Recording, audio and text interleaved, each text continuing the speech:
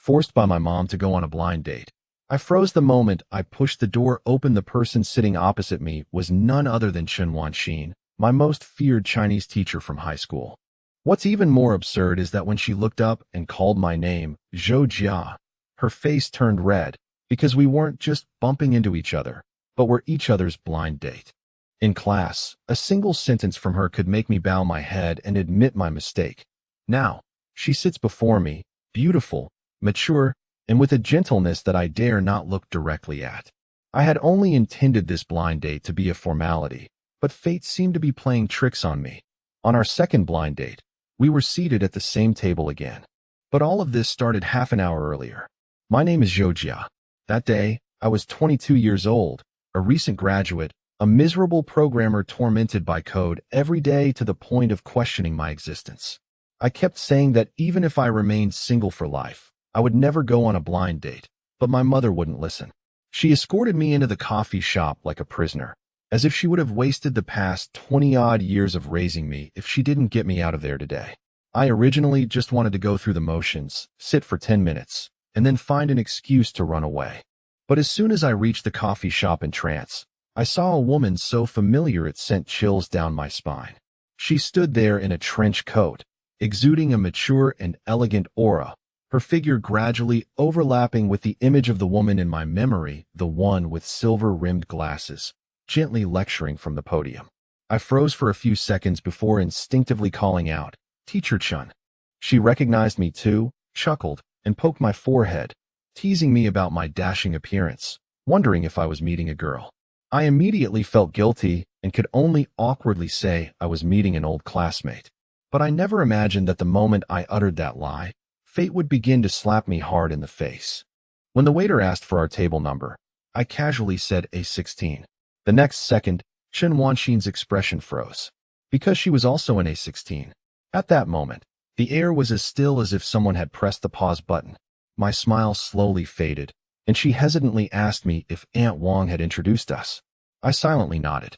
3 seconds later, we finally realized an absurdly ridiculous fact. I hadn't just bumped into my high school Chinese teacher.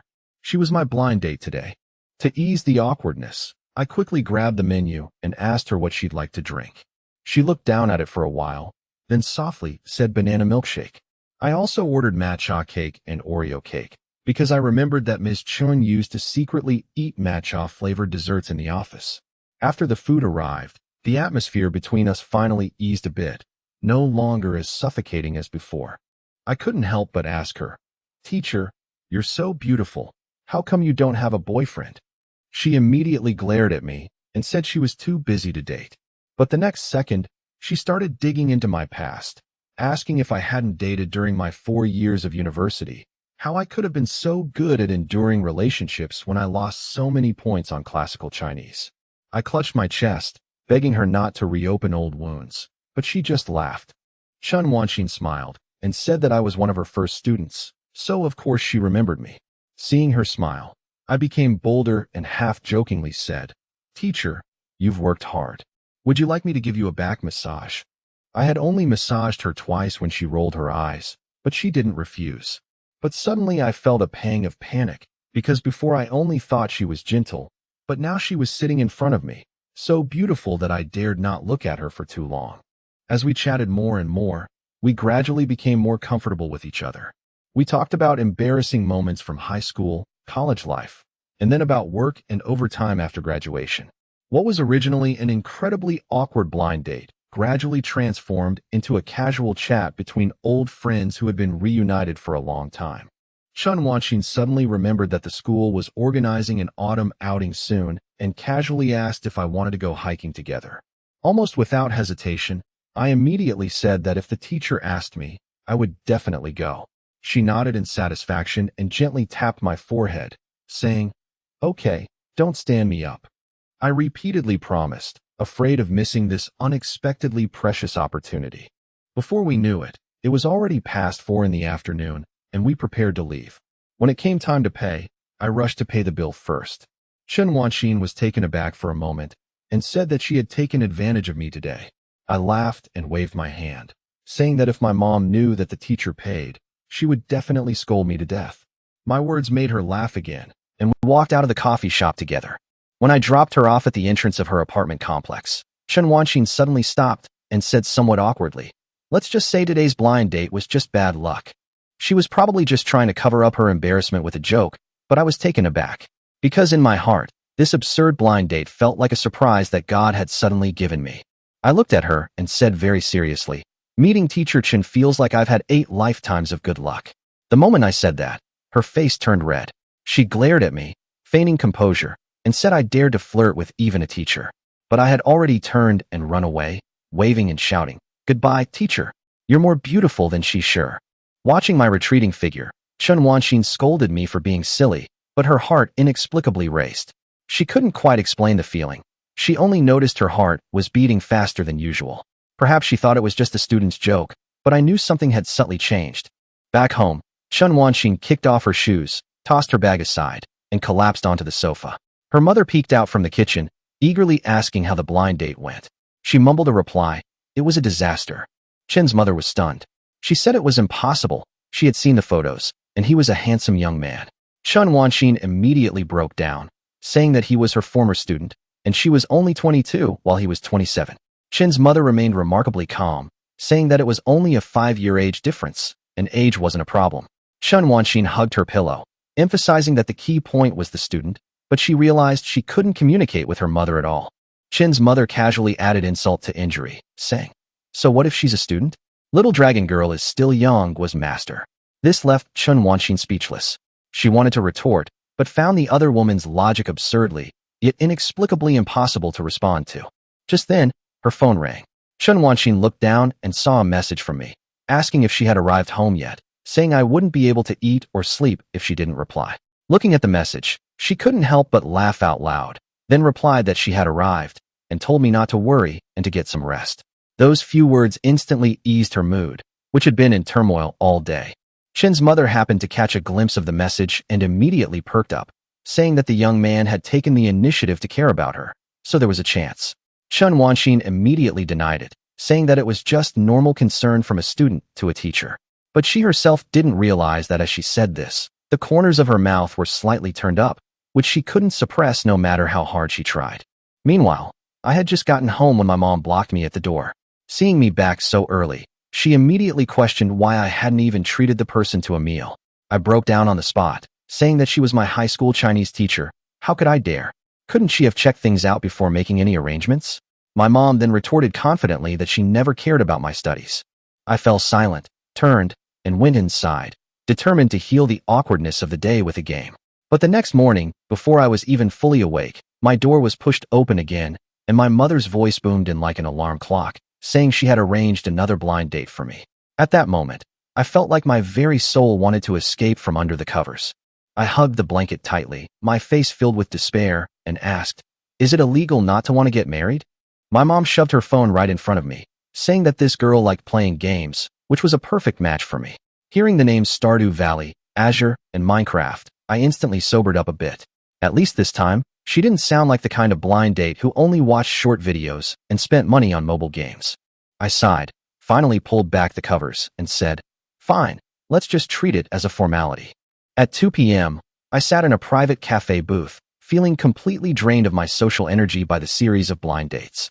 Before the person even arrived, I was already thinking about how to gracefully end this meeting. Just as I was pondering my opening remarks, the curtain to the private room was suddenly pulled open, and a familiar voice drifted in. The woman immediately apologized for being late, explaining that she wasn't currently looking for a partner and suggested we go through the formalities.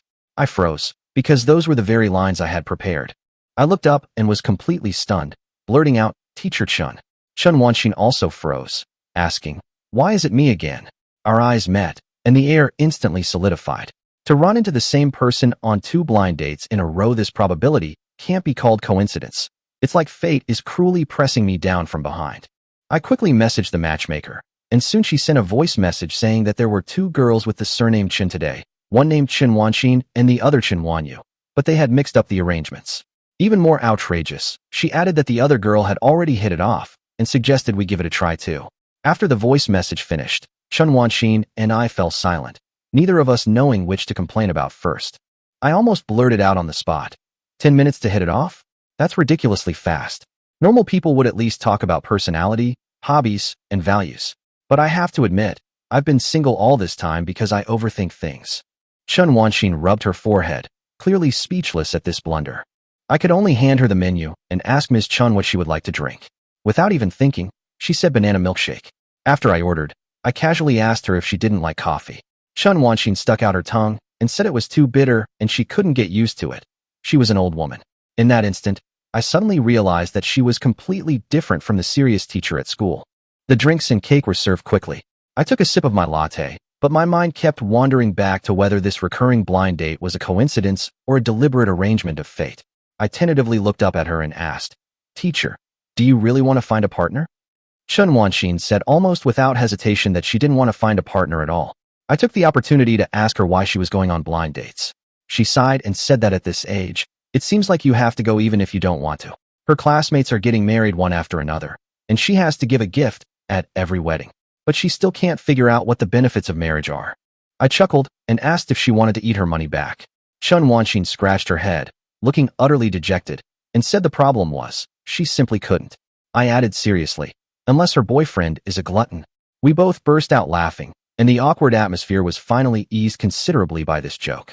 I bluntly admitted that I was in the same boat as her, forced out of the house by my mom, and that I was planning to sleep in this weekend. We both slumped over the table, looking utterly hopeless. Chun Wanxin sighed, poking at her cake, saying her precious holiday was gone again. Seeing her gloomy expression, I suddenly suggested that since we had nothing to do in the afternoon, we should go see a movie. After all, we were already out here. We couldn't just go home and get scolded again. After I finished speaking, I opened my phone and searched for movie tickets, quickly finding a recently released World War II historical film. Chun Wanxin glanced at it, her eyes clearly lighting up. Obviously, this was exactly the movie she wanted to see. She nodded and said okay, but this time it had to be her treat. We bought tickets for the 3 p.m. showing, left the coffee shop, and headed straight to the cinema like two accomplices fleeing a blind date. As the movie began, the theater gradually quieted down. The screen light fell on the edge of Chun Wanxin's glasses, illuminating her profile. I subconsciously glanced at her a few more times, my heart skipping a beat for no apparent reason. Back in school, she was just a teacher to me, but now, the person sitting next to me seemed to be more than just a teacher. At this moment, Chun Wanxin seemed more like a real, vibrant girl. She would complain, chuckle to herself, and be pressured by her family to go on blind dates just like me. She was both awkward and adorable in life. Just as I was getting a little lost in thought, she suddenly turned to me and asked what was wrong. I instantly felt guilty and quickly looked away, saying it was nothing. My flustered state made Chun Wanxin a little uncomfortable as well. We tacitly refocused our attention on the movie, as if neither of us had noticed the subtle change that had occurred earlier. During the movie, we occasionally discussed the plot in hushed tones, and I even whispered to her whether watching this kind of movie with a teacher felt like being back in a classroom. Chun Wanxin gently shook her head, saying no, because she liked stories that appeared calm on the surface but were turbulent underneath. We talked about the plot, then about human nature, and then about life itself. The originally clear teacher-student distance was quietly diluted in our hushed conversations, becoming ambiguous little by little, like the light in a movie theater. But just then, an intimate scene suddenly appeared in the movie. The entire theater fell eerily silent. Chun Wanxin's face flushed instantly, and I froze, internally cursing how the movie could be so daring.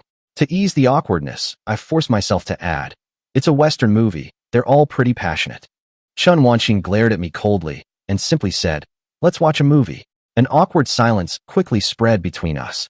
3 hours later, the movie finally ended, and I breathed a sigh of relief, only to realize that I had been secretly watching her most of the time. Chun Wanxin patted my arm and softly said, "Let's go." At which point I snapped back to reality. I immediately smiled and offered to treat her to dinner, but she shook her head and refused, clearly pulling back the line a little further. When we reached the familiar intersection, Chun Wanxin stopped and reminded me not to forget next Saturday, and to come to the autumn outing if I had time.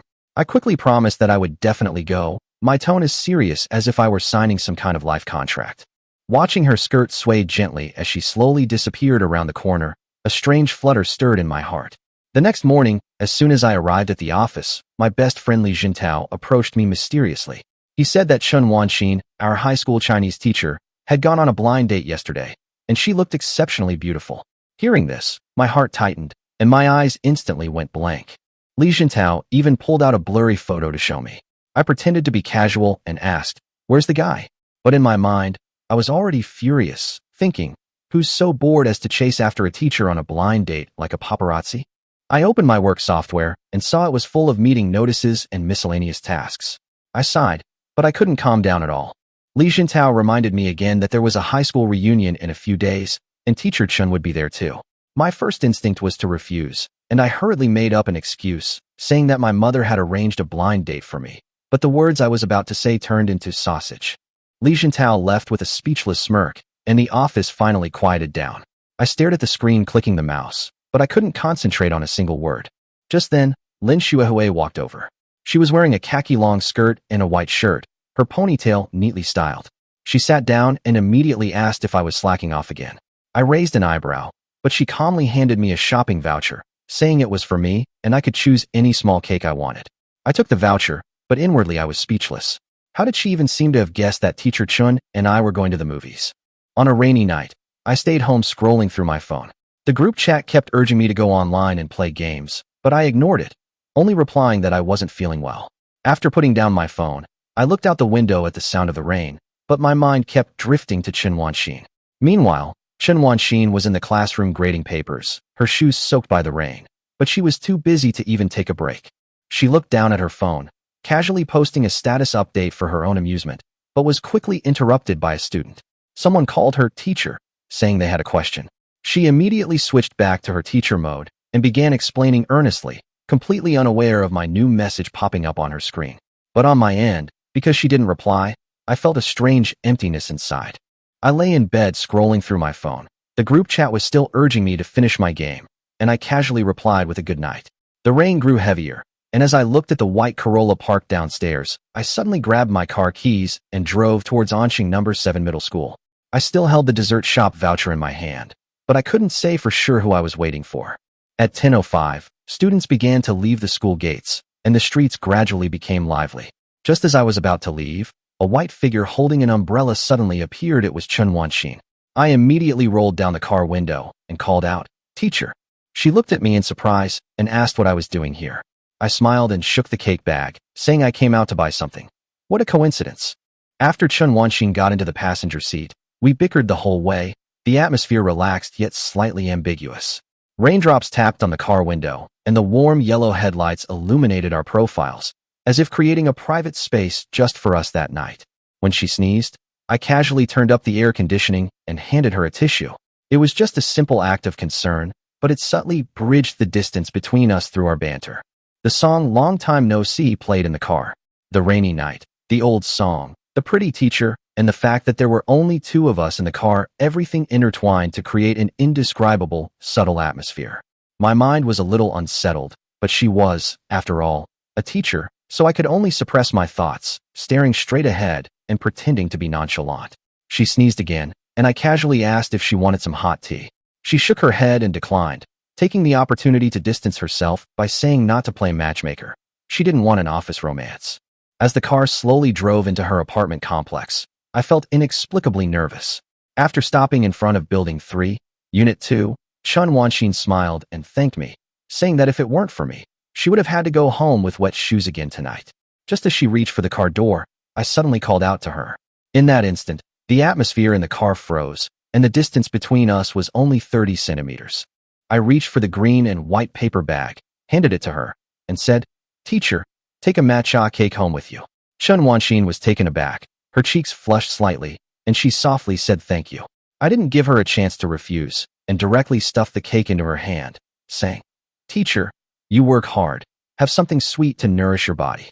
Chen Wanxin hurried into the elevator carrying the cake, her mind in such a state that she almost dropped her keys.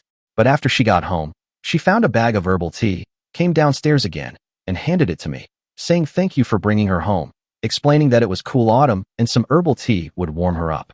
I took the bag, smiling a little foolishly, and could only urge her to go inside quickly. She waved and walked into the building, then turned back to remind me to drive carefully and to text her when I got home. I quickly agreed, started the car, and drove away. Chen Wanxin stood in the rainy night, watching the car lights disappear, when a strange thought suddenly popped into her mind. After checking her phone, she discovered the message from earlier that evening, It turned out I hadn't just happened to be passing by, but had been waiting for her outside the school all along. I got home at 11 p.m., and my mom immediately started complaining about how long it took me to buy a cake. I said seriously that this cake was especially delicious, and that I needed to eat a full meal to have the energy to diet. My mom laughed, annoyed, took a bite of the cake, and didn't press the matter further. But I knew that the real sweetness tonight wasn't in the cake at all. Back in my room, I immediately messaged Chen Wanxin, saying, "Teacher, I'm home." She replied quickly, "That's good," and then asked if I had been waiting for her outside the school all day. I quickly retorted that I was just stopping by and definitely hadn't been waiting foolishly all night. But after sending the message, even I realized how ridiculously absurd my excuse was. The next morning, Li Jintao came over to the office again, acting all mysterious, and interrogated me about what I'd been doing the night before. I was completely bewildered. He immediately accused me, saying I'd said I wasn't feeling well and wouldn't play games, but he'd seen me online at 11:30. At that moment, I suddenly realized that brothers are more terrifying than surveillance cameras when it matters. Li Jintao even leaned close to my neck and sniffed, saying with great seriousness that I smelled of women's perfume, cedar, rose, papyrus, and that I was definitely in a relationship. I was speechless and simply told him he was crazy. He slammed his hand on the table and declared, "See? You're in love." His confident demeanor made it seem as if he weren't a programmer, but a love guru. I couldn't be bothered with him and just shoot him away. But no sooner had I seen one person off than Lin Shuihui came over again, carrying a small stool and munching on a konjac snack, asking if I liked the little cake. I nodded indifferently, and then she asked if I wanted to go on a murder mystery game. I shook my head. Because my mind was already preoccupied with nothing else, it was filled with thoughts of tomorrow's autumn outing and that teacher Chun who always made my heart race. Lin Shuihui leaned closer curiously, pressing me to tell her what I had to do tomorrow. I casually brushed it off, saying my family was making sausages and I had to go back to help. She chuckled, saying she was just teasing me, but then asked if I was nervous. I quickly denied it, but the slight flush on my face betrayed me completely. She patted my shoulder, smiled, and said that when my sausages were ready, I should remember to share some with her. Then she turned and left, leaving me alone at my workstation, speechless. I took a deep breath and lowered my head to continue working, but my mind was already on tomorrow's autumn outing. I could have just told the truth, but for some reason, mentioning teacher Chen made me inexplicably embarrassed. I chuckled to myself. Tomorrow I'm going on an autumn outing with a teacher. Which teacher? My senior year Chinese teacher, and she's quite pretty. Thinking about it, I couldn't help but laugh. There's nothing between me and Ms. Chun, so why am I so nervous? But my hands betrayed me. I'd already picked up my phone to message her, asking if Ms. Chun needed anything for me to prepare for tomorrow. Chen Wanxin replied quickly, with just one sentence, "Just prepare the people." I stared at the screen and couldn't help but laugh out loud, thinking that she was really different from usual. She spoke crisply and decisively, yet somehow she was also inexplicably cute. After confirming the time and place, I finally relaxed and began to look forward to this inexplicably special autumn outing. The next morning, the alarm rang 3 times before I groggily dragged myself out of bed. Saturday was supposed to be a day of sleeping in, but the high school field trip forced me to get up early. As I washed up, I grumbled. So long after graduation, I never thought the school would still be able to organize my life so perfectly. At 7:30, I stood at the school gate, still holding the fried dough stick I had just finished eating. Not long after, Chen Wanxin appeared. She was wearing a sports jacket and black and white trousers, her ponytail tied high. She looked capable and refreshing, completely unlike the teacher on the podium, but more like a beautiful senior who had just graduated. Chen Wanxin greeted me with a smile, saying I looked good today. I immediately replied, "Teacher, you're the one who really looks good." She pointed at me and, feigning seriousness, said, word by word, that I was a flatterer. But while she spoke with disdain, her eyes held a hidden smile, which inexplicably warmed my heart. We walked into the campus side by side. Looking at the familiar playground, I suddenly felt a little dazed. This place held 3 years of my youth running, playing, taking exams, and all those unspoken teenage thoughts flashed before my eyes like an old movie. Chen Wanxin noticed my mood and asked with a smile if I was feeling nostalgic. I nodded, then quickly changed the subject, asking her where she was going on her autumn outing. Chen Wanxin casually uttered 2 words, hiking. My expression froze instantly. The youthful illusion I'd just formed shattered on the spot. Sure enough, school romance can never escape physical torment. The mountain path was more difficult than I had imagined. The students chatted excitedly ahead, while I, carrying Chen Wanxin's bag, followed behind, panting. Along the way, students surrounded me, asking all sorts of questions: how old I was, whether I had a girlfriend, and why I wasn't balding despite studying computer science. I was both amused and exasperated, feeling like I wasn't on a field trip, but rather being interrogated. Seeing me panting, Chen Wanxin couldn't help but tease me, asking if I rarely exercised in college. I replied as I walked, "When do I have time to exercise? I just sleep, eat, and then go back to sleep."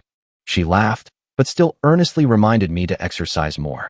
Her tone was like a teacher's, yet also like someone concerned about an acquaintance. She glanced at her backpack and asked if I wanted her to carry it. I immediately shook my head, saying no, I was just recovering. She laughed and asked how much health I had. I patted my chest and forced a smile, saying I was fully recovered. We bickered all the way, and the mountain path didn't seem so difficult anymore. As they neared the summit, Chen Wanxin finally couldn't hold on any longer, leaning on her knees and panting softly. Seeing my chance, I immediately reached out, a hint of smugness in my eyes, and asked the teacher if she needed a hand. The person who had just said I lacked exercise had finally gotten their chance to retaliate. Chen Wanxin glared at me, but still offered her hand. For a moment, we both fell silent. I looked down at her hand, my heart suddenly skipping a beat, and could only feign nonchalance as I said, "Teacher, it looks like I'll have to do it in the end."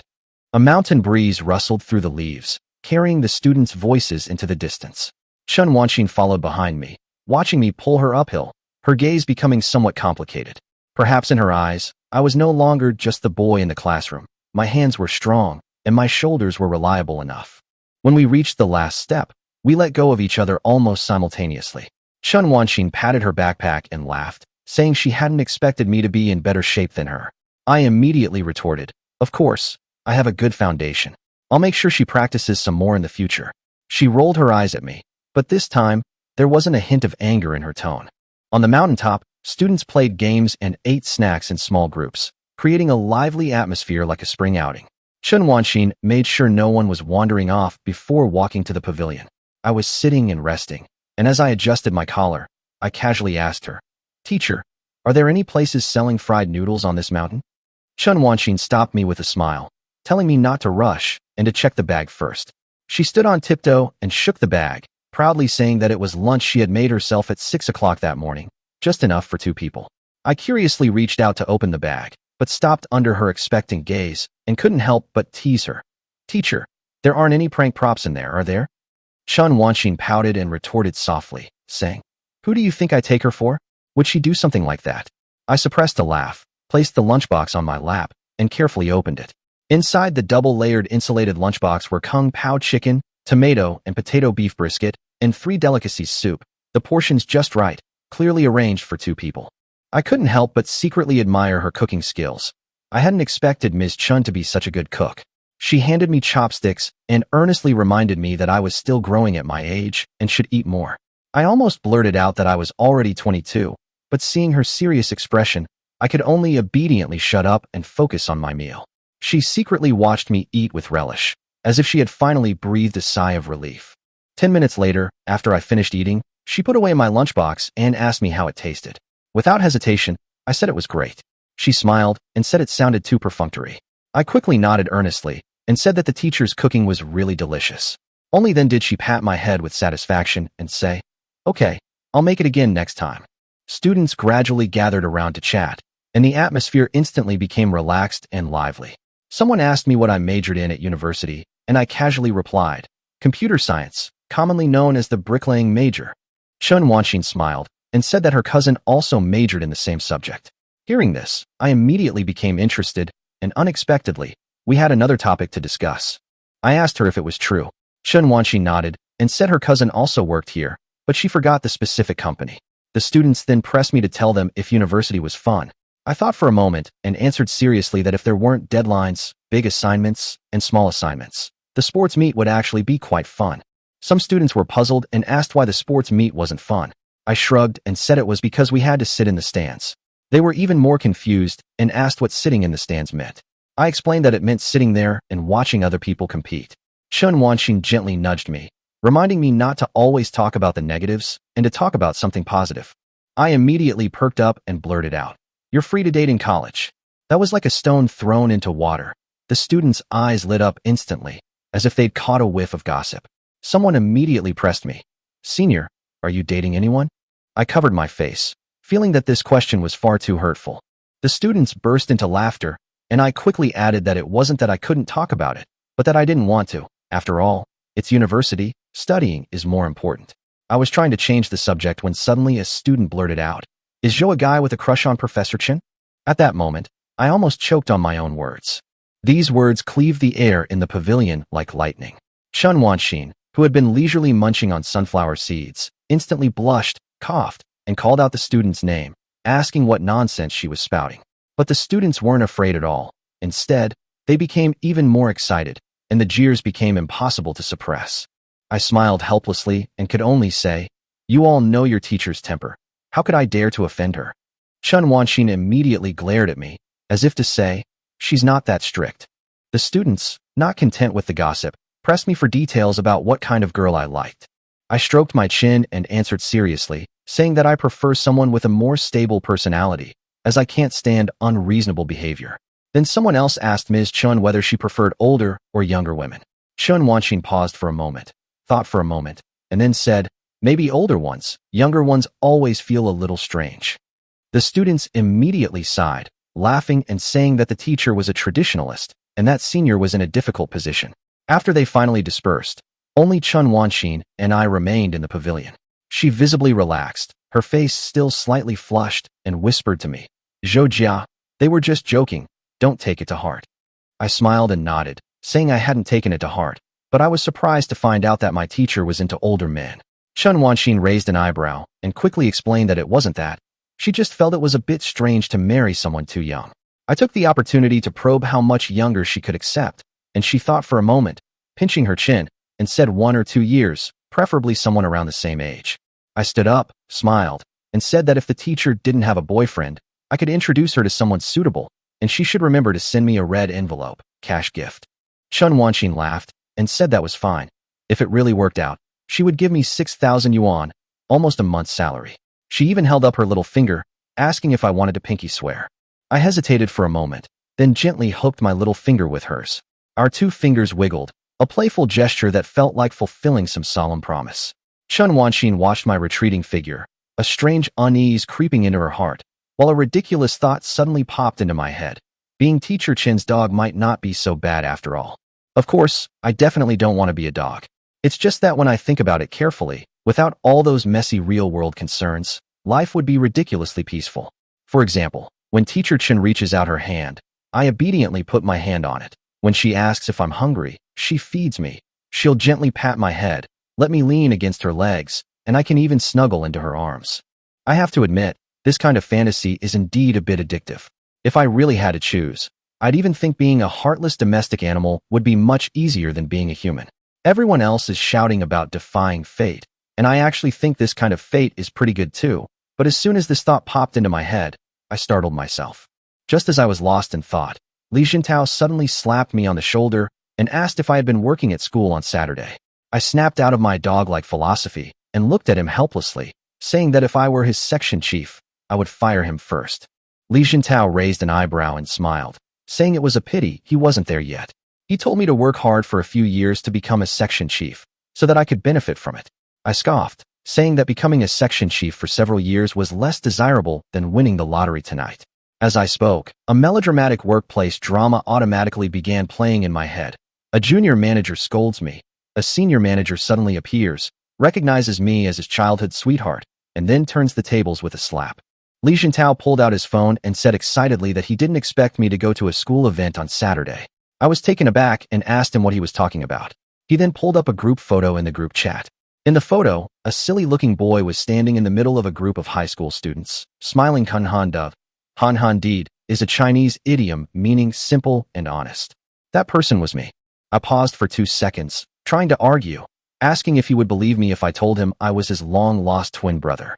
Li Jintao immediately grinned mischievously, saying I could fool others, but I definitely couldn't fool him, and demanded that I honestly confess what earth-shattering thing I had done on Saturday. I sighed and asked him if he was from the CIA or the Eastern Depot, how he knew everything, even what kind of underwear I was wearing today. Li Jintao said seriously, "My luck has been bad lately, so I'm definitely wearing red." I rolled my eyes and told him that superstition was unacceptable, but I was already starting to regret it. Why did he have to see that photo of me?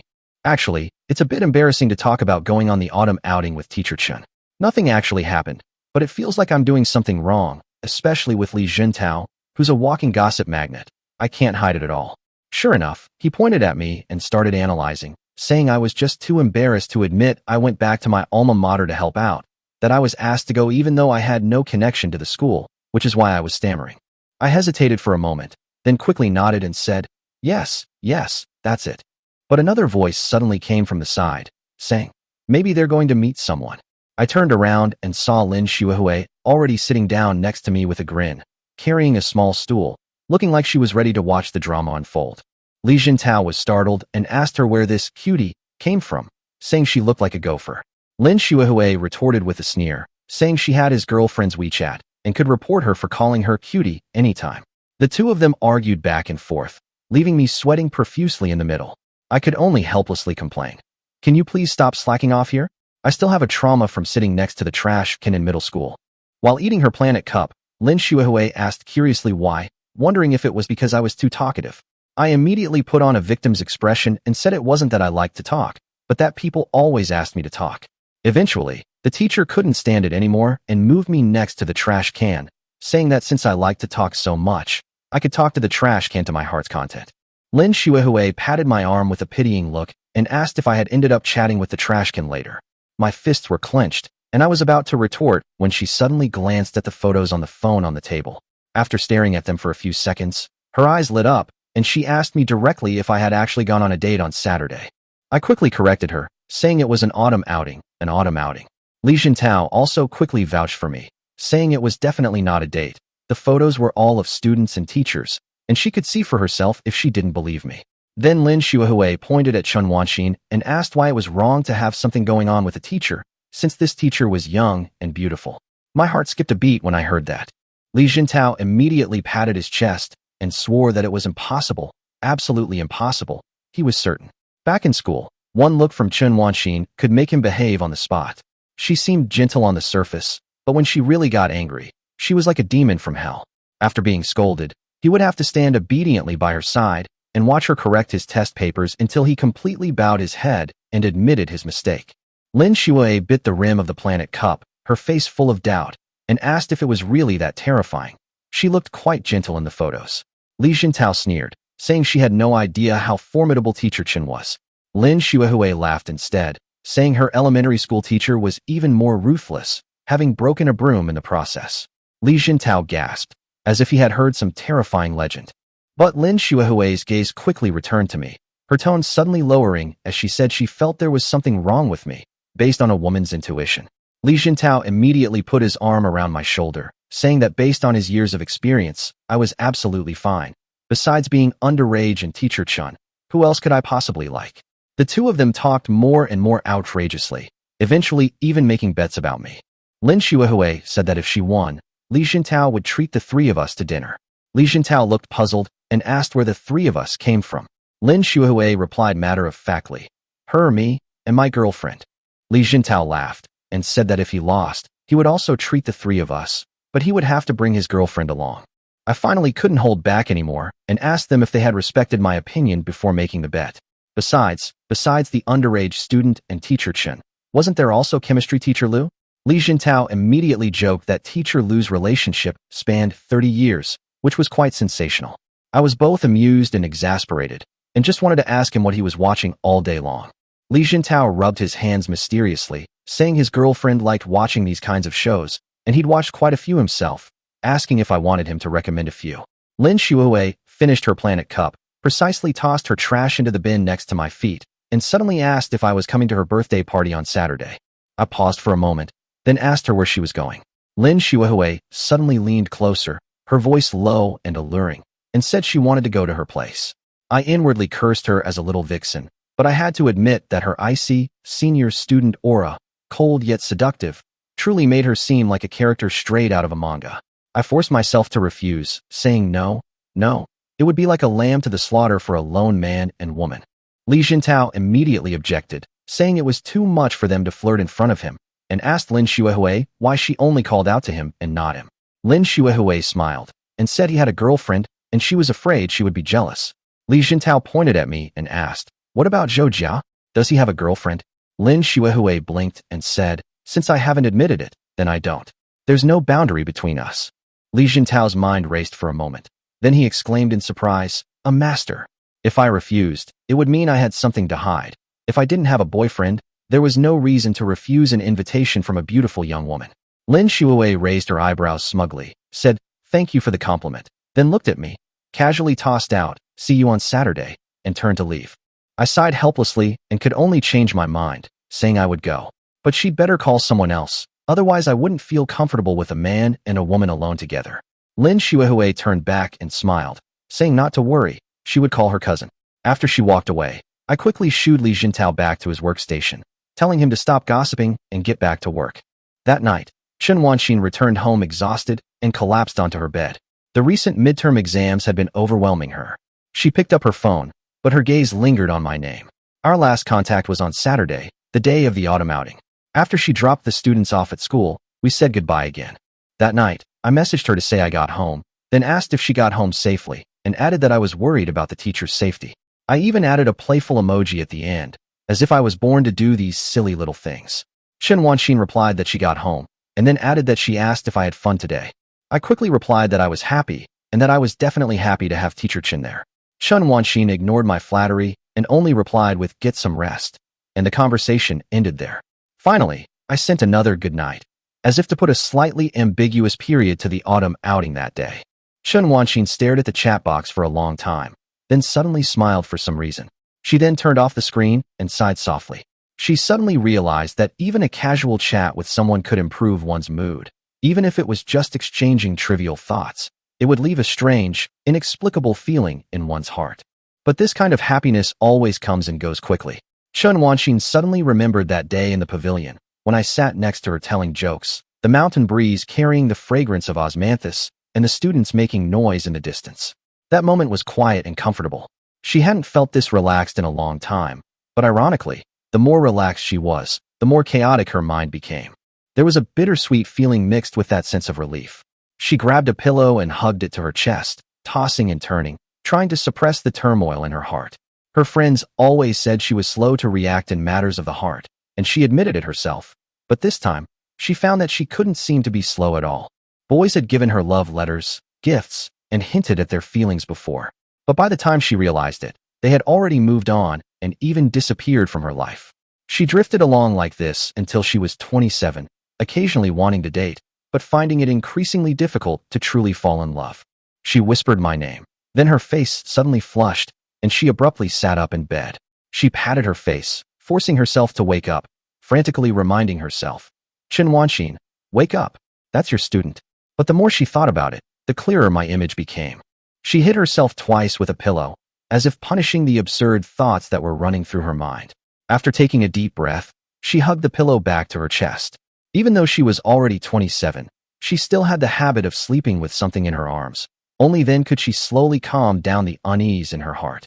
Chen's mother always said she was like a child, and she herself felt that even when she was 40, she would still be like that.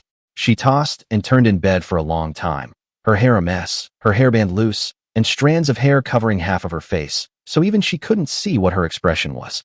She curled up, burying her face in the pillow, her mind a jumbled mess, like a crumpled exam paper.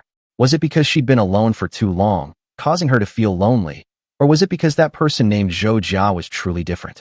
She couldn't say for sure. The more she couldn't figure it out, the less she dared to think about it. Just then, her phone suddenly rang.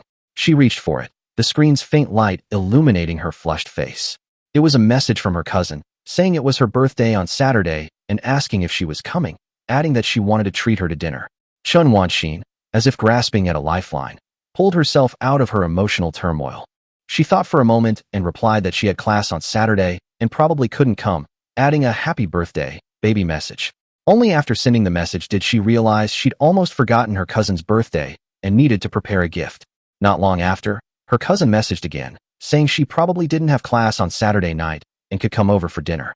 Chen Wanxin checked the time and found she was indeed free that evening, so she agreed. Her cousin then mentioned that she had invited a friend to dinner together. Chen Wanxin nodded, her mind already racing with ideas for a gift. Her cousin loved video games, so maybe she should get something game-related? Then she thought of me. She reassured herself. I definitely play a lot of games. It's normal for me to ask for recommendations. It's just a gift request, nothing more. She opened our chat window, hesitated for a few seconds, and finally typed to ask if I was asleep. I replied almost instantly, saying I wasn't asleep, and asked what was wrong. Teacher, and if I needed any help, I'd do anything for her. Seeing this reply, she was first taken aback, then her face involuntarily flushed. Chen Wanxin was startled by my typing speed. She coughed lightly and continued typing, saying, Teacher wants to ask you a question. I immediately replied, Teacher, please ask. I know everything. She had just typed the word, I, when the bedroom door was suddenly pushed open and the living room light shone directly in. Chen's mother's voice followed. Lying in bed without taking a shower or changing your clothes. Is that acceptable? Go take a shower. Startled, Chen Wanxin's hand trembled, and her phone flew out of her hand, accompanied by a short scream. Her mother slammed the light on, stood in the doorway with her hands on her hips, and stared at her like a landlady conducting a room check. At that moment, Chen Wanxin felt not like a 27-year-old teacher, but a high school student caught using her phone by her parent. She had been trying to convince herself, but was suddenly so frightened she almost jumped out of her skin, turning around and yelling, Mom. That shout probably turned on all the motion-activated lights in the hallway. Her mother covered her ears, looking disgusted, and told her to keep her voice down. The neighbors were asleep, and if she got a complaint for disturbing the peace, her reputation would be ruined, especially since she was almost 50. Chen Wanxin muttered under her breath, serves her right for coming in without knocking. Chen's mother snorted, saying this was her house. She could knock if she wanted, and not knock if she didn't. Chen Wanxin, while looking for her phone, retorted, saying she'd move out tomorrow, and then she'd be begging her precious daughter to come back. Chen's mother waved her hand, saying, Go on, go on. At your age, acting like this will terrify the students if they see you. Chen Wanxin stubbornly replied, They can't see us. Before she could finish speaking, Chen Wanxin picked up her phone and froze instantly. On the screen, I was grinning, revealing my neat white teeth, my expression awkward yet trying to maintain politeness. To make matters worse, the phone had somehow started a video call, and the camera was looking up at me from above her lap. I was completely stunned. I initially thought the teacher was sending a video call to facilitate communication, but as soon as I answered, a scream as loud as an alarm blared through my earpiece. After a dizzying moment, I saw Chen Wanxin's panicked face. She wasn't wearing her glasses, her hair was disheveled, and she lacked her usual poise, but possessed a captivating beauty that was impossible to look away from. Chen Wanxin felt utterly humiliated. She quickly covered her phone with her hand, pointed desperately to the door, and told her mother to leave and remember to close the door behind her. Her mother looked completely bewildered, and before leaving, she reminded her to take a shower before going to sleep and not to be like her father.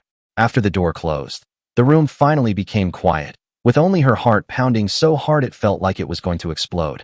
She crawled over and closed the door, took a deep breath, sat back on the bed, hugged her pillow, and mustered the courage to pick up her phone. On the other end of the screen, I was still smiling awkwardly. She scratched her head and weakly asked if I had heard everything. I shook my head, and as soon as she breathed a sigh of relief, I pointed to my earphones and said I was deaf. She instantly understood she had heard everything. Her toes were so embarrassed, she almost tore through the sheets. She could only apologize in a low voice, saying it was an accident and that it wasn't normal for her to act this way. But as soon as she said it, even she didn't believe it. Her face burned bright red, and her ears felt incredibly hot. She quickly changed the subject, asking if my ears were okay. I rubbed my ears and exaggeratedly said they hurt a little. She immediately panicked and asked if I should go to the hospital, offering to reimburse me for the expenses. My mind raced, and I immediately started spouting nonsense with a straight face. Teacher, I said, I've heard that speaking softly is good for your ears, like a massage. Chen Wanxin was skeptical, but she still pulled out her headphones and tried it. She lowered her voice and asked me, Can you hear me like this? For a moment, I almost couldn't hold back my laughter. Her voice, softened, came through the headphones, as gentle as a feather brushing against my ear. I suppressed a laugh and complimented her, saying, That's it. Your voice is incredibly beautiful. It's almost therapeutic. Chen Wanxin was clearly a little smug, but still playfully scolded me, saying, What's so beautiful about it? Aren't you afraid your shout just now will leave me with psychological trauma? After she lowered her voice, we sounded like two people secretly chatting under the covers. Even the air seemed a little more stimulating. I tried to lower my voice too, saying, How could that be? The teacher's voice is like a healing potion. It instantly revitalizes me. As soon as I lowered my voice, even I felt it was a bit inappropriate, but there was a half-second of silence on her end. Chen Wanqing couldn't help but laugh, saying, "I just know how to make the teacher happy." Her soft laughter lingered in the earphones for a while, light-hearted, yet with a touch of mischief she didn't usually display in class. After laughing, she finally steered the conversation back on track, saying that she actually did have a question for me. I nodded immediately and said, "Teacher, please ask away. It's not a relationship problem, is it? Although I have no experience, I'm quite good at giving advice." Chen Wanqing scoffed and said, "No, it's not. It's about her cousin." I raised an eyebrow, feeling inexplicably relieved, but also a little disappointed. I asked her what was wrong with her cousin. Chen Wanqing said her cousin was a huge gamer, just like me, a hardcore gamer. I immediately chimed in, "A hardcore gamer?" She nodded, saying, "Yes, she never goes out on weekends and stays home on holidays, and has almost no friends in real life." I couldn't help but clutch my chest, feigning hurt, and said, "Teacher Chen, what you said really hurts. It's not that we don't have friends, it's just that all our friends are online. Making friends in real life is too troublesome. Chatting online is so much more comfortable." Chen Wanqing listened with a hint of skepticism, asking me if it was really that good. I nodded earnestly and said, "Of course there are. Playing games is all about having fun. There's no need for complicated reasons. Although you could probably come up with a bunch of benefits, it all boils down to liking it." Chen Wanqing hesitated for a moment after listening, then said seriously, "As a teacher, you also need to understand what students like, why they like it, and you need to learn to trust them." I pointed to myself and asked her with a smile, "So, the teacher trusts me?" Chen Wanqing looked at me on the screen, smiled gently, and nodded. At that moment, I suddenly couldn't say anything witty, because her sincerity was too overpowering, like a killer move that choked all my teasing. To ease the sudden awkwardness, I quickly changed the subject and asked the teacher what was wrong with her cousin. Chen Wanqing then said that her cousin's birthday was coming up soon, and she wanted to buy her something, but she didn't know what to get her. She suggested buying her in-game skins. I thought about it and reminded Chen Wanqing that we should first find out what games her cousin plays before deciding what to give her. She asked me about her budget, which was around a few hundred yuan. I immediately gave her some advice, saying that spending a few hundred yuan on skins would be a waste, and it would be better to just give her Baldur's Gate 3. She could download the little black box app and order it. Most gamers couldn't refuse that. Chen Wanqing nodded, as if she had finally resolved a major concern, and visibly breathed a sigh of relief. She said that would be enough for now. It was getting late, and I should get some rest. She also needed to take a shower. I refrained from complaining, thinking that the teacher's closing remark was too outdated, like a line a girl used to use as a shield when she didn't want to continue the conversation. I obediently said, "Teacher, get some rest. Good night." Chen Wanqing hesitated for a moment before softly adding, "Good night to you too," and then hung up. I stared at the screen. Call ended. This call lasted 12 minutes and 15 seconds, and couldn't help but rub my forehead. Only one thought crossed my mind. How could Teacher Chen be so adorable? The next day, I sat at my desk, lost in thought, while Lin Shuhui next to me was unwrapping chocolates, chewing them like a hamster. I couldn't help but ask her, "Don't you get tired of eating chocolate every day? How come you don't gain weight, even though you eat so much?" Her eyes clearly betrayed her guilt, but she still pulled out a bag of chocolates and handed it to me. After taking it, seeing her hesitant look, I couldn't help but tease her. You can tell she really doesn't want to part with it. I casually asked her what she wanted for her birthday. Lin Shuhui looked up and thought for a long time before finally replying, "Whatever." I suggested buying her a game, and she casually mentioned Arkham Knight, adding that she'd already bought it. Curious, I asked if it was fun, and she answered seriously, "It has big breasts." At that moment, I suddenly didn't know whether to praise her honesty or remain silent for Batman. I looked at her speechlessly and said, "So she's not going to fight, she's going to see people." Lin Shuhui immediately retorted, "Don't we guys like big-breasted girls and long-legged girls too?" I solemnly denied it, saying I wasn't that kind of person. She directly pressed me, asking if I had a thing for mature women or young girls, and I shrugged and said I liked both. She bluntly commented on me, one word, "Scumbag." We bickered for a while, and then Lin Shuhui suddenly mentioned that she wanted me to come to her house for dinner on Saturday, saying she would cook it herself. I was skeptical, wondering if she was serious. She nodded earnestly, then added a second later, "You're kidding me. I'm ordering takeout." I fell silent, realizing that my earlier anticipation had made me look just like a naive teenager who had been scammed. On Saturday, I took a taxi to Lin Shuihui's apartment complex. After knocking, she came out to open the door, wearing light-colored jeans and a fitted shirt. Her waist was slender, and she had a more homely feel than she did at the office. She smiled and invited me in, telling me to make myself at home, that someone else would be coming soon, and to watch my step. But before she finished speaking, I had just stepped inside when I tripped over the threshold and almost fell flat on my face. I frantically waved my arms a few times, barely managing to stand up. Lin Shuihui even smiled and gave me a thumbs up, saying, "Not bad." Then, she slowly added, "I forgot to tell you that her doorstep is a bit high and could trip people up." I glared at her and said, "Shouldn't you mention this beforehand? Is her family implying that the doorstep is high so the son-in-law will know they're not welcome?" Lin Shuihui scratched her head and laughed, saying that her family rarely had guests, so she had no experience. I sighed helplessly and told her to stop talking. It was too hurtful. Wasn't she just reminding me that I had no friends? She took a lollipop out of her bag and handed it to me, saying that I should eat it first, that she was going to do something else, and that I could play however I wanted. Her tone was so natural, as if she already considered me a permanent decoration in her home. I took the lollipop and looked around. The house was spacious, the floor tiles were so clean they reflected light, and the 8K TV on the wall was ridiculously large. Every corner exuded a bourgeois atmosphere. I hesitated and asked if I should take off my shoes, but Lin Shuihui said without turning her head that it wasn't necessary, and that I could just come in, and then she closed the door for me. I stepped onto the carpet and walked in. As soon as I settled in, Lin Shuihui had already disappeared into the kitchen. Curious, I followed her and asked what she was doing. She was holding ingredients in her left hand, stirring them as she said she was frying shrimp. The seasonings were neatly arranged on the table, but her movements as she stirred the starch slurry were so fast, she almost spilled the white batter on the floor. I silently thought to myself, "Girl, are you frying shrimp or mixing cement at a construction site?" Although there were many things to complain about, seeing how focused she was, I didn't say much. After all, I was just there to freeload. I leaned against the door frame and casually asked who else was coming. Without looking up, she said it was her cousin. After hearing that, I turned to leave. After all, it was already dangerous enough for a lone man and woman to be alone, and adding a cousin I didn't know made me feel like this situation was going to get complicated.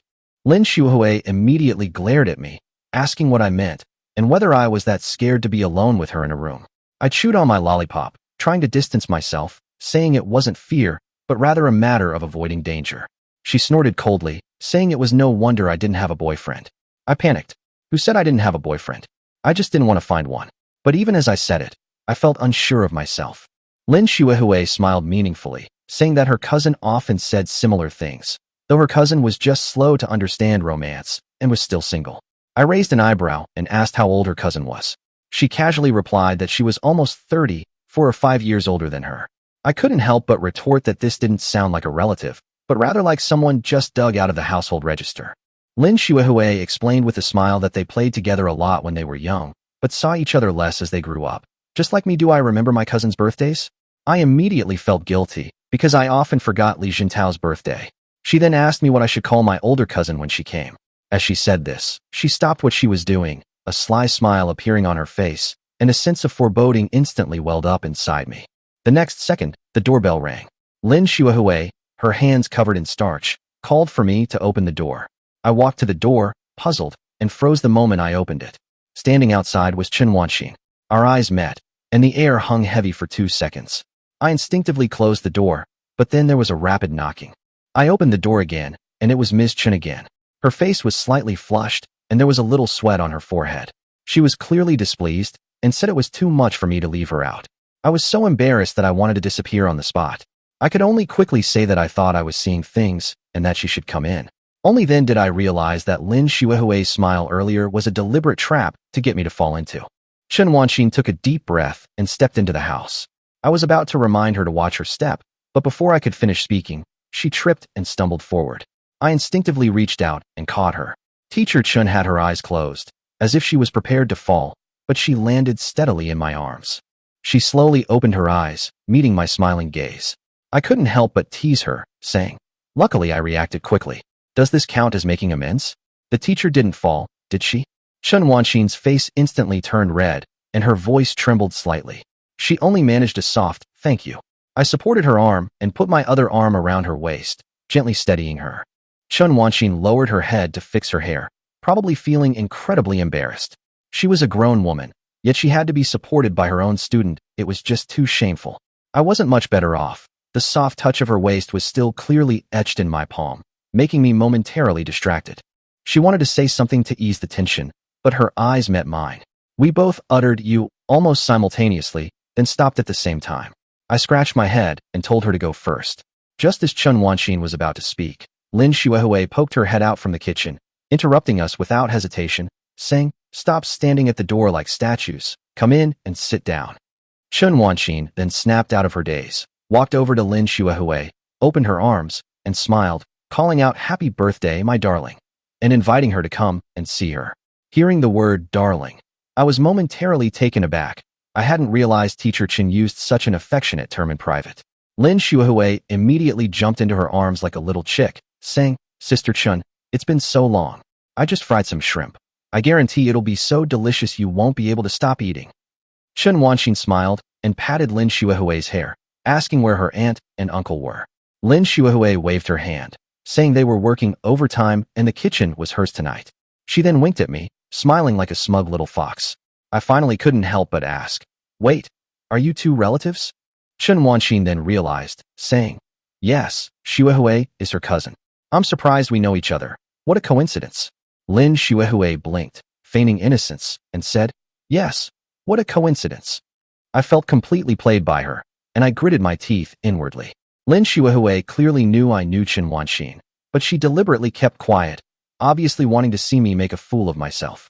However, upon closer inspection, the two of them did indeed have some similarities in their eyes and eyebrows, especially their slender eyebrows and small earlobes, both exuding a gentle yet unique charm.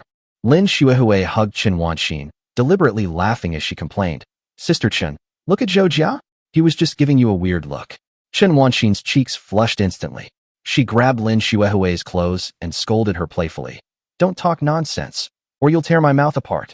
Then she reached out and tickled Lin Xuehui, and the two of them burst into laughter. The scene was so heartwarming that I was momentarily speechless. Lin Xuehui cooked dinner herself. The fried shrimp with a few side dishes tasted surprisingly good, and even I had to admit her cooking skills were quite impressive. After the three of us finished eating, it was so hot inside that we all took off our coats. Suddenly, Lin Xuehui pulled out a deck of cards and enthusiastically suggested we play a game. Chen Wanxin immediately chimed in, asking how to play. Lin Xuehui winked, a particularly sly smile on her face, and said they would play cards, but the loser would have to accept a punishment. Chen Wanxin asked curiously what the punishment was. Lin Xuehui smiled mysteriously and said it was truth or dare, and the loser would choose one. I instantly realized that this birthday party was not so simple at all. This little game was the real highlight.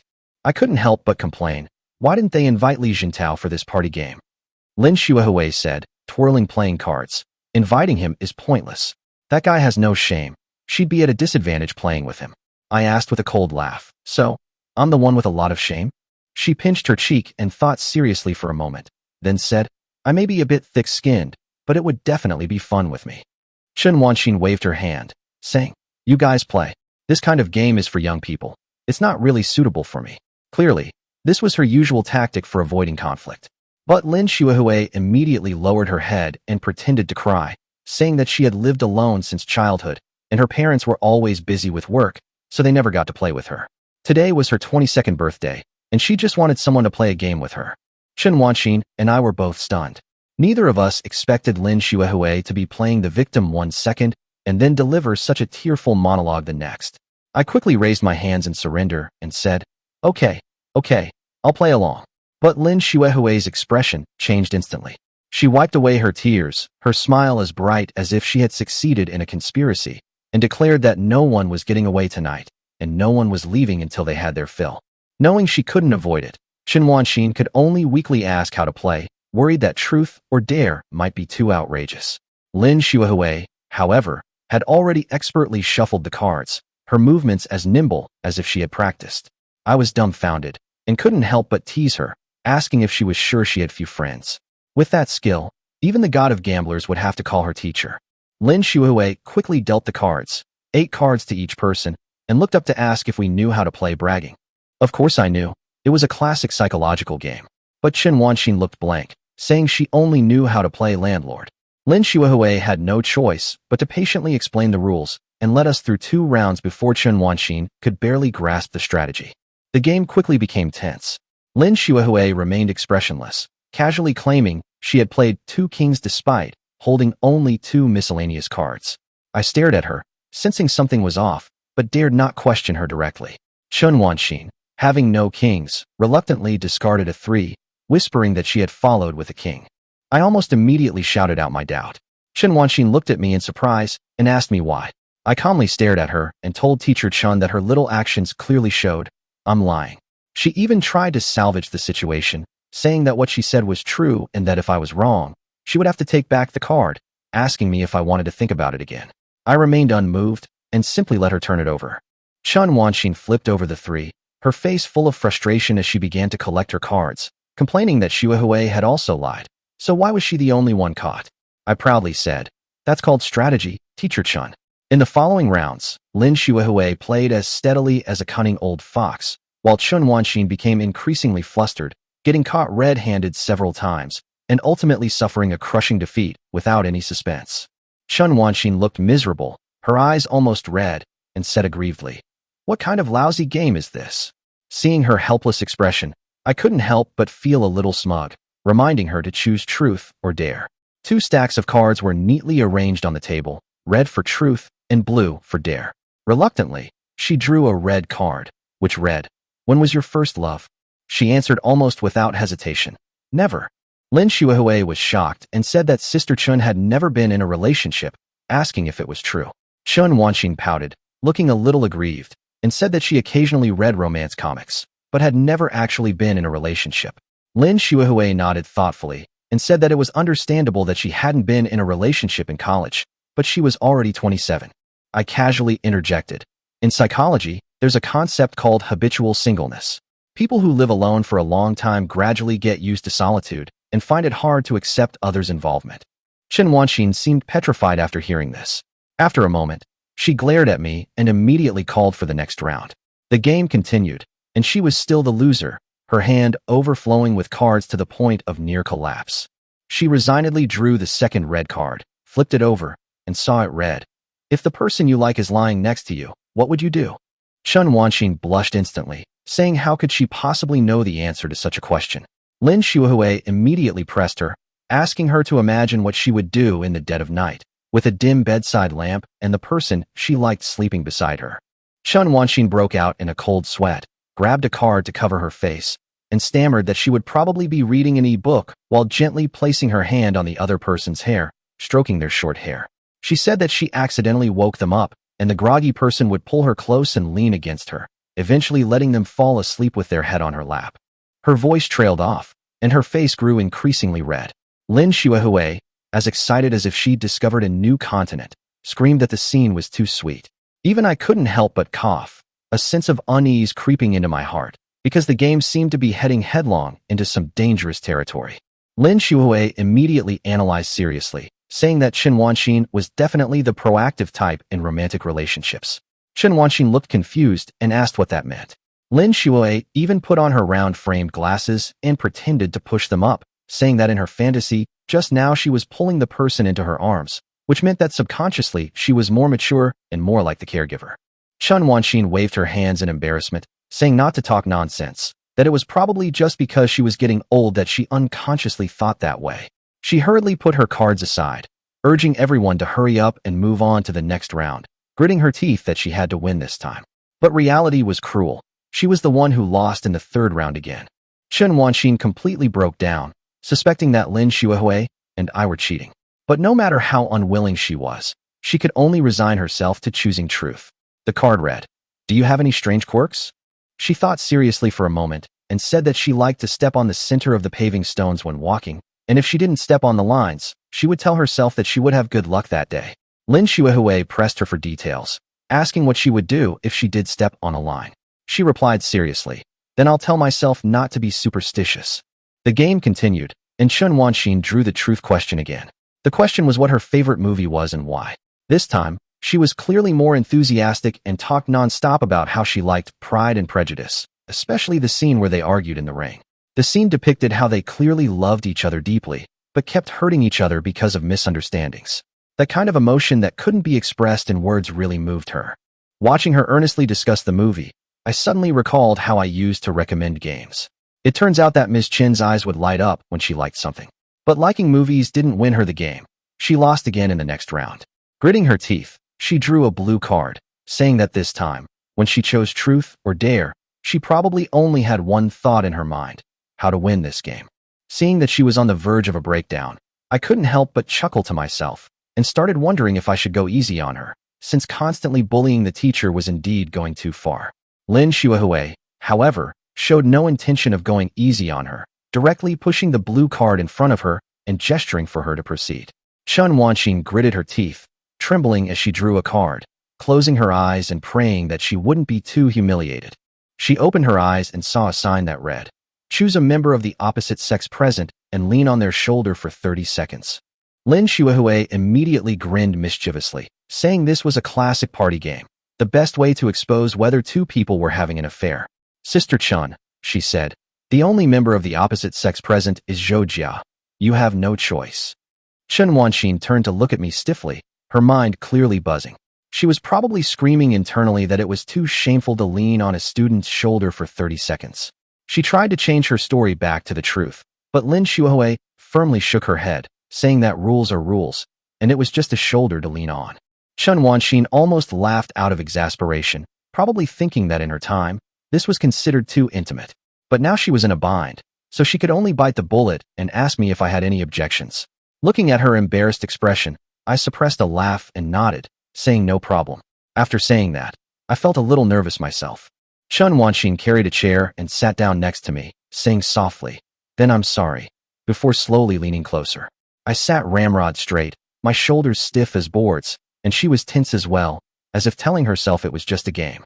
But the moment her head touched my face, her hair brushed against my cheek, and I felt a warm touch on my shoulder. The atmosphere instantly became awkward. Lin Shuahui sat beside me, watching with great interest. I glanced at her. She was smiling at me too. For a moment, our eyes met, as if sparks were about to fly. Chen Wanxin whispered, "Have you finished 30 seconds?" Lin Shuahui then pretended to just realize what was happening and said, "Isn't it about time?" Chen Wanxin breathed a sigh of relief, quickly returned to her seat, and urged for the next round. The next round was finally my turn to lose. I drew the red card. The question was whether I had ever had feelings for anyone, and whether we were together. Chen Wanxin immediately flashed a victorious smile, excitedly urging me to answer quickly. Looking at her finally seizing the opportunity to retaliate, I suddenly had a bad feeling. Two pairs of eyes stared intently at me, their gossip practically overflowing. I felt a chill run down my spine from their gaze, scratched my head, and tried to change the subject, but finally reluctantly admitted, yes, there was something between us, just a crush, but we weren't together. Lin Shuahui immediately pounced on the table, demanding to know who it was and when it happened. I tossed the cards into the discard pile, feigning composure, and said I didn't intend to go into too much detail. It was all a long time ago. Lin Shuahui frowned, pressing for details on exactly how long ago. I thought for a moment and said, for years ago. Chen Wanxin, who had been full of gossip, suddenly had a complicated look in her eyes upon hearing this time, and then tentatively asked, for years ago, before university? Was it Zhang Yutong? Zhang Yutong was my class monitor in high school. She was quiet, gentle, and had few friends. She especially loved reading romance novels and always kept a copy of Fireworks in her desk. In our first year of high school, we were desk mates, and I often covered for her. Over time, we naturally became close. I quickly waved my hand and said no. Teacher, didn't you also doubt us back then? Our friendship was pure revolutionary camaraderie. Chen Wanxin was clearly unwilling to give up, and guessed again if it was Xie Yuding. In her eyes, Xie Yuding and I bickered every day, practically like a pair of bickering lovers. I shook my head and said no, and besides, she wasn't even in our class, so she shouldn't guess.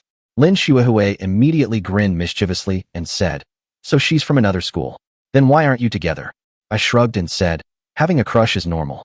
Liking someone doesn't necessarily mean you have to be together. After I said that, the atmosphere in the room suddenly became quiet for a beat. Lin Shuahui slammed her hand on the table, saying I was too hesitant and that a real man should confess his feelings. I rolled my eyes and told her that confessions need a foundation, otherwise it'll just be awkward. For example, what would she think if Li Jintao suddenly confessed to her? Lin Shuahui almost blurted out that he must be crazy. I spread my hands, saying, see, reality is cruel. After several rounds of games, the atmosphere finally relaxed a bit. Lin Shuahui lost once and was asked if she had a crush on anyone. She answered decisively, no. I also lost once and was asked what my favorite novel was. I casually answered, Ready Player One. But Chen Wanxin fared the worst, losing 3 rounds in a row, and in the end, she was forced to pinch her nose and praise me, saying I was quite cute. After the game, the 3 of us took a group photo before heading home. But as Chen Wanxin lay in bed, the image of me from earlier kept replaying in her mind. She suddenly realized that even this usually carefree guy like me had once seriously liked someone. But 4 years ago, who did I actually like? This question, like a tiny thorn, quietly pierced her heart. She closed her eyes, and her memory slowly returned to the year she first became a teacher. At that time, she stood on the podium, facing a group of students with their heads down, looking at their papers. Only a few people would look up to listen to the lesson, and I was one of them. In her memory, I was usually carefree and irresponsible, but reliable when it mattered. She knew that many students were afraid of being called on, so they didn't dare to look up. She also knew that Chinese was not like other subjects. It was difficult to see results in a short time, so she could only push us forward again and again. The first time she scolded me was because of that 88-point Chinese test. After class, she called me to her office. I stood in front of her with my head down, her clean sneakers in front of me, my heart pounding, as if I was about to be sentenced. Chen Wanxin held the report card, her brow furrowed. She said my Chinese score was even lower than my physics score. It was outrageous. I quietly explained that I got a multiple-choice question wrong in physics. She got so angry her voice rose several decibels, and she demanded, "Who asked you about physics?" At that moment, I wanted to bury myself in the ground. She picked up my Chinese test paper and looked at it several times. The essay was sloppy, and the multiple-choice questions were careless. It was clear I hadn't put much effort into it. She sighed, stared at me, and said, "Don't talk about the score yet. Look up at me." I looked up and met a pair of clear, bright eyes, and suddenly felt a little flustered. I whispered my explanation. "Teacher, my Chinese has always been like this." Chen Wanxin looked at me seriously and said, "That's the real problem." She asked if I felt I was inherently bad at Chinese. I scratched my head and said, "No, not really." She pulled over a chair for me to sit down and said, "Let's have a good talk." I didn't dare refuse, so I sat down. She pushed the test paper in front of me and asked me to explain my solution to each question. After listening, she didn't continue to scold me. Instead, she gave me a warm smile and said that she believed in me and that I would definitely improve next time. At that moment, I felt as if I had been bathed in sunlight. After returning to my dormitory, my mind was filled with the image of her profile as she graded the test papers with a red ballpoint pen. I sat bolt upright in bed, shook my head violently, and told myself no, absolutely not. How could a student have such thoughts about their teacher? I rushed into the bathroom and splashed cold water on my face repeatedly, trying to clear my head. But the more I tried to forget, the clearer the images of her telling jokes in class, cheering us on before exams, and writing, after passing the imperial examination, on the blackboard became. That year, I was 18, and she was 23. I was still a student, just turned 18, while she had just started university when I was only 13. Time is sometimes so strange. Even though there was only a 5-year difference, it felt like there was an insurmountable river between us. But one can't help but wonder, if we had met earlier or later, would we have missed out on so much? For years have passed. I'm 22, and Chen Wanxin is 27. Those once insurmountable distances seem to have suddenly shrunk. The year we graduated, I went to her house and brought her a huge bouquet of flowers. She said with pride, "My student is so wonderful." At that time, I only dared to stand in the crowd and smile, as if I had hidden all my thoughts in the bouquet. I chuckled and said, "I'm her best student. She'll never meet someone as outstanding as me again." Laughter filled the room. I mingled in the crowd, secretly watching her, thinking that was enough. But now, looking back, I lean against the sink, staring at my wet reflection in the mirror, and bitterly admit that I hadn't let go at all. Winter came quickly. Since that game of truth or dare, Chen Wanxin and I had barely kept in touch. The November winds picked up, and I put on my down jacket, sitting at my desk typing. Suddenly, Lin Shuahui pulled out a steaming hot roasted sweet potato and sat down next to me, starting to eat it by himself. I glanced at her helplessly and asked if she wasn't afraid I'd bring up past grievances while she was eating right next to me.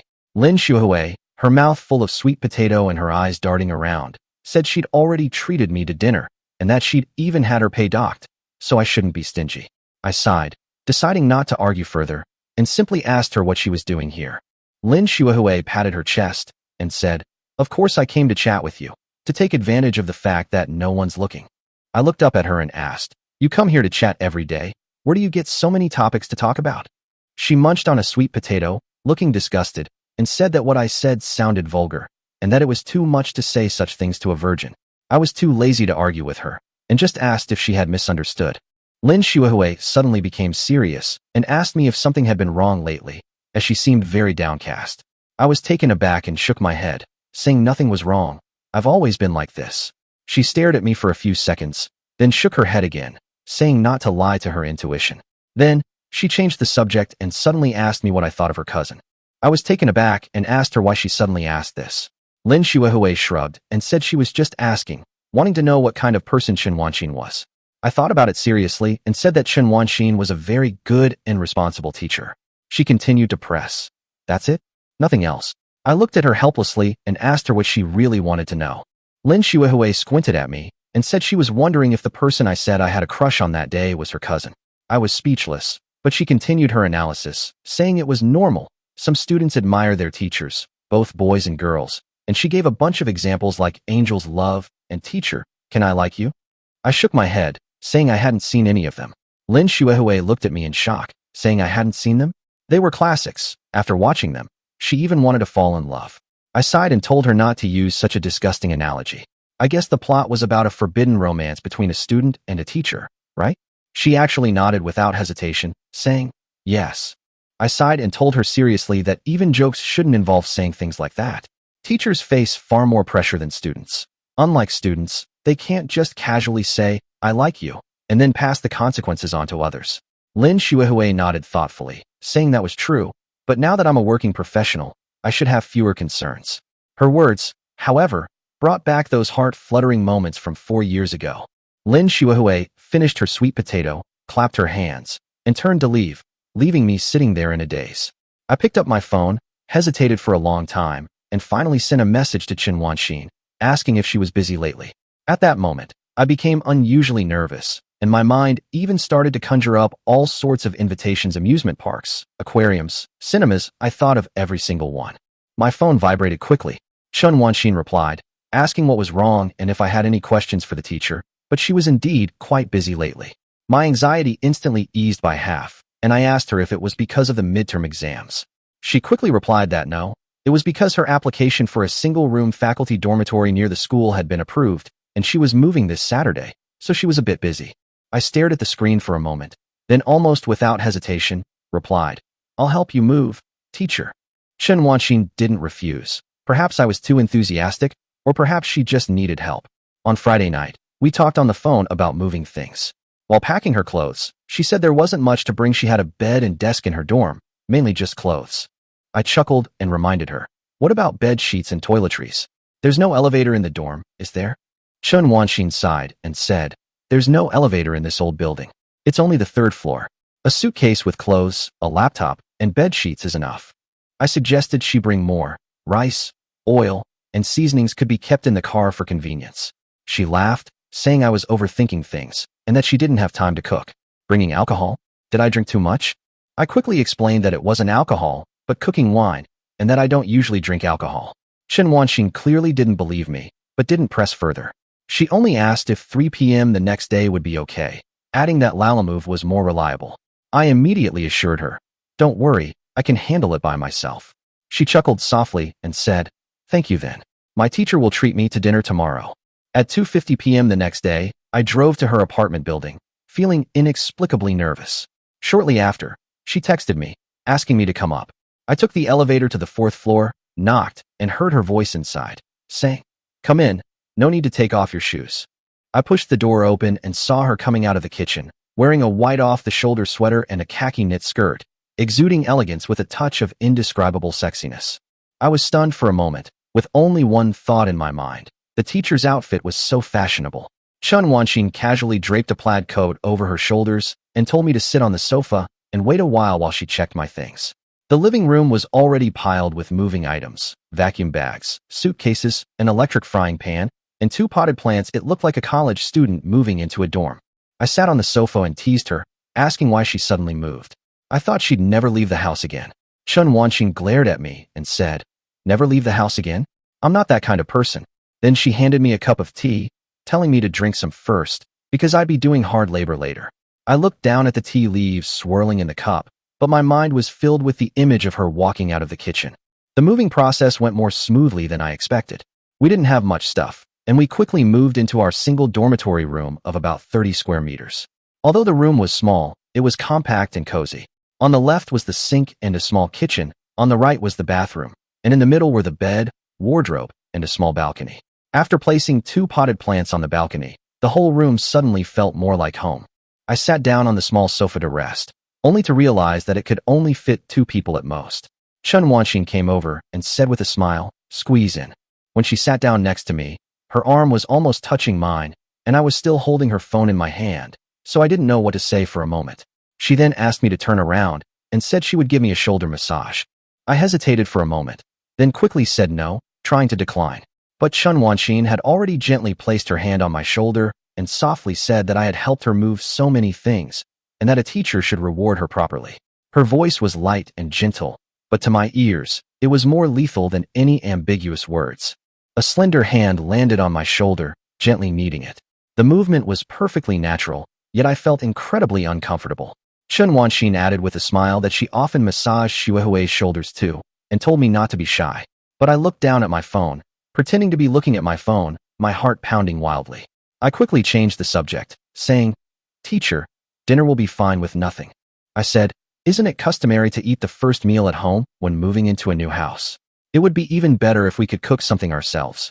Chen Wanxin thought about it and seemed to agree. But although they had a pot, they hadn't prepared any firewood, rice, oil, or salt, so cooking wasn't practical. I suddenly suggested, "How about we have hot pot? It's simple and convenient. We just need to buy some ingredients and cook them." Chen Wanxin's eyes lit up instantly. Having a steaming hot pot after moving would definitely create a nice atmosphere. She immediately nodded and said, "It's settled then. I'll go buy the groceries in a bit." I was just about to get up when Chen Wanxin smiled and pressed me down, saying, "What's the rush? Let me massage you for a while longer." Those words left me speechless. Normally I'm eloquent, but right now I felt like I'd suddenly frozen, my mind going completely blank. Lately, I wanted to see her, yet I was also afraid to see her. Now that she was sitting so close, I was even more at a loss for how to react. Chen Wanxin, completely oblivious, continued massaging my back from my shoulder. Through my clothes, she could feel the muscles in my back and couldn't help but marvel at my youthful physique. I could only manage a forced laugh, utterly at a loss for words. Thankfully, she quickly withdrew her hand and changed the subject, saying, "Let's go buy something. The teacher likes potatoes, and she asked me about them." I thought for a moment and said, "Let's say tripe." We quickly arrived at the supermarket, pushing our shopping cart between the shelves. Shrimp paste, egg rolls, tripe, potatoes, lotus root slices one by one, the hot pot ingredients were put into the cart. Chen Wanxin also carefully selected condiments, bowls, chopsticks, and napkins. She didn't look like she was just having a casual meal. She looked like she was preparing for a small family gathering. I pushed the shopping cart beside her, my mind racing with all sorts of thoughts. The two of us shopping together, picking out ingredients for dinner, discussing what to eat, and loading things into the cart, it was such a heartwarming scene. Chen Wanxin picked up a bag of potato noodles and put it in the cart, asking if that was enough. I nodded and said it was, that I could eat anything, but I quickly suppressed those chaotic thoughts in my mind. "Don't overthink it," I reminded myself. "This is just accompanying the teacher to buy groceries." But just then, Chen Wanxin suddenly stopped in front of the beverage section, her eyes clearly showing interest as she looked at the row of sparkling wines on the shelf. The next second, she picked up a pink packaged can of sparkling wine, held it up to her face, and asked me with an exceptionally bright smile, "How about it? Want to have a drink with the teacher?" Chapter 31: What Happens After Getting Drunk. The hot pot was bubbling and gurgling. A pot of bright red oil filled the room with its aroma. Zhou Jia and Chen Wanxin sat cross-legged in front of the small table. The desk was against the wall, and there weren't many chairs, so they put the pot on this small round table. Fortunately, there was a clean carpet, so they had a place to sit. Chen Wanxin skillfully added ingredients to the pot. "Do you need an apron?" Zhou Jia was somewhat surprised. "You also have aprons?" Chen Wanxin nodded. "Yes, I'll look for it." Zhou Jia said, "No need, teacher, this is fine." Zhou Jia reached out to stop Chen Wanxin, who had just gotten up, but sat back down. Oh well. The two were eating hot pot and drinking sparkling wine. Chen Wanxin bought a whole box, which was 6 cans. Zhou Jia glanced at it, and saw that the sparkling wine was written in Spanish that he couldn't understand, like some kind of magical incantation. The only thing he could understand on the pink label was the 7.5 degree mark. It's not high, but it's still a bit higher than beer. Zhou Jia took a sip. The overall taste was sweet, but there was a distinct alcohol flavor, which made him a little worried. Can Teacher Chen drink alcohol? Chen Wanxin also took a sip of wine and tasted it. Well, I think there shouldn't be any problem. The teacher drank a little when he was in college, but he's fine now that he's working. He can use not being able to drink as an excuse. She put down the wine and smiled. What? Are you worried that the teacher will drink too much and turn into a crazy drunkard? Don't worry. The teacher has a very good drinking habit, and there's absolutely no chance of him drinking himself into a coma. Zhou Jia felt somewhat relieved. At least there wouldn't be an awkward situation like Teacher Chen getting drunk and then being unable to handle the situation. He once had a classmate who went on a drunken rampage on the mountain after drinking a bottle of Rio. That was Rio, which was so bland it was like water. Zhou Jia found it hard to imagine that anyone could get drunk from drinking that stuff. The two chatted and ate hot pot, which brought a sense of life to their new home. Chen Wanxin's face was flushed, whether from the hot pot or the alcohol. It was hard to tell. Is Teacher Chen busy with work lately? Well, as always. By the way, I asked my student earlier. What student? You forgot. It's about what I told you before, introducing you to one of my students, a young woman majoring in classical Chinese who also enjoys playing video games. What kind of unprofitable major is this? Hey kid, I'm just trying to help you with this, and you're complaining. No, I didn't mind. That's what my mouth said. Really, that girl is very pretty and gentle. Why don't you two add each other as friends? No need, teacher. What? I didn't expect you to be so materialistic. Although being materialistic isn't necessarily a bad thing, but that's not the reason, teacher. What could be the reason? I don't want to be in a relationship. But we have to talk about it. You're getting on in years. Well, the teacher doesn't have a boyfriend either, right? If I could find someone like the teacher, I might date him. What? What are the teacher's strengths? Yes, she has a good personality and is beautiful. She has many advantages. It's all an act in front of students. In private, his temper is worse than you can imagine. Really? Yes, really. That actually makes it more interesting. How come I never noticed this rebellious streak in you before? No, just like the teacher said, I sometimes pretend to be something else in front of the teacher. Really? Real? And now? You feel very awkward in front of the teacher, right? I used to feel that way too, feeling very restrained. No, that's not it. What is it? Ah, it's cooked, eat it quickly. The two began to talk, seemingly with some probing involved. Although it wasn't explicitly stated, they exchanged more than what was said on the surface. Chen Wanxin held up the can of sparkling wine and winked at Zhou Jia. Cheers. Zhou Jia, holding a bottle of sparkling wine, bumped into Chen Wanxin, bowing and scraping. Cheers. Zhou Jia drank the glass of sparkling wine, swallowing down her nervous feelings along with it. After 2 cans of wine, Chen Wanxin was already somewhat drunk. After Chen Wanxin got drunk, she suddenly became more talkative. I'm really angry. Chen Wanxin placed the can of wine on the table, her voice rising several octaves in indignation. They keep nagging me at home every day. What's there to nag about? Honestly, if you don't want to find a partner, just don't. Why do people have to get married? Marriage is so inconvenient. Chen Wanxin's tone became somewhat indignant, completely different from her usual gentle expression. Zhou Jia was completely stunned. He never expected that Teacher Chen had this side to him. He cautiously asked. So Teacher Chen actually came out because her family was pressuring her to get married. Chen Wanxin pursed her lips, looking pitiful as she tried her best to hold back her tears. Finally, Chen Wanxin deflated, slumped onto the table, and said somewhat dejectedly, Yes, I really can't stay at home anymore. Zhou Jia understood instantly. No wonder Teacher Chen was living comfortably at home and suddenly wanted to move, and why I didn't see Teacher Chen's parents today when he moved. That sounds really pitiful. Zhou Jia even felt a pang of sympathy. Chen Wanxin had already taken off her coat and draped it over the bedside, wearing only a white off-shoulder sweater. She lay there, her hair falling onto the edge of the table. Yes, don't end up like the teacher. When you get to that age, even if you're not in a hurry, your family will be. You're still young, so it's okay. Zhou Jia comforted Chen Wanxin.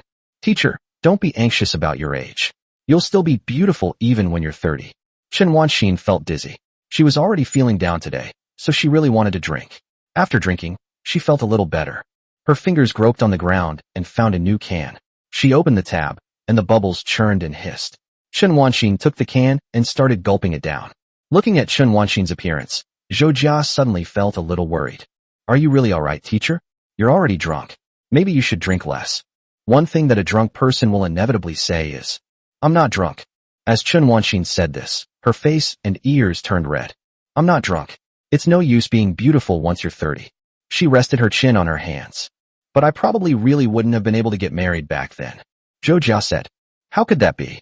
There will always be people who want to marry the teacher. Chen Wanxin cupped her face in her hands and gave Zhou Jia a gentle smile that was no different from any other day. No way. Where would you find someone like that? You wouldn't be happy marrying someone like me. Zhou Jia's heart was pounding. He felt that he should say something, or at least say something at this moment. Zhou Jia took a sip of wine and gently placed the can on the table. If I could marry my teacher, I would definitely say, wow, I'm so lucky. Chapter 32, The Clumsy Student. The hot pot was still boiling, bubbling with oil, and the fish balls, tofu, and potatoes inside were all vying to float to the surface. The room was very quiet, with only the sound of hot pot simmering. Zhou Jia reached out and switched the induction cooker from high heat to low heat, which reduced even the sound of the oil bubbling.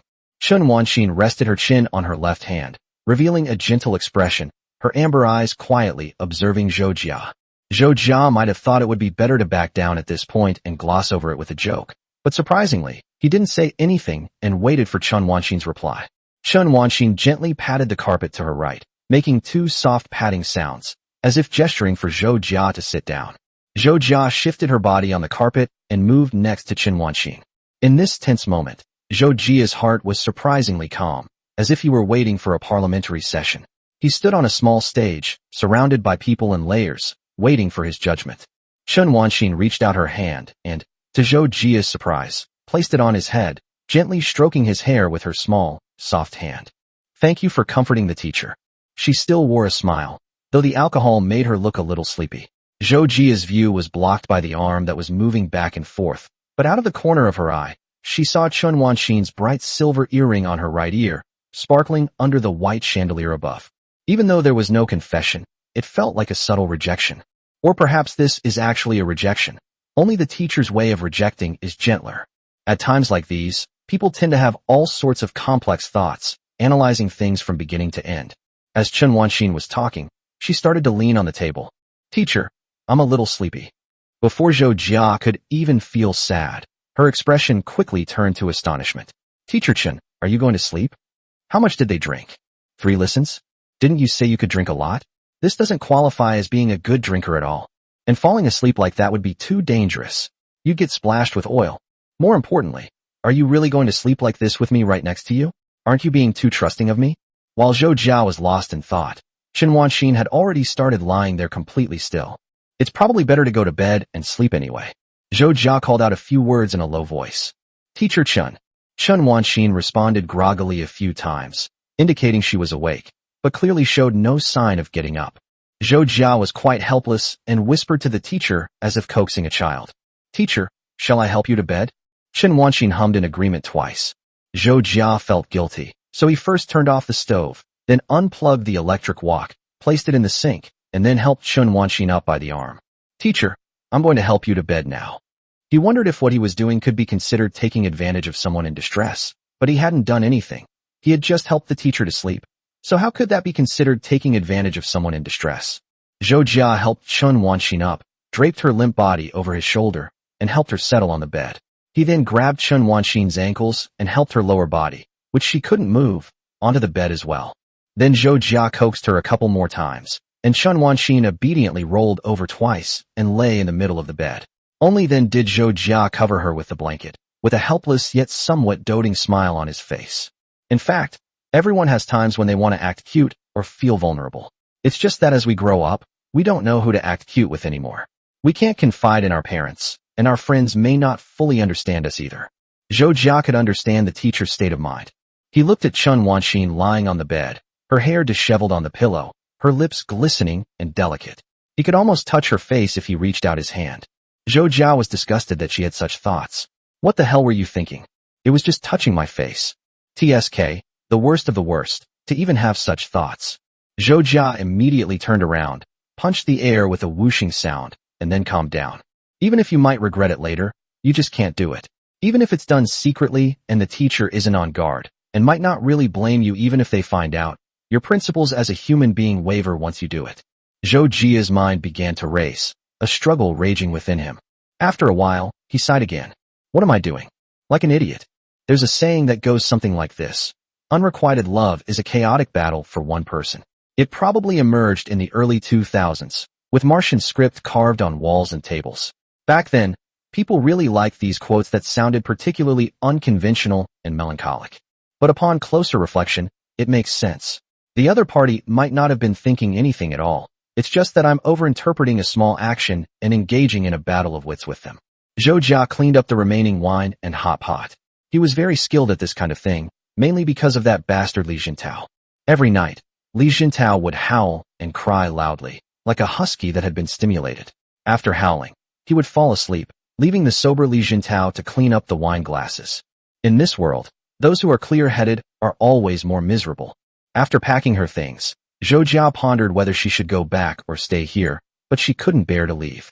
So she turned off the lights in the house, leaving only the bathroom light on, sat on the sofa, hugged herself, closed her eyes, and fell asleep. The night was quiet. The room still held the steam from the hot pot, and the faint smell of alcohol hadn't dissipated. The dim light from the bathroom illuminated Zhou Jia's profile.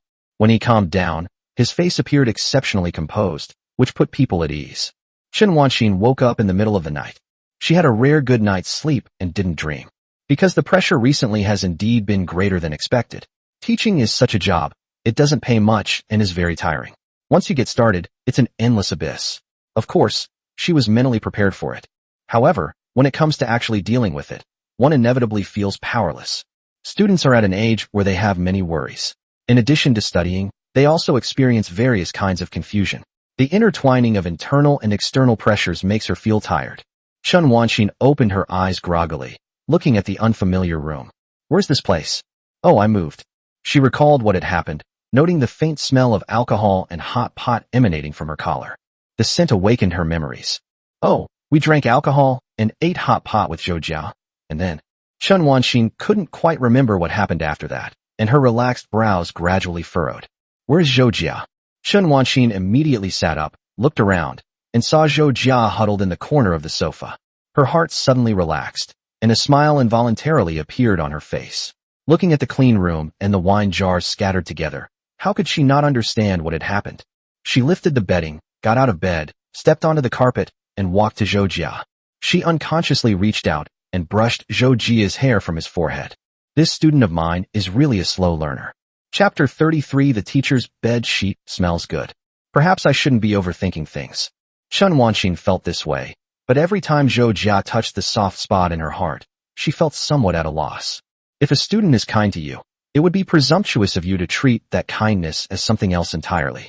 Chen Wanxin touched Zhou Jia's forehead hair. It was softer than she had imagined, yet it usually looked quite sturdy. It was truly amazing.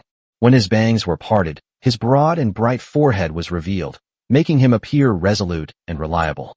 Chen Wanxin leaned over and quietly looked at Zhou Jia, her mind gradually becoming active. Zhou Jia seemed to be awakened by Chen Wanxin's actions. Zhou Jia opened her eyes and met Chen Wanxin's gaze. Chen Wanxin's hand was still on Zhou Jia's hair, frozen there, looking somewhat embarrassed. Chen Wanxin had sobered up considerably by now. She quietly withdrew her fingers, pretending nothing had happened, and said something. You're awake. Can't he stay asleep? Why are you doing this to him? Chen Wanxin silently blamed herself in her heart. Zhou Jia yawned, looking around with a confused expression. What time is it now? He rubbed his eyes. Teacher, are you sober now? Chen Wanxin picked up her phone from the side and took a look. It's 3 a.m, and I've sobered up. Thank you. I wasn't very drunk last night, was I? I didn't say anything strange, did I? Chen Wanxin felt that she was asking a question she already knew the answer to. She couldn't even remember when she got drunk yesterday. Her drinking behavior was terrible, and she had to rely on her students to take care of her. Embarrassing. He clearly said he was a good drinker, so how did he fall asleep like that? Zhou Jia shook his head.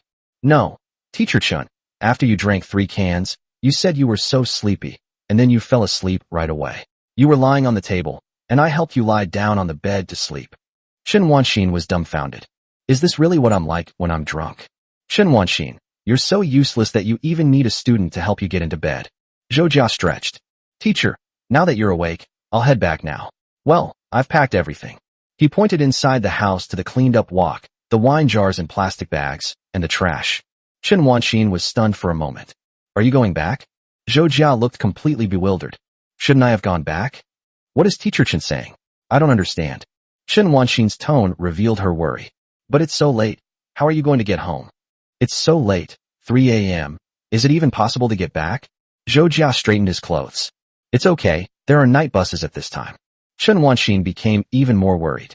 Night buses don't have the kind of driver who robs people in the middle of the night and then drives to strange places, or there's a strange woman in white sitting in the back. Chen Wanxin remembered the urban legends she had read before. Zhou Jia quickly waved his hand. Those are things that happened more than 10 years ago. Could it be that the teacher often heard such stories when he was a child? And those ghost stories about female ghosts are no longer scary. People are more tolerant of female ghosts in society now. It's gotten to the point where seeing the slit-mouthed woman open her mouth makes one think it's a good opportunity. While people's desires are their own, some people really should see a doctor. Chen Wanxin was puzzled. Is that so? There were indeed stories of poor public security in the past, and people were advised not to go out at night and to be wary of pickpockets. However, the public security situation has improved considerably in recent years. Zhou Jia had already turned around and walked towards the door, revealing a generous smile. Then I'll head back now, teacher. Good night. As Chen Wanxin watched his retreating figure, a strange feeling suddenly welled up inside her. He's going back. Of course, there weren't any extra rooms available. Even so, my student had taken care of me and even slept with me on the sofa for half the night. If I just let him go back like this, I would definitely feel uneasy. More importantly, a strange, uneasy feeling had enveloped her. Zhou Jia had already reached the door, his hand on the doorknob. The next second, he was about to push the door open and leave. At least I can't be so heartless. Don't let him go back. Chen Wanxin took a step forward and shouted it out. Zhou Jia.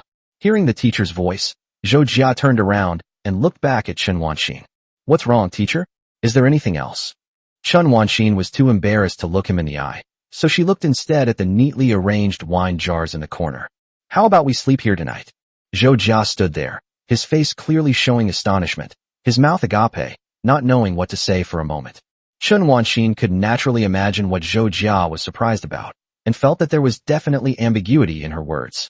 She kept telling herself, I'm an old hag. She recalled visiting her teacher's house when she was in elementary school. The teacher was very gentle and dignified. She liked to go to the teacher's house on weekends. Even after graduation, when she went to visit the teacher again, the teacher would gently ask if she wanted to stay overnight. Chen Wanxin also embarked on a teaching career because of this teacher, whose face is still clear in her mind. At this moment, she tried her best to imitate the teacher's expression, making her face look as kind as possible. Zhou Jia was clearly frozen in place. No, teacher. Chen Wanxin said. All right, it's okay. Going back now will affect your family, right? Staying overnight is just helping the teacher increase his popularity. Chen Wanxin felt that what she said seemed a bit strange, but she didn't know what was right or what she should say at that moment. There was a red line somewhere in her heart, and she was standing right next to that red line. It was a red line that she couldn't cross, and at that moment, she took half a step and stepped onto that red line. Chen Wanxin smiled at Zhou Jia. Since we've already stayed half the night, come on, lend a hand and help the teacher make up the bed. Chen Wanxin started rummaging through the pile of things, not giving Zhou Jia a chance to refuse. Zhou Jia took a deep breath, no longer refusing, and spoke as if her mood had changed. Thank you so much, teacher. I'm a little excited because I haven't stayed overnight at other people's houses much before. Seeing Zhou Jia grinning as usual, Chen Wanxin felt relieved and much more at ease. Chen Wanxin first laid the wide straw mat on the ground, and then took out a thick quilt and covered it with it. Zhou Jia obediently lent her his hand. The two quickly set up a simple bed, which was thick and warm. Zhou Jia prepared to crawl inside without any hesitation. Then I'll sleep here. Chen Wanxin patted his shoulder. You go sleep on the bed, the teacher will sleep on the bottom one. Zhou Jia immediately said. How can this be? Chen Wanxin, however, did not allow him to refuse, and pushed Zhou Jia toward the bed. At this moment, Zhou Jia suddenly felt like a little wife being arranged for him. More importantly, he didn't have time to refuse because of Chen Wanxin's tone and actions. Zhou Jia sat down on the edge of the bed. Is it really possible? Why do I feel like I'm being bullied and mistreated? Chen Wanxin said with a smile. Of course you can. Okay, go and get some rest. As she said this, she shrank into the blankets on the floor.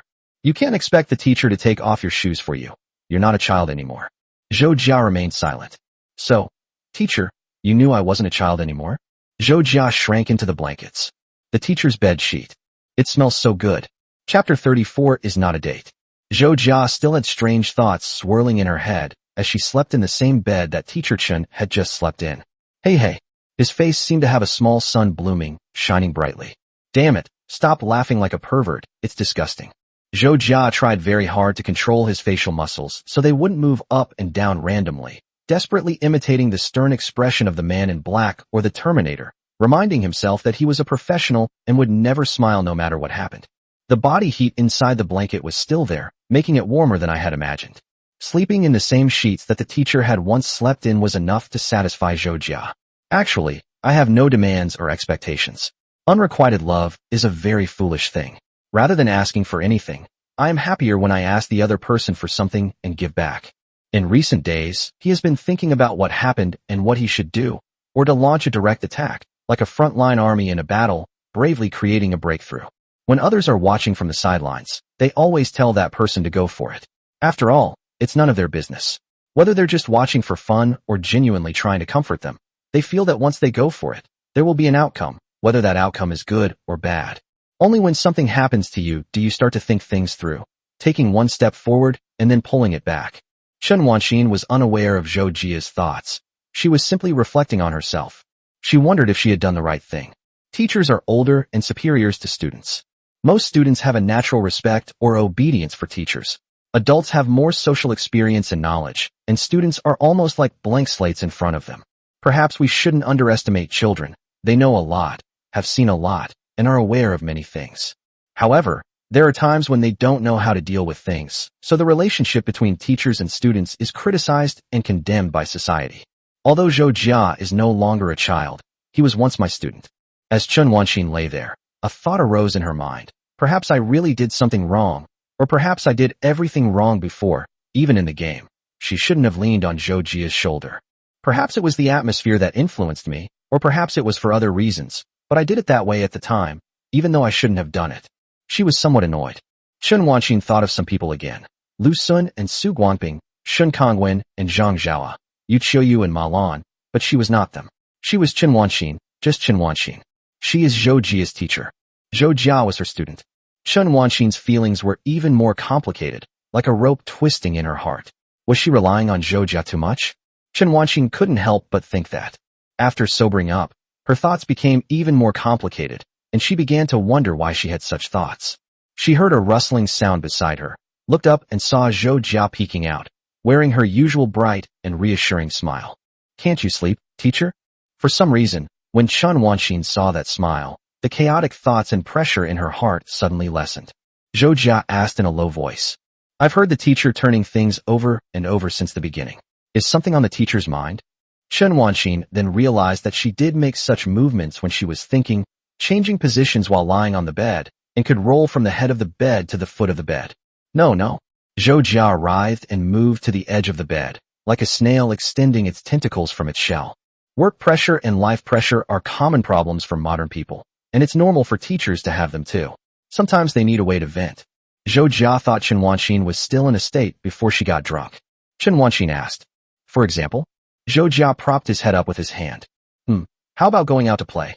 "Oh right, tomorrow no, today is Sunday, right?" "Teacher, do you want to go out and play?" Chen Wanxin thought it over and over. "Where should we go for fun?" Zhou Jia did not hesitate. "Amusement park." Chen Wanxin looked at him helplessly.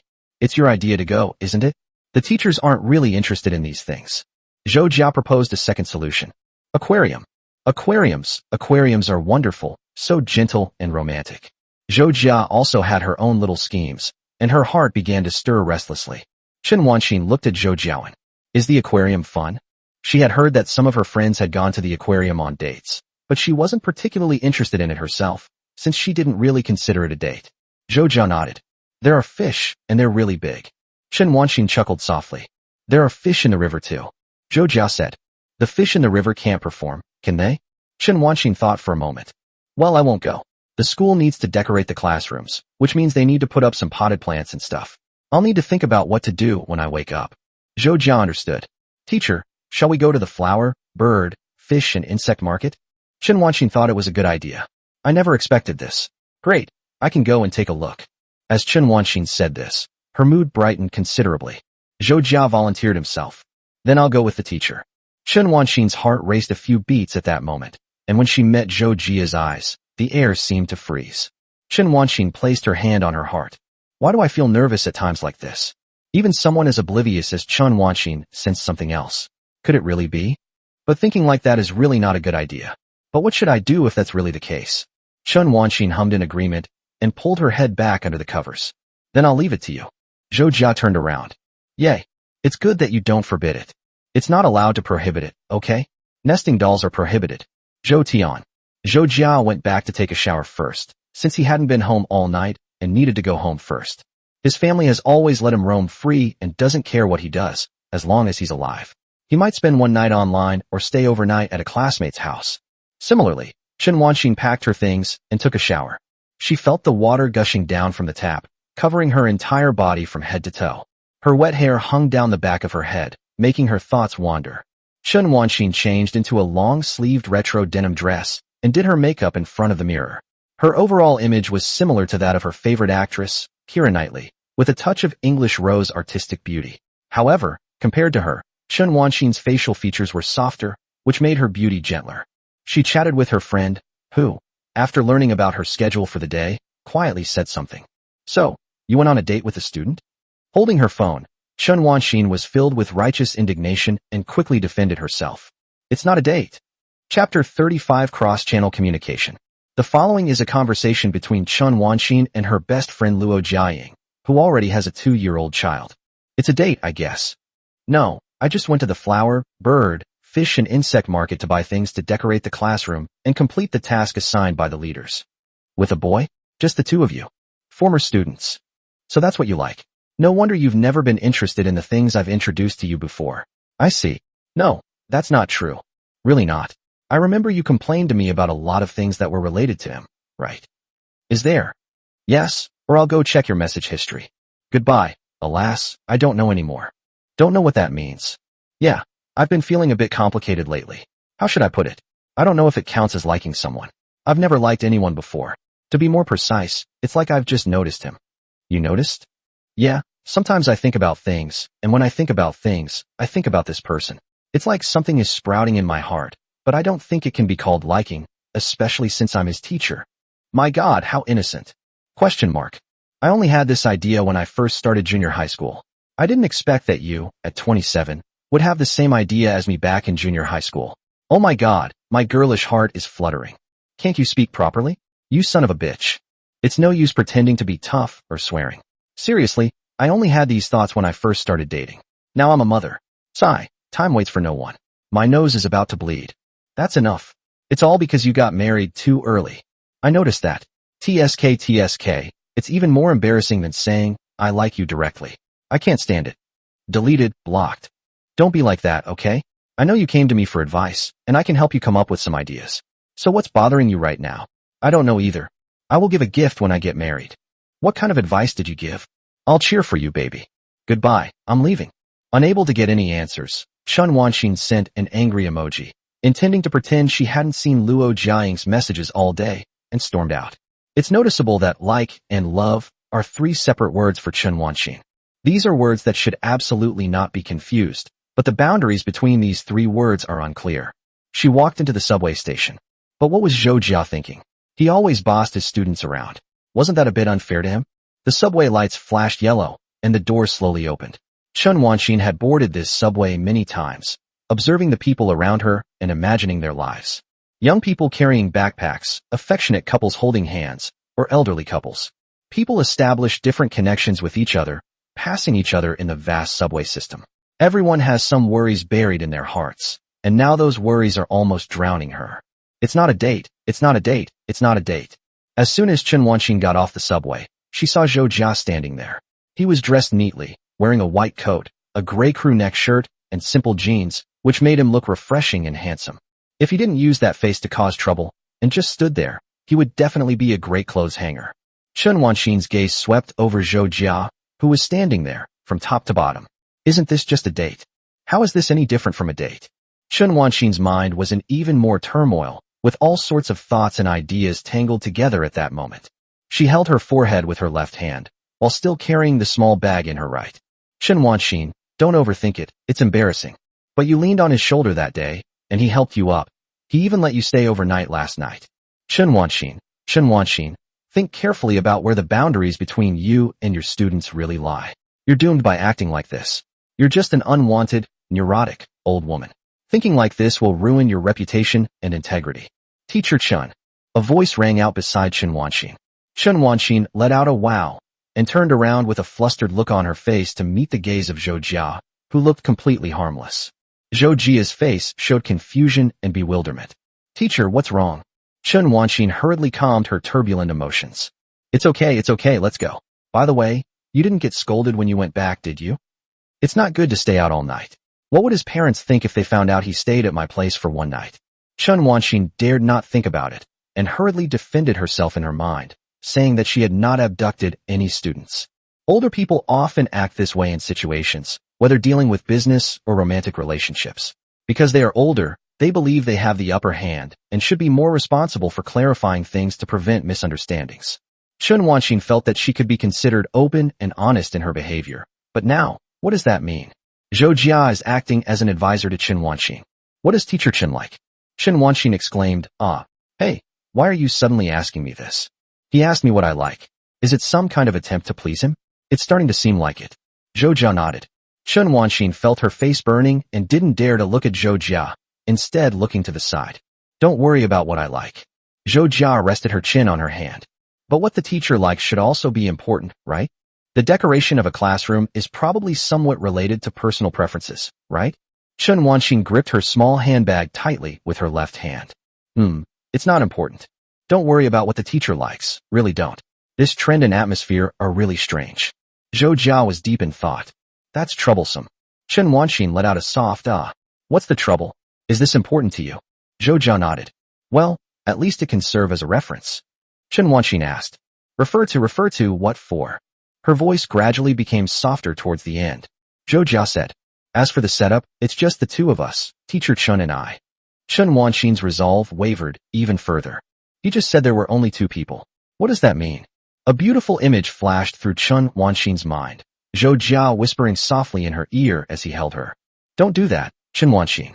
You're almost 30 years old. It's disgusting to think about such a scene. She said. That won't do, Zhou Jia. Zhou Jia pondered for a moment.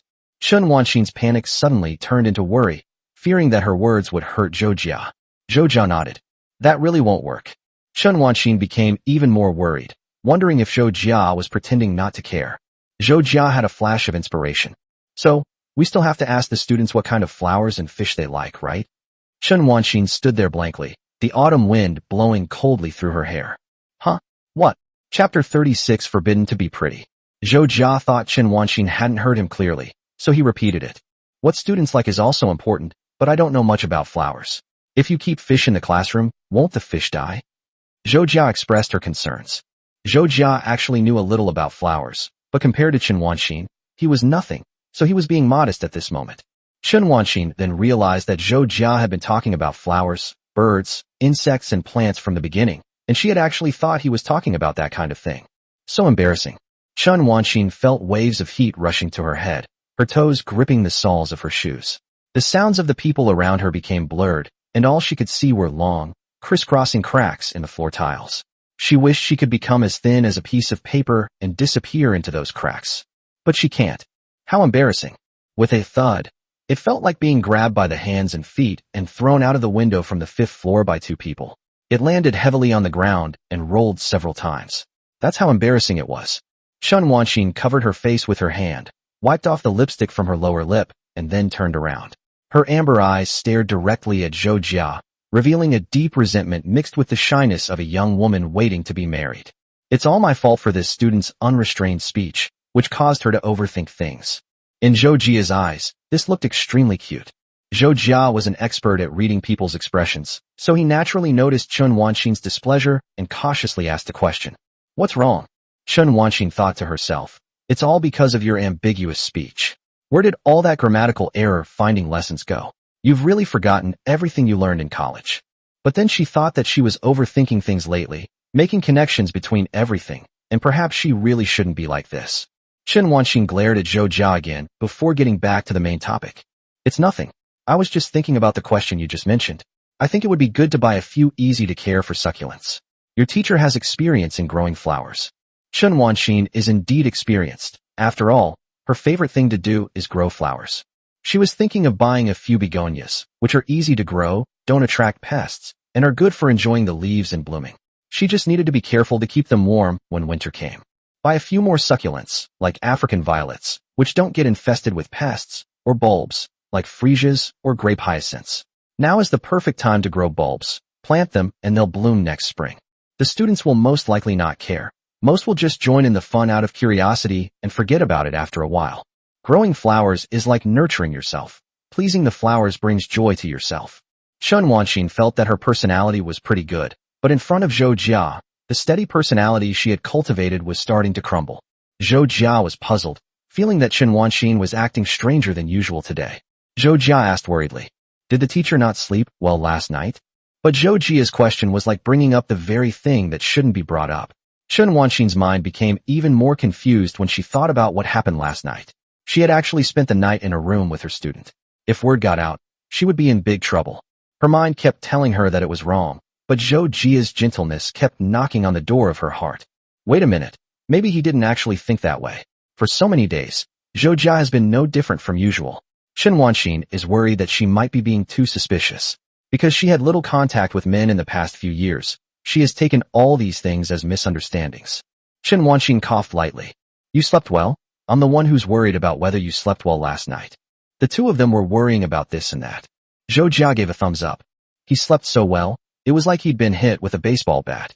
The exaggerated metaphor always brought a slight smile to Chen Wanxin's face. "Was it done by the teacher?" Zhou Jia said. "I don't mind if the teacher hits me with a baseball bat."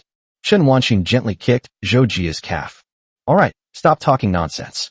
The two strolled around the flower, bird, fish, and insect market. For Zhou Jia and Chen Wanxin, it wasn't a date, but it felt like one. This is especially true for Chen Wanxin. She had been to an amusement park once or twice, but never to an aquarium.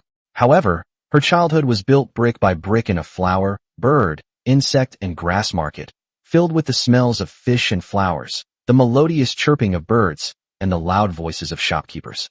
As a child, she spent her weekends either in free bookstores or in markets that have been shrinking in recent years. She and Zhou Jia have been separated for 5 years, and now it feels like she is sharing her childhood with him across time. "Your teacher, Mr. Chen, used to come here often. He was a regular customer." "Really? It's true, this place has gotten a bit smaller in the last 2 years, but I still come here often. The teacher has such a refined taste. Someone like me wouldn't come here often. You should change jobs." "What kind of job?" "They take money to praise other people's work, 5 yuan for each praise." "The teacher is so beautiful." "Don't say that. Don't tell me I'm pretty." "Why? Why? Am I your teacher?" As Chen Wanxin spoke, she reached out and tapped Zhou Jia's forehead. Chen Wanxin's heart stirred slightly, as if she were telling Zhou Jia that he shouldn't joke about the teacher.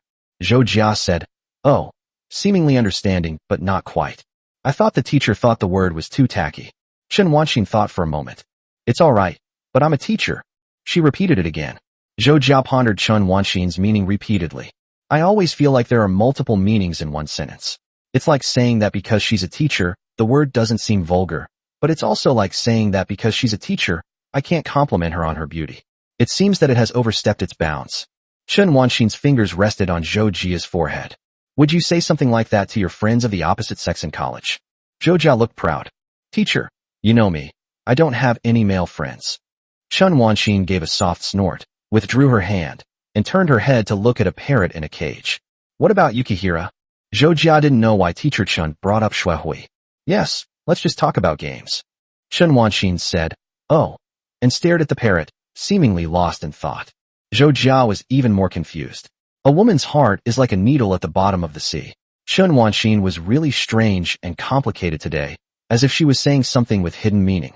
Chen Wanxin rested her hands on her knees. "In short, you are not allowed to say I'm pretty anymore. That word is forbidden." Zhou Jia nodded. "Okay, I won't say it again." Chen Wanxin walked into the shop, which was filled with fish tanks of all sizes. The unchanging nature of the place over the years always gave people a sense of traveling through time. Chen Wanxin stood in front of the stack of fish tanks, with colorful fish swimming among them, and the light fell on her. Zhou Jia watched her back, watching all the light and ripples of water linger on Chen Wanxin, beautiful and enchanting. But it's really beautiful. He thinks it's beautiful even with its soul. Zhou Jia thought to himself. Just now, that parrot was flapping its wings in the cage, hopping around with its claws gripping the bar, and chattering away. Beautiful, beautiful, beautiful. It's just repeating the words. It's unclear whether the parrot actually knows what those two words mean. Out of Zhou Jia's sight, a blush crept onto Chen Wanxin's face, and she muttered a curse under her breath. This beast that tries to speak like a human. The insults were delivered lightly, but were filled with shame and anger. Chapter 37 Invitation. Chen Wanxin finally ordered several succulents, some begonias, and some pothos. Of course, all of these expenses will be reimbursed, and the delivery man said they will be delivered to the classroom tomorrow. That's a good thing. They offer delivery service, so you don't have to do it yourself. Chen Wanxin treated Zhou Jia to dinner, which was Chinese food. The two sat facing each other at a small table, on which was a dish of garlic shrimp, crispy pork in clear broth, and shredded pork with garlic sauce, served with steaming hot peanut and walnut soup. Chen Wanxin then remembered. By the way, didn't you ask me if I was busy? Is there something you want to talk to me about? Zhou Jia let out an ah, drawing out the sound, before finally remembering that there was such a thing. If there was anything to it, it was, but in retrospect, it was nothing more than an excuse for Zhou Jia to get close to Chen Wanxin. A few days ago, when Zhou Jia was rummaging through his things, he came across the files he had created during his university years. Many computer science students dream of playing games, and Zhou Jia is no exception. It's more like participating in the creation of a game than writing code. Especially indie games. Zhou Jia used to make fan games and was involved in the community. He couldn't help but make fan works out of personal interest and the thought of, why did this game end like this? Such games as UT Fan Works and Toho Fan Works are all in his favorite category. Years ago, when Zhou Jia was young, he didn't play online games, but rather his dad's Famicom, which had all sorts of games on it, such as Contra, Snow Brothers, and Teenage Mutant Ninja Turtles, all of which were very popular. His favorite was Salamander, a classic Famicom game that was incredibly fun. Even today, Zhou Jia still occasionally takes out those games to enjoy them. Later, Zhou Jia got involved in other games, from indie games to AAA titles, from Undertale to Hollow Knight to God's Balance, from Assassin's Creed to Old Man's Ring, each one embodying the hard work of the developers. Zhou Jia stammered, looking somewhat embarrassed. Actually, I've been thinking about making an indie game lately. Chen Wanxin immediately clapped her hands. Wow, that sounds amazing. Zhou Jia quickly replied. No, it hasn't even started. He felt a pang of guilt. He didn't want to use this as a tool to get closer to Chen Wanxin. He felt that such behavior was too despicable. Yet, he still wanted to get close to her. Conflicting feelings swirled within him. He thought about it. No, it turns out everything is fine. Chen Wanxin stared at him, expressionless, yet seemingly clenching her teeth slightly. You're not trying to get help from the teacher, but are too embarrassed to ask, are you? That expression probably confirms it. Zhou Jia was exposed. Rather than feeling embarrassed, it was more accurate to say that he had some messy thoughts in his mind, treating the task at hand as a tool. Of course, if you really want to get together with someone, dating might require a little bit of scheming, but at this moment, Zhou Jia still prefers the straightforward approach. It's like expressing one's feelings directly, without relying on external objects. Chen Wanxin said, it's okay, feel free to ask the teacher for help. No matter what it is, the teacher will definitely help you if it's possible, don't worry. Chen Wanxin's eyes shone brightly as she looked at Zhou Jia, leaving him no choice but to accept. Zhou Jia hesitated for a moment. Okay, actually I was just brainstorming plot ideas. Chen Wanxin was puzzled. The game has a storyline? Zhou Jia nodded. Many of them have them, but some are not very obvious and are hidden in the objects and background. Some are pointed out directly, like the story of the hero fighting the dragon, where the hero defeats the monster to save the princess. Even Super Mario has to save the princess, and Link, who is rescuing the princess, is having a picnic. Link, where are you? Link, I'm already in the third industrial revolution. Zelda? Even the puzzle game has a storyline, like Hellish Girl Pickup or something. Even the Match 3 game has a storyline, where you can unlock it by connecting the dots. Wait, is this game even serious? Bao Jingjing. Chen Wanxin clapped her hands. I understand, you want to consult me, right? No problem. I'm also very interested in this kind of thing. Zhou Jia asked. Teacher, are you free next week? Chen Wanxin took a sip of the hot walnut and peanut juice. Are you planning to ask next week? Zhou Jia pondered for a moment. Next weekend is Christmas. Although people often said they didn't celebrate Western holidays in high school, this kind of holiday, which has an atmosphere similar to Valentine's Day, and is full of pink, sour, romantic smells, Is perfect for picking up unwanted necklaces and rings from the trash can? No. Perfect for launching an offensive. Looking into Zhou Jia's determined gaze, Chen Wanxin perhaps understood what Zhou Jia meant at this point. She held the glass of flawless white walnut and peanut juice in her hand, so bright and white that it felt warm in the autumn air. She felt flustered and at a loss. If that's really the case, what should she do? Just give in. When Chen Wanxin returned home, her best friend sent her this message after she consulted her. Chen Wanxin gritted her teeth as she looked at the mother who had posted a picture of her baby. Are you even listening to what I'm saying? The mother said, your student invited you on a Christmas date and wants me to help you pick out the perfect lingerie? I can't exactly teach you how to take off your clothes, can I? Chen Wanxin blushed. What are you saying? Seriously, can't you tone it down a bit? The mother spoke in a nonchalant tone. I'm a mother now, and you're talking to me like this, like a virgin? Chen Wanxin felt underestimated. Well, she was indeed not as good as Luo Jiaying. No, that's Christmas, and he's my student. Yeah, so I feel more at ease. What are you worried about? You know his character and personality. It's better than going on blind dates in public. You're so annoying. You asked me that question, so you need to face your own thoughts. I don't know what I'm thinking. If you had known, you wouldn't have hesitated. What's the meaning? If you had no feelings for him at all, you would have made it clear long ago. It is precisely because you cannot be sure whether you have feelings for him that you keep using other excuses to convince yourself that he is your student and you are his teacher. These words were like a thunderbolt piercing through the dark clouds, and the sky collapsed instantly. The sky truly collapsed. Chen Wanxin thought Luo Jiaying was talking nonsense, but she also wondered how she could be so certain. Luo Jiaying added, there's a reason you've been single for so long. Anyway, think it over carefully. I'm going to go feed the baby now. Sigh, you can date however you want, but please don't have a baby, really. Luo Jiaying issued a piece of advice. Chen Wanxin spat into the phone again. Pa, having a baby? I really don't know what's going on in my friend's head. Or maybe she's just become more direct because she's a mother. Or perhaps they simply had no taboos to begin with, and as they got older, they could say anything.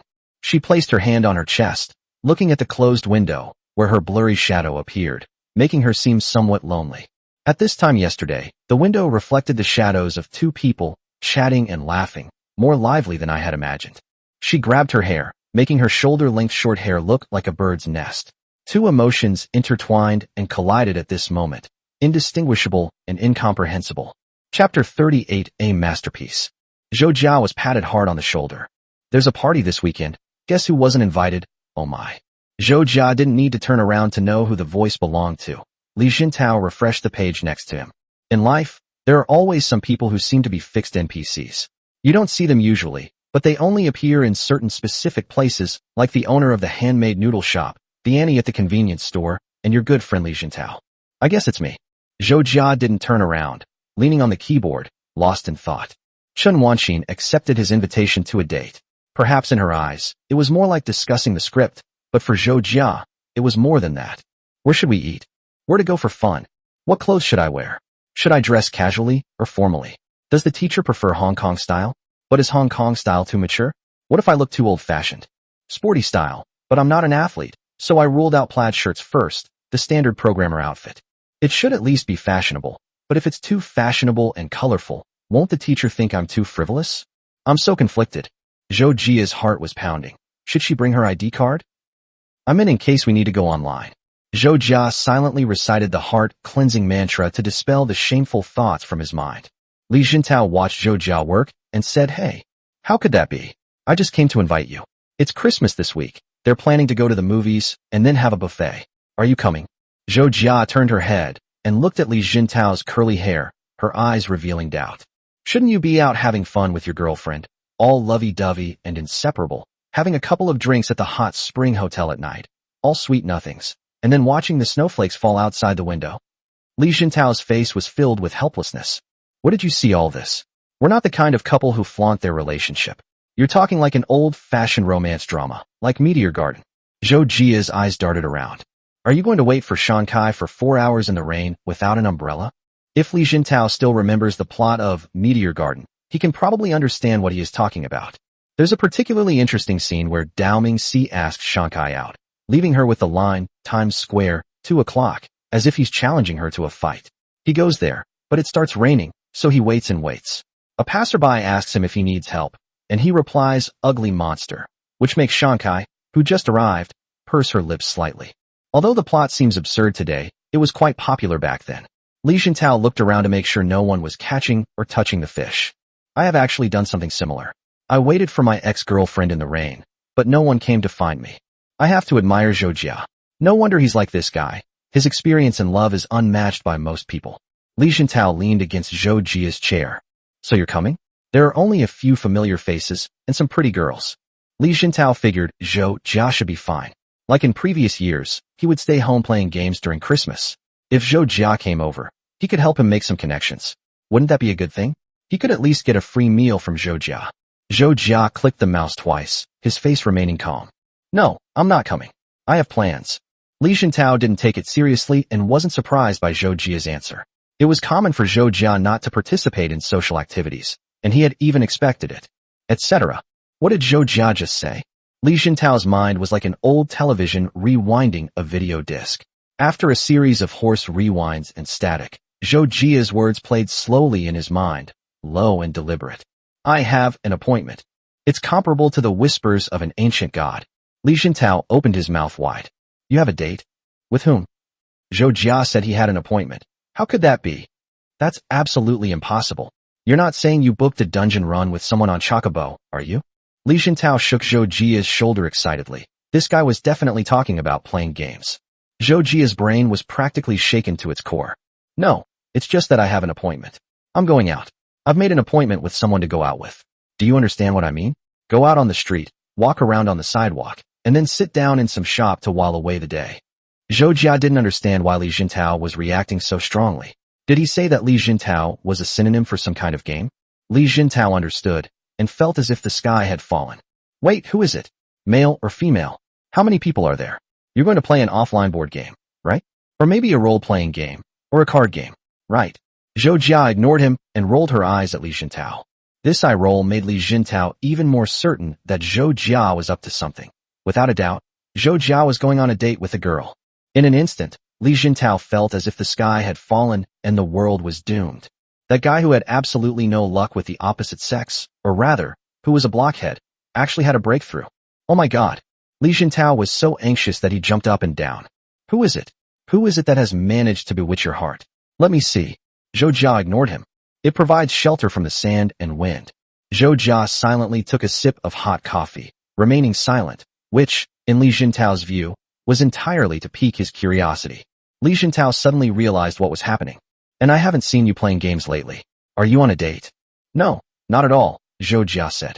No, I'm just preparing to make a little game. Li Jintao was puzzled. Mini games. Zhou Jia nodded. Yes, it's probably an RPG. I'm currently thinking about the script and character designs. Li Jintao felt that this suited Zhou Jia's personality and accepted it readily. What about art and music? Zhou Jia rubbed his forehead. It's still very early stages. I haven't thought it through yet. I want to do it myself. It might take some time. Li Jintao became interested in this rather serious topic. Sure, you can ask me for help if you need it. Indie game, that sounds really good. He patted Zhou Jia on the shoulder again and said through gritted teeth. I will definitely find out who that person you were dating is. Zhou Jia ignored him. Li Jintao stormed off. He had decided that this Saturday, Christmas, he wouldn't attend any pointless parties or gatherings. Instead, he was going to follow Zhou Jia. Li Jintao made up his mind. I already said it wasn't a date, Zhou Jia thought to herself as she watched Li Jintao's retreating figure. Zhou Jia's story is very simple. The hero saves the princess. In terms of gameplay, it is similar to Undertale or One Shot or To the Moon, but he also considered side-scrolling combat. If it is the former, then the plot and exploration will be easier to develop, while the latter may have more fun in terms of gameplay or operation. Zhou Jia greatly admires Toby Fox and loves his work, which surpasses ordinary people in both creativity and experience. Although there are obstacles ahead, the thought of this fills him with determination. Zhou Jia is currently struggling with the specifics of how to play. Of course, at the very beginning, before anything else, character design and plot are equally important in this regard, which is a source of worry for Zhou Jia. Zhou Jia wrote a draft overnight and was quite confident in it. This is simply a masterpiece. Saturday, 1 o'clock in the afternoon. As Zhou Jia walked out of the residential area, a black Mazda parked on the side of the road slowly started and followed behind him at a distance. Chapter 39. This really isn't a date. Why are you so nervous? The person sitting inside the car was naturally Li Jintao. Li Jintao said he had something to do today, and his girlfriend angrily called him a scumbag, and the two even had an argument. Li Jintao planned to use the dashcam footage to prove his innocence. He was determined to catch Zhou Jia's date today, no matter what. Who on earth is this amazing person who has captured Zhou Jia's heart? Li Jintao drove slowly, glancing at Zhou Jia's back as he drove along the side road. Zhou Jia walked into a flower shop, and Li Jintao was taken aback. This guy actually bought flowers. So thoughtful. It's unbelievable. Soon, Li Jintao saw Zhou Jia come out with a red flower. Li Jintao took out his phone, zoomed in, and used it as a telescope. Why does it look like a tulip instead of a rose? Li Jintao looked for a long time, wondering who would give their partner tulips on Valentine's Day. Could this guy have been scammed by an unscrupulous merchant? Li Jintao looked at Zhou Jia, whose face was different from his usual gloomy state. It was very bright, and the slightly upturned lips showed that he was in a pleasant mood at the moment. Something's fishy going on. Something's fishy going on. Li Jintao watched as Zhou Jia went into a copy shop, stayed inside for a while, and then came out with a folder. Li Jintao was puzzled. What was going on?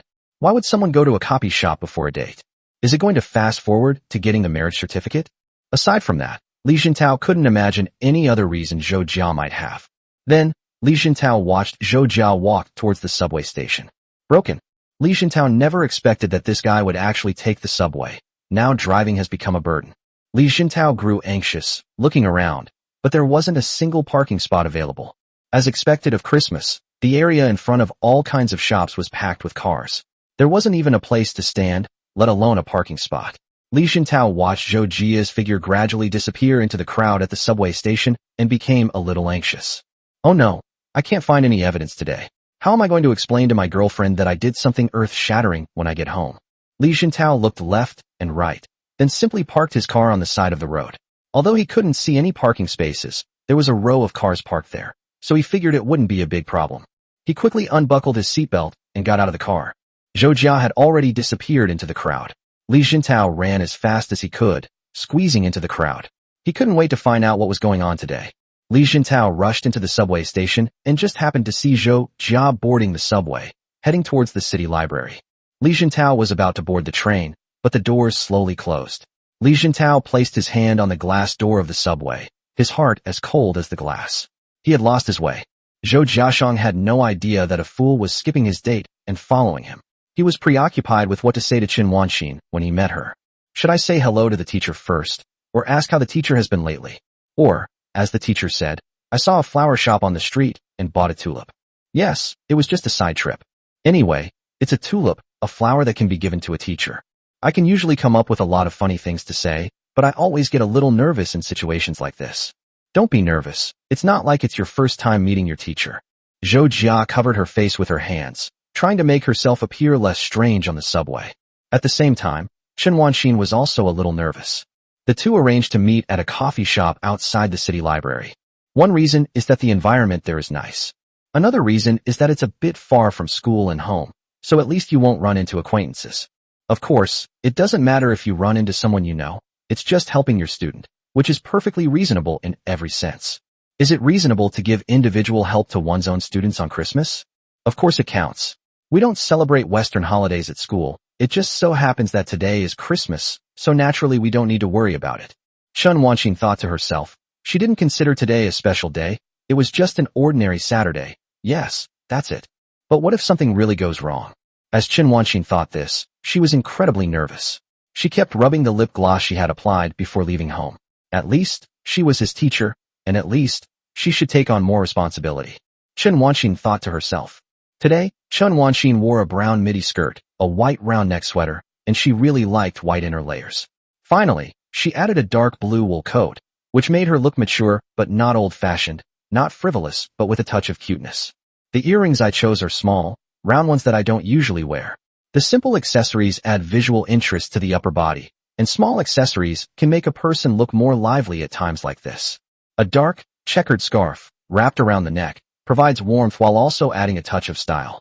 This outfit was put together by Qin Wanxin in just a little while. She probably took a shower in the morning and tried on all the clothes in her closet before finally deciding on the look. Are clothes important? Of course it's important, Qin Wanxin muttered to herself. Qin Wanxin saw Zhou Jia in front of the coffee shop. He was tall and stood straight, holding a tulip in one hand and a folder in the other. It looks like they've been waiting for quite a while.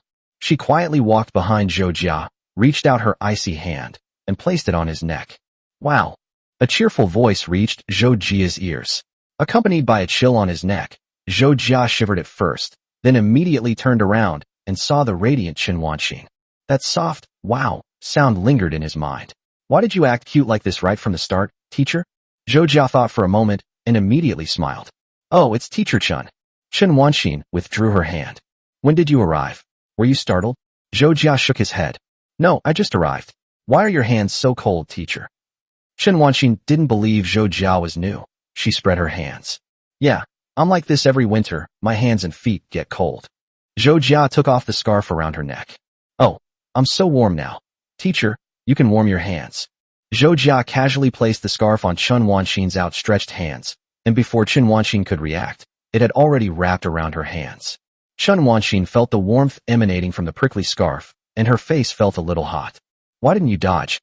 And whether Zhou Jia was prepared or not, his way of showing concern for others in a flattering manner seemed all too practiced. Zhou Jia boasted. See, teacher, I wasn't wrong, was I? It's warm, isn't it? Chen Wanxin looked at him reproachfully. Your teacher doesn't need that. Isn't your neck cold? As she thought this, she took one hand out from under her scarf, removed her own scarf, and put it around Zhou Jia's neck, adjusting it for him as she did so. It's like exchanging scarves. To outsiders, it would probably look a bit funny. Chen Wanxin glanced at it and seemed quite satisfied. All right, let's go. Zhou Jia's heart was pounding wildly, so much so that it could have carved a hole through a mountain.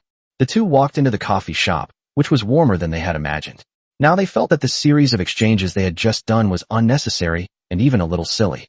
Zhou Jia smiled and handed over the tulips in her hand. I saw it on my way here and bought a flower for the teacher as a thank you.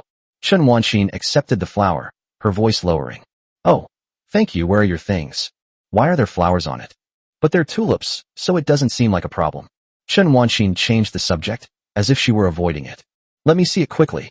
Zhou Jia presented his masterpiece.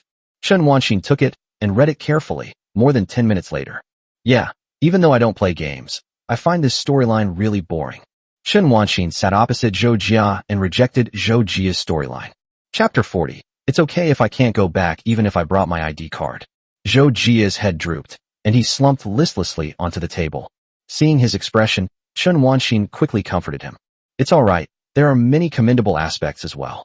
Zhou Jia rested his chin on the table. It's okay, teacher, you don't need to say that. I understand. I'd rather know where the boredom is. I was still a little discouraged. After working on it for several nights in a row, the thing I wrote was said to be boring, even though I thought it was quite interesting.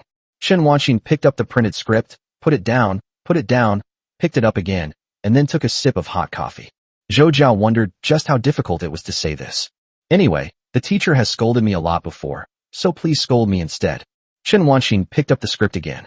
Yeah, I used to scold you because you were a high school student and mischievous, right? But it's different now. You're all grown up now. If I were to scold you again, I'd feel a bit guilty, wouldn't I? Upon hearing this, Zhou Jia sat up straight and placed his hands on his knees. No, that's not true. Getting scolded by the teacher is awesome. Chen Wanxin's face flushed slightly as she hid behind the script. What was this brat saying again?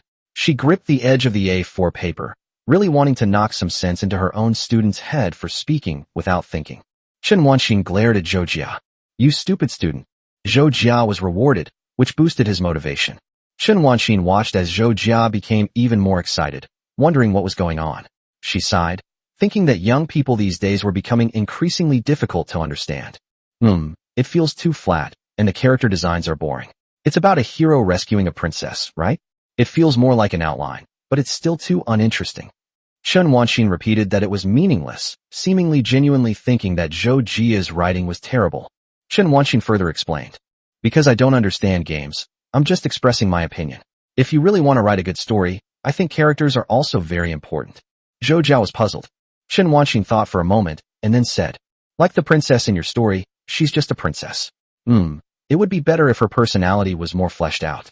For example, the princess could like to watch puppet shows every afternoon at 6:30, or her personality could be more tomboyish, and it might be more interesting if she wasn't so one-dimensional. Chen Wanxin closed the package and handed it to Zhou Jia. In short, I think it's completely impossible, especially in terms of storytelling. But don't be discouraged, your teacher believes you can do it. As she spoke, she made a fist with one hand and waved it slightly in front of her. That looks very cute. Or you could add a connection, like the knight and the princess already knew each other and disliked each other. When the night arrived, the princess blushed and said angrily, "Why did you take so long?" As she spoke, she looked at his wound with concern and reached out to touch his arm tenderly. Wouldn't that be interesting? As Zhou Jia listened to Chen Wanxin's words, inspiration kept popping into his head. Indeed, I didn't expect Teacher Chen to know about the arrogant thing. So he started chatting with Chen Wanxin. That kind of time was actually quite ordinary, like two students discussing their homework, chatting back and forth. The A4 sheets of paper were laid out on the table, and Zhou Jia was marking them with his red pen, making circles and dots. Most of the time, Zhou Jia was the one talking, and Chen Wanxin was quietly listening to him while resting her chin on her hand.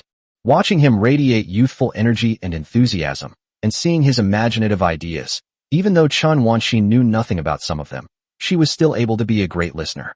She sometimes thinks that some writers always say they admire someone's talent, but the definition of the word talent is vague. Perhaps reading a lot of books and understanding a lot of principles can be called talent. Being able to play the piano and write poetry can perhaps be called talent.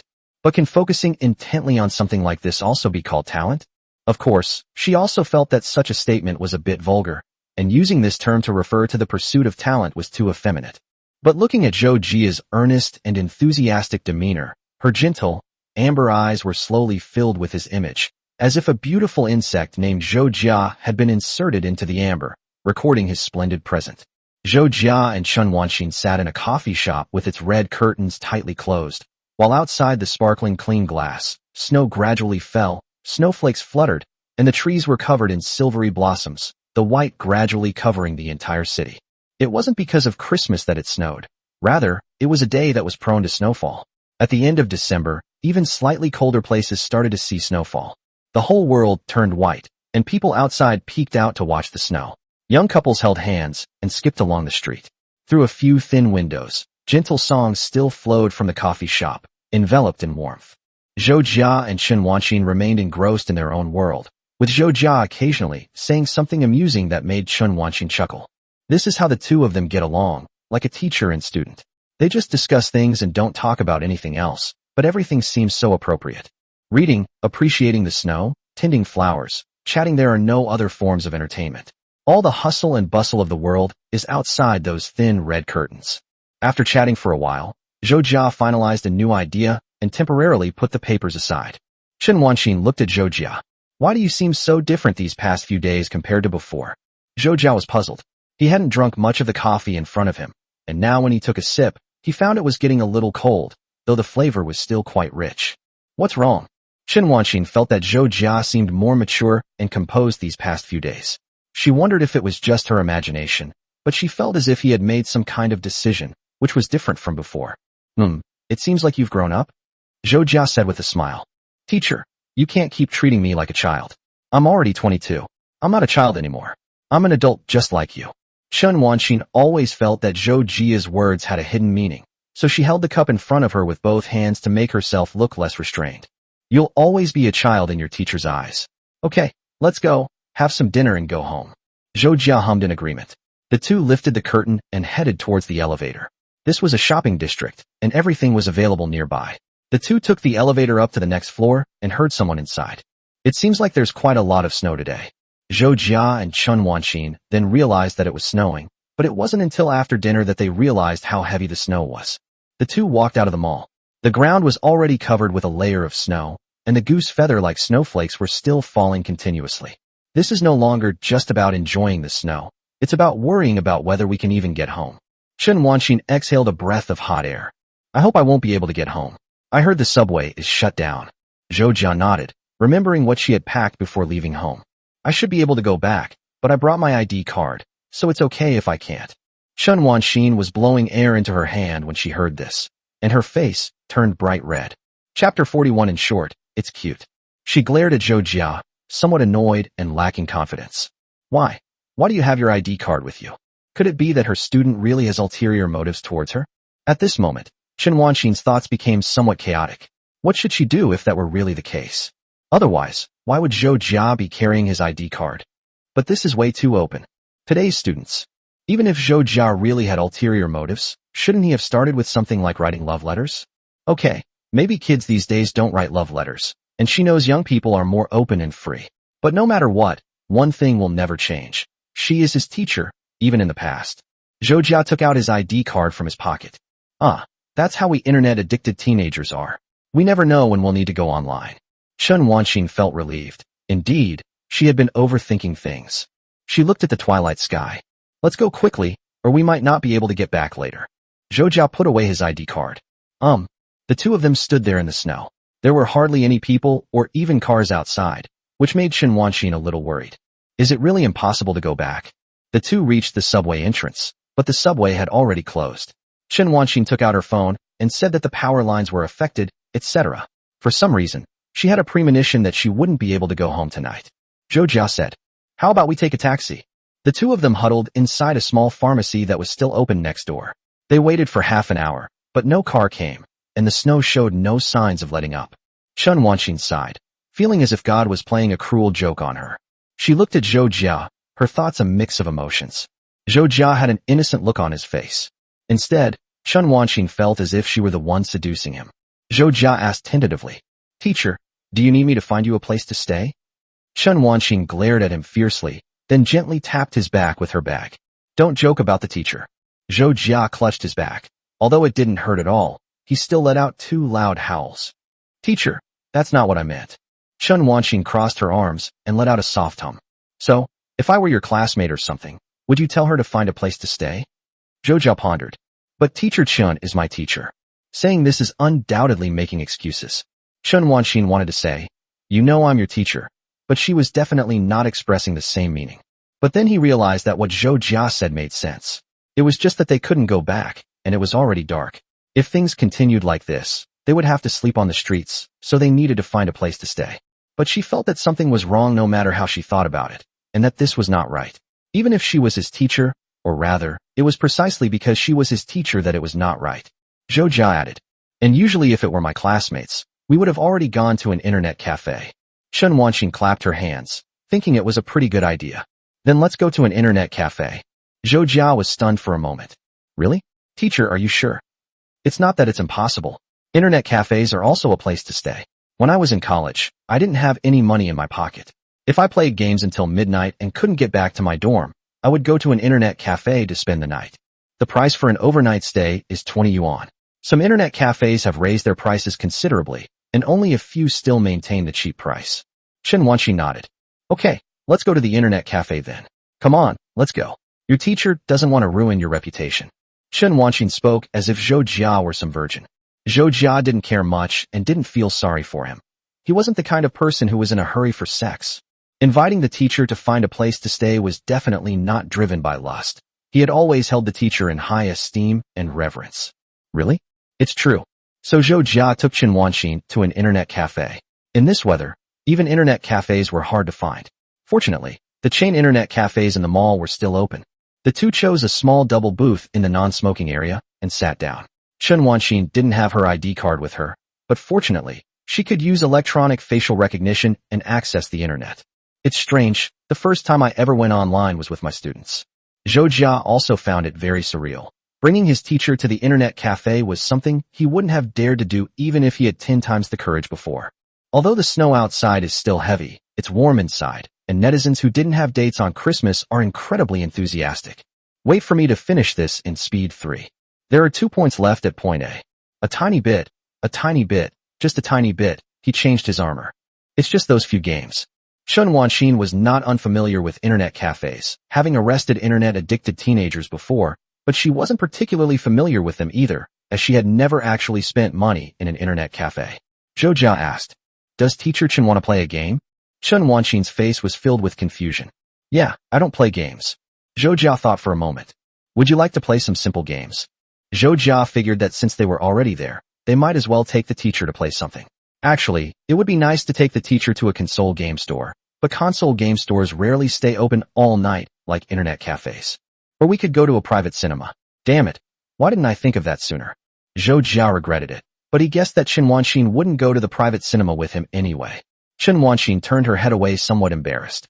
"I only know how to play Connect 4. Zhou Jia was stunned for a moment. Teacher, why are you just like my mom? Zhou Jia thought that his mother only knew how to play Connect 4 and Plants vs. Zombies. Chen Wanqing reached out and pinched Zhou Jia's arm.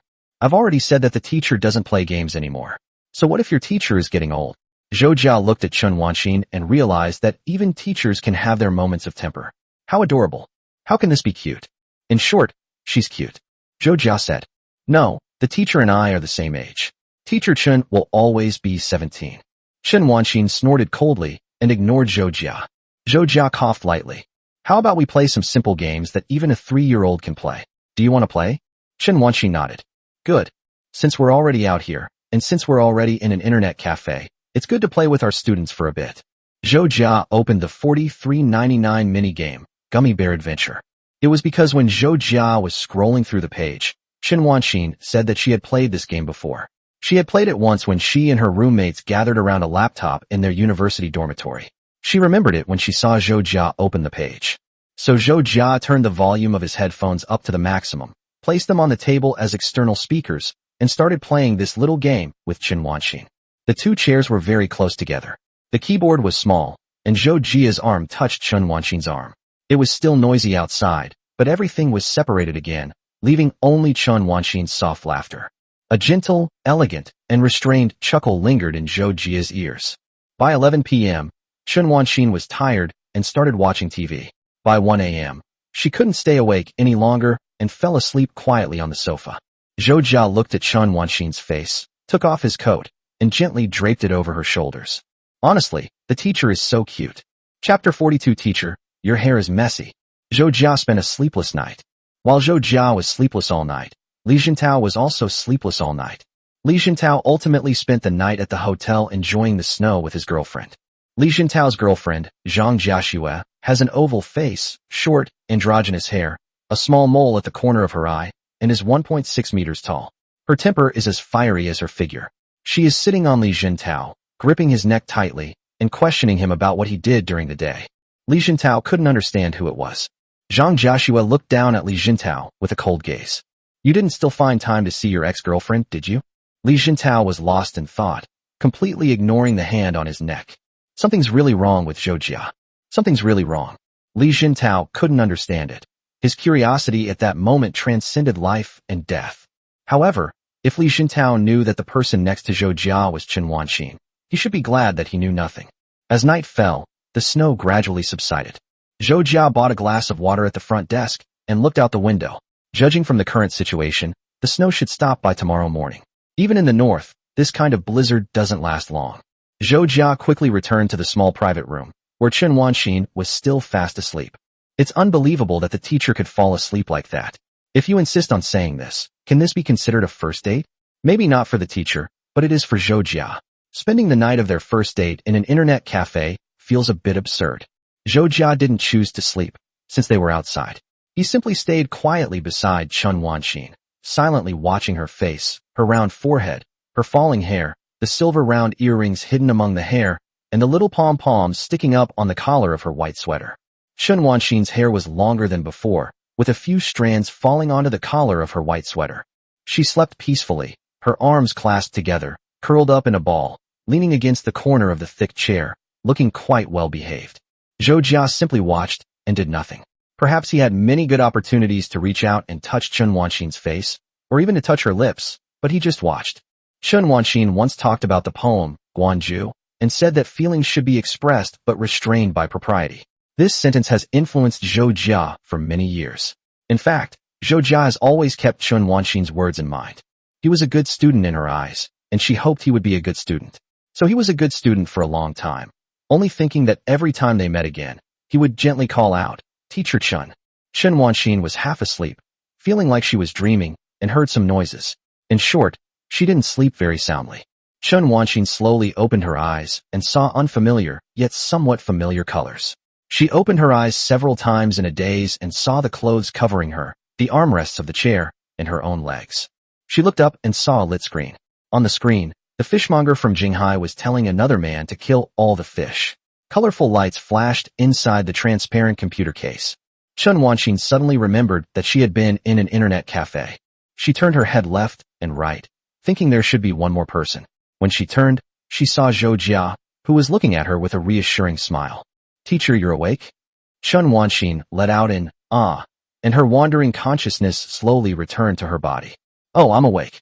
How did I fall asleep? How did I fall asleep next to the students again? I'm so useless. I guess I'm getting old, so I can't stay up late anymore. Thinking back, I used to stay up all night reading novels back in junior high. Hey, that was more than 10 years ago. I'm so sad that you don't need to remind me of the time. I'm almost at the age where I've already gone through 2 rounds of junior high school since birth, which is really sad. Forget about staying up late.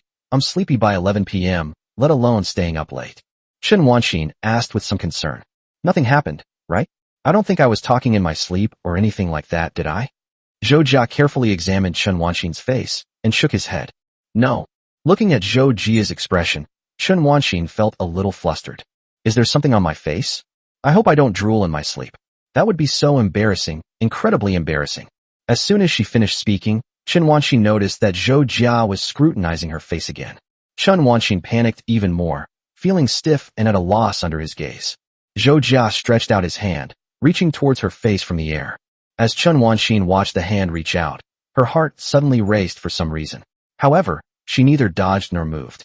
Perhaps it was because she had been sleeping for too long and had become dull-witted, or perhaps she felt that Zhou Jia would not do anything to harm her. So she simply maintained her original posture.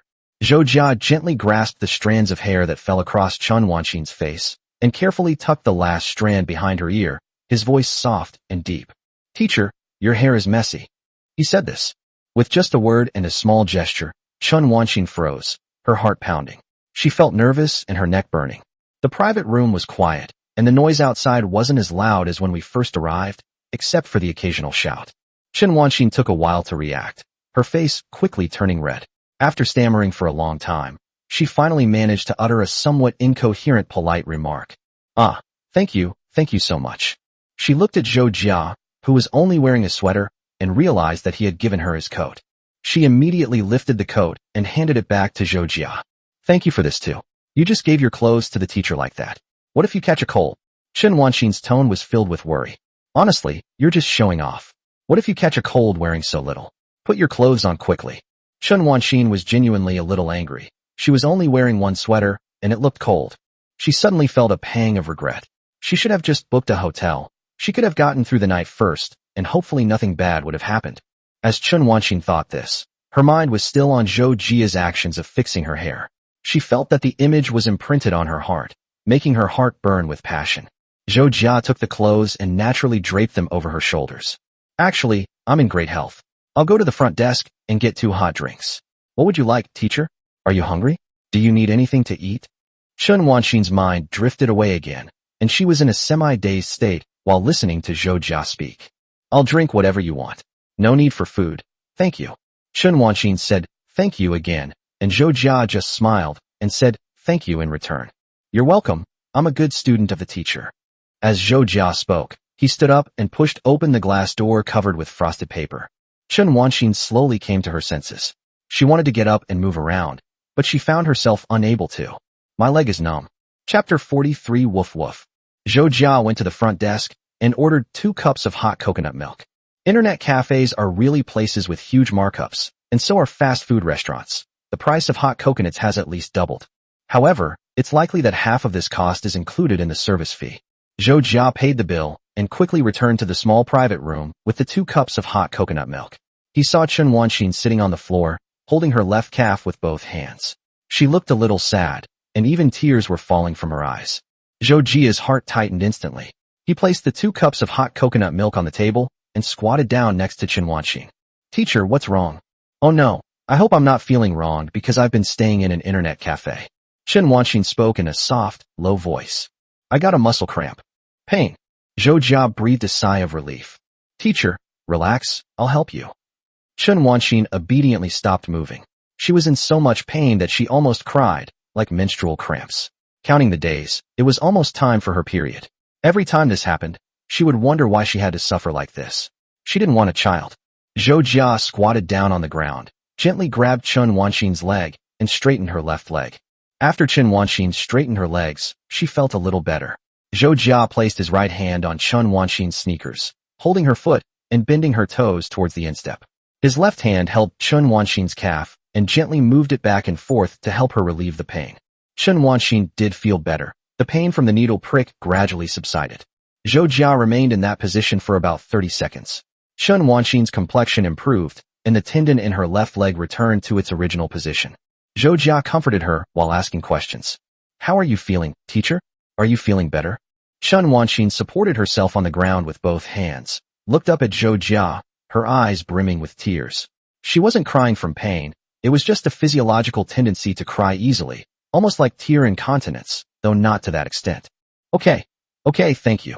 Zhou Jia breathed a sigh of relief, finally feeling at ease. "That's good, it's all my fault."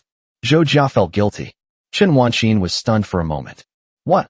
Zhou Jia slapped his forehead. "It's all my fault for bringing the teacher to a place like this." Before Zhou Jia could finish speaking, something was already in front of him, a white straw. Chen Wanxin held a cup of hot coconut milk in her hand and handed it to Zhou Jia, pressing the straw against his lips, as if she didn't want him to continue talking. Zhou Jia paused for a moment, then looked at Chen Wanxin. She had tears in her eyes, but her brows were furrowed. She looked so cute. Chen Wanxin said somewhat angrily, "Don't talk, drink." Zhou Jia then remained silent, biting the straw and beginning to suck. Looking at Zhou Jia, Chen Wanxin's angry, raised, and thin eyebrows slowly lowered, and she gave Zhou Jia a gentle smile. "It's strange. If outsiders saw me like this, it would definitely look odd." Zhou Jia's hand was still gripping Chen Wanxin's left leg. Chen Wanxin was still sitting on the ground. Zhou Jia leaned forward to take the cup of hot coconut milk. The warm juice slowly rose from the straw, then fell down his throat, into his stomach, and passed through his heart. It's as if Chen Wanxin is feeding him. Being fed by the teacher is a happy thing, Zhou Jia thought, and was even a little reluctant to let go. Chen Wanxin's cheeks were slightly flushed, whether from pain or shyness, she didn't know. Because of the romantic atmosphere, her cheeks remained rosy as she looked at Zhou Jia. "My own students are quite cute." "Cute?"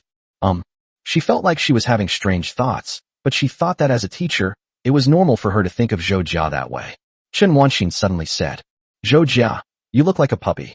Zhou Jia exclaimed, "Ah." Chen Wanxin panicked and immediately began to explain. "No, that's not what I meant. I think dogs are very cute, well-behaved, and affectionate. I really like dogs." Chen Wanxin tried to explain herself, but the more she talked, the more it sounded like she was bullying someone, so her voice gradually became softer. Zhou Jia released Chen Wanxin's legs with both hands, lay down on the ground, and moved closer to Chen Wanxin. Chen Wanxin's heart beat faster, and she froze there without moving. Her mind was filled with images of Zhou Jia's hand gently stroking her ear and grasping her calf. Those scenes flashed through her head, and when Zhou Jia approached, she didn't dare to look at him, only staring at what was in front of her. Zhou Jia moved closer to Chen Wanxin and breathed softly into her ear, his heavy breath accompanied by his low voice. "Teacher Chen, woof, woof." Zhou Jia barked twice in a low voice, but it was Chen Wanxin who blushed. Her ears, her face, and her neck were instantly covered in a blush. Her body froze completely, and she was thrown into a panic. What did Zhou Jia do? "He called me teacher, in my ear, and then barked like a dog. But why? Why do I feel so ashamed?" Chen Wanxin didn't understand. Zhou Jia shrank back and smiled. Chen Wanxin stood up, embarrassed and angry, with tears in her eyes and even a little aggrieved, and hit Zhou Jia on the head hard with her hand. "Don't do anything weird to the teacher." Zhou Jia clutched his head and hissed. "It hurts. This time it really hurts." "Oh no, Teacher Chen is too shy." Chen Wanxin glared at Zhou Jia with hatred, while Zhou Jia raised his hands. "Teacher, you've misunderstood me." Chen Wanxin pursed her lips, almost eating the lip gloss off them. What kind of situation was this? Zhou Jia slunk away. "Teacher, I'm going to wash my hands." Zhou Jia quickly shrank into the bathroom. Although he had been beaten, he still felt it wasn't a complete loss. Make a killing. The image of the teacher's shy face flashed before Zhou Jia's eyes. He had lost his mind and didn't know what had gotten into him, but he had done that kind of thing. People tend to lose their senses and become impulsive at night. For example, many people chat with their crush at night and end up confessing their feelings. Zhou Jia was a little out of it for a moment. He washed his face with his hands, walked out of the men's restroom, and saw Chen Wanxin walking out from the opposite side of the restroom. Chen Wanxin glared at him again and whispered something. "We'll talk about it when we get back." Zhou Jia, like a student who had made a mistake, lowered his head and followed behind Chen Wanxin. The two entered the private room and sat down in their respective chairs. Chen Wanxin drank her hot beverage with her head down, and after 2 sips, she realized it was empty. She glanced at Zhou Jia, who was still looking down, and her heart sank. Oh no, she had drunk the wrong thing. What was I doing tonight? She was ashamed of her own stupidity. Had she really lost her mind? She secretly placed the cup of hot coconut on the table and coughed lightly. Zhou Jia, look at me. Zhou Jia looked at Chen Wanxin. Chen Wanxin glared at Zhou Jia. Come closer. Chapter 44, Don't look at me now. At Chen Wanxin's prompting, Zhou Jia moved his chair to face her and then lowered his head. Chen Wanxin was actually a little worried that she had hurt Zhou Jia when she hit him, so she patted his head.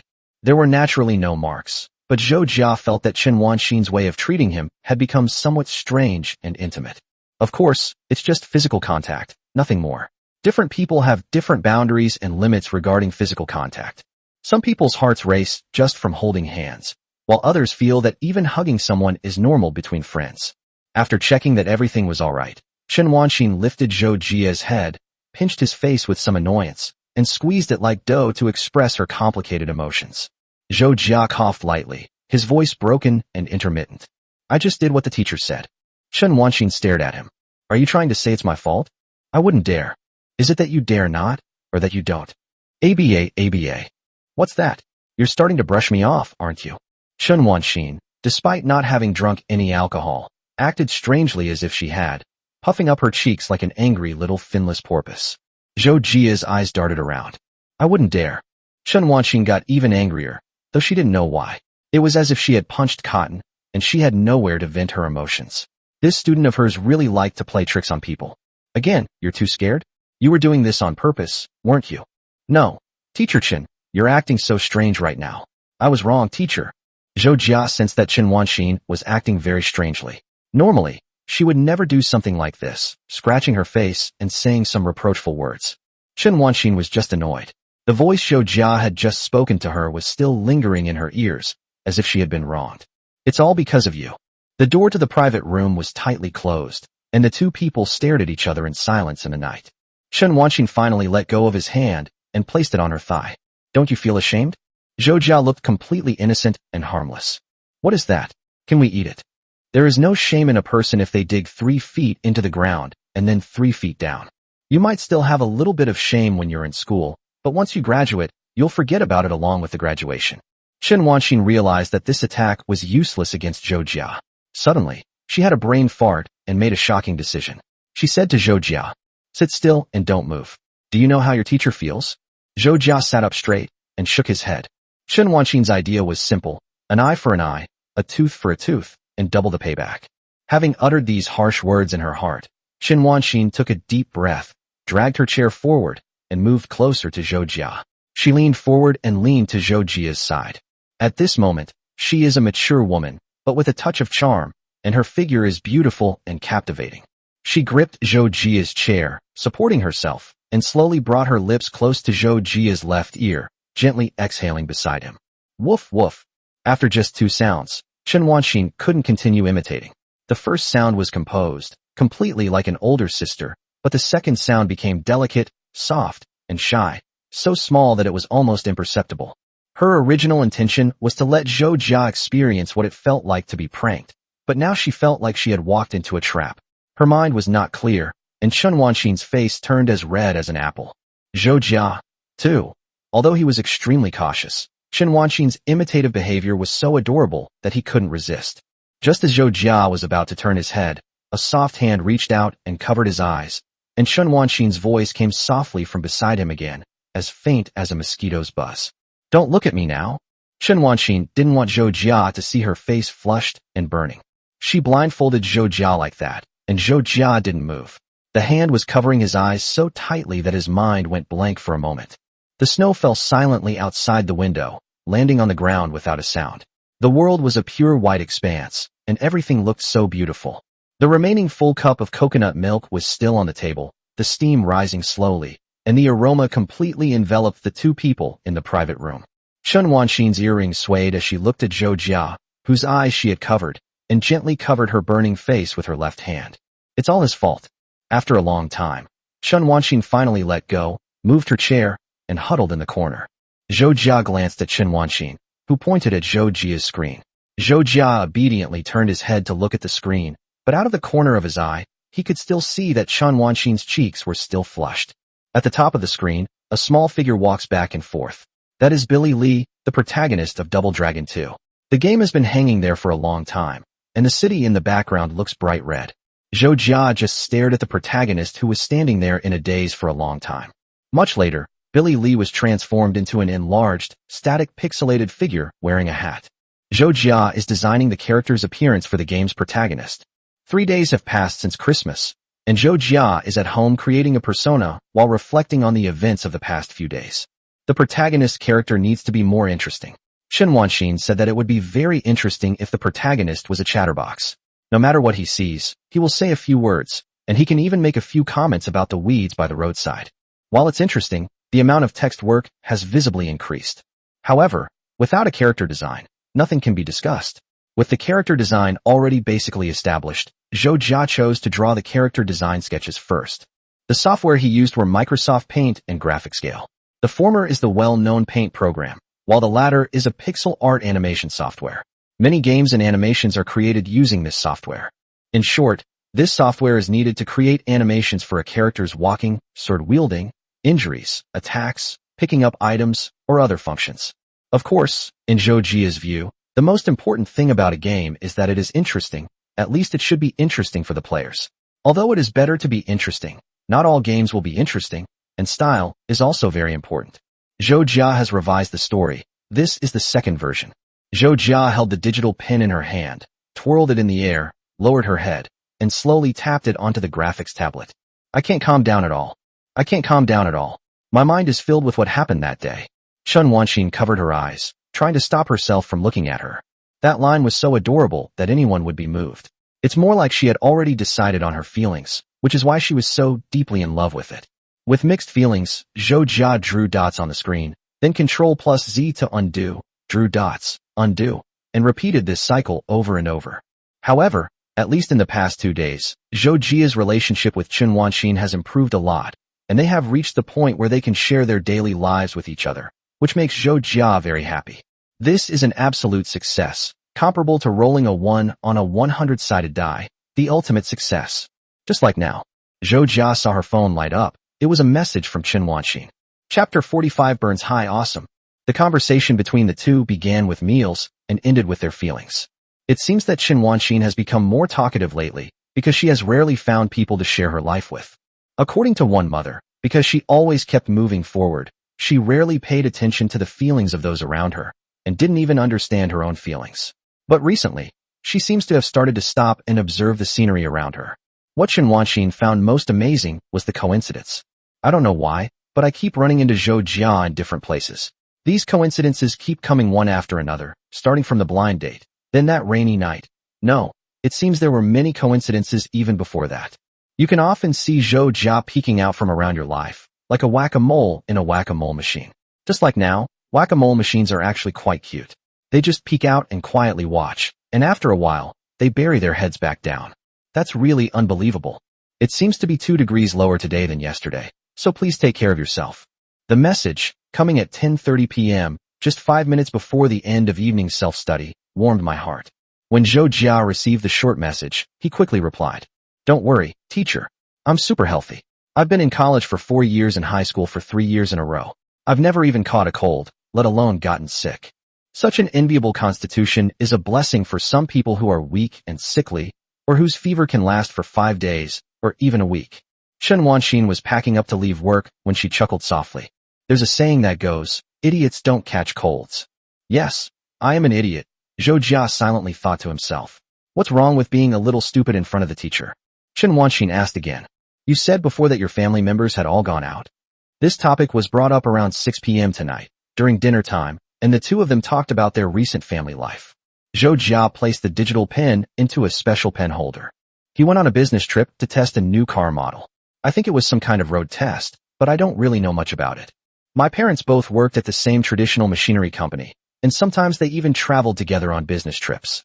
After all, it was an old and established factory, and back then it was common for people to introduce each other within the factory to each other.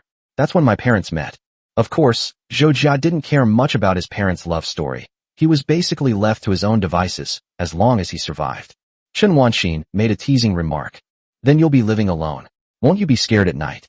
Zhou Jia gave a very straightforward, masculine answer. Of course not. How could that be?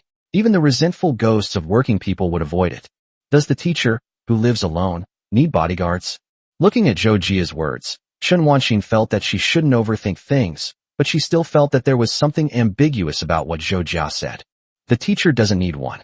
Besides, who's going to be the teacher's bodyguard? You, of course. Zhou Jia replied instantly. Do I need to bring a riot shield? Chen Wanxin smiled gently. Where did you get this riot shield? You don't need it. Just stay home and rest. He did indeed volunteer, and although it was similar to what Chen Wanxin had thought Zhou Jia had always been like this, Chen Wanxin didn't take it to heart. No, she did take it to heart a little. After all, they had gone through all sorts of things together. Chen Wanxin gave one last reply. Okay, I'm going back now. Let's talk again next time. Zhou Jia sent a okay, and then added a husky shaking its head emoji. The conversation between the two ended there. Chen Wanxin smiled and put away her phone. Zhou Jia put her phone on the table and continued doing her own thing. She wondered if it was because she had been going to bed late these past 2 days and had been revising the plot, but her head felt heavy and she felt dizzy. Zhou Jia's nose was itchy, and after a while, Zhou Jia sneezed. Zhou Jia reached for a tissue, somewhat bewildered. What happened? Without giving it much thought, he continued working at his desk, picked up the digital pen again, and started working. The next day, Zhou Jia's workstation. Lin Xuehui and Li Jintao both missed their target. The two people stood on either side of Zhou Jia's workstation, staring at each other. Li Jintao asked, Where's Zhou Jia? Lin Xuehui shrugged. I didn't know. I thought you did. Li Jintao suddenly opened his mouth wide. He probably won't stay overnight at his girlfriend's house and neglect his duties.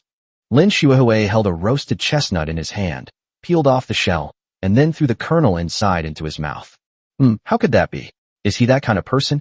Lin Xuehui obviously didn't believe it, but Zhou Jia had been acting mysteriously lately, and she really didn't know what he was doing. Could it be that the two of them have actually made some real progress? Lin Xuehui thought to herself, wow, this is the world of adults. It wasn't time yet, and the two of them thought for a moment that Zhou Jia might be late, even though he didn't seem like the type to be late. But by noon, Zhou Jia still hadn't arrived. This was a bit strange, so Li Jintao sent a message to Zhou Jia. Why did you skip work? The message wasn't replied to until 2 p.m. High fever, 39 degrees Celsius. Is that impressive? Li Jintao's eyes widened. Holy crap. Awesome. Conversations between close buddies are basically like this. Even when they have a fever, they compare whose temperature is higher. Higher temperature, awesome. Lower temperature, idiot. Temperature is like damage dealt in an FPS game. Higher damage, awesome. Lower damage, idiot. Li Jintao still asked with concern. Have you taken your medicine? Do you want me to bring you something? Zhou Jia said. I've already eaten, no need. Li Jintao replied, okay. Generally, visits are not required in this situation. Zhou Jia would just say, so if help was needed. Li Jintao relayed this message to Lin Xuehui, telling her not to worry. Lin Xuehui understood. As for Zhou Jia, he was curled up in bed. He woke up several times, took some medicine, and went back to sleep. He wanted to try to get up and work, but his head started to hurt when he sat in front of the computer, and even his thinking became slow, so he could only obediently shrink back into the quilt. No one was home, so he ordered takeout casually. He ordered fried rice for lunch, ate a small portion, and then ordered a bowl of porridge for dinner. It's just that you shouldn't talk nonsense. Whatever you say comes true. At 7 o'clock in the evening, there was a knock on the door. Zhou Jia got up groggily, wearing a gray pajama set, thinking that the takeout must have arrived. Zhou Jia opened the door, but instead of a deliveryman, she saw a familiar face. It is Lin Xuehui. She winked at Zhou Jia, her tone light and cheerful. A beautiful girl has come to see you. How are you feeling? She took out a bag and waved it in front of Zhou Jia. Through the semi-transparent plastic bag, it was clear that it contained cold medicine and canned fruit. Zhou Jia was somewhat surprised and disappointed, but she was also a little happy to be taken care of. As you can see, just like now, I slept well and still have a day of work to catch up on. So happy. Lin Xuehui smiled. Really? Oh, it's so cold outside. Can I come in first? Chapter 46 Bagua. Zhou Jia listlessly opened the door. Please come in. You don't need to take off your shoes, but the room is full of viruses that I spread, so you'd better wear a mask or something. It's cold lately, and I don't want to be the source of the virus. Lin Xuehui peeked out and looked around, then happily walked inside. Don't worry, I have a super strong constitution. I never catch a cold. Are you referring to Alice or the Plaka parasite? Zhou Jia pressed the switch on the wall and turned on the lights in the room. I'm talking about Crossfire. Lin Shuehui closed the door. Oh, I know. I played on my cousin's account. He was the Glory Gun King. Where did you put the stuff? Zhou Jia blew her nose and walked into her room. Anywhere is fine. Sit wherever you like. I can't take it anymore. I'm going to lie down on the bed for a while longer. Lin Shuehui glanced at Zhou Jia's room. The room was quite large, with white tiles. There was a dining table at the entrance, a living room further in, and then a bedroom. Zhou Jia walked into the first room on the left, swaying unsteadily and even bumping into the doorway. Wow, it looks like they really can't hold on any longer. What's the extent of the fever? Is it really okay if I don't go to the hospital? Lin Shuehui, carrying her things, followed the swaying Zhou Jia into his bedroom and paused for a moment. There is a black table against the wall on the left side of the entrance. The first thing you see are two screens, a 27-inch monitor and a vertical screen placed to the side. The monitors were all lit up, displaying the wallpaper for Persona 5. Lin Shuehui immediately recognized that the person on the screen was Rin Amamiya.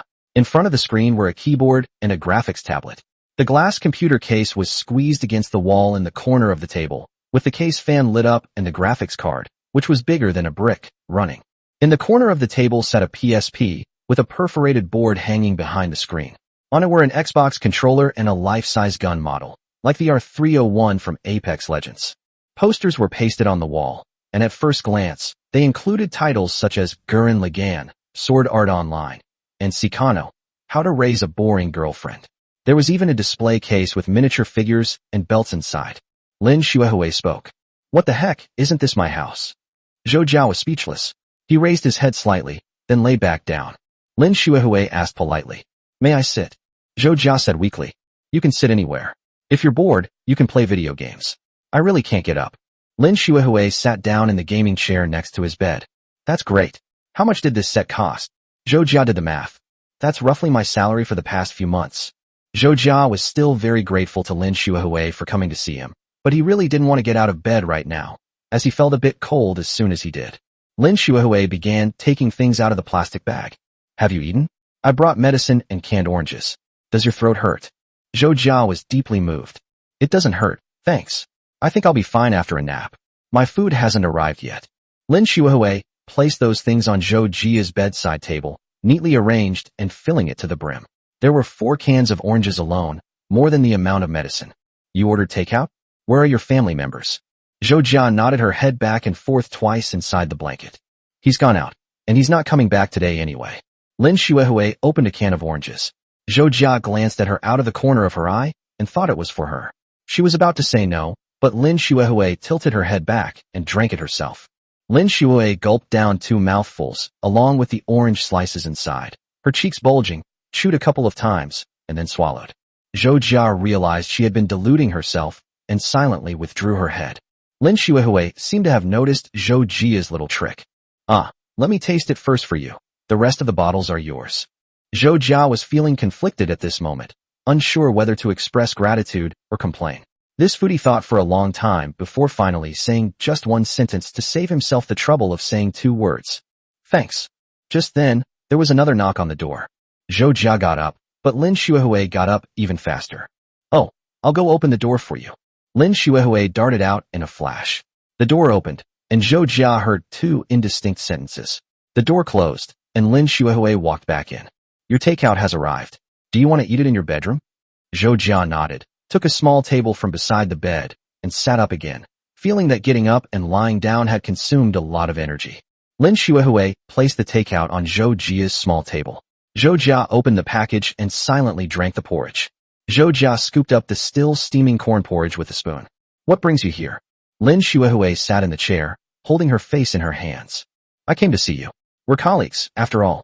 I've eaten so many of your snacks, I can't just eat them for free. I'm not that kind of heartless person. Lin Shuehui drank from the can of oranges again. Zhou Jia blew on the hot air. You're not convincing at all. Lin Shuehui shook his head and said indistinctly. No, things are different now. It's not common to say I don't like this, you eat it anymore. I bought it for you and for myself too. I also want to try it and benefit from the patient's health. Zhou Jia felt that what Lin Shuehui said made a lot of sense, and he couldn't find any points to refute it. Lin Shuehui quickly finished the bottle of orange juice and then gave her comments. It's a bit too sweet. Would you like some cold medicine? I can dissolve it for you first. By the way, do you have hot water at home? Lin Shuehui held the cold medicine and looked around. Zhou Jia said, "There's one in the kitchen, the one hanging on the wall, a wall-mounted water dispenser. Press the button on the left to get hot water, thank you." Zhou Jia didn't stand on ceremony. After drinking the porridge, he felt a little better, but he was still a patient. Lin Shuehui stood up. "Hey, I'm going right now." Lin Shuehui ran back and forth like a delivery girl, bringing the cold medicine to Zhou Jia's kitchen. After a reconnaissance check, 1D100 equals 2550, a normal success. Lin Shuehui found a silver wall-mounted water dispenser in the kitchen, similar to the one in her own home. Above the water dispenser was a cupboard containing ordinary household porcelain bowls. Lin Shuehui skillfully used the wall-mounted water dispenser to prepare cold medicine for Zhou Jia, then stirred it well, carried it back to Zhou Jia's room, and shouted, "Chicken soup is here." Zhou Jia accepted it, grateful, although he had a 1% chance that Lin Shuehui would poison it. After Zhou Jia finished drinking the medicine and felt a little warmer, she shrank back into the blankets. Lin Shuehui held her face in her hands, her face full of gossip. "By the way, what did you do for Christmas?" Her two big eyes sparkled, like searchlights illuminating Zhou Jia, as if to say, "This is why I came here today." Chapter 47 Chen Wanxin visits the sick. Zhou Jia thought this was probably the guy's real purpose for coming. "I have a feeling that you didn't come to visit me, but rather that since I'm not here today, and there's no one to gossip with, you have to make up for your daily task of gossiping."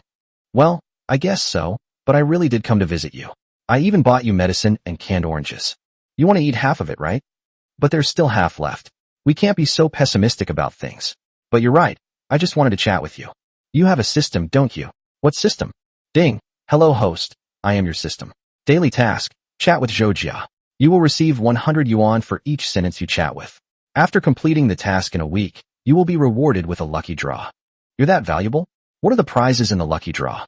"The first prize is an Aston Martin, the second prize is 10 points of luck for the host, and the third prize is an enhancement artifact." "Okay, let's do it." "Ding, congratulations host, you have received a consolation prize, a pack of tissues. Keep up the good work." "Damn it, there's definitely something wrong with your system." Lin Shuehui got anxious. Zhou Jia shrugged. "That's how it is now. If they don't put something good on it, why would you want to try your luck? If the drop rate is high, how can they keep you wanting to try your luck?" Lin Shuehui clenched her fist. "This heartless system is just like the merchants behind gacha games." Zhou Jia asked cautiously, "Which merchant are you referring to?" Lin Shuehui pondered for a moment. "All the second-time visitors." A statement that is used to attack indiscriminately. Lin Shuehui turned around again and looked at the screen. "I'll stay here for a while. You don't mind, do you?" Zhou Jia thought for a moment. "Well, if you want to play, just play by yourself. You can also adjust the mouse speed. I remember my mouse speed." Zhou Jia lay back down, like a hermit crab retreating into its shell. Lin Shuehui looked at the software that was still working. It was a warrior drawn by Zhou Jia. "What is this? Can I see it? I don't expect to see anything weird on your computer, do I?" Although Zhou Jia was quite ill, complaining seemed to come naturally to him. "It's the protagonist of the game I'm planning to make. I don't mind if you want to see it, but it's only in its initial form right now. There's nothing strange on my computer. Whatever you're looking for isn't there." Lin Shuehui opened it and took a look. He saw that it was a pixelated figure with a blue knight's outfit and black hair. It looked like it was taking shape. He sighed. Old school. Zhou Jia remembered that line. Artemis. In Ready Player One, Artemis and Wade go dancing on the distorted planet while searching for the second Easter egg. When the song Stayin' Alive plays, Wade pulls out something that looks like a dance machine, and Artemis exclaims, "So old-fashioned." Lin Shuehui nodded. Exactly. Zhou Jia was surprised that Lin Shuehui actually remembered this line. Zhou Jia felt sleepy and ignored Lin Shuehui. Li Xiantao had played games at his house before, so there was nothing he couldn't touch. "I'll take a nap, you can have the sound on. Thank you for today." Lin Shuehui turned around and gave Zhou Jia a thumbs up, as if to say no problem, or as if to say don't worry. She wasn't actually that reckless, although some people said she was very easygoing. Lin Shuehui then remembered that he had come to gossip, but he hadn't gotten anything out of it. Zhou Jia had cleverly changed the subject. How annoying. When? He hadn't even noticed.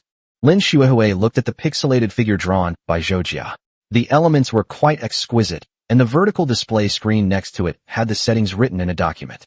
It was an ultimate retro style, completely a small workbench.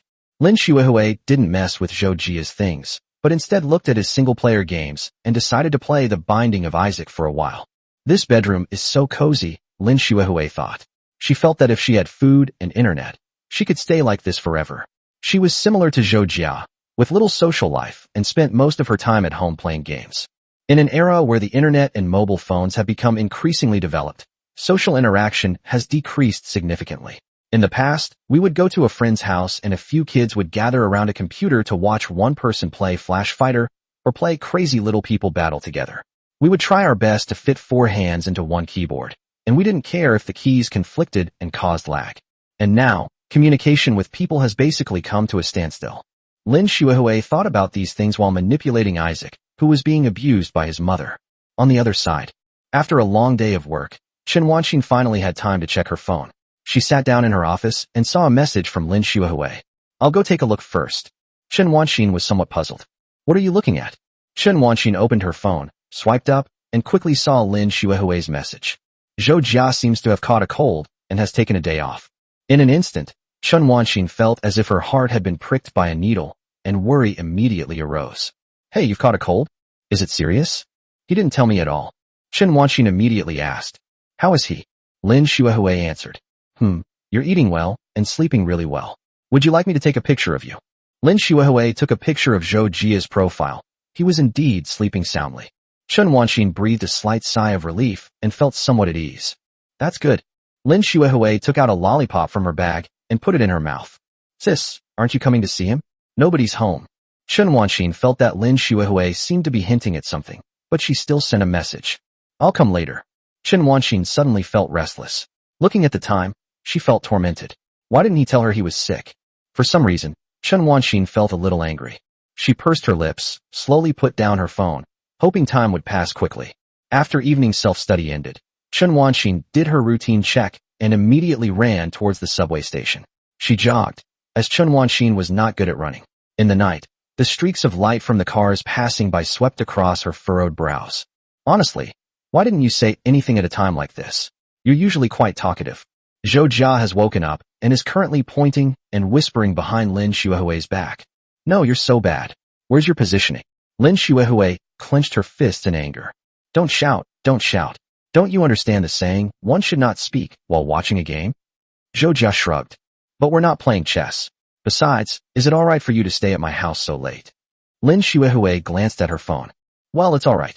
I'll go back after I've used up this life. Anyway, I'll just play games when I get back. Suddenly, the doorbell rang. Zhou Jia was puzzled. Did you order takeout? Lin Shuhui shook her head. No. Zhou Jia stood up. I'll go check. Could it be that my parents came back early? Zhou Jia, wearing slippers, opened the door and saw Chen Wanxin, who was panting heavily. Zhou Jia stood there, completely stunned. Teacher Chen. Chapter 48. Your teacher is worried about you. When Zhou Jia opened the door, she never expected that Chen Wanxin was standing outside. Am I hallucinating from the fever? He considered 10,000 possibilities, just as Dr. Strange had seen 14 million possible future outcomes. But he still didn't see Chen Wanxin appear here, in front of his house, in the future at 11 o'clock at night. The probability is comparable to having a monkey type on a typewriter and typing out Hamlet. Zhou Jia first gave her usual smile, then opened the door wider, gently tugged at her pajamas behind her back with her right hand, and realized that her outfit was a bit inappropriate. Oh no, I'm wearing pajamas in front of the teacher. His heart skipped a beat, like realizing after an exam that he had made a mistake on one of the questions, and that even his verification was wrong, but the paper had just been taken from his hands and was gone in sorrowful stares, the dust settling and impossible to undo. Zhou Jia stepped aside, making way for him. Teacher Chen, what brings you here? Please come in. Please come in. It's cold outside. Chen Wanxin gently rubbed her hands together, exhaling a breath of warm air. Her face was flushed, indicating that she had been exposed to cold winds along the way. The white mist blurred her glasses, but quickly dissipated. She also had a plastic bag hanging from her arm, containing the things she had bought. Then I'll come in. Chen Wanxin entered Zhou Jia's house, gently closing the door behind her.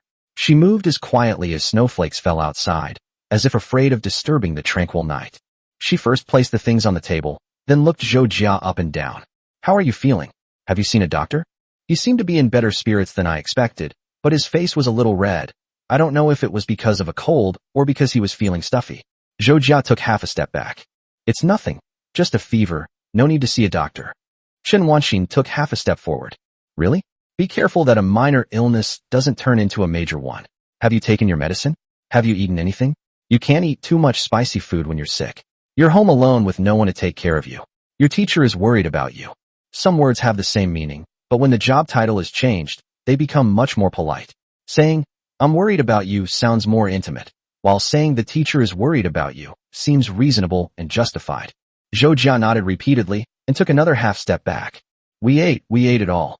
Chen Wanxin tilted her head, seemingly sensing something was wrong, and took half a step forward. Zhou Jia took half a step back. Chen Wanxin continued walking forward. Why do you keep backing away? Zhou Jia hurriedly explained. I'm afraid I'll infect the teacher. The teacher has to go to work tomorrow, and it would be terrible if I caused her to be unable to go to work. Regardless of its current state or its overall condition, Zhou Jia was quite worried. If he had known Chen Wanxin was coming, he would have cleaned the house thoroughly and meticulously, and then put orange-scented diffusers in the living room, proper diffusers, of course. Taking a good bath, changing into a tight-fitting outfit, combing your hair, and applying hair gel, these are the basic etiquette for a meeting. Although it was dark and somber, Zhou Jia believed that maintaining proper decorum was indispensable. Instead of what it is now, where I haven't even washed my hair. We're doomed. Chen Wanxin was indeed a little annoyed. She took a step forward, and Zhou Jia had nowhere to retreat but to lean against the wall. Chen Wanxin reached out her hand. Let me see how bad your fever is. Chen Wanxin raised her hand and placed it on Zhou Jia's forehead. Time seemed to stand still, crashing against the dam. Zhou Jia, a head taller than Chen Wanxin, looked down and met Chen Wanxin's worried gaze. Out of the corner of her eye, she saw a glimpse of Chen Wanxin's fair wrist peeking out from her sleeve, her white neck, and the silver necklace she wore, swaying gently. Her delicate eyebrows were furrowed, as always. Zhou Jia actually liked looking at Chen Wanxin's eyebrows. They were upturned on both sides, like an inverted Dong Qichong style 8. Just by looking at her eyebrows, you could tell Chen Wanxin's current mood. Chen Wanxin placed her hand on Zhou Jia's forehead. It's a little hot. It's really hot, is it alright? Her gentle, moonlit gaze fell upon Zhou Jia, her eyebrows conveying her concern. And Chen Wanxin didn't think there was anything wrong with her actions. At this moment, a cheerful voice rang out from the side. Ah, Sister Chen. Chen Wanxin saw Lin Xuehui, who was chewing on a small gluten puff that he had pulled out from somewhere. A brief silence fell over the air. Chen Wanxin knew Lin Xuehui had arrived, but she hadn't expected her to still be here. She initially thought it was nothing, but being caught by Lin Xuehui touching a student's head made her feel a little guilty. Zhou Jia's embarrassment instantly turned into a torrent of complaints. Where did you get this food from? Why didn't you share any with me? It hurts. What happened to our promise of being best friends forever? Lin Xuehui responded to each question. I just bought it at the convenience store. There weren't many left, just this one. We can't share it. Besides, it's spicy, so you can't eat it. And we didn't even say a last word. Zhou Jia remained silent. I'm not really craving your gluten. Lin Xuehui greeted Chen Wanxin, and seeing the two of them in close physical contact, he waved without saying anything. Then I'll head back now. Chen Wanxin was stunned for a moment. You're going back already? Lin Xuehui nodded, and without lingering for even a second, mumbled something unintelligible before turning and leaving. Lin Xuehui slammed the door shut, leaving only the two of them in the room. Chen Wanxin withdrew her hand, her face slightly flushed as she looked at Zhou Jia, feeling somewhat complicated. She said, Go to bed and rest first, don't catch a cold. If you need anything, just tell the teacher. Zhou Jia stiffly moved her limbs, entered the room like a wind-up robot, and lay down under the covers. For some reason, Chen Wanxin breathed a sigh of relief. Chen Wanxin followed him into the room and was dumbfounded when she saw Zhou Jia's bedroom. Is this Zhou Jia's room? She had seen boys' rooms before, and before coming, she did some simple mental preparation. She knew about boys' dormitories, some really had everything. Long stockings as stiff as dried bacon were hanging on the bedside table, which was quite horrifying. Of course, there are also those who are meticulous, and Zhou Jia's room clearly belongs to the latter. Zhou Jia's room was neat and clean, but it had a lot of elements. Chen Wanxin looked at the poster on the wall, a busty girl in a red bikini, a bright, sunny smile, her cleavage undisguised, her long, white thighs exposed, and a sniper rifle behind her back. That's true. After all, he's a boy. Everything is normal. Everything is normal. Chen Wanxin smiled, and sat down on the chair by the bed. Zhou Jia, still dazed, had not yet realized what was happening and that Lin Xuehui had been in his room, so he was completely unsuspecting at first. Normally, he would try to cover up Yuko's poster, but now, he was huddled inside the sheets, his consciousness still drifting outside. Chen Wanxin spoke first, and what was originally meant to be a statement about her health turned into something else entirely. Zhou Jia, your room has a very unique style. Zhou Jia still looked dazed. The virus had made his mind less sharp today. I arranged all of this myself. Chen Wanxin keenly grasped the key words in it. Specialized. If Chapter 49 is just a scenario simulation. Zhou Jia thought Chen Wanxin had become curious about his room and started spreading the word. Yes, it took a little thought and money, and a bit of time. I even came up with the layout myself. By the way, teacher, are you thirsty? Let me get you some water. He was about to get up when Chen Wanxin waved him off. Teacher, you're not thirsty, so just lie down and continue. Zhou Jia lay back down.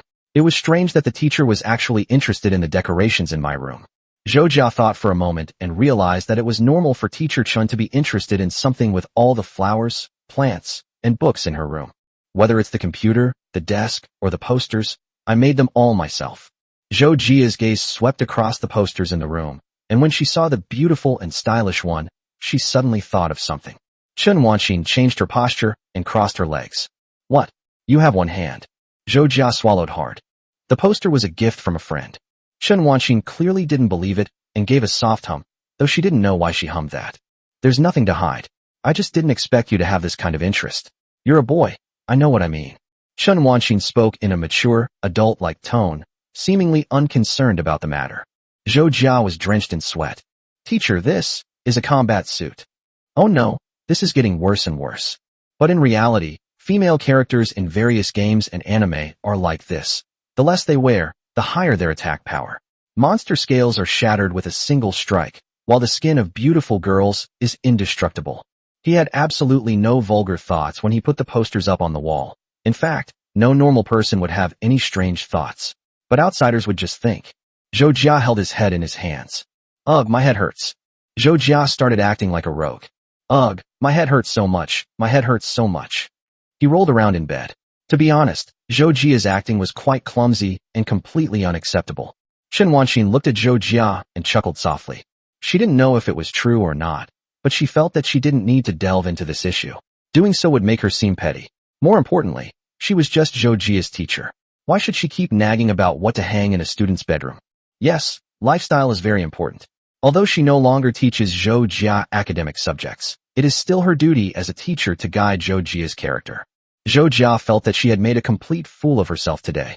Although she wasn't particularly ugly, she was still not mentally prepared. His head was tucked under the covers, and in Chen Wanxin's eyes, he seemed a bit more obedient than usual, compared to his usual glib manner. Chen Wanxin leaned forward, her hands bracing against the edge of the bed sheet. Does your head really hurt? Zhou Jia scratched his head. Real. Chen Wanxin moved her chair forward, then stretched out her right hand and placed it on Zhou Jia's forehead, as if to verify his words or to comfort him. Okay, I'll go get you some water. Try to talk less today. Chen Wanxin felt that she should be a little nicer to the patients, and for some reason, seeing Zhou Jia looking somewhat weak made her feel a little uncomfortable. The thought that he wouldn't say anything to her sent a slight prickling sensation through her heart. Chen Wanxin went to the kitchen and got a cup of hot water, which she placed on Zhou Jia's bedside table. Drink more hot water. Do you want the teacher to apply a towel to your face? Zhou Jia was flattered and overwhelmed. No need. I'm not that weak. Today is just an exception. Really an exception? How did he get sick? Maybe it's because I've been going to bed a bit late these past few days. Playing games. Teacher, you're biased against me. I'm working at full speed. Oh, is that so? You silly student. Why didn't you tell me you were sick? It's just a minor illness. I don't think it's necessary to bother the teacher. It's just that the teacher is busy with work. I feel a little bad. And besides, I'm perfectly fine. Right? I see Lin Xuehui is here too. When did she arrive? It was a little after 8 o'clock. I don't really remember. She came and played games there, and I was sleeping. I see. People of the same age do get along better, and she also likes playing games. No, not really. We just chatted casually, and I was sleeping most of the time, not waking up until after 10 o'clock. I only found out then. I'm sorry. I didn't even have time to comfort you. Oh, no. No. It's more like I'm honored that you could come. Teacher Chen, isn't it too tiring for you to come so late? Shall I take you home? Zhou Jia checked the time, and after chatting for a few more minutes, it was already 11 o'clock. Time is such an unfair thing. Sometimes it feels incredibly long when you're waiting for something, like the end of get out of class or a holiday. Even 10 minutes can feel like an eternity.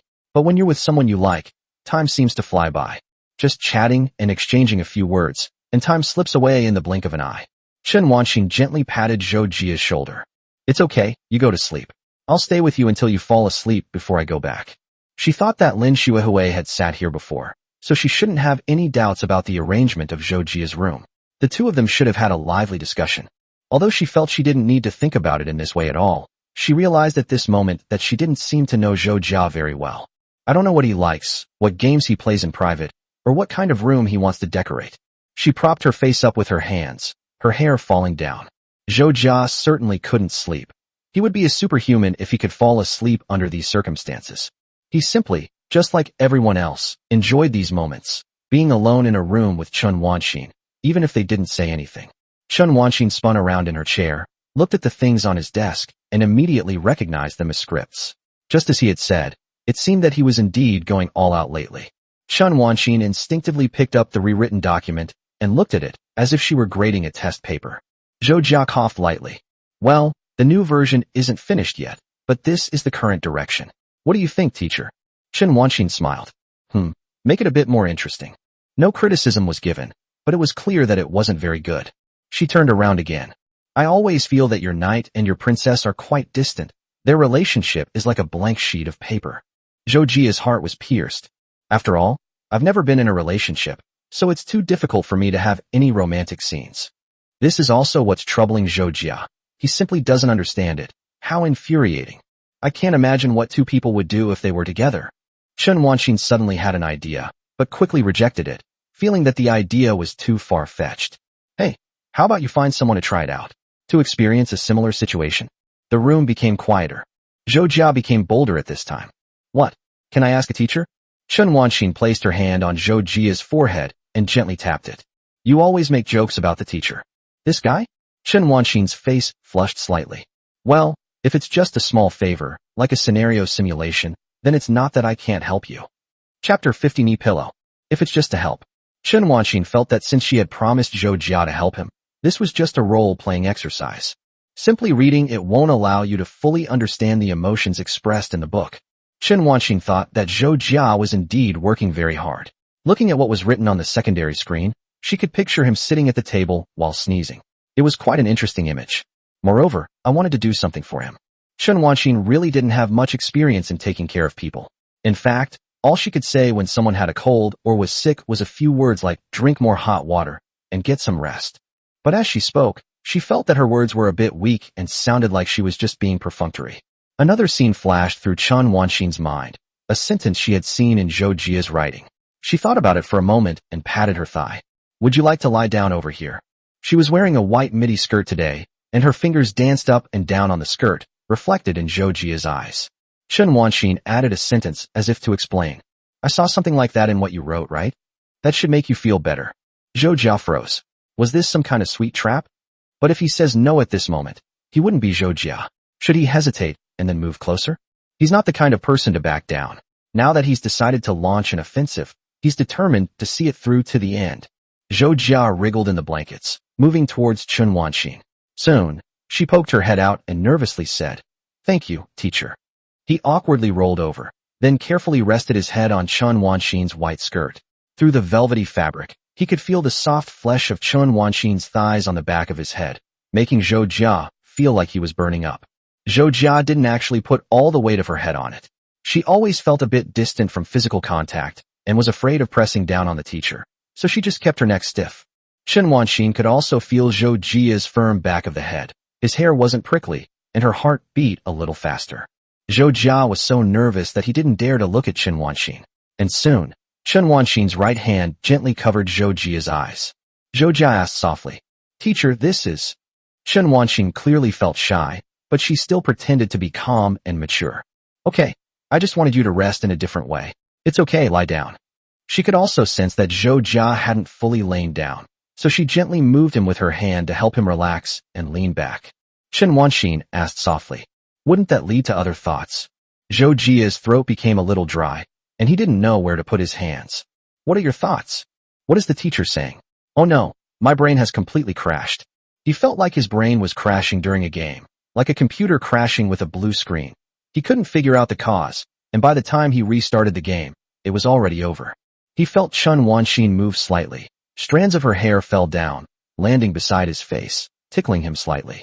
His head even brushed against his teacher's lower abdomen, warm, comfortable, making his heart race. Next came Chen Wanxin's voice, gentle, peaceful, and tender. You must be tired from the journey. Take good rest when you're injured. Those were lines from the script, but Chen Wanxin said them aloud to Zhou Jia. As Zhou Jia lay there, Chen Wanxin's words echoed in his ears, making even his own thoughts become incoherent. Teacher Chen, his thoughts drifted.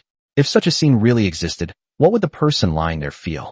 Aside from battle, in the everyday scene, with lush grass and flying birds, a vast sky and wide clouds, feeling the warmth of another person during a break from battle. Zhou Jia opened her eyes and could only see light shining through the gaps between Teacher Chen's fingers. The light fell on the edges of her fingers and turned them dark red. Her fingers were so soft and smooth, like shrimp paste in a hot pot, which would slip away as soon as you picked them up with chopsticks. After Chen Wanxin finished speaking, her face was already flushed. She often only realized what she had said after she finished speaking and always felt that it was different from what she had imagined, making her face burn.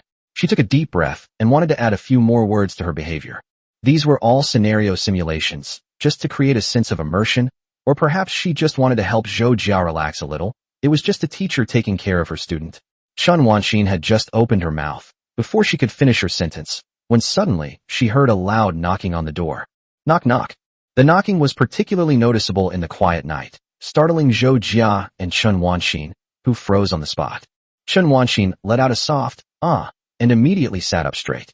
Is someone knocking on the door? Zhou Jia also sat up nervously, as if she had just done something particularly terrible. Okay, it seems so. Teacher Chen, you ordered takeout. Chen Wanxin shook her head. Zhou Jia hissed and pondered for a moment. Could it be that my parents are back? Chen Wanxin was completely distraught, her body trembling. Really? Your parents are back. She was nervous and guilty, her face clearly saying, it's all over. She kept turning her head, her neck stiff like a transmission component that hadn't been oiled in a long time, making a creaking and grinding sound as she worked. It was all over, all over. Her mind was filled with the thought that everything was over. At that moment, she even forgot that she was Zhou Jia's teacher. As long as she invoked her teacher status, there wouldn't be any problems no matter what. Zhou Jia lifted the blanket. Teacher, I'll go take a look. Chen Wanxin hummed in agreement, placing her hands on her lap, appearing extremely obedient. Zhou Jia sneaked up to the door without making a sound. It was her own home, but she acted like a spy sneaking around. Could it really be her parents coming back? How was she going to explain this later? No, why was she feeling guilty? They were her teachers. Even if they weren't, she was still 22. Zhou Jia thought that perhaps she should move out, since all sorts of things could happen. That's quite imaginative. Just thinking about it. Zhou Jia looked through the peephole, but didn't see anyone. After thinking for a moment, she opened the door, and there stood a girl about her age. Lin Xuehui touched his face, his expression showing embarrassment. I think I left the key at your house. Zhou Jia breathed a sigh of relief and swayed as she fell backward. That scared me to death. Lin Xuehui was stunned for a moment, then stepped forward to help him up. Zhou Jia, why does this person look like they've passed away? Didn't they take some medicine? Could it be that the canned oranges and the cold medicine are incompatible? Oh no, I have to destroy the evidence. Lin Xuehui made a very decisive judgment, looking around for a suitable blunt weapon. The next day, office. Zhou Jia sat at her workstation wearing a mask. If he doesn't come today, the work will never be finished. Although his fever hasn't completely subsided, he's already in a state where he can still do his job. Anyway, he doesn't need to do any mental work. The work is just copying and pasting. Actually, he should have recovered from his cold yesterday. Not to mention last night. He was almost fully recovered while Lin Xuehui was playing games. But after all that commotion last night, first she got too hot lying on Chen Wanxin's lap, then the knocking on the door nearly made her jump out of her skin, and finally Lin Xuehui came in and caused another ruckus. When she entered the bedroom, she found Chen Wanxin hiding behind the curtains and asked curiously what game the two of them were playing, expressing that she wanted to join in. When Chen Wanxin realized it was Lin Xuehui, she also swayed and sat down on the ground, saying that her legs were completely weak. After chatting for a while, Lin Xuehui went back with Chen Wanxin. It was at that time that the virus relapsed, and Zhou Jia had a headache all night, which didn't subside until the morning. At that moment, Lin Xuehui appeared next to Zhou Jia, holding a warm red bean cake in her hand. Chapter 51 A plus B equals C. Why is someone always eating whenever they appear? Warm water. Hurry up and take this Hanami Anjuna away. And how come these people can eat so much and not gain weight? Is it because they exercise a lot? Or is it that sweets are actually stored in another stomach? Lin Shuihui opened her mouth wide, took a small bite of the red bean cake, and then chewed it from side to side, just like a little hamster. Zhou Jia tentatively spoke. Excuse me, may I ask your weight and height? As Lin Shuihui chewed, she slowly rolled her eyes at Zhou Jia. She ate very carefully and attentively, swallowing the small piece of red bean cake completely before answering Zhou Jia's question. How rude. Didn't anyone tell you that a girl's weight, age, and height are secrets? Zhou Jia was puzzled. Is that something that cannot be looked at or described? Let me see your tentacles. Lin Shuihui chuckled. Would you also ask Sister Chen about her height and weight? Zhou Jia chuckled in return, and the two of them laughed so hard they were practically convulsing, like two idiots. Is it possible that I know? Lin Shuihui silently took out her phone. Okay, I'll call the police right away. Hello, officer. Yes, it's Fuqiang Street. Zhou Jia immediately reached out to stop him. No way, officer, I just happened to know that. It really was just a coincidence that I knew it, like I happened to pass by the office at a certain time, and I just happened to see the medical examination form that was casually placed on the table, and I just happened to remember it. It's just that she has a good memory. Is there a problem with this? Aside from being completely clueless about Chinese, Zhou Jia was quite good at everything else, just like a short joke he had once seen. A friend of Einstein called him, and at the end of the call, the friend asked Einstein to write down her phone number, saying that it was very long and difficult to remember. Einstein didn't use a pen. He spoke directly into the phone to his friend. My friend's phone number is 24,361. Einstein immediately replied that it was nothing difficult to remember. It was just 2,019 squared. So Zhou Jia just happened to remember that Chen Wanxin's height is a prime number ABC. A plus B equals C. And her weight is the product of the smallest prime number, the second smallest prime number, and a two-digit prime number AC. What's so hard to remember? Lin Shuihui expressed her doubts. You really just happen to know that? Someone like you would be arrested as a pervert. Zhou Jia shrugged. Geniuses are always envied.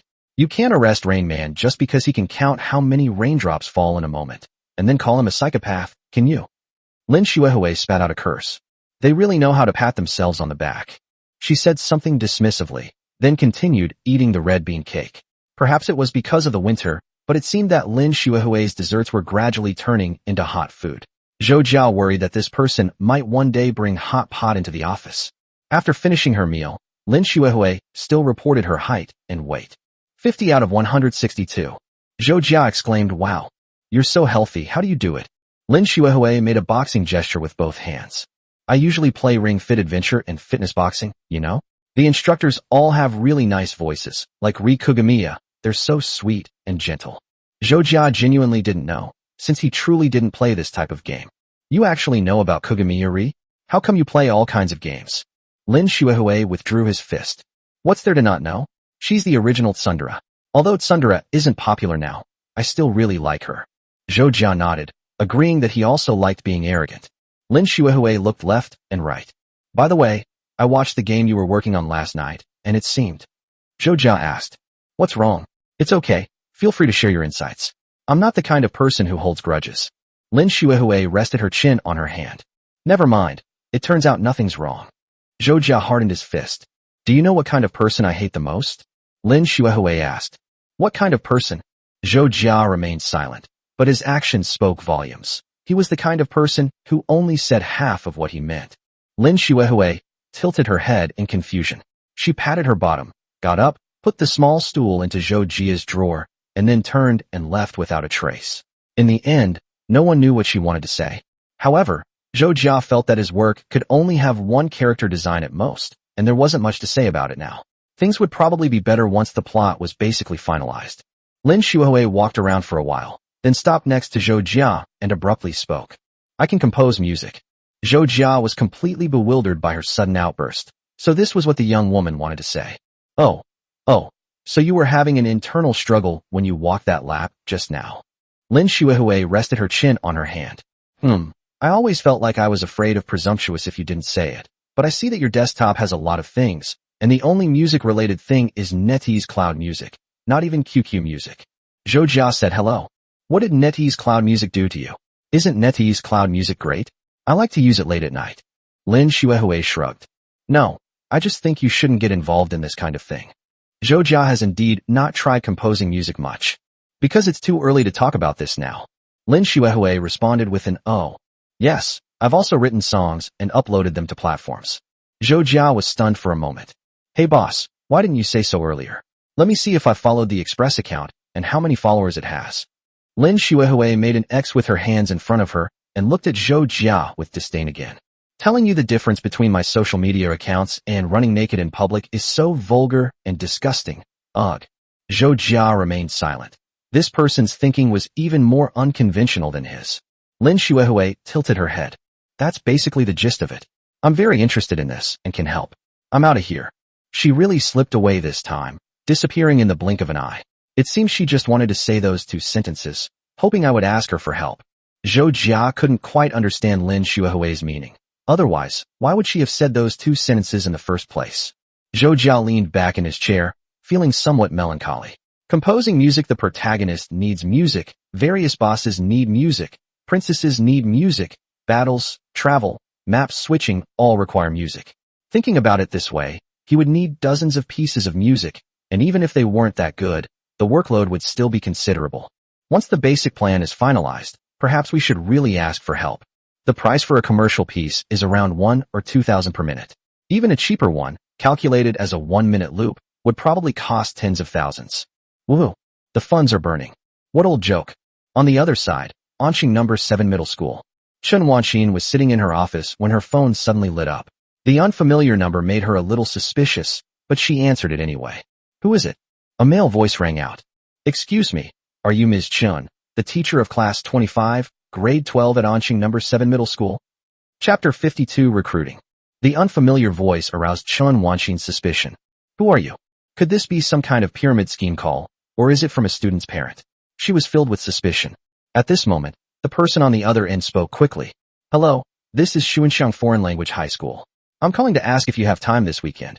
Like to have a meal together or something? Chen Wanxin frowned slightly. What did this mean? No need, I don't have time. Chen Wanxin refused decisively. The other person's tone remained polite and rapid. Would you be interested in visiting Xuanxiang Foreign Language High School? If so, would you be willing to teach students here? Chen Wanxin now fully understood the other party's intentions. They were there to poach her employees. It's really unexpected that I would have my partner poached one day. Chen Wanxin knew the name of Xuanxiang Foreign Language High School. It was a private high school in the next city.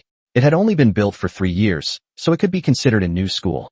How should I put it? At least for now, it seemed to have money. I just graduated a class of high school students, and a few of them did quite well. I've made a name for myself, and I'm promoting myself every day.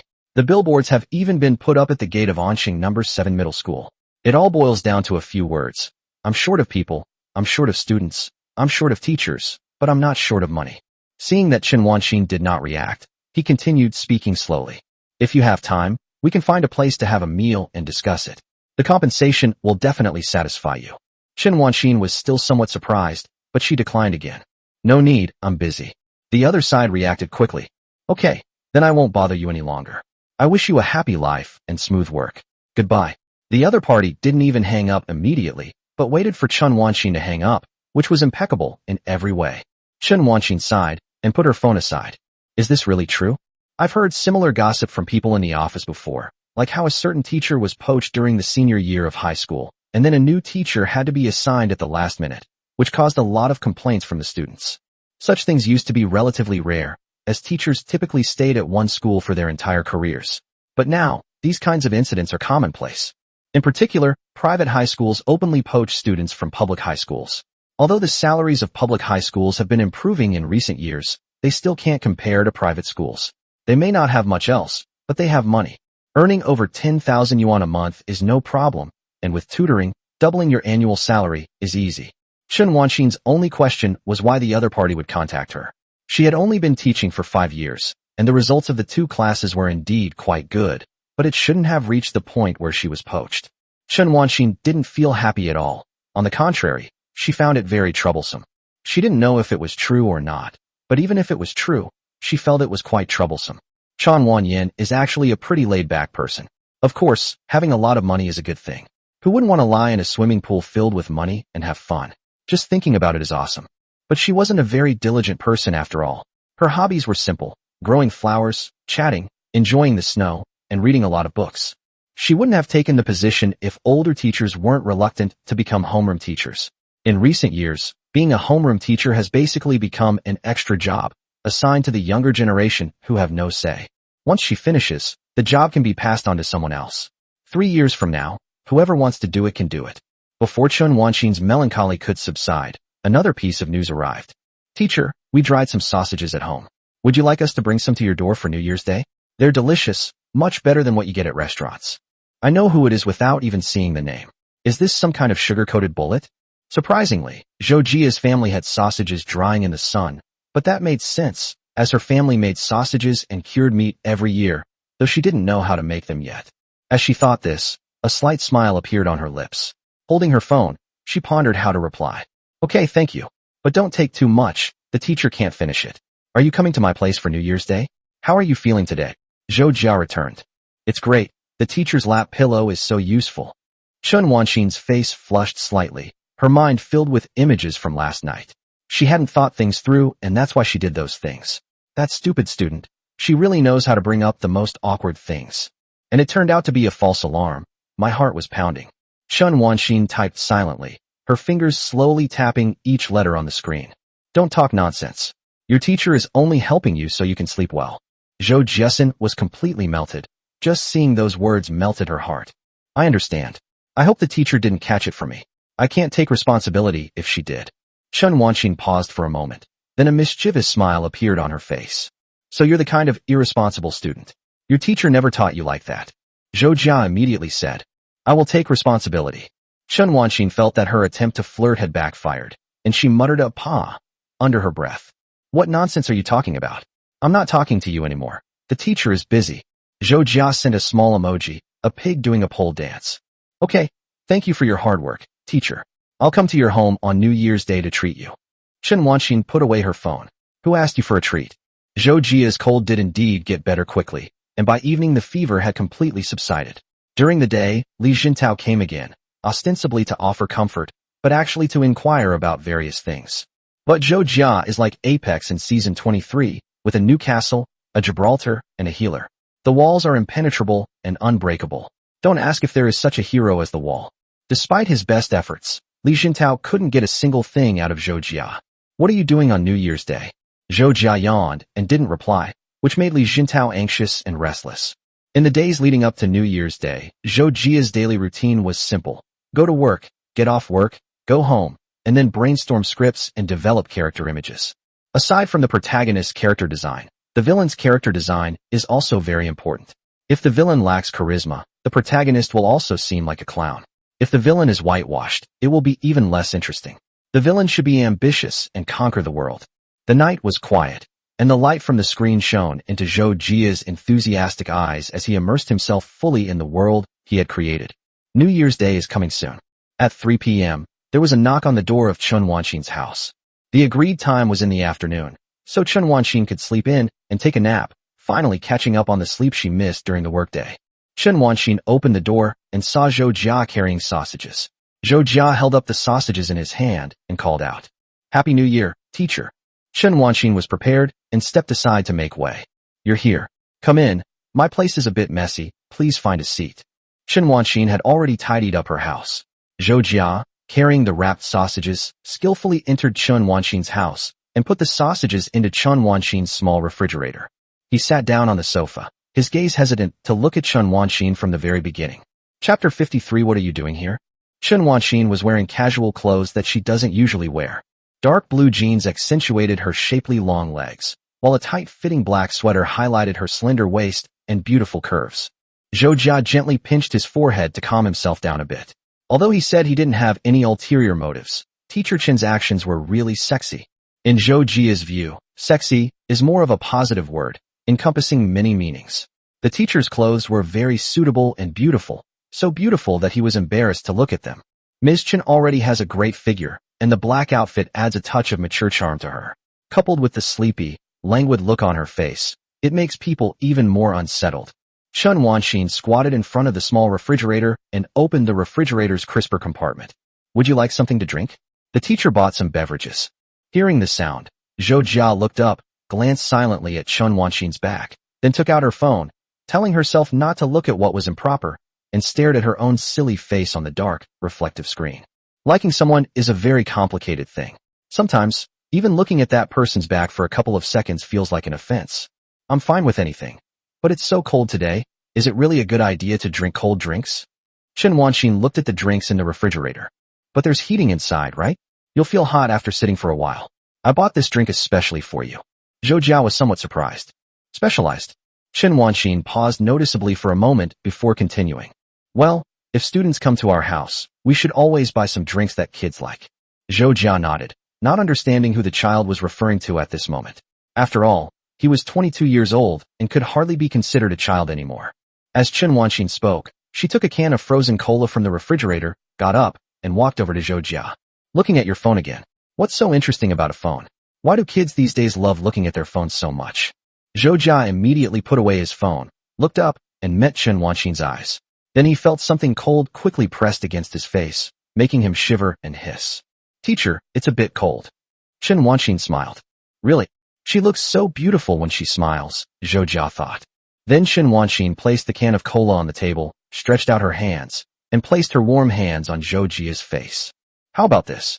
Zhou Jia wanted to say it was very warm, but then she also thought, that's just how teachers are. Chen Wanxin pinched Zhou Jia's cheek with a mischievous grin, as if she really enjoyed seeing him speechless. Zhou Jia said, his words slurred. Teacher, I feel warm now. Chen Wanxin withdrew her hand. Really? That's good. As she spoke, she sat down next to Zhou Jia, then picked up the folder that Zhou Jia had placed on the table and held it up. Let me take a look at my student's masterpiece. Zhou Jia wanted to say that it was nothing special, just some random thoughts and scraps, although he had spent some time and effort on them. Chen Wanxin was very focused when she read, looking at things slowly, her fingers making a rustling sound as she turned the pages of A4 paper. 10 minutes later. I feel a bit better. Zhou Jiaxing was full of enthusiasm. Chen Wanxin thought for a moment. But it still doesn't make much sense. Zhou Jia was dejected. Chen Wanxin gently patted Zhou Jia's head, as if to comfort him. There's no rush for this. Zhou Jia leaned back on the sofa, like a deflated swimming ring, all limp and lifeless. What does interesting mean? Chen Wanxin rested her chin on her hand, deep in thought. Well, sometimes you feel that some things are very sudden and unexpected, but they don't feel abrupt. You want to know what will happen next. That's what makes it interesting. Zhou Jia seemed to understand, but not quite. After all, original works and fan fiction are two different things. When making fan fiction, you don't have to think about so much. You just need to focus on the battle. Chen Wanxin turned to look at Zhou Jia. How are you? Feeling discouraged? Or do you think you can't do it? Zhou Jia sat up straight and immediately shook his head. No. After answering quickly, Zhou Jia made some corrections. Well, I am a little discouraged. Chen Wanxin smiled. Okay, try harder. If you see results, I'll buy you a plane ticket. Zhou Jia was puzzled. Why buy a plane ticket? Does the teacher expect me to get a ticket to some bay and then jump off? You're such a piece of trash. Only capable of making things that disgust people. You don't deserve to live in this world. Chen Wanxin gently tapped his head. No, what are you thinking? I'm just buying you a plane ticket so you can travel and relax. Zhou Jia pondered for a moment. Just one? Chen Wanxin tapped her chin with her finger. Then I'll buy it for you when you get back too. Zhou Jia met Chen Wanxin's eyes, and her gaze suddenly became more determined. What if I want to bring one more person along? Chen Wanxin noticed Zhou Jia's gaze and felt that it was burning hot, making her heart feel hot as well. For a moment, she didn't know what to say. She froze there. The air grew hot, and she realized it must be the heating that made the small space so hot, and her fingers and skin felt hot. Chen Wanxin opened her mouth, about to speak, when there was a knock on the door. Knock knock. Chen Wanxin then realized what was happening, exclaimed, ah, and said somewhat flusteredly, I'll go open the door. In fact, Zhou Jia was also very nervous. When he said those words, his heart was like a wild horse on a wasteland, running nonstop. Waiting for the result was often more agonizing than the result itself, especially when he was worried about hearing a result that would frighten him. Chen Wanxin walked stiffly to the door, wondering who it could be. She opened the door, paused for a moment, and saw a beautiful girl dressed in all white, with bright blue hair, wearing sunglasses, carrying a whole bag of tangerines in her left hand and a carton of milk in her right. The girl smiled as soon as she saw Chen Wanxin, put down her things, and rushed into Chen Wanxin's arms. Teacher, I've missed you so much. Chen Wanxin was a little at a loss, watching the little girl rub her head against her chest. Who is it? but the voice sounds very familiar. Chen Wanxin's hands froze. The little girl in her arms looked up, saw Chen Wanxin's puzzled expression, and took off her sunglasses. It's me. It's me. Teacher, don't you remember me? Chen Wanxin recognized her immediately. It was her student, Xie Yuding. The confusion on her face instantly turned into joy. Yuding, what brings you here? Xie Yuding clung to Chen Wanxin, refusing to let go. I came to see you, teacher. Oh, I heard you moved, so I went to your old place. You're still so beautiful, teacher. Have you found a boyfriend yet? Xie Yuding's words kept popping out. Zhou Jia listened to the sounds outside the door and roughly recognized who it was. He silently opened the glass of cola and took a sip. Then the door closed, and the two people went inside.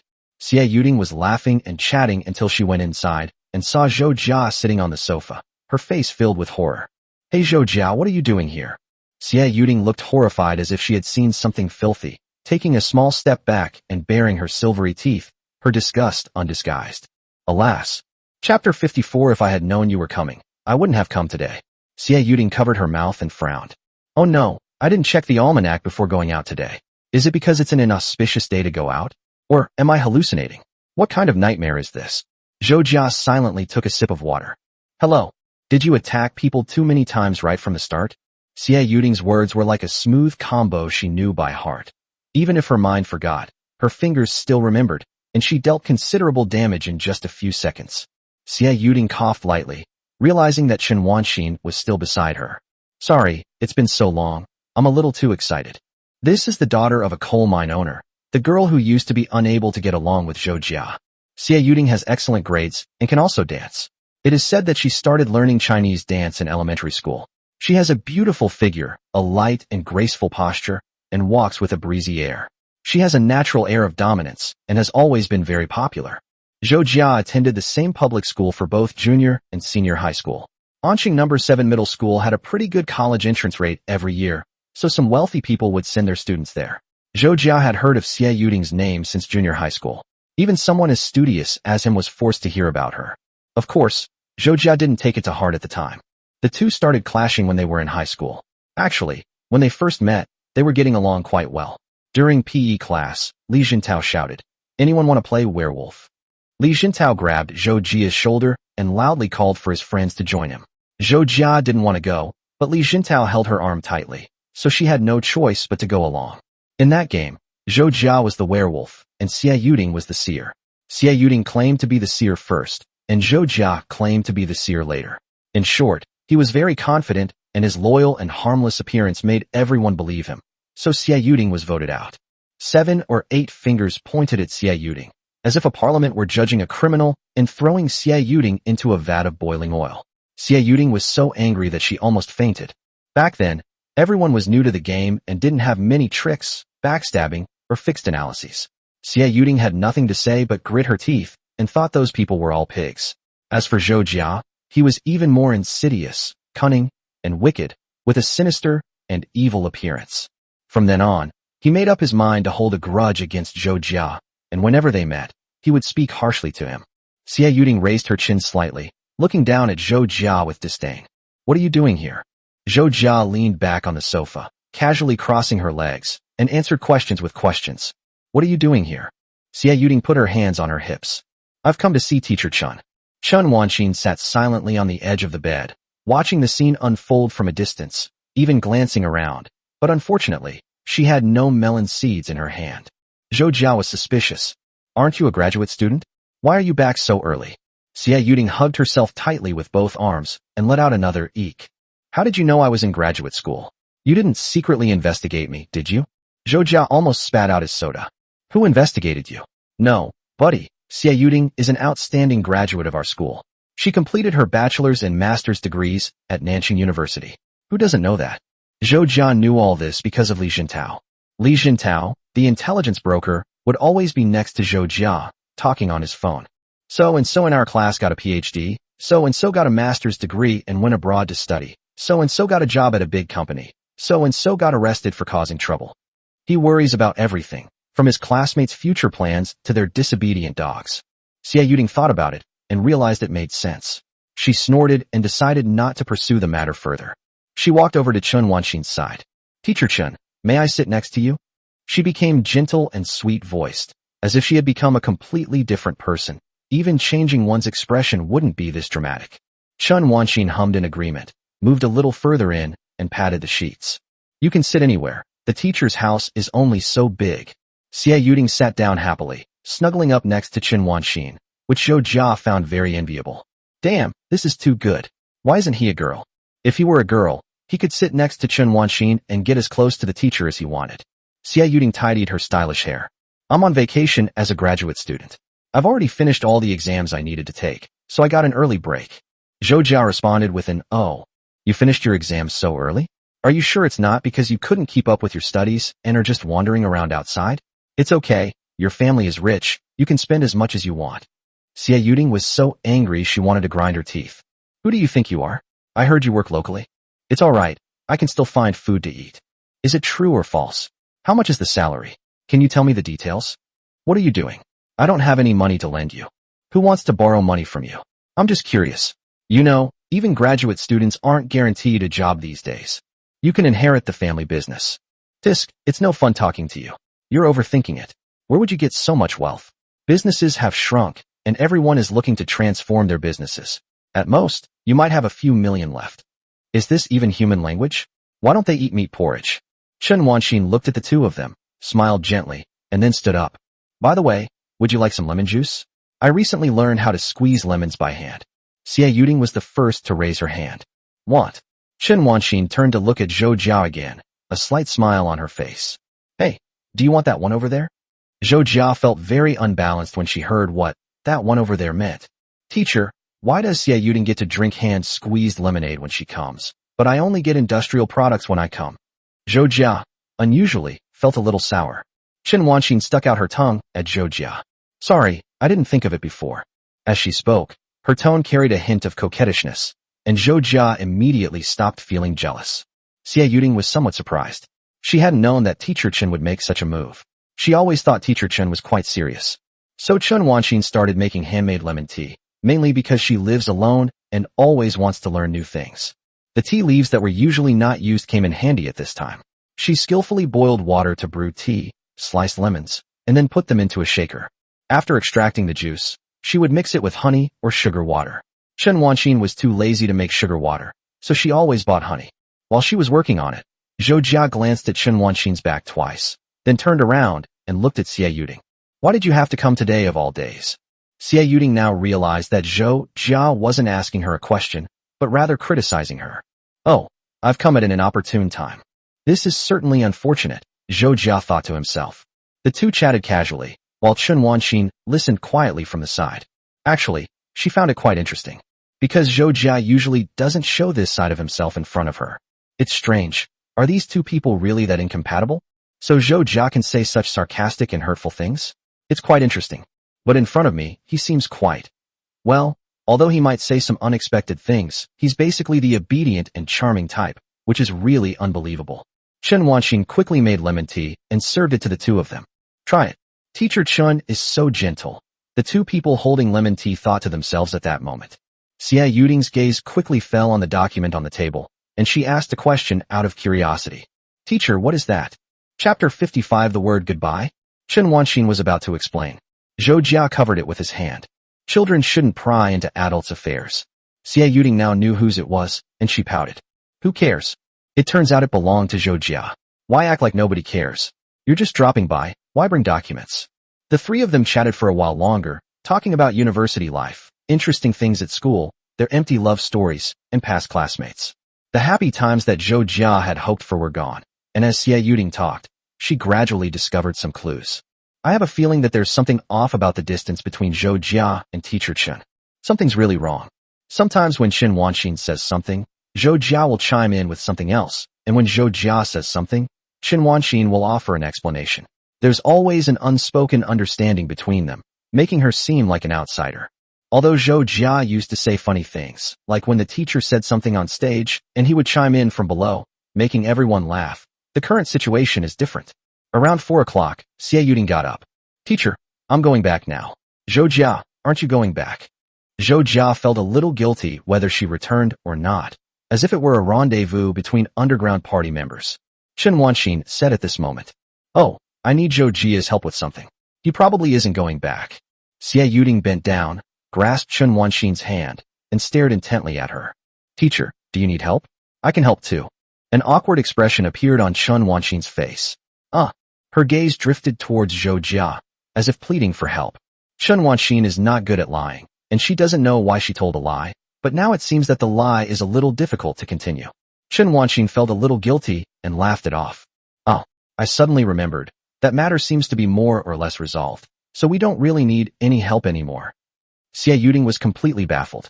She felt something was wrong and wondered if the teacher was trying to get rid of her. But Teacher Chen was never like this before.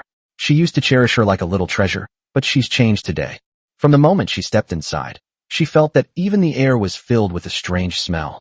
Xie Yuding let go of Chen Wanxin's hand. Really? Teacher, you don't need to be so polite. I can help with anything. She patted her chest, looking very loyal. Even if it meant going to Liangshan, she would roll up her sleeves and follow without hesitation. Normally, you would definitely think she was a pretty good girl, but at a time like today, she inevitably felt a little lost. Zhou Jia stood up. It's all right, it's all done.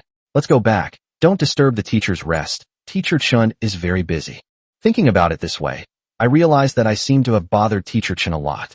No, it's not even close to happening yet. Why are you doing this so secretly? The thief was feeling guilty, but what he wanted to steal wasn't things, but people. Xie Yuding tilted her head, her big, bright eyes looking at Zhou Jia. She felt that this person was lying to her. Her anti-Zhou Jia radar immediately activated, beeping loudly, displaying the words Zhou Jia is lying in big letters. She just didn't know what Zhou Jia was lying to her about. Xie Yuding turned and walked outside. Okay, let's go then. Zhou Jia said. I'm packing my things. Xie Yuding opened the door and left a sentence. Then I'll wait for you outside. Now only the two of them were left in the room, and a brief silence fell over the air. Zhou Jia looked at Chen Wanxin. Their eyes met, seemingly communicating silently, or perhaps feeling that they should say something at this moment. Before Zhou Jia could speak, Chen Wanxin smiled, her smile as gentle as ever, then took 2 steps forward and whispered in Zhou Jia's ear. Go back and try to correct it. Come to my house again next time, and I'll take a look. After speaking softly and gently, Chen Wanxin stepped back, her eyes still fixed on Zhou Jia, encouraging him. Zhou Jia hummed in agreement, picked up the half-finished cola, and spoke in a similarly soft voice. I'll leave the documents here. I'll bring new ones later. Xie Yuding was outside, and he was whispering to the teacher. Zhou Jia felt like she was hiding a secret with her teacher, and that feeling wasn't so bad. Chen Wanxin clenched her fist and waved it in front of her. Come on. Zhou Jia spoke earnestly, each word spoken slowly and solemnly. Goodbye, Teacher Chen. Chen Wanxin nodded. See you next time. Next time, the teacher will make you a different drink, so don't blame the teacher for today. Zhou Jia smiled. I wouldn't dare. Chen Wanxin gave Zhou Jia a reproachful look. He was saying those 2 words again. Her student was definitely doing it on purpose. However, she didn't intend to dwell on this matter at the moment. Instead, she returned to the question Zhou Jia had asked her at the beginning, opened her mouth, and slowly spoke with some nervousness. If you really want to bring someone along, and it's just an extra ticket, if you're successful, the teacher will consider it, just if it's just an extra ticket.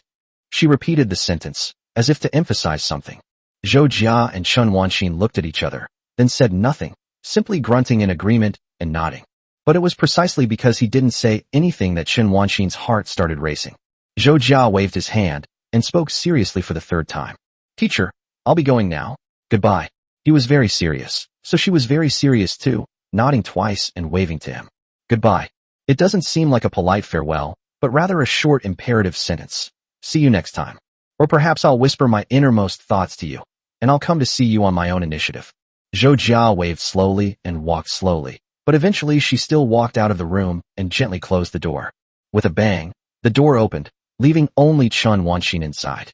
Her hands were pressed against her black sweater, placed on her chest. She felt her heart beating too fast and too noticeably. Similarly, it seemed as if something was taking root and sprouting inside her. It's no longer just noticing, it's not just noticing, it's... Zhou Jia stepped outside and took a deep breath. The teacher is so cute. I always feel that with each time I spend with my teacher, my affection for them gradually grows, accumulating and increasing until it becomes a tower from grains of sand. Xie Yuding glanced at Zhou Jia and interrupted his conversation. Wait, why are you taking so long to get out the door, buddy? Are you a snail? Zhou Jia glanced at Xie Yuding silently, then looked ahead. The energy he had just felt had dissipated, replaced by a sense of dejection. Tisk, in such a hurry. The last time the two met was at a class reunion last winter. After starting university, everyone was quite busy, and sometimes they wouldn't go home in the summer, so they basically didn't see each other. In fact, most of the high school classmates hadn't seen each other since graduation. Zhou Jia rarely even attends class reunions. It's all thanks to Li Jintao, this social butterfly who's always on the go, who gathers all sorts of people together whenever he has free time. Zhou Jia didn't want to go, but Li Jintao knew where he lived and went directly to his door to arrest him. Sometimes I really don't understand why I have a friend like Li Jintao. Is this a case of complementary personalities? After Xie Yuding came out, her aggressiveness lessened somewhat. After all, she wasn't a high school student, and there was no need to be so aggressive. How have you been feeling lately? Is work tiring? Zhou Jia was surprised. I'm scared by your calmness. If you want kidneys, go find Li Jintao. Xie Yuding glared at him, then lowered her head again. No, it's just that nothing is easy to do these days. It's really hard to find a job after getting a master's degree. Writing a thesis is so annoying. I just wanted to ask for the experience of those of you who are already working, so I can be mentally prepared to go back to manual labor. Zhou Jia could understand Xie Yuding's thoughts. Actually, it's not too bad, it's just that I'm too busy. I often work overtime at night, and sometimes I'm really tired, but it's about making money, so it's not shameful. Xie Yuding suddenly smiled. You've become a bit more smooth-talking, Zhou Jia. Have your edges been smoothed out? Zhou Jia shrugged, indicating that this was not the case. The two were walking in the same direction when a boy with curly hair, a handsome face, and a wide-open mouth came towards them. You? Zhou Jia looked at Li Jintao. Us. Li Jintao came up and grabbed Zhou Jia's shoulder. So you actually got together with her. No wonder. Chapter 56, Insufficient Energy. Li Jintao looked somewhat disheveled. Her hair was a mess, her down jacket had a tear, and there were scratches on her face. Zhou Jia exclaimed, wow. Where did you come from when you were homeless? Forgive me for being blunt, but the homeless people on the streets of America are dressed much better than you are now. Li Jintao glanced down and then looked up again, saying nonchalantly, oh no, I just had a fight with my girlfriend. Zhou Jia remained silent. There are always people in this world who have a way of dating that he cannot understand, such as couples who have a small argument every 3 days and a big argument every 5 days, or couples who fight until the end of time. Li Jintao patted his clothes nonchalantly. It's okay, this is just her way of expressing love. When Xie Yuding saw Li Jintao, she made no attempt to hide her disgust, just like when she saw Zhou Jia. In her eyes, the two of them were in cahoots, one on top and the other on. Oh no, I got it wrong, I can't make that up. Just thinking about that scene is a bit too much for my eyes. Li Jintao's gaze suddenly sharpened, staring intently at Zhou Jia, scanning her up and down like a searchlight, before turning to Xie Yuding. Xie Yuding placed her arm across her chin and took a half step back somewhat uneasily. What are you doing? Li Jintao snorted coldly. Stop pretending. Tell me, when did you get together? Zhou Jia now understood what Li Jintao was thinking. Xie Yuding quickly realized what was happening and blushed. Are you an idiot? What are you thinking? Li Jintao clenched his right fist and punched his left palm. The evidence is conclusive, and you've been caught red-handed. On such a good day, you two are actually hanging out together. Do I need to guess? I know you used to cause trouble for Zhou Jia every day because you had feelings for him. Okay, confess. Xie Yuding took a deep breath helplessly, then gave Li Jintao a smile, as if he were an idiot. He. The simplest 2 words, the most merciless mockery. Xie Yuding was completely exasperated with this pair of clowns. Zhou Jia was at least a normal person, but Li Jintao was sometimes just an over-energetic idiot. Li Jintao let out a humph through his nose. Then why are the two of you together? It's New Year's Day, such a wonderful day, and you actually traveled all this way back. Were you in such a hurry? Xie Yuding's fist was already hard. We just happened to meet. Just happened to run into you? You're kidding me. Anqing is so big, and you two just happened to run into each other. Oh, I'm at Teacher Chen's house. Wait, at Teacher Chen's house? Yes, I went to deliver something to Teacher Chen, and then I saw Zhou Jia there too. He said he delivered some sausages to Teacher Chen. We chatted for a while, and then came out together. Xie Yuding explained. Li Jintao said, oh, suddenly understanding, but then suddenly not quite understanding anymore. He looked at Zhou Jia, then at Xie Yuding, then back at Zhou Jia, and he had a feeling that Zhou Jia had been visiting Teacher Chen a lot more often lately. Why is it that my brother, whom I usually know perfectly well, is suddenly acting so strangely? No, it can't be, no matter what, but thinking about Zhou Jia's actions. But it's not quite like that. It doesn't seem that similar either, it's not like that at all. Li Jintao tilted his head left and right, as if solving a century-old problem. He first made an assumption in his mind. What if the result was true? But he dared not think about the process of reasoning, feeling that it was too absurd and ridiculous. He couldn't even ask Zhou Jia for confirmation. Zhou Jia might seem talkative, but he was always tight-lipped when it came to being discreet. Li Jintao's expression shifted from relaxed to furrowed, and sometimes he seemed to have a sudden realization. Xie Yuding pointed at Li Jintao and asked Zhou Jia for help. What's wrong with him? Why have my classmates and teachers become so strange since I've been away for a while? When did this world become so unfamiliar to me? Zhou Jia walked around Li Jintao. It's okay, he was beaten by his girlfriend. Don't worry about it. His ex-girlfriend and current girlfriend beat him every day. How could he not be stupid? Xie Yuding said, oh, and jogged after Zhou Jia, thinking it made sense. Meanwhile, Chen Wanxin was packing her things at home. She glanced at the table and unconsciously thought, ah, the cup Zhou Jia used. Chen Wanxin poured water into the 2 small paper cups and threw them into the trash can. She wasn't thinking about anything else, except whether she should buy a glass cup instead. After all, we sometimes have guests, and we need to buy some daily necessities to entertain them. Chen Wanxin opened a shopping website and started browsing. She decided to buy a set of glasses first. This patterned glass is quite pretty. Should she ask Zhou Jia what color she likes? Thinking about it this way, I realize I really know very little about him. I know almost nothing about his favorite colors, clothes, or food, or whether he reads horoscopes. Chen Wanxin sent a message to Zhou Jia. What color do you prefer? Zhou Jia and Xie Yuding had just arrived at the subway entrance. Zhou Jia looked at her phone, quite surprised. She thought for a while, and even started to have some wild thoughts. And in blue and pure black, shall we? Zhou Jia mentioned 2 common colors, but because Chen Wanxin's question came so suddenly, he answered in more detail. Chen Wanxin didn't know what an enlan was. She had seen the word in a magazine before and thought the color sounded quite appealing, so she casually wrote it down in her notebook.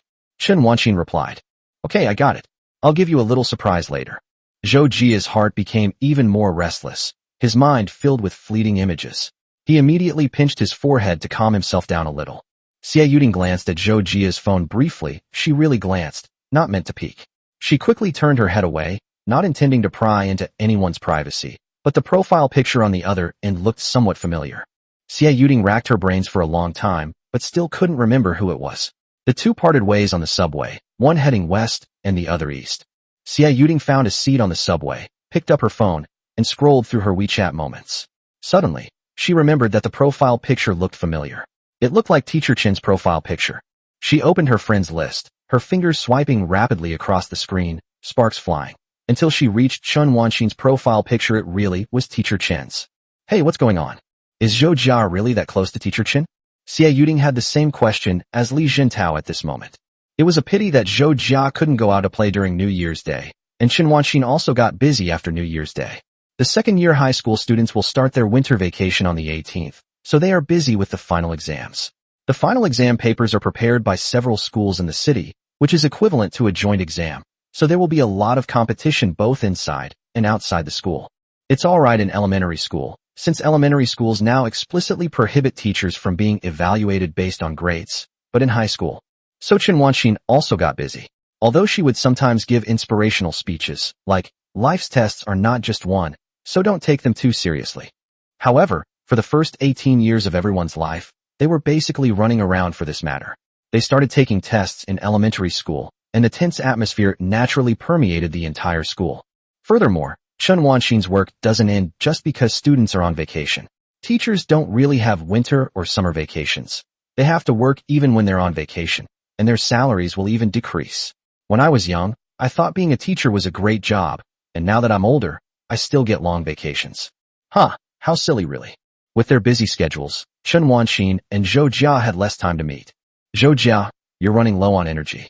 Chapter 57. Enough energy. I can't see the teacher. I can't see the teacher. I can't see the teacher. Zhou Jia held the keyboard, his resentment materializing and overflowing, scattering in the air like the shrieks of a vengeful ghost. He was suppressing his emotions with work, working at full speed. He was about to smash the keyboard at his workstation to pieces. Every key was groaning in pain. Stop. Your keyboard is crying. Lin Shuihui suddenly appeared from the side, her voice trembling with tears. Zhou Jia didn't turn his head and continued typing. Li Jintao said from the side, oh, it's nothing. This is just his normal crazy state. You don't need to worry about him. Lin Shuehui then wiped away her tears and began eating the coconut latte flaky pastry in her hand. Yeah. Li Jintao spread his hands in the air, displaying Zhou Jia as if he were showcasing an advertisement. Our product works like this. People in this situation are usually affected by external factors or have too much pressure and nowhere to relieve it. This usually happens during exam week. They can't listen to what others are saying and just frantically memorize and do practice questions, look at past exam papers, and continue doing practice questions. Lin Shuehui took a bite of the Valencia crisp. But I haven't felt any pressure lately. Is it because I'm about to have a holiday? But there's still some time before the Lunar New Year. With 1 month left, Lin Shuehui had calculated everything clearly. She checked the calendar every day at work and even planned to take 2 days off before the New Year and 2 days off after the New Year, so that she could have a total of 13 days off and go on vacation for 2 weeks. Li Jintao shook his head. I don't know. It's possible they lost points yesterday. Zhou Jia typed on the keyboard. I don't understand. You guys don't understand at all. It's been almost 2 weeks since New Year's Day, and I haven't seen Chen Wanxin once in those 2 weeks. Why didn't I feel this hard before? Now, I can only relieve my stress by chatting or listening to Teacher Chen's voice messages that I've saved. Although it sounds a bit disgusting, I believe many people have done this. Only in this way can Zhou Jia's emotions be relieved. What Zhou Jia didn't know was that Chen Wanxin had also been feeling a bit listless lately. Chen Wanxin, who shuttled between the teaching building, staff dormitory, and canteen every day, began to doubt herself. Was she under too much pressure? She couldn't help but think this way. After all, it was her first time being a homeroom teacher, and there was indeed more to do than she had imagined. Sometimes she couldn't handle it all, but facing her equally hard-working students, she secretly encouraged herself to at least get through this period. Furthermore, we encourage students every day. High school sophomores are in a state of psychological transition. Some students believe they are omnipotent, while others believe they can do nothing. Students at both extremes need to be comforted. Chen Wanxin also helps with psychological counseling. Some students are under a lot of pressure or feel that they can't adapt to high school life, and they may even cry at such times. Thinking about it, it's not easy at all. This situation lasted for more than 10 days, until the students finished their exams and entered a short holiday. Students in the first year of high school have a full winter break, but students in the second and third years will generally have make-up classes during the winter break and will voluntarily return to school early. It was all voluntary. Chen Wanxin also has to urge students to take online classes, especially the senior students.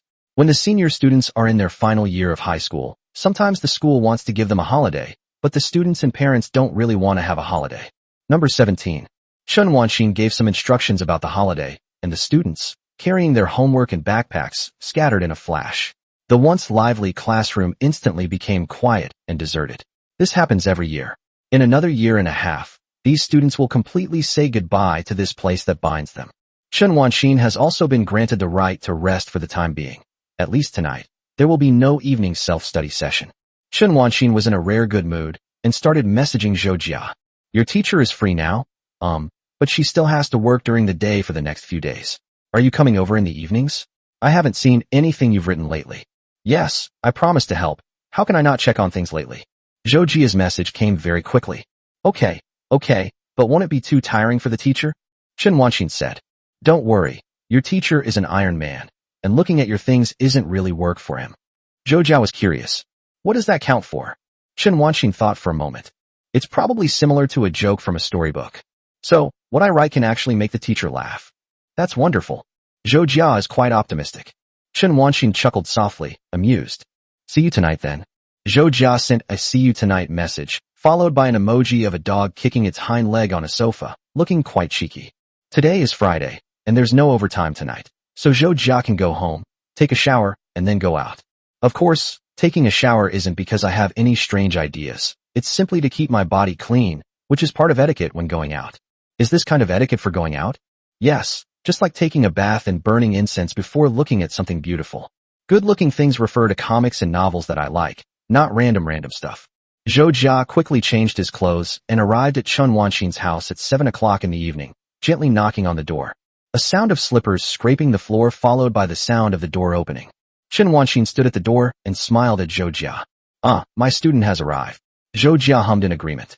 The two hadn't seen each other for a long time, and when they finally met, they were both at a loss for words. A small, barely perceptible joy flashed through Chen Wanxin's heart, but this joy turned into nervousness. Her left hand, which was originally placed naturally on her chest, unconsciously curled her fingers and slowly clenched into a fist. She opened her mouth, but had forgotten what she was going to say. Luckily, it was Zhou Jia who spoke first. Teacher, I bought some small things.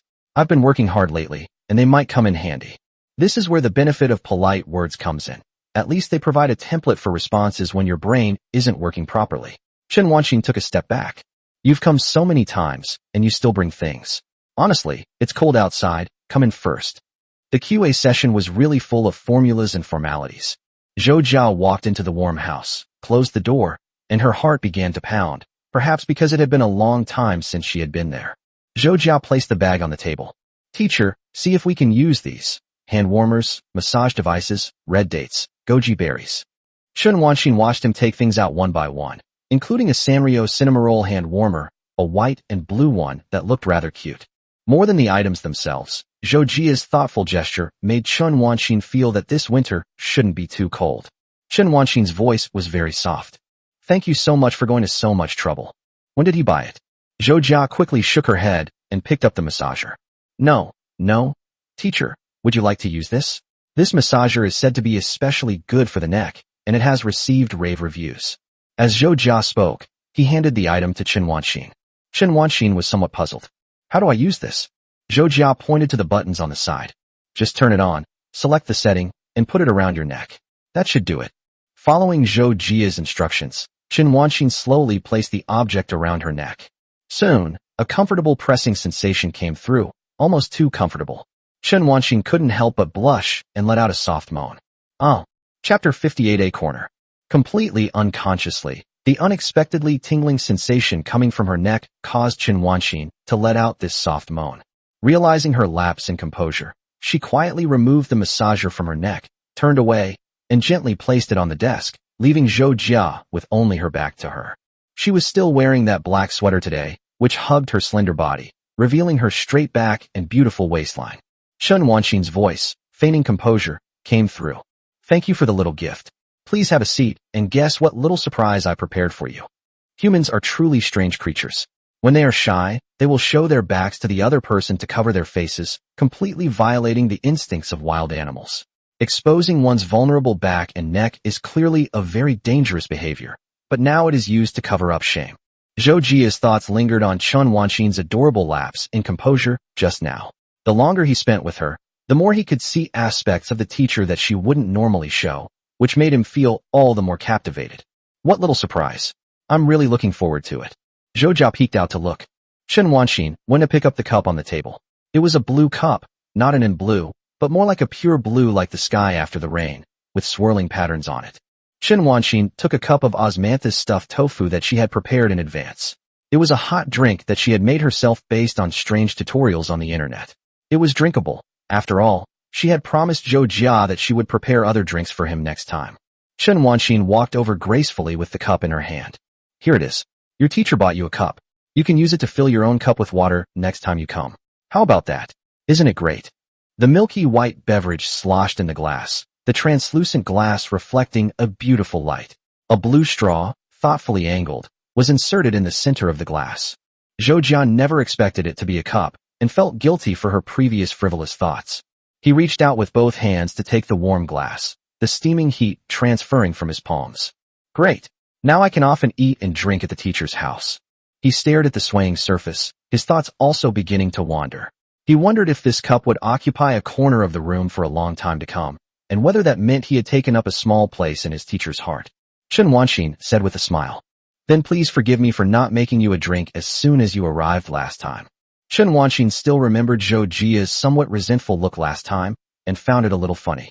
It turned out that he could also be like a child, jealous and throwing a tantrum, although it wasn't obvious. Zhou Jia took a sip. I wouldn't care about such a small thing. It's just that as soon as Xie Yuding arrived, the teacher prepared homemade lemon tea for her, which I had never had before. I didn't even know the teacher could make such things. What's there to remember? Chen Wanxin gently placed her left hand in front of her mouth, her eyes curving down like crescent moons, revealing a beautiful and mature smile. Yeah. Since he said so, let's just take it as true. Chen Wanxin sat down next to Zhou Jia, and the two of them squeezed together on the small, low sofa that was only 1 meter long, just like always. Let me see. Zhou Jia simply drank the slightly fragrant and warm osmanthus stuffed tofu. Thank you for your help, teacher. Chen Wanxin held the bound pages again, and gradually, the pages expanded from a few to more than 10, and then perhaps to dozens of pages. She always felt that what could have been explained in a few words between her and Zhou Jia had become a thick book that couldn't be explained even in dozens of pages. Chen Wanxin looked at it carefully and finally put the stack of papers back on the table. Zhou Jia was nervous. How was it? Chen Wanxin turned to look at Zhou Jia. Yes, there are some parts one particularly like this time, especially after the princess's actions were changed, with the addition of her running out of the tower. I think that's very interesting. Zhou Jia made some major changes, turning the single-line storyline into a dual-line one, and even planned to modify the gameplay, turning it into a Metroidvania-like style, similar to games like Hollow Knight, Ori, and Bloodstained. Or it could be a side-scrolling pixel RPG, similar to Samurai Zero. However, that's how creation works. Often, what you decide to do at the beginning is not the same as what you end up doing. The hero will head towards the Demon King's tower, while the princess will run away from the tower, dodging traps and relentlessly pursuing monsters along the way. Players need to control both the hero and the princess. Chen Wanxin pondered for a moment. I find this part of the change very interesting. I think the princess locked in the tower would think about many things, observe the cage, eavesdrop on which path to take, and even try to run away. Run like the wind. Chen Wanxin hadn't played many games, but she had read Zhou Jia's writings. The princess had golden hair, which flowed behind her as she ran. The light shone on it, making each strand of golden hair gleam almost white. Hordes of monsters chased after her, reaching out their claws from the shadows toward the flowing strands of hair. That must have been a very interesting scene. The hero, wielding a blood-stained sword, would rush to the princess in the pouring rain. The princess would then go to see him, look at his wounds, and comfort him while playfully scolding him. Chen Wanxin praised her again. I feel much better overall, but the teacher doesn't really understand games and is a little worried that they might give you the wrong advice. But I think at least the characters and storyline have become much richer. Zhou Jia was a little happy. After all her hard work had finally paid off. In fact, it was Chen Wanxin's recognition that made Zhou Jia's heart leap with joy. Chen Wanxin propped her chin on her hand, still looking at Zhou Jia. After a pause, she parted her red lips and spoke softly. I think if the female lead knew that the male lead was desperately walking towards her, she would also think, I need to go find him, right? Zhou Jia took a sip of the osmanthus stuffed tofu in her hand, the warmth traveling from the straw to the tip of her tongue and then flowing into her heart. Is that so? From that day on, Zhou Jia started visiting Chen Wanxin's house more and more often. After getting off work in the evening, I would usually go to Chen Wanxin's house. During the day, Chen Wanxin also has things to do, such as holding meetings, issuing learning tasks, checking whether students have arrived home safely, and urging them to complete their homework. In short, there were some things Chen Wanxin didn't want to do. Actually, she felt that students should rest well during the holidays. They were already tired enough during the week, and the winter vacation wasn't long anyway. However, there were some things that were not within her control. Fortunately, I've had some free time lately, so I figured I might as well have Zhou Jia come over in the evenings. Zhou Jia, on the other hand, has visibly improved his mood recently. My fingers, which were constantly typing, became more nimble. Lin Xuehui sat next to Zhou Jia and asked Li Jintao, "What's wrong with him? How come it suddenly started working again?" Li Jintao responded with an "oh," as if Zhou Jia had provided a user manual. "It seems that your worries have been resolved. That's how it is." Lin Xuehui was puzzled. Zhou Jia did not intend to answer. Li Jintao asked as usual, "Want to have dinner together tonight?" Zhou Jia waved his hand. "No, I'll eat at home tonight." "Go home, correct your mistakes, and have dinner at Teacher Chen's house." Chapter 59 Where to Go? Chen Wanxin has recently been researching what to cook.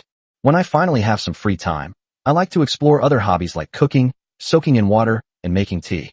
Lately, we've had a lot of guests coming over, so I've been taking the opportunity to learn how to cook. Actually, cooking is quite a fun thing. You choose the ingredients, then turn those ingredients into something else, plate them, and put them steaming hot on the table. Finally, you watch the person opposite you laughing and praising your cooking skills. As she thought this, the corners of her mouth unconsciously turned up. I never thought life was this interesting before. In the past, life was always rather bland and monotonous, day after day, almost the same every day. Preparing lessons and attending meetings, she didn't complain about the job. In fact, she thought teaching students was a good thing. It's just that the constant repetition sometimes made her feel a bit tired. But recently, Life has become much more lively.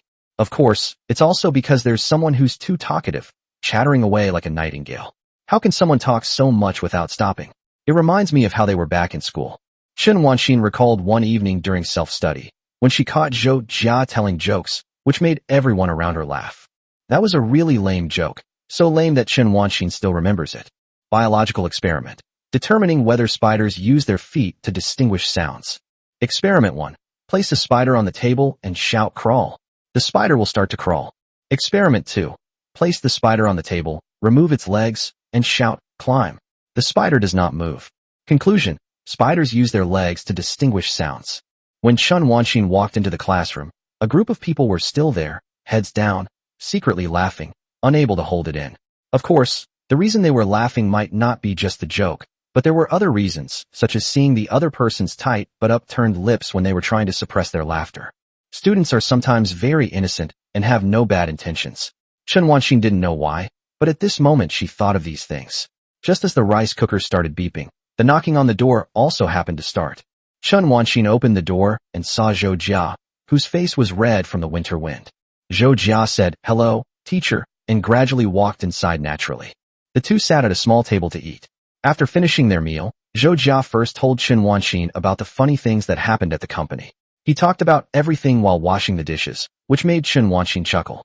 After that, Zhou Jia would inquire about Chen Wanxin's work, asking if she was working hard and if she needed any help. In short, he would fawn over her, acting like a complete lackey. At this point, Chen Wanxin would gently tap his forehead and say that she didn't need anything. Zhou Jia was washing the dishes, and Chen Wanxin was sitting on the edge of the bed reading what Zhou Jia was writing. Sometimes she would frown, sometimes she would smile, and sometimes she would even chuckle softly. When she's at home, she usually wears white or black sweaters, plain colors, but they look great. Sometimes she wears flared pants, and sometimes jeans, which tightly accentuate her figure. At first, Chen Wanxin would sit upright in the chair, but later she started to casually lean against anything, lie on the sofa, and stick her legs out from the armrests of the small sofa, her white-socked feet swinging back and forth in the air. Chen Wanxin also has quite a few socks, some with daisy patterns, and some fashionable floor socks that reveal her beautiful white heels and toes. The black floor socks have a circle around the instep, and the contrasting color makes her feet look white with a hint of pink. Sometimes Chen Wanxin would lie on her side in bed, her black hair falling along her face onto the neat sheets, her disheveled clothes revealing a section of her fair abdomen, which was dazzlingly white. When Zhou Jia reminded her, she would suddenly blush, then sit up in a panic, pull her clothes down completely, and turn her head away in embarrassment. Sometimes Chen Wanxin would close her eyes to rest, but she would fall asleep quickly. Half an hour later, she would suddenly wake up, sit up abruptly, look at Zhou Jia, and look around frantically to explain. Her hands left after images in the air, her hair swaying along with them. It was quite adorable. At home, Chen Wanxin usually doesn't wear earrings. She keeps them on the table and sometimes shares them with Zhou Jia, asking him which ones look better. Chen Wanxin would even browse Taobao and say that a certain style was nice, but she usually just browsed and never bought anything. Zhou Jia felt very satisfied, as she had seen a side of herself that she wouldn't normally see. Zhou Jia started going to Chen Wanxin's house more and more often, and even became quite familiar with it, more so than with her own home. "Where do you want to go for vacation?" Chen Wanxin sat on the edge of the bed and asked. Zhou Jia sat on the small sofa. "I feel like I'll be visiting relatives a lot, and won't have much time to play. What about you, teacher?" Chen Wanxin shook her head. "I'll probably go home, but I don't really want to go back." Chen Wanxin is currently in a limbo with her family. She doesn't really want to go back because she knows she'll be nagged at. Zhou Jia's heart began to stir restlessly. The call to attack resounded in his mind. "Teacher, are you going on a trip?" Chen Wanxin tilted her head. "Where to?" Zhou Jia thought for a moment. Go further north to see the snow, or go further south to see the sea, or go abroad." Chen Wanxin waved her hand. Going abroad is out of the question. As for tourism, it just feels a bit. Chen Wanxin isn't actually that enthusiastic about traveling, and she doesn't go out much on weekdays. "I used to go on trips with my best friend, but since she became a mother, she hasn't really thought about traveling anymore." Zhou Jia thought for a moment. "I want to go and gather materials." Zhou Jia felt a little guilty, not knowing what kind of material he had obtained. Chen Wanxin stared straight at him, her eyes revealing suspicion. "You?" Zhou Jia gritted his teeth and decided to hit a straight shot. "Teacher, would you like to go on a trip with me?" Chen Wanxin exclaimed, and sat on the bed, looking like a dazed goose, caught in a little panic. Wait a minute, isn't this a bit inappropriate? She thought this way, but she didn't feel so resistant. If it was just for fun, maybe it would be okay, so she asked again. Where to? Zhou Jia hadn't decided yet. Chen Wanxin gently brushed her hair behind her ear. Going out for fun sounds really nice. I haven't been out in ages. But we promised each other, if things go well, I'll buy you a plane ticket. Zhou Jia couldn't figure out what Chen Wanxin meant. That? Chen Wanxin thought for a moment. But it hasn't been very effective yet.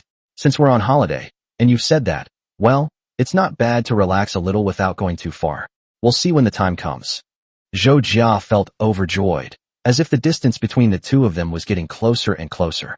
However, he hadn't decided where to go yet, and definitely needed to make a plan. Just then, her phone rang. Chen Wanxin said, "Ah," and answered the phone. A cheerful voice came from the other end of the phone. Teacher, will you be free in a few days? Chen Wanxin asked. What's wrong? The other side said. We're planning a class reunion. Will you come, teacher? You absolutely have to come. We've also invited other teachers. I'll send the details to Teacher Chen later. You absolutely must come. Chen Wanxin exchanged a few pleasantries with the person opposite her, roughly meaning that she would take a look and then decide whether to come or not. The other end of the phone hung up. Zhou Jia deduced the general idea from the chat, but still asked what was wrong. Chen Wanxin showed her phone. Yes, your friend Li Jintao invited me to your class reunion. At that moment, Zhou Jia's phone lit up with a voice call request from Li Jintao. Chapter 60 Whispers. Under Chen Wanxin's watchful gaze, Zhou Jia answered the phone. Li Jintao remained as loud and boisterous as ever. Zhou Jia, it's time for our class reunion before the new year, probably next week, after the holiday. Come on over. Dude, you're so sassy. That's not how you were talking just now. Zhou Jia said. No, I'm not going. Although Chen Wanxin might go, Zhou Jia still doesn't want to go. Li Jintao asked. Why? Zhou Jia spoke with righteous indignation. What's the point of attending such a class-conscious gathering? High school life wasn't all that wonderful. Many classes inevitably had cliques and caste systems within them, making it a very stressful time. There are reasons why people don't like to attend class reunions these days. Class reunions are more like small social occasions. One is a Brahmin, showered with love and shining brightly. Another is a Kshatriya, in charge of the class's territory, arrogant and domineering. And most are Vaishyas, buried in their studies and virtually unknown. The rest are the Shudras, the lowest of the low, who are constantly being scolded and ridiculed. Li Jintao smacked his lips. Then what class do we belong to? Zhou Jia thought for a moment. Dalit brother, haven't you understood after all these years? Below the Shudra is the Dalit, who, when walking, must not let his shadow fall on others. Li Jintao was heartbroken. What? We're Dalits? I thought we were at least Kshatriyas, brothers. Are we really that lowly? Zhou Jia, however, had some doubts about his confidence. What makes you think you're a Kshatriya? On the other end of the phone, Li Jintao patted his chest repeatedly. Because I was the biology class representative in high school, so I guess I was a minor official. Zhou Jia remained silent. See, this is the kind of guy he is. However, such situations sometimes exist in high school. In fact, it is precisely because of high school that students have not yet entered society that some students who become class leaders think they are superior to others and even look down on others when they walk. Who exactly started this class consciousness? As Zhou Jia was speaking, Chen Wanxin walked over, squatted down in front of him, and looked at him with some dissatisfaction. What nonsense is this kid spouting now? She squatted there, her hand supporting her face, staring straight at Zhou Jia as he reprimanded her with his eyes, as if telling him to speak properly. Zhou Jia's voice suddenly lowered, and she turned her head 15 degrees away, not daring to look at Chen Wanxin, but instead looking at the blue cup on the table. You call yourself a minor official? You're nothing but a piece of trash. Zhou Jia's words caught in his throat. If it were before, he would have already blurted out the phrase, canine excrement. But Chen Wanxin was right in front of him, so Zhou Jia felt that he couldn't say such an impolite thing. At least you can't say it in front of her. Li Jintao understood Zhou Jia's meaning and felt no shame whatsoever. Okay, I am dog poop, but why is your voice so soft? Zhou Jia's eyes quickly darted to the right, looking at Chen Wanxin to her right.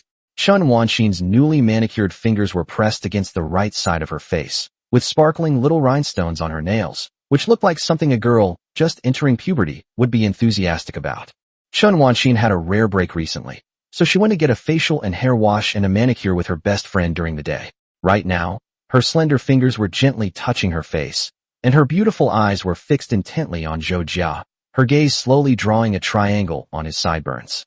Those who are being stared at find it interesting, but being stared at in this way is not a good thing. Just like in school, when the bell rings and the test papers are handed out, you pick up your pen and start writing quickly. The teacher is standing behind you, and even if you don't turn around, they can tell that someone is standing there. Your confidence just now vanishes instantly, and you start to doubt the questions you've been working on. Chen Wanxin was just looking at Zhou Jia, watching him make a phone call. Zhou Jia seems to have several states. One is when he is in front of himself, when he is very careful and even thinks about his words for a long time. The other is when he is with his friends, when he is loud and carefree. Therefore, she was quite curious about Zhou Jia's later state, the side of her that she didn't show to those around her. Zhou Jia didn't know what Chen Wanxin was looking at, and didn't know how to reply to Li Jintao, so she kept her voice low. I'll hang up now if there's nothing else. Li Jintao sensed something subtly amiss.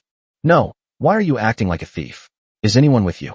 Zhou Jia wanted to say yes, but felt that saying Teacher Chen seemed inappropriate. Chen Wanxin moved her legs forward, her white-socked feet slowly rubbing against the carpet, creating contrasting marks. She had actually overheard some of what Li Jintao said, and a mischievous thought suddenly came to her mind. She shifted her posture, leaning forward, her left hand supporting her on the small sofa, her knees touching the carpet, and moved closer to Zhou Jia. She covered her mouth with her right hand, gently breathing into Zhou Jia's ear and whispering softly. Why are you speaking so softly? The warm breath he exhaled made Zhou Jia's ears itch, and her heart felt itchy too. This time, unlike the last phone call, Chen Wanxin was right next to Zhou Jia, making him somewhat unable to contain himself. Zhou Jia rubbed his forehead with his right hand, using the smallest movement to calm his restless emotions. Hearing the silence on the other end, Li Jintao grew increasingly suspicious, and then suddenly understood. Holy crap, is someone next to you? Shouldn't you be honest? We've been brothers for so many years. Do you really need to hide your relationship? Can't you let me see your girlfriend? His voice was so loud that Chen Wanxin could hear it too. As soon as the words sister-in-law were uttered, Chen Wanxin's brows gradually furrowed. This Li Jintao. Zhou Jia didn't say a word. He hung up the phone, turned it off, and tossed it into the crevice of the sofa in one smooth, effortless motion. Zhou Jia turned to look at Chen Wanxin. The two were very close, only 10 centimeters apart. Zhou Jia discovered that her favorite teacher, Ms. Chun, was actually a bit of a ditz in some ways. When Chen Wanxin and Zhou Jia looked at each other, her brows slowly relaxed. Chen Wanxin blinked and asked again, still keeping her voice down. So, why are you speaking so softly? Zhou Jia seemed to be playing along with Chen Wanxin, answering in a low voice. Isn't the teacher right here? In the tiny 30 square meter space, two children, huddled on a small sofa, began to talk quietly and slowly, as if they had wandered into another space. Are you trying to say that it's the teacher's fault? I wouldn't dare. Again, you're afraid? Fine. I think you're just saying the teacher is wrong. No, Li Jintao just speaks without thinking. Please don't mind him, teacher. Humph, it's all right. I'll have a good talk with him at my class reunion. So why aren't you going to your class reunion? Well, I kind of don't want to go. But I should go, aren't you going? Chapter 61 Students don't lie to their teachers. Chen Wanxin remained in the same posture as before, supporting herself on the sofa with both hands. Her waist was very thin and her back was very straight. The white sweater draped over her body looked like the ridgeline of a snow-capped mountain in winter, sliding all the way down. She stared at Zhou Jia, waiting for his answer. Zhou Jia couldn't refuse Chen Wanxin. If the teacher asks me to go, of course I'll go. Chen Wanxin tilted her head, looking somewhat happy, but also feeling that Zhou Jia's way of speaking was a bit inappropriate at this time. She shifted her position and sat down next to Zhou Jia. You're making it sound like I'm bullying you. Were you just about to call Li Jintao dog shit? Zhou Jia was stunned, never expecting those two words to come out of Chen Wanxin's mouth. Looking at him, Chen Wanxin put her hand to her mouth, squinted her eyes, and chuckled very softly. She looked both elegant and adorable. Zhou Jia followed suit, and to cover up her embarrassment, she coughed much less loudly. How could I dare to swear in front of my teacher? Chen Wanxin laughed again. Really? You can be more natural in front of the teacher. You don't need to be so reserved. Zhou Jia also felt that she was a bit reserved, but it was inevitable. Isn't that how it is when you're with someone you like? If the little white button on your shirt cuff is a bit loose, you'll feel, oh, my outfit isn't very appropriate today. But the other person wouldn't even notice that button. They might be thinking, I'm wearing white today, so I can't eat anything spicy tonight. Zhou Jia imitated Chen Wanxin, covering her mouth with her hand. I'm not shy at all. Teacher, don't worry. Do we have to keep speaking so quietly? Chun Wanxin thought it sounded like some kind of game, and chuckled a couple more times, but pursed her lips, trying hard not to laugh out loud. I didn't say that. Aren't you feeling reserved? But I feel like you're just pretending to be well-behaved in front of me. Zhou Jia shook his head. No, I'm already very good, teacher. Chun Wanxin lightly spat. 88. Zhou Jia immediately covered his head. Teacher, I was wrong. Why do you remember it so clearly? A stain on his life, an indelible pillar of shame. Will he still be talked about in the future? Chun Wanxin burst out laughing, and then, seemingly unable to hold back any longer, she stopped suppressing her laughter and let out a series of natural laughs. They were probably amused by the childish game. Zhou Jia silently noted it down. Teacher Chen's sense of humor was also unexpected, like that of an elementary school student. Teachers can be childlike too. Chun Wanxin laughed for a while, then stood up, her smile freezing on her face, and her waist making a cracking sound. It was obvious that she had twisted her waist. Chun Wanxin hissed and rubbed her waist with her hand. Zhou Jia immediately got up with concern. Teacher, are you alright? Chun Wanxin turned around and said somewhat shyly. I twisted it. It's true what they say, extreme joy turns to sorrow. Zhou Jia naturally placed his right hand on Chun Wanxin's slender waist and began to massage it. At first it was fine, just a normal massage, but soon Chun Wanxin felt a little embarrassed. Zhou Jia's hands pressed on her waist for a long time, with just the right amount of force, as if he already knew how much force she could withstand. At this moment, Zhou Jia is in the third state, apart from the previous two. He is neither obedient nor playful, but rather calm and composed. Doesn't that sound a bit like a split personality? But humans are actually quite complex creatures, and they can exhibit different behaviors at different times.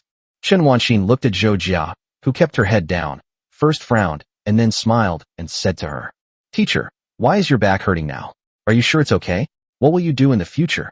For a moment, Chun Wanxin's thoughts were somewhat ambiguous. What did you say? Zhou Jia looked up at Chun Wanxin, her face completely innocent. What? How about it, teacher? How about hiring me as a professional massage therapist? I'll give you a 20% discount. What was the original price? 30,000 a month.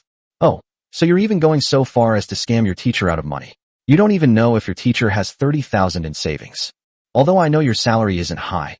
Teacher, you've been working for 5 years. Don't you save any money at all? Your teacher didn't teach you to speak so harshly. Everyone has their own difficulties. I won't ask about the difficulties with food and clothing. In that case, I won't take the teacher's money. Then the teacher is even more worried. These are all lies. Your teacher is smart and won't be fooled. Chun Wanxin had a hint of confidence on her face. Zhou Jia moved closer, lowered his head, and breathed softly into Chun Wanxin's ear. His voice was low and deep, which was reassuring. Students won't lie to their teachers. Chun Wanxin suddenly couldn't speak. She felt her face burning hot, as if it were pressed against a radiator. The hand pressing on her waist no longer felt like a hand, but like a red-hot iron. Her skin felt like it didn't belong to her anymore. Zhou Jia withdrew her hand, revealing her usual relaxing smile. All right, teacher, but this time it's not free, it'll cost 30,000 yuan. He said it jokingly. Chun Wanxin turned around and looked at Zhou Jia. This time she couldn't see his sideburns clearly, only his face, his warm smile, his features, and his jawline. She felt like she had looked at this face like this many times, but she didn't seem to have looked at him as closely as she did today. Chun Wanxin extended her right hand, her palm gradually approaching Zhou Jia's cheek. Finally, as usual, it transformed into a finger, which she raised and touched Zhou Jia's broad forehead. Very light, like a red stain on white paper, accompanied by her gentle reproach. Dream on. Silence filled the space, which was less than 30 square meters, and Chun Wanxin's soft scolding seemed to still echo in the room. It snowed all night. Zhou Jia always felt that she was getting closer and closer to her teacher. This made him very happy, so much so that his happiness was written all over his face. Of course, his happiness also drew questions from some people. Who is it? Please tell me, brother, please. Li Jintao paced back and forth beside him, scratching his head and looking extremely anxious. Brother, my dear brother. Please, just say something. Zhou Jia is typing on the keyboard. Don't call me that disgusting name. Besides, it's not what you think. Li Jintao was so anxious he almost jumped up. It's not what I think. You've already lowered your voice and stopped talking, but it's still not what I think. Brother, I beg you. We're both Dalits, shouldn't we help each other? Lin Xuehui suddenly appeared, looking like, your little cutie has suddenly appeared. Hey, what are you guys talking about? Li Jintao clenched his fist. We were talking about how the oppressed lower classes should fight back against slave owners. Lin Xuehue responded with an "Oh. I know guns and shells. The bigger the aperture, the better." Zhou Jia said hello twice. "What are you trying to do? Don't think about anything dangerous. I've finished everything in my drawer today. Sorry, there's nothing left." "Wait, why should I apologize for feeding her?" Lin Xuehue snorted. "I'm not here to apologize to you." "Dude, why did you answer so casually? You're eating my food. Shouldn't you at least be a little polite?" Zhou Jia was puzzled. Lin Xuehue tossed out an earphone. "Put it on. Chapter 62 That water cup is for someone else." "Fine, wear it. But why the rude tone?" Zhou Jia silently took the earphone and put it on her left ear. "So what happened?" Zhou Jia's question stopped there as the music started playing. First came a soothing and simple piano piece, then more chords, interwoven chords accompanied by the crisp sound of percussion instruments and low-pitched drum beats. That was a journey, moving forward freely on the journey, taking easy and joyful steps. Everything seemed so hopeful. The melody went from simple to complex, with the sound of woodwind instruments that Zhou Jia didn't know in between, and then it slowly dissipated and disappeared with the wind. A minute and a half later, the melody stopped. Zhou Jia then realized what it was and took off her headphones. Lin Xuehue blinked at him. "How are you feeling?" Zhou Jia didn't hold back his praise. "That's amazing. When did you make that?" Zhou Jia immediately recognized the music. It was perfect for an adventurous journey. Whether it was a sunny day or a rainy day, listening to this melody would calm the player's heart. Lin Xuehue extended her right hand in a scissor-like gesture, made 2 scissor cuts in the air, and made a yay sound. "I spent half an hour making this last night. It's not that amazing, it's actually quite simple. It just creates that atmosphere. I just did a few random adjustments." "How is it, boss?" Zhou Jia is indeed an outsider in this field. In his opinion, it just sounds good, so good that there's nothing to criticize. "This is so amazing, I'm completely in awe. As a colleague, could you offer me a discount?" Lin Xuehue put away the Bluetooth headset. "Were you always this polite?" Li Jintao always felt excluded. "Hey, I'm over here, can I listen to this? What you're doing sounds like workplace bullying. I'm a person too, and I feel like I've been ostracized by you guys lately. Don't you think that's pathetic?" If I had to put it in perspective, Li Jintao does seem like an outsider. Lin Xuehue kept his mouth shut, neither telling Li Jintao that his cousin was Chen Wanxin, nor that his good brother had once sat shoulder to shoulder with his Chinese teacher. "It's definitely not because I wanted to see some fun that I didn't say anything. Absolutely not. She's not that kind of person." Zhou Jia shook her head, but Lin Xuehue didn't mind handing the earphones to Li Jintao, saying something as she did so. "I'm not planning to charge you any money. How about it? If you think it's good, you can treat me to dinner later. You can use the music however you want." Zhou Jia waved his hand. No, even brothers should keep clear accounts. I can't do something like that. If you really put it that way, then I'll owe you a huge favor. While it's normal to lie, when money is involved, one must be cautious and careful." Lin Xuehue looked down at Zhou Jia with her hands on her hips, a rare sight indeed. "I'm too lazy to talk to you. How about this? Just start working on it first, and we'll talk about it later. Take a look and see if it's okay. I haven't looked at your writing in detail, so I've only roughly come up with the music for when we're walking. We can discuss it in more detail later, but I'll be on vacation soon." She rested her chin on her hand, as if she were genuinely thinking about it. Zhou Jia said, "If I use it for free, does that mean I can't make any requests?" Free things are good, but sometimes it's hard to make requests tactfully to achieve the desired effect because of personal relationships. Zhou Jia did think Lin Xuehue's music was good, and perhaps he could commission her to do it later. Lin Xuehue responded with an "Oh. That makes sense, although I don't really care." She shook her head, deep in thought. Zhou Jia sometimes really had a hard time figuring out what was going on in Lin Xuehue's mysterious head. Lin Xuehue reached into the pocket of his down jacket, pulled out a small packet of snowflake crisps, tore open the packaging neatly, tossed it into the air, and stuck out a mouth like Sunio to bite into the snowflake crisps, chewed them up, and swallowed them. "Okay, now we know what you're thinking." When Li Jintao finished listening, he gave a thumbs up. Lin Xuehue left 2 more snowflake pastries on the table. "Let's talk about it after it's finished. Remember to write my name in big letters in the acknowledgements list. If you really don't like it, you can pay me back then." Lin Xuehue was very carefree. He turned and left, leaving behind a comment. "Remember to replenish the snacks in the drawer." Despite her cheerful demeanor, she eventually became preoccupied with Zhou Jia's empty drawer. In reality, most people have enough money to buy snacks these days, but the snacks they buy always seem bland and make them bloated if they eat too much. However, the snacks from other people's places always taste delicious and are very tasty. Zhou Jia remained silent, then turned to look at Li Jintao. "Why haven't you left yet?" Li Jintao said. I was just waiting to tell you who's at the class reunion, wasn't I? Zhou Jia didn't really care who was there, so this made him seem rather indifferent. But he wasn't very close to his high school classmates. Of course, he could hang out with anyone, but if you really wanted to have a heart-to-heart talk, Li Jintao was the only one. Only? It's okay, it's not important. Li Jintao recited the names of people as if he were listing a menu. Zhang's eyes with a pointed mouth and monkey cheeks. Wang Boizhan patting his beard and walking his horse. Tin Siyue with a sarcastic tone, and He Wei Wen with an aloof attitude. Zhou Jia's eyes widened. Dude, where did you find all these scoundrels? Is this some kind of class reunion? Or is this some kind of long-held grudge revenge against society? Why am I not here to flatter and fawn over everyone? Li Jintao patted the stool. Weren't the two of us the only ones left who were in cahoots? It wasn't me who found them. It was mainly organized by our former class monitor. He called them out in the group chat, and they came voluntarily. There are good people among them. There were 20 people this time, including Teacher Chun, Teacher Zhang, and Teacher Su. Mr. Zhang teaches mathematics and is very capable. Mr. Su teaches biology and is in his 40s.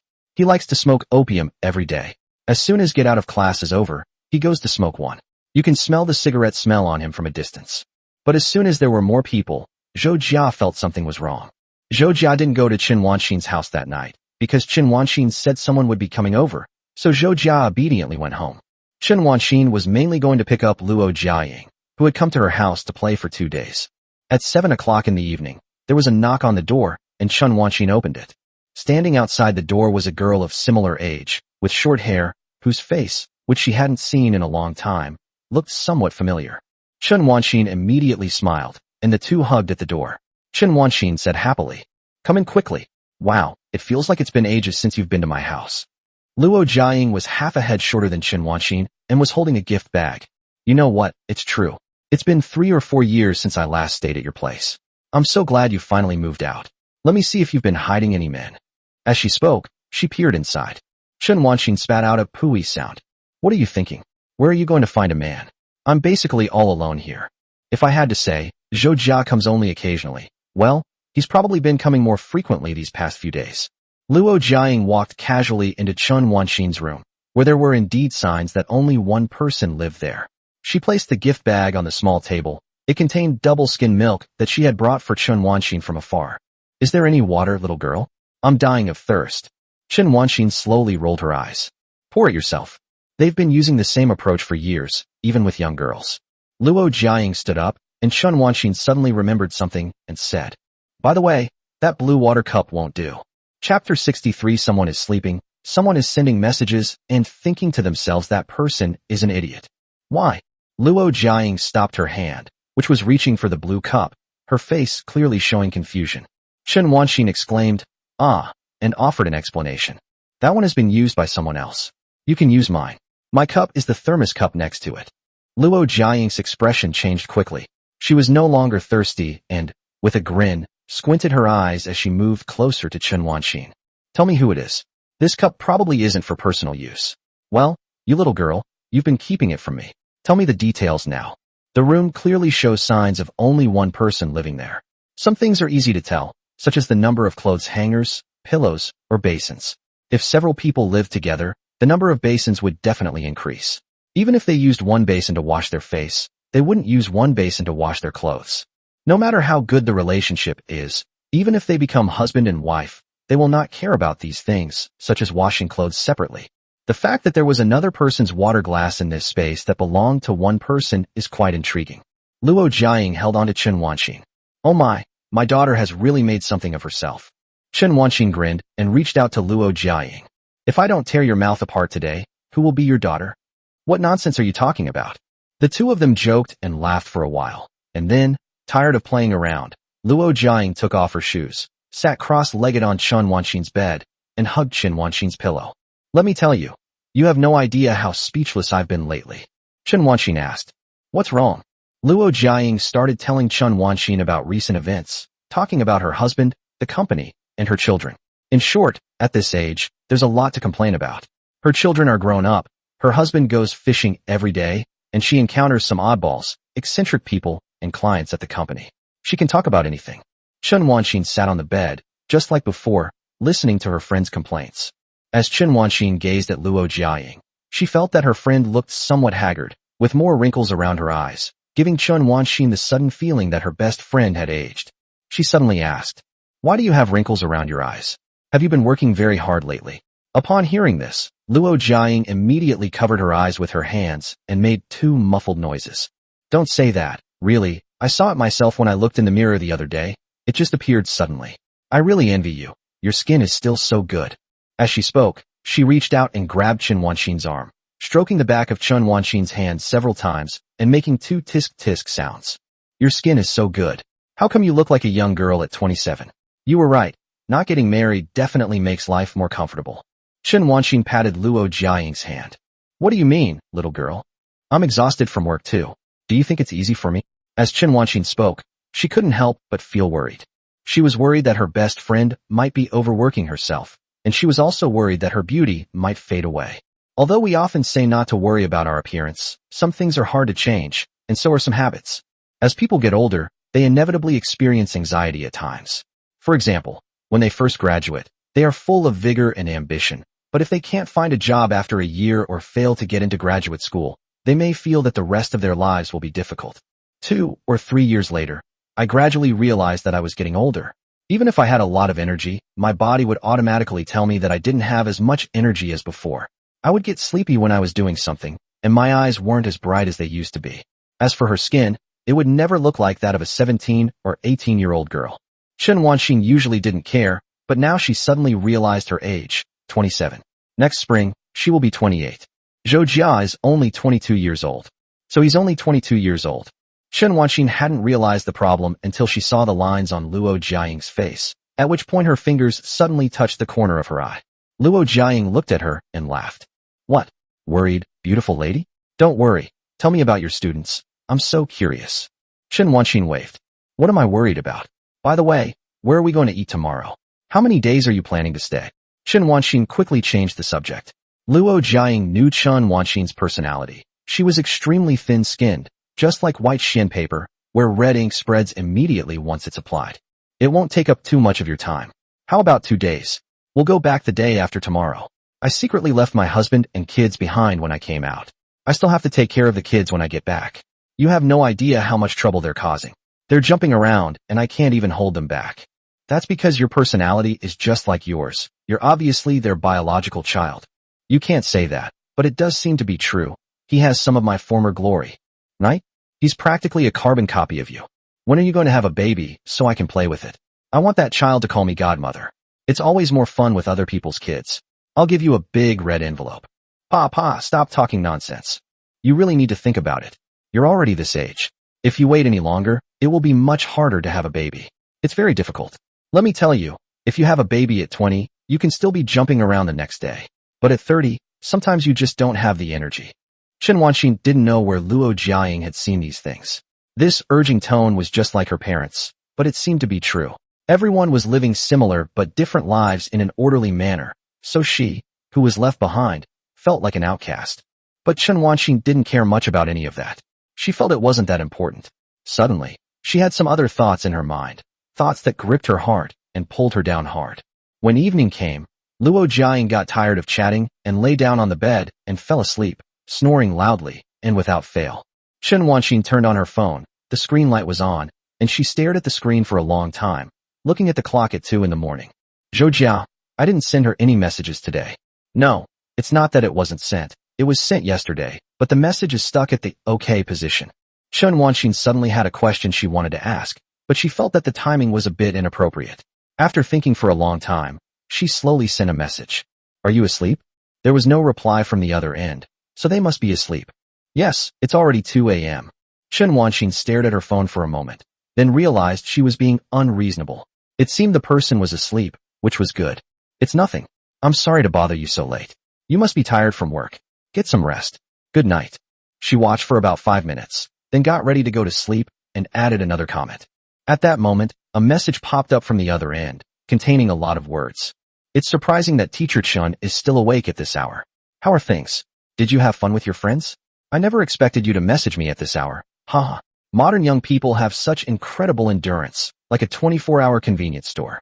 They're at their most energetic in the early hours of the morning." Chun Wanxin's face was illuminated by the screen's light, revealing a slight smile. How can you type so many words and say so much nonsense? A stupid student. Chapter 64. What student would say their teacher is cute? Today is the last weekend before the holiday, and Zhou Jia fell asleep in front of the computer. He only now realized how much work this was. Just cutting out the individual pixels was enough to drive him crazy, as each pixel seemed to have its own thoughts. Information that can be made public at present. The character designs for the main character and the princess have been completed. The outline has been written. All that remains is to refine the details and minutiae. Zhou Jia designed simple movement actions, such as the knight's attack, jump, and sprint, and the princess's sprint, jump, and dash. Because he was never satisfied with the impact of the little knight's attacks, he made many modifications and adjustments. When he got sleepy, he would lean back in his chair, close his eyes, and rest until he fell asleep. He seemed to hear his phone ringing in his light sleep. He groggily reached out and fumbled around on the table. After groping for a while, he finally found his phone. He opened his eyes and took a closer look. It was Chen Wanxin. He immediately sat up abruptly, his phone rolling between his hands like a hot iron before he finally grabbed it and sent the message. When Chen Wanxin saw the message, she was both happy and worried. Why are you still up so late? Don't stay up late. It's bad for your health. Sometimes, feelings are just so contradictory. You want to receive a message from the other person at this time of night, but when you do receive it, you worry that the other person's sleep schedule is not good. But both feelings are real. Zhou Jia said, "No, teacher, I've activated the hidden energy on my back. I slept during the day. Golden Beast, my brother." Chen Wanxin watched Zhou Jia rambling on, and found that she quite enjoyed listening to him talk nonsense. Every time this happened, Zhou Jia's head shaking and swaying figure would vividly appear in front of her. Zhou Jia typed on the electronic keyboard. "What's wrong, teacher? Are you having trouble sleeping? I have 100 ways to cure insomnia, both gentle and harsh." "What is gentleness?" "Your moon, my heart. This is the radio station. Would you like to request a song?" Chen Wanxin looked at Zhou Jia's message and suppressed a laugh. Why was he so funny? She heard a rustling sound coming from under the covers. It was Luo Jiaying turning over. Chen Wanxin was used to it. When Luo Jiaying was little, she was a restless sleeper and would even snatch the blanket in the middle of the night. Luo Jiaying let out a soft breath. Chen Wanxin tilted her phone screen to the side and adjusted the light so that the light from the phone screen did not shine on her former friend, trying not to disturb her. "Now I can't even request songs, so what's the harsh way to treat insomnia?" Chen Wanxin was quite curious. Zhou Jia thought for a moment. "We're going out to play at 7 o'clock tomorrow morning." Chen Wanxin thought to herself that it was indeed not very gentle. She thought it would be like being hit on the back of the head with a hammer, which would make her fall asleep immediately. After chatting with Zhou Jia for a while, Chen Wanxin's mood gradually improved, but she still couldn't shake off the lingering melancholy in her heart. Zhou Jia seemed to notice that Chen Wanxin wasn't very interested and asked a question. "What's wrong, teacher? Is something bothering you at work?" Chen Wanxin was somewhat surprised, but pretended to be relaxed. "No, it's just that I suddenly realized I've reached the age where people call me Annie. Time really flies." Chen Wanxin finds it difficult to directly voice her concerns. Traditionally, Chinese people have been reserved. For example, when a mother cares about her child, she wouldn't ask, "How are you feeling?" but rather, "Dinner is ready. Come and eat." Sometimes I find that kind of subtlety annoying. Why can't you just say what's on your mind? Other times I think, home-cooked meals are still the best. It's all so convoluted, I can't quite grasp the true meaning behind it all. I can't say it directly, yet I still hope the other person can understand. A while later, Zhou Jia's message arrived. Teachers can be quite adorable sometimes. Here is someone who chooses to speak frankly. Chen Wanxin blushed. "What do you mean cute? You're just joking again. Okay, are you getting more and more arrogant because I haven't talked about you lately?" What student would say their teacher is cute? Chen Wanxin was a little annoyed. This was the first time she had heard Zhou Jia praise her for being cute. It was one thing to say she was pretty before, but what did it mean to say she was cute? It feels like some kind of rhetoric used to coax young girls. She's not a little girl. Chen Wanxin slowly started typing again. "Don't treat your teacher like a little girl your age. I'll get angry if you talk nonsense here." Zhou Jia's typing speed slowed down. "Teacher, I'm telling the truth this time." Chen Wanxin's fingers froze in midair, unsure how to respond. She wasn't actually angry, nor did she dislike being called cute by Zhou Jia.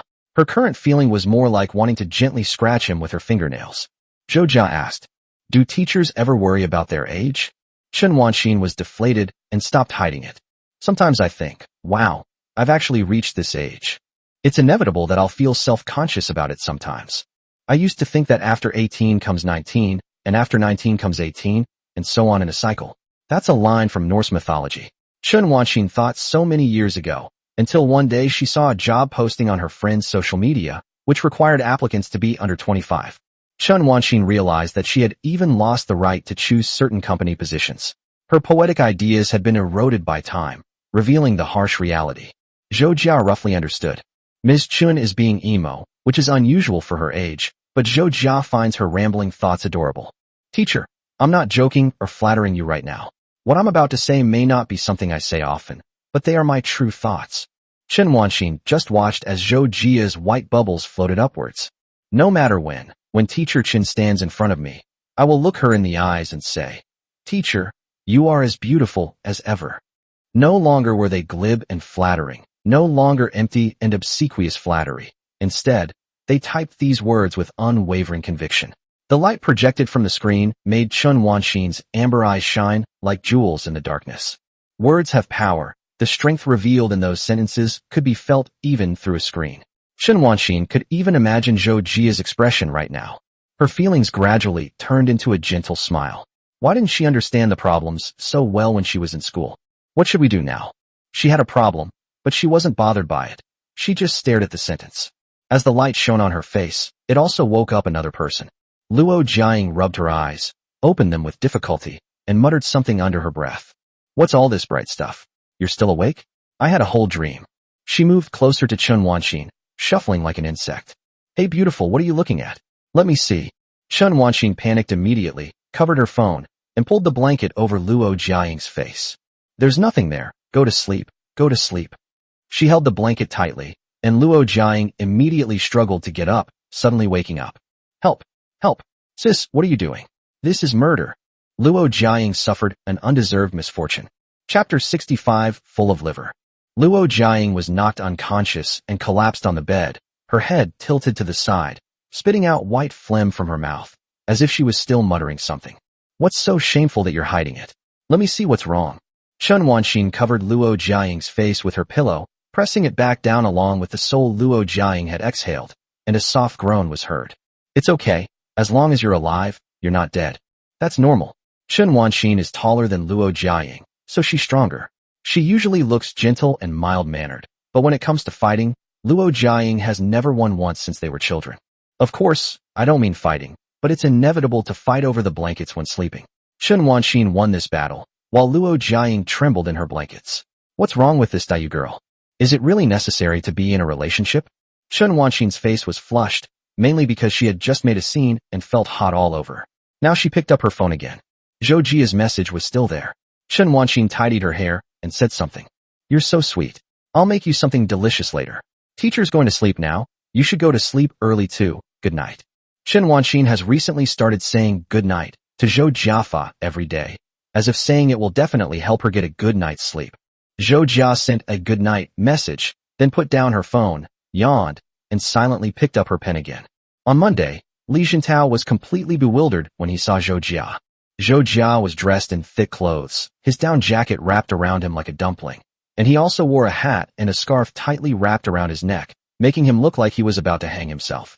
Before he even reached the office, Li Jintao spotted Zhou Jia and saw him following behind. He wanted to greet him, but then he saw Zhou Jia yawn and bump his head into the iron railing. Li Jintao was dumbfounded and followed Zhou Jia to the office. He walked over to Zhou Jia, who was drowsy. Brother, are you alright? Zhou Jia looked up, revealing two huge dark circles under her eyes. Do I look like something's wrong to you? As he said this, it seemed as if his eyes were saying, I'm in great spirits. You look like something's wrong. Li Jintao patted his forehead. If you're about to faint, don't force yourself to stay awake. Li Jintao asked, where have you been?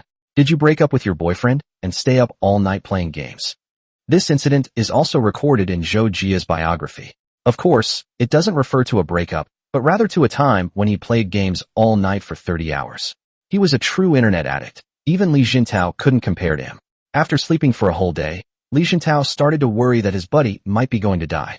Zhou Jia shook his head, unable to open his eyes at all, and gave a thumbs up. I fixed the protagonist's attack animation. The previous motion blur was terrible, but now it's very clean and crisp. I also designed the first boss's appearance, referencing Frankenstein's style. Li Jintao now understood what this person had been doing these past 2 days. No wonder he couldn't get anyone to play games with him. He knew that Zhou Jia was just like that. Once he got into a passion for something, he would become so engrossed that he would forget to eat and sleep. This was a talent that many people envied. Zhou Jia's closed eyelids seemed to say, "Am I awesome?" Li Jintao quickly patted him on the shoulder and said, "Wow, that's awesome. So how long did you sleep?" Zhou Jia did the calculations and found that even simple addition and subtraction had become difficult at this point. 2 or 3 hours. Li Jintao hissed and gasped. People will die, won't they? You don't still think you're as invincible as you were when you were 14 or 15, do you? Even though it's almost holiday time and no one will care during the day, you can't act like this. Zhou Jia gave a thumbs up, as if to say there was no need to worry. That's it. This guy has gone mad, Li Jintao concluded. Just then, a leisurely figure slowly walked past outside the office. The figure hesitated at the doorway for a moment, then slammed into the doorpost with a thud, drawing everyone's attention. That person was Lin Xuehui. Li Jintao was speechless. Okay, here comes another one. Lin Xuehui slowly entered the house, greeted the two of them, and held her forehead with one hand, her eyes also closed. Good morning. She was holding a hot fried dough stick in her left hand, which she put to her mouth and took a bite. Li Jintao, the most clear-headed person present, offered a ruthless critique. If I didn't know you two had nothing to do with each other, I would have thought you went out partying last night. So what were you up to this time, you big sister who banged on the door? Lin Xuehui, biting into a fried dough stick, looked at Li Jintao with her eyes closed. Li Jintao gave a soft roar. Hey, don't look at me like that. Please open your eyes, okay? Lin Xuehui opened her eyes just a tiny slit and stared at Li Jintao, as if trying hard to make out his features. Li Jintao slapped his forehead. Forget it. These two are hopeless. They're birds of a feather. Lin Xuehui strolled leisurely to Zhou Jia's side, took out his earphones and phone from his pocket, and slammed them on the table. Listen to it. Zhou Jia mechanically reached out and put the earphones on his ears. Lin Xuehui then played 3 songs in a row. The previous song was modified into 3 parts: the journey, the main character's song, and the princess's song. Zhou Jia and Lin Xuehui discussed it and decided to try it out first. They also sent the files to Lin Xuehui, who was a pioneer and worked tirelessly. After listening, Zhou Jia gave a thumbs up. Lin Xuehui looked at Zhou Jia's actions and gave him a thumbs up as well. Li Jintao held his head in his hands. What kind of inhuman way are you communicating here? Is this some kind of pantomime? Where's my script? Can't you guys be a little more normal? The two people turned around, stared at him, and finally slowly raised their thumbs in the air. Li Jintao fell silent. They're hopeless, hopeless. These two idiots are beyond saving. In a sense, the fact that Lin Xuehui's eccentricities and Zhou Jia's thought processes could unexpectedly align makes them both extraordinary. Li Jintao sighed.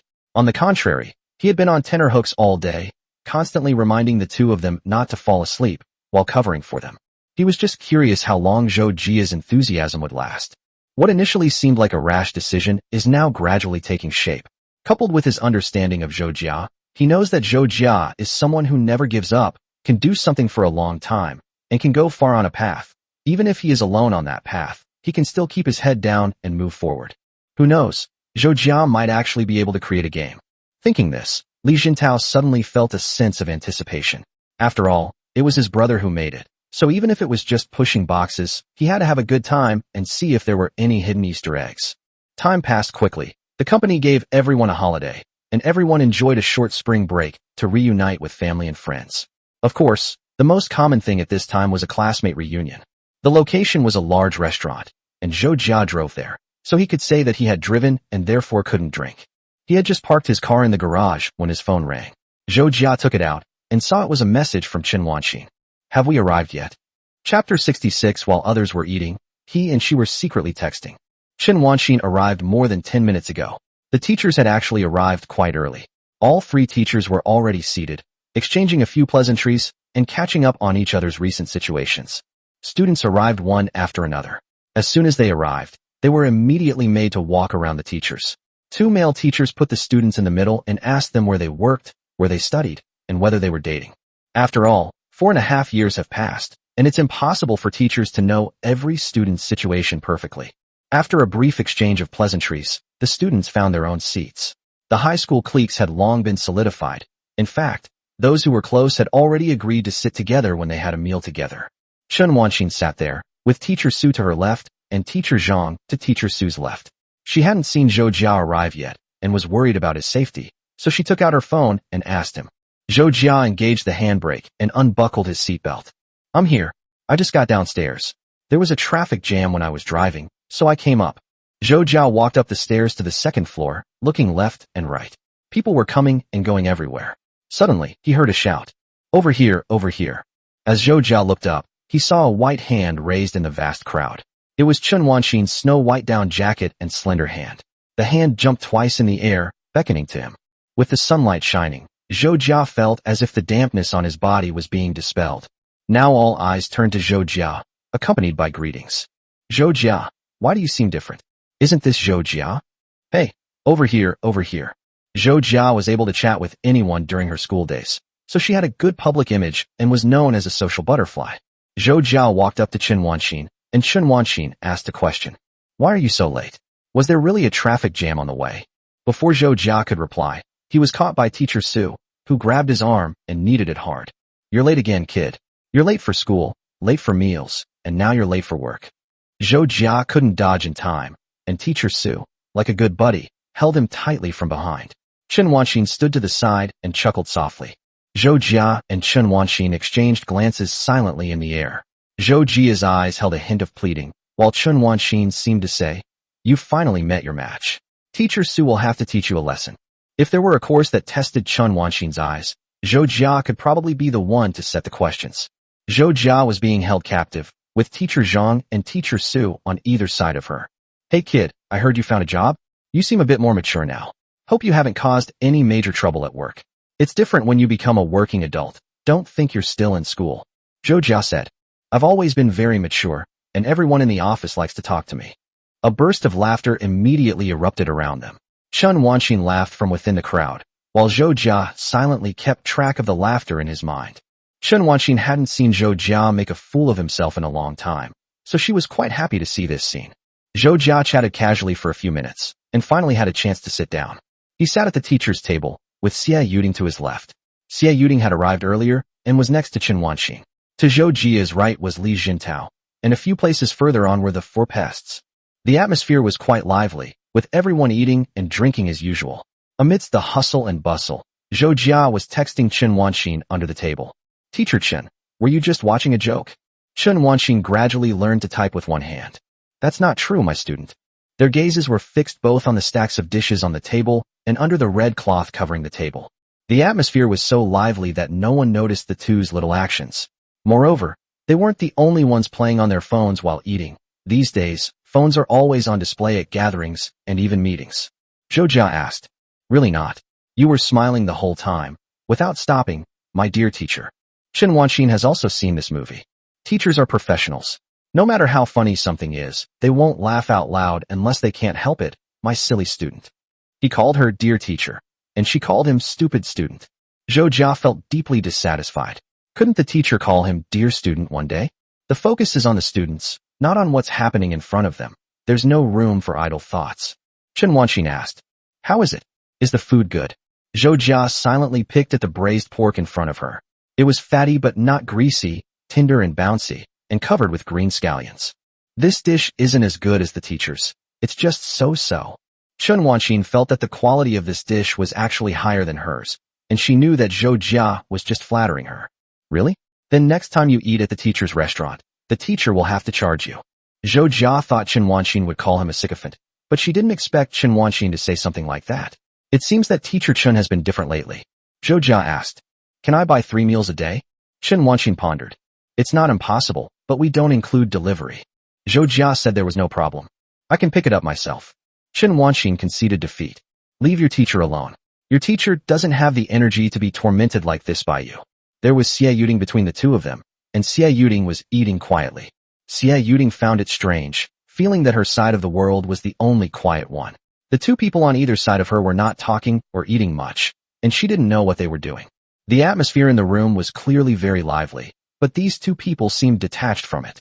Zhou Jia was fine. He'd always been like that, so there was no need to worry about him. But when Teacher Chen did the same, she found it quite puzzling. Xie Yuding turned to look at Chen Wanxin. Teacher Chen, aren't you going to eat? A hint of embarrassment flashed across Chen Wanxin's face. Teacher isn't hungry. You should eat more. As Chen Wanxin spoke, She got up and served Xie Yuding some food, placing a piece of meat into Xie Yuding's bowl. Xie Yuding was flattered. Hey, thank you, Teacher Chen. Zhou Jia felt a pang of envy. How come Xie Yuding got all the good things while he never enjoyed that kind of treatment? Zhou Jia is typing. We're all students, so why does it feel like the teacher is biased? Chen Wanxin continued typing. No, I'll put some on your plate next time too. Zhou Jia was feeling a little better, and Li Jintao patted him on the shoulder. Hey buddy, what are you doing? Eat up. Teacher Zhang has eyes that see in all directions and ears that hear in all directions. Zhou Jia, why aren't you eating? And Teacher Chen, please pick some food for us too. Teacher Su looked at Zhou Jia and immediately understood. I know, the kid's throwing a tantrum. Zhou Jia exclaimed, no, what's wrong with me? Teacher Su, you have such a sharp eye. Teacher Su is like a detective solving cases. When Teacher Chen was serving food to Xie Yuding, Zhou Jia was jealous. Teacher Chen, you stole Zhou Jia's job. I could tell there was something between them back then. Now that we've graduated, how are things? Gossipy eyes shone from all directions, illuminating Zhou Jia and Xie Yuding like searchlights. Xie Yuding was still eating when she suddenly realized she had been called upon. She froze, unable to bring herself to eat. Zhou Jia silently patted her face. No, don't just randomly pair people up.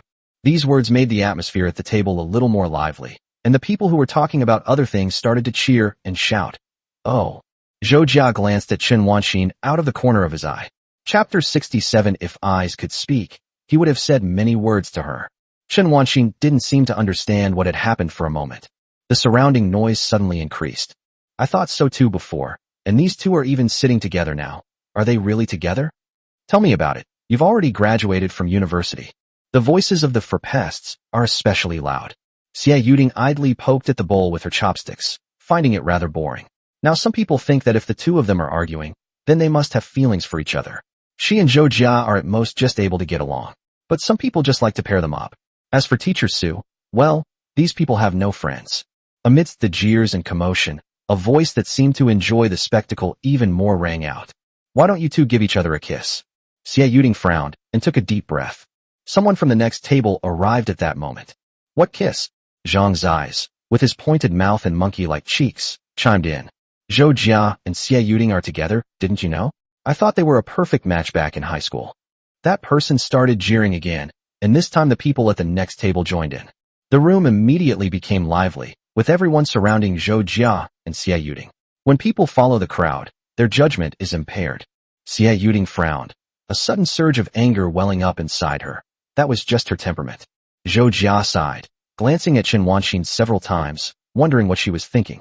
She sat there, neither cheering nor laughing. She had laughed when she saw Zhou Jia make a fool of herself, but now she just sat there quietly, letting the applause and shouts surround her. Her gaze fell on Zhou Jia. Zhou Jia stood up, still looking relaxed and cheerful, and didn't say anything. The voices of the crowd gradually subsided. Although Zhou Jia's eyes were looking around, his peripheral vision kept lingering on Chen Wanxin. Give me another kiss. I still have my first kiss. Why does that sound a little hurtful? Zhou Jia's persona is activated. Well, first of all, I'd like to wish everyone a happy new year in advance, and all the best. Secondly, Xie Yuding and I really have nothing to do with each other. We're all buddies.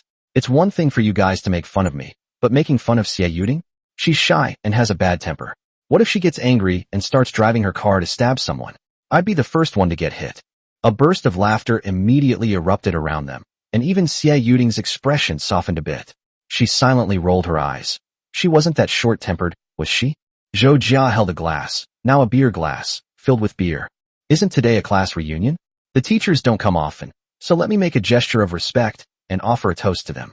Zhou Jia then walked up to Teacher Zhang, first offering a toast to Teacher Zhang, then to Teacher Su. After that, no one talked about Zhou Jia and Xie Yuding anymore. Finally, Zhou Jia took the cup and went to Chen Wanxin. Chen Wanxin stood up, still a little dazed, looking around as if she wanted to find some wine. Zhou Jia quickly stopped her. Teacher, please don't drink alcohol, just have tea. Zhou Jia knew Chen Wanxin's alcohol tolerance. If she drank a few cups, she would be drunk and unconscious in no time. Zhou Jia didn't dare to let Chen Wanxin drink. Zhou Jia filled the glass to the brim with wine, but with just a shake, the liquid would spill out. It was the same drinking session, but this time it was different from when they were at Chen Wanxin's house, where there were only two of them and they drank very casually. This time, it was a rare occasion. Zhou Jia earnestly toasted Chen Wanxin. The surroundings returned to their usual noisy state. Zhou Jia and Chen Wanxin stood facing each other, their eyes meeting. To outsiders, they appeared to be just ordinary teacher and student. In fact, at the moment the commotion started, Chen Wanxin's emotions changed somewhat. She felt confused and flustered, with a restless feeling pressing down on her, leaving her only able to stand there blankly watching. She didn't expect Zhou Jia to jokingly bring these things over. Zhou Jia stood in front of Chen Wanxin, but at this moment, she couldn't think of what to say. Their eyes met, and if looks could speak, they must have exchanged many words. Zhou Jia stood very straight, gripping his wine glass tightly. He seemed to take everything related to her quite seriously. A moment later, Zhou Jia's face displayed the smile Chen Wanxin was familiar with. The teacher can't think that I'm not focused on my studies during high school. Chen Wanxin hummed in agreement. Of course I don't think so. Zhou Jia breathed a sigh of relief. He had seen Chen Wanxin so naturally before, when she was childish, carefree, and asleep. He had seen all those moments, so why did he still feel nervous at this time? The two looked at each other, and Chen Wanxin's heart was pounding. She pretended to be relaxed and asked, "What's wrong? Can't think of a good toast?" Sigh. All that teaching was for nothing. What's going on? Chen Wanxin blinked, waiting for Zhou Jia to speak. Zhou Jia always found Chen Wanxin cute at times like this. He thought the teacher was definitely doing it on purpose. When he met Chen Wanxin's mischievous gaze, he knew the teacher was teasing him. In any case, he would remember this. Zhou Jia coughed lightly and spoke quickly. "Wishing you good health, all the best, smooth work, and a baby soon." Chen Wanxin silently glared at Zhou Jia, wondering what nonsense he was spouting. "I don't even have a boyfriend. Who am I supposed to have a child with?" Chen Wanxin is holding a teacup. "Then I also wish my students success in their work and happiness." The two looked at each other, their eyes filled with a smile and tacit understanding that was hard for others to detect. Zhou Jia raised his cup, tilted his head back, and downed the wine in one gulp, not a drop left. Chen Wanxin also finished her tea, drinking it clean as well, as if it were something very important. Everyone continued chatting about their own things, busy with their own lives, unnoticed by anyone, as if everything was normal.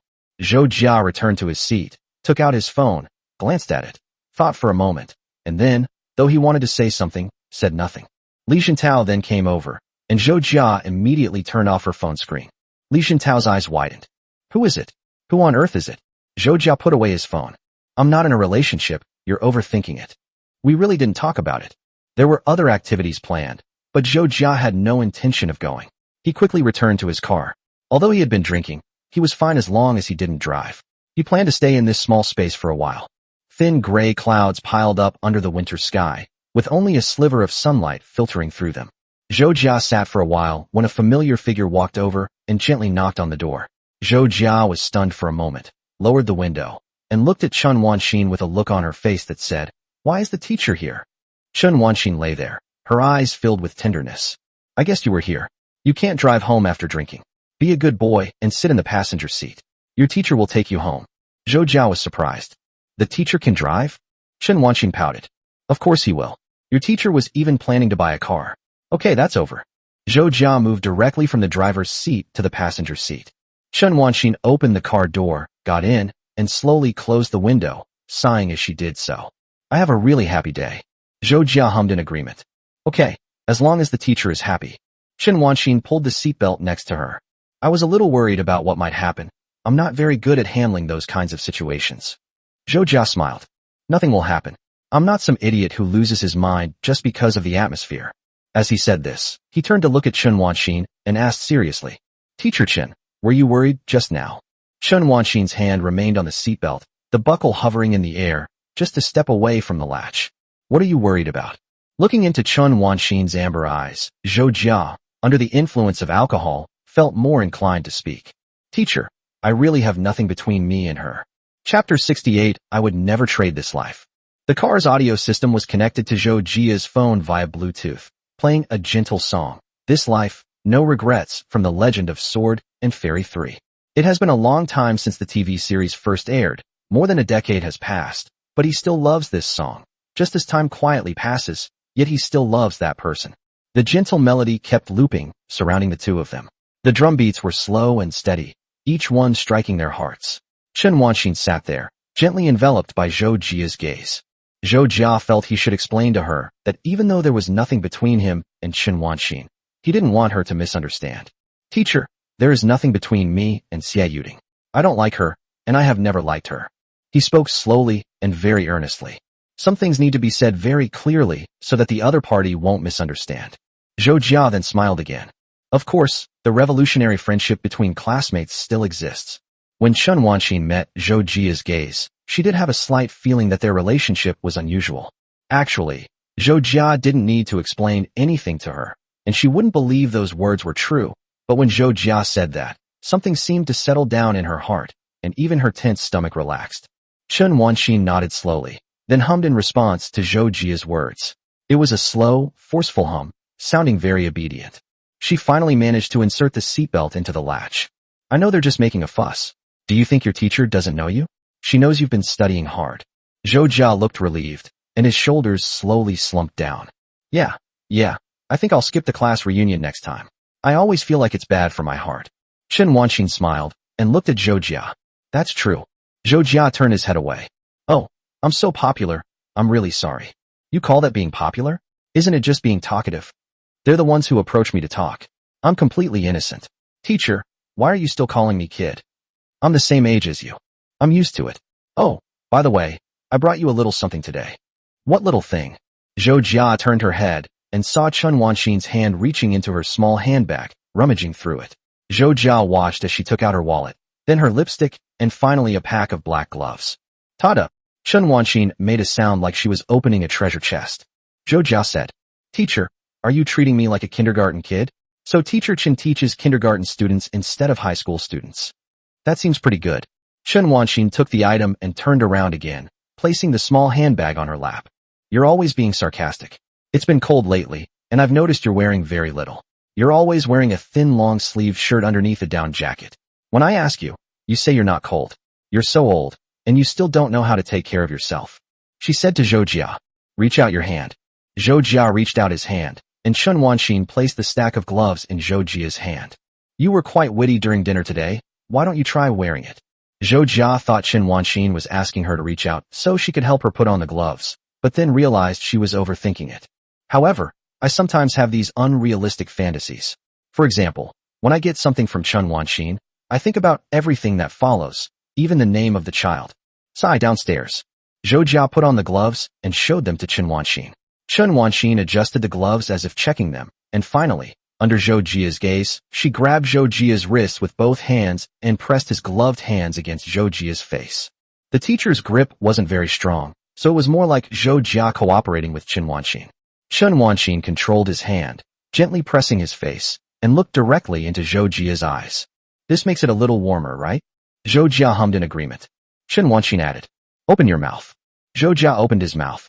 Chen Wanxin withdrew her hand, took out a piece of candied tangerine peel from her bag, tore open the packaging, held the candied tangerine peel in her fingers, and fed it to Zhou Jia's mouth. Inadvertently, her fingertips touched Zhou Jia's lips. Both of them sensed it, but neither of them said anything. Zhou Jia savored the sweetness on her tongue and mumbled indistinctly. Teacher, does this count as feeding them? Chen Wanxin rested her chin on her hand, sizing up Zhou Jia. I guess so. She suddenly remembered something and reached out to cover Zhou Jia's mouth. Don't bark like a dog. Chen Wanxin's face flushed slightly, and her delicate eyebrows twitched a few times, clearly showing that she was afraid.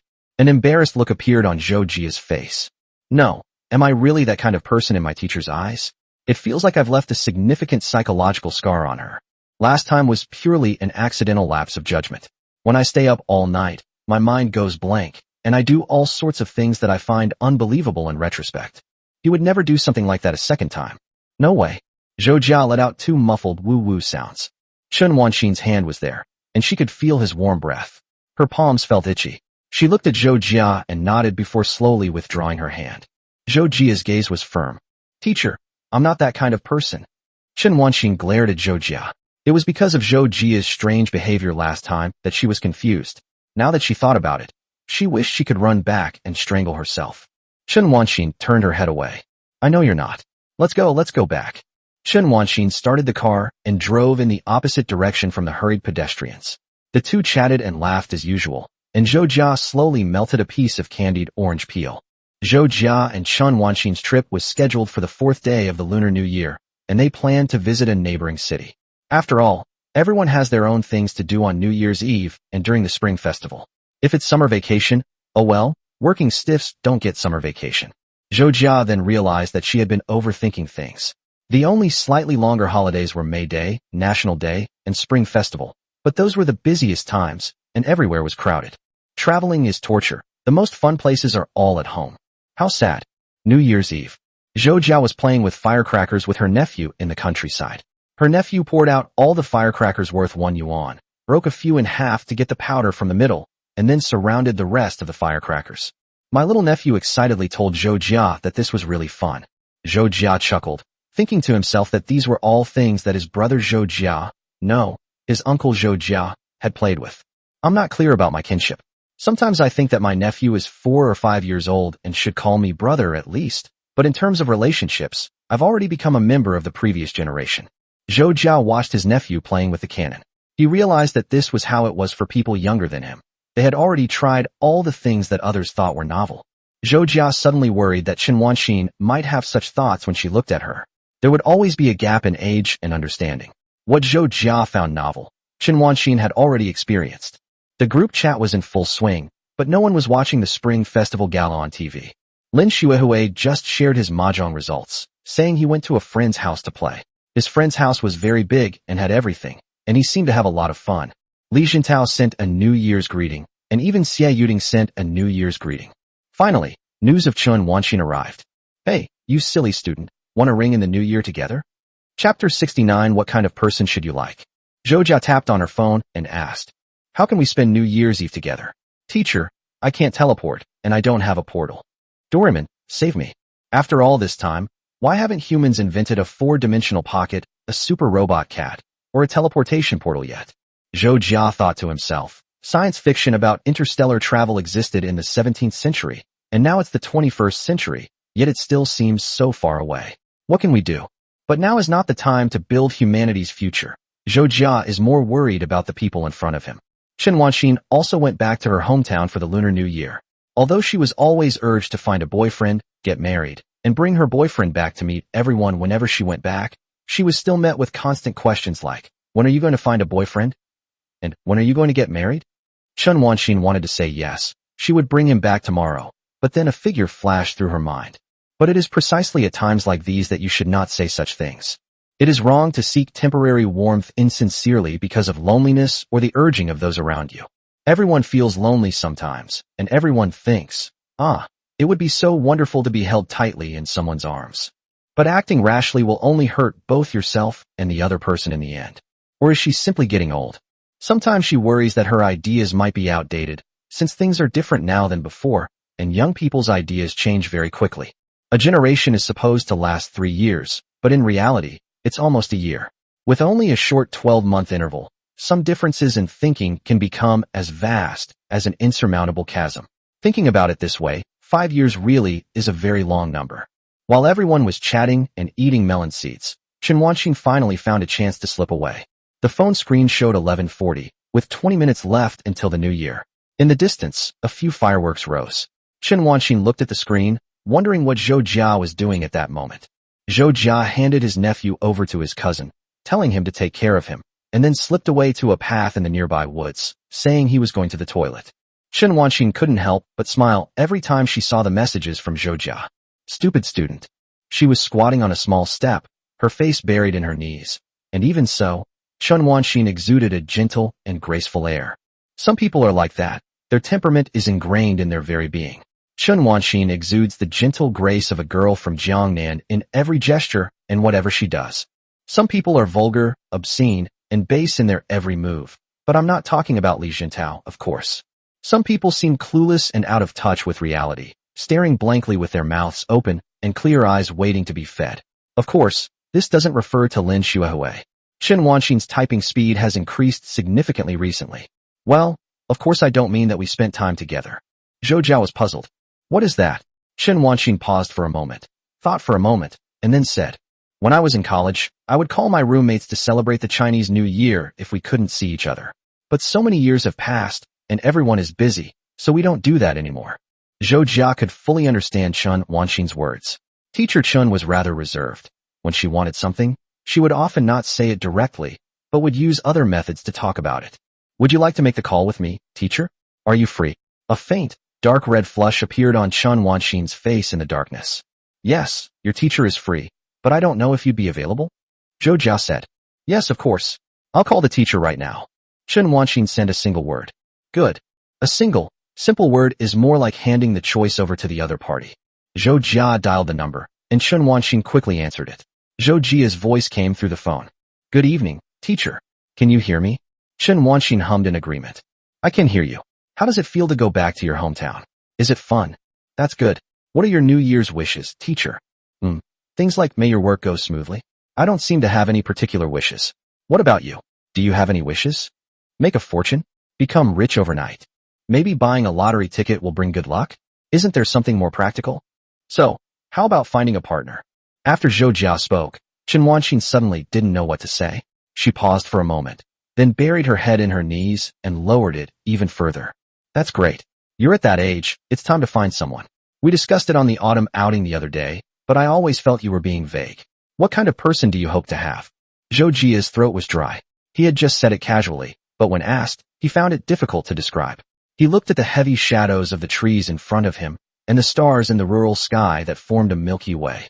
It would feel strange to describe it using characteristics. Chen Wanxin didn't understand. What's the meaning? Zhou Jia began to explain. Although I gave a general explanation during the autumn outing, that was incorrect. Zhou Jia speaks a little fast, and she is often more nervous than usual at times like this. If I use words like gentle or good-natured to describe the person I'm looking for, and one day I actually find someone like that, it's more like I'm just putting that person into the framework I've set. But that's not actually the case. I think if I like someone, it has nothing to do with these things, and I shouldn't use words to limit that person. She can be gentle, but that doesn't mean she has to maintain that image all the time. She might throw a tantrum when things don't go her way, or she might suddenly say something like an overly enthusiastic child, that she wants to go eat at Haidaleo in the middle of the night. She should be herself, not a combination of words. Chen Wanxin pressed her ear to the phone, and the cold phone transmitted warm words. She buried her head even deeper and whispered, I see, that's great. She did think it was great. Zhou Jia's witty remarks were indeed beneficial in serious and conversational situations like this, as she could always say a lot when the time was right. If you don't say anything and become mute, you're doomed. Zhou Jia asked another question. And what about the teacher? Chen Wanxin thought for a moment. Since you've already put it that way, wouldn't it seem like I'm unemotional if I added any more words to limit it? Zhou Jia thought to himself, Teacher, do you really understand? But he kept talking. That's wonderful. Chen Wanxin sensed his perfunctory attitude and gave a soft hum. Yes, that's really good. The two started chatting again, talking about this and that. At 11:59, Chen Wanxin looked at her phone, waited a moment, and then spoke into the phone. Happy New Year. Blessings accompanied by countless fireworks illuminated the night sky. Zhou Jia said the same thing. Happy New Year. His voice of blessing was almost drowned out, but Chen Wanxin still heard it and smiled. Come to think of it, over the years, she still calls someone alone to celebrate the new year, and that feeling seems quite nice. Once everything had quieted down a bit, Chen Wanxin paused for a moment before speaking. By the way, I have a question. I'd like to ask you. Zhou Jia was so nervous that she gripped the edge of her clothes with her fingers. Ask away, teacher. I'll answer whatever you ask, including Li Jintao's bad habits and what Lin Xuehui usually eats. I know everything. Chen Wanxin smiled. Who wants to ask that? She slowly opened her mouth, and the hot breath she exhaled turned into white mist and dissipated in the night. Teacher, did you feel warm? Chapter 70. The teacher is clumsy. Zhou Jia was quite surprised by this question. What's the meaning? The teacher's question left him somewhat confused. Chen Wanxin stammered. The sound of the fireworks is a bit too loud. Well, I just wanted to ask you something. I feel like you've helped me a lot these past few months, and I think you've worked so hard, so I was wondering if I'd been able to help you out.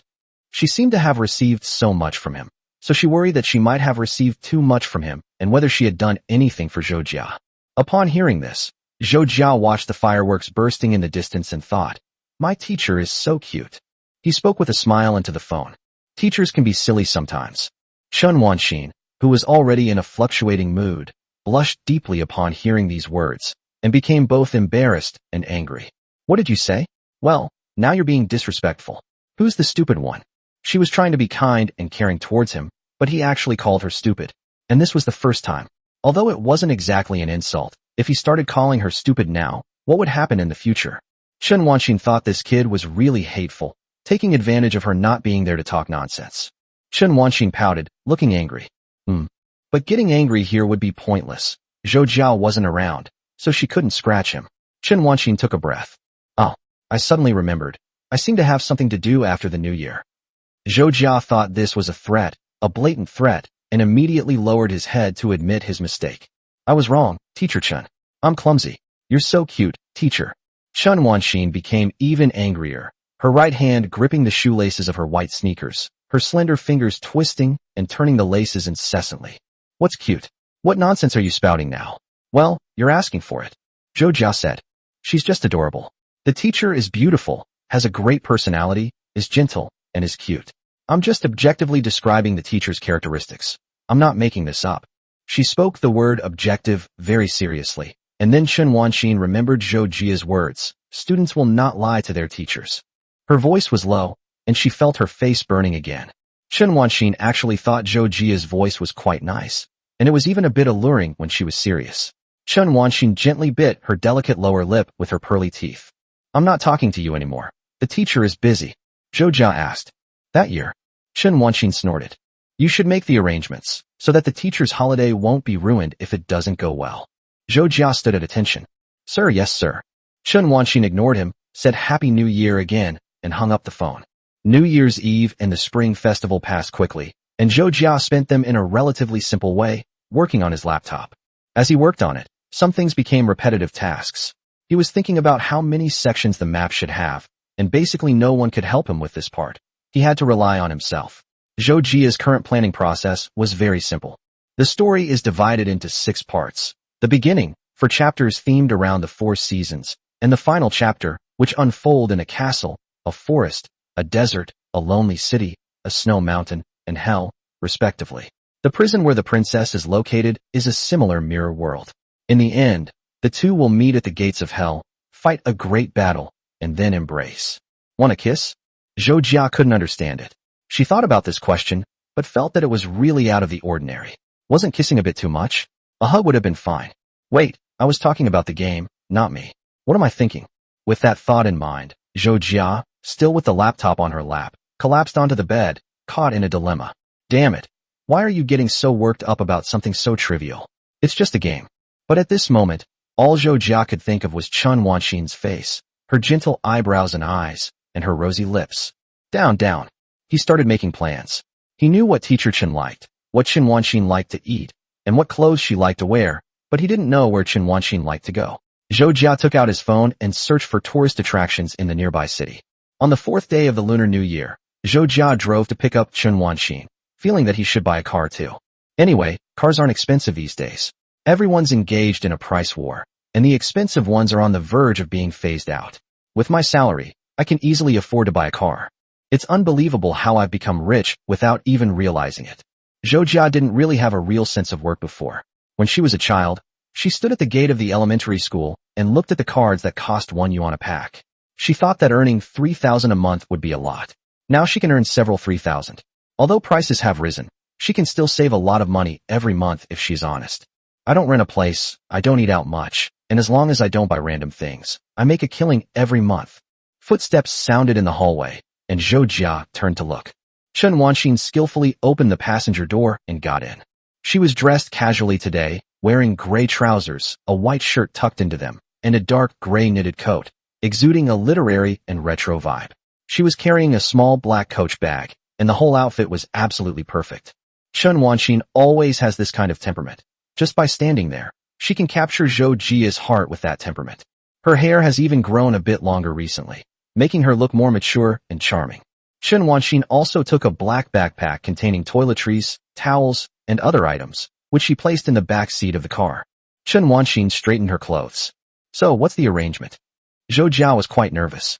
Okay, let's drive to the hotel first, then have lunch, then go see a stage play in the afternoon, and have dinner in the evening. Chen Wanxin smiled. Don't be nervous, the teacher isn't that troublesome. Chen Wanxin didn't really have any places she wanted to go, so she left it all to Zhou Jia. The 2-day, 1-night trip was very short, and afterwards, both of them had their own things to do and couldn't really find the time to go. Chen Wanxin was fine with going anywhere, but she didn't expect there would be a stage play. No wonder Zhou Jia secretly asked her that day if she had any vertigo, claustrophobia, high blood pressure, or cervical spondylosis. She was wondering if Zhou Jia was here to cause trouble again. Zhou Jia said, "I was just afraid that if I didn't treat the teacher well, the teacher wouldn't be friendly with me anymore." Chen Wanxin glared at Zhou Jia. "Is your teacher that kind of person? Honestly, you think I'm so petty." Chen Wanxin fastened her seatbelt. "Your teacher trusts you. This, don't worry, seems to carry several implications." Zhou Jia, thinking about his schedule, slowly started the vehicle. Zhou Jia was much quieter while driving. Although he had a lot of things to say to make his teacher happy, safety was more important at this time. So Chen Wanxin took a nap in the passenger seat.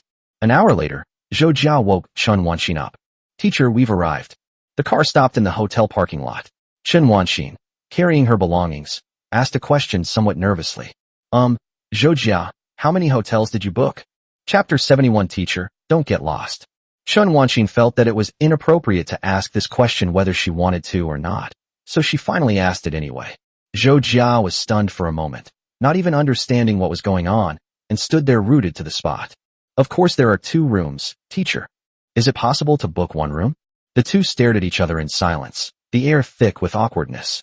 Zhou Jia noticed that Teacher Chen could be quite unreliable at times, which made him start to overthink things.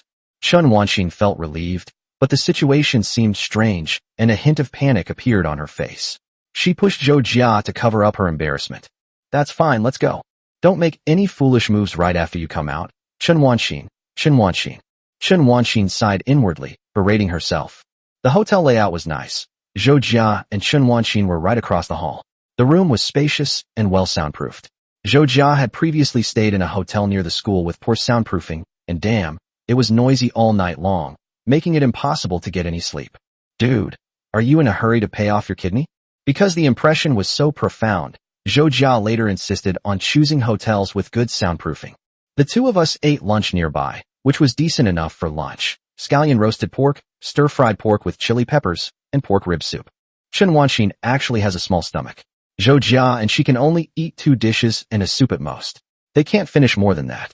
Chen Wanxin usually eats a bowl of loose white rice quietly and gradually gets full, then drinks a small bowl of soup. Chen Wanxin gently blew on the bowl, feeling Zhou Jia's gaze. "What's wrong? Is there something on my face? Why are you staring at me?" As Chen Wanxin was thinking this, Zhou Jia simply said one thing. I was just thinking, how come teachers eat with such elegance, even when it's just a meal?" Chen Wanxin felt that Zhou Jia was mocking her, so she looked away from behind the bowl and glared at Zhou Jia. "Can I step on your foot?" Zhou Jia really liked the teacher's gentleness, and would ask this question before stepping on the ground. Zhou Jia said, "If the teacher steps on my foot, I might learn my lesson." Zhou Jia seeks a reward. Chen Wanxin was even more annoyed. This shameless person never seems to suffer a loss. She didn't know whether to step on him or not, so in the end she could only lightly step on Zhou Jia, then quickly retract her right foot, and added a sentence. "Don't blame the teacher if your shoes get dirty." She said this, then silently drank her soup. In the afternoon, we watched a stage play. We had tickets for the inner field. The stage play was amazing. The stage was rotating, and the audience seats were rotating too. Chen Wanxin didn't expect that stage plays have developed to this extent. She couldn't take her eyes off the stage while watching. She watched the people on stage dance and hum softly, while Zhou Jia, as always, looked at Chen Wanxin's profile, her amber eyes shining brightly in the darkness. Chen Wanxin turned around, suddenly met Zhou Jia's eyes, and said in a soft but cheerful voice, "That's so interesting. How did you know?" Zhou Jia thought about it and realized that she had simply found several travel guides online, compared each one, spent a little time planning the route, and thought that her teacher would definitely like it.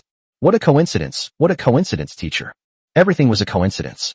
Meeting the teacher was a coincidence. Waiting for the teacher in the rain was a coincidence. And helping the teacher move was also a coincidence. Yes, it was all a coincidence. There are so many coincidences in the world. Even something as simple as humans being born in the magnificent universe can happen, so what's so strange about a few more?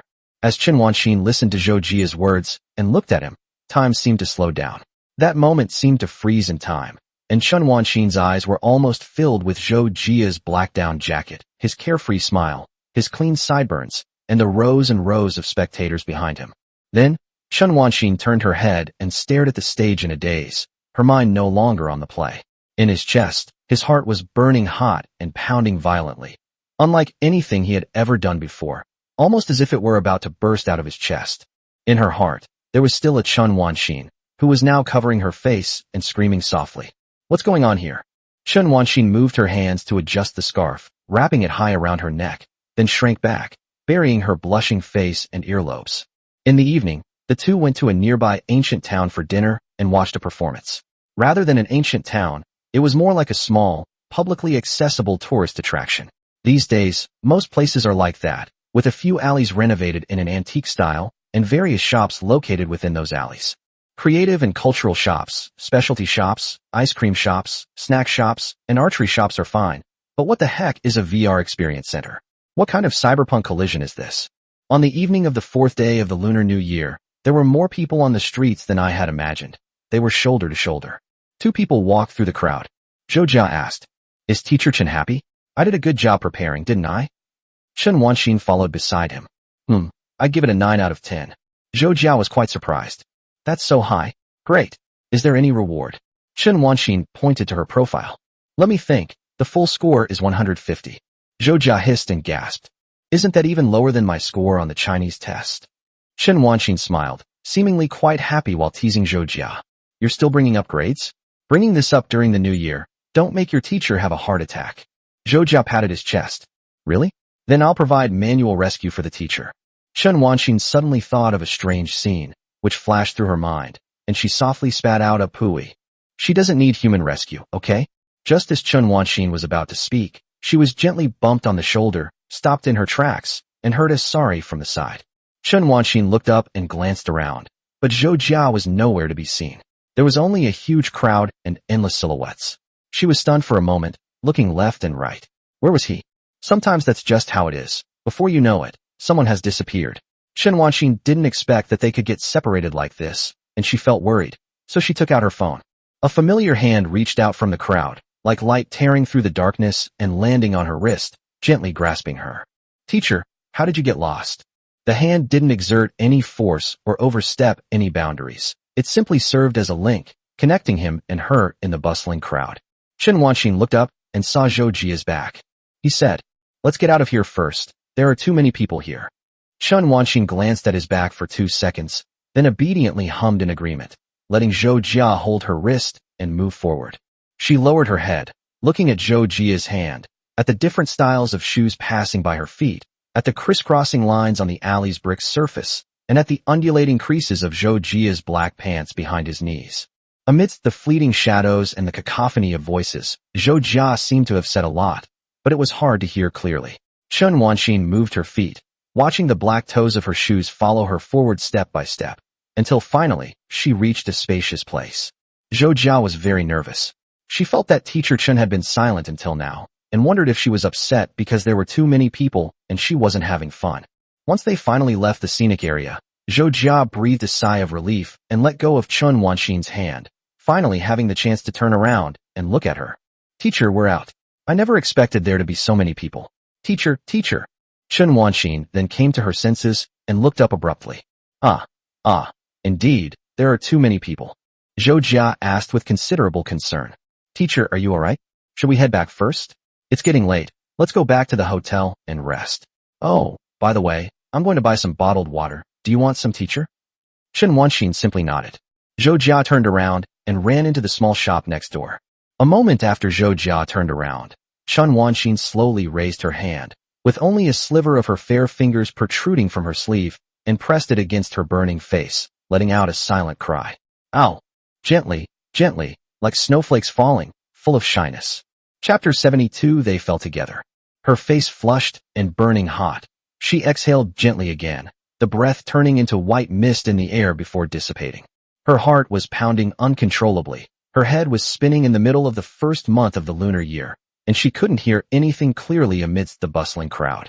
She looked up at the crescent moon hanging in the sky, its slender eyebrows seeming to smile gently at her. Chen Wanxin was completely unable to calm down at this moment. When she closed her eyes, all she could see was the image of her wrist being grabbed, Zhou Jia's strong back, and those scenes, which were exceptionally clear for some reason. Zhou Jia bought 2 bottles of mineral water and quickly ran back, putting the water in a plastic bag and hanging it on her arm. She watched as the teacher pressed her hands against her face. He thought Teacher Chen was cold, so he took off his scarf. "Teacher, please wear this." As he spoke, he held up the scarf and wrapped it around Chen Wanxin's head. Chen Wanxin's hand was still frozen there. Her mind was a bit short-circuited, sparks were flying. She burned through the power strip, and her eyes were darting around like mosquito coils. No, how could you?" Zhou Jia asked. "Will it be warm now?" Chen Wanxin lowered her hands from the sides of her face, paused for a moment, and then spoke slowly. "It wasn't cold to begin with.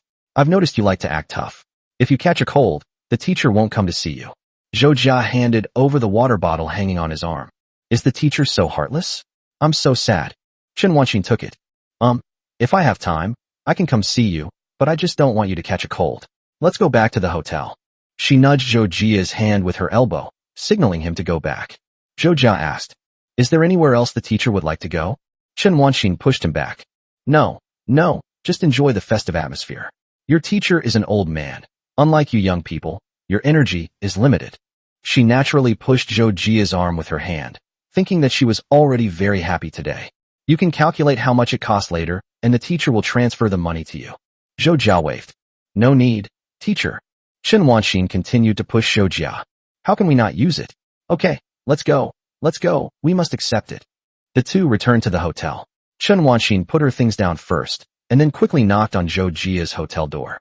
Zhou Jia opened the door and looked at Chen Wanxin, who was biting her lip. "Teacher, what's wrong?" Chen Wanxin held up her phone next to that face and asked, word by word, "Why won't you take the money I gave you?" The screen showed a transfer of 2,000 yuan from Chen Wanxin. Zhou Jia thought that the trip for the two of them, even if it was only 2 days, wouldn't have been that much. The most expensive activity was the stage play tickets, which cost over 300 yuan each. Chen Wanxin stepped forward and questioned Zhou Jia, almost shoving her phone into Zhou Jia's face, while resentment filled the air behind her. "Where's your phone?" Although Chen Wanxin knew that Zhou Jia had this kind of personality, she still felt helpless at this time and tried to persuade her with all her heart. "You just graduated and you usually have so many expenses, unlike teachers who eat in the cafeteria and don't spend much money." Zhou Jia scratched his head. "We receive a meal allowance, which is more than enough for our food every month. We also receive a housing allowance of 1,200 yuan a month, but I don't need it." Chen Wanxin fell silent. "What? Such good treatment?" She was even a little envious.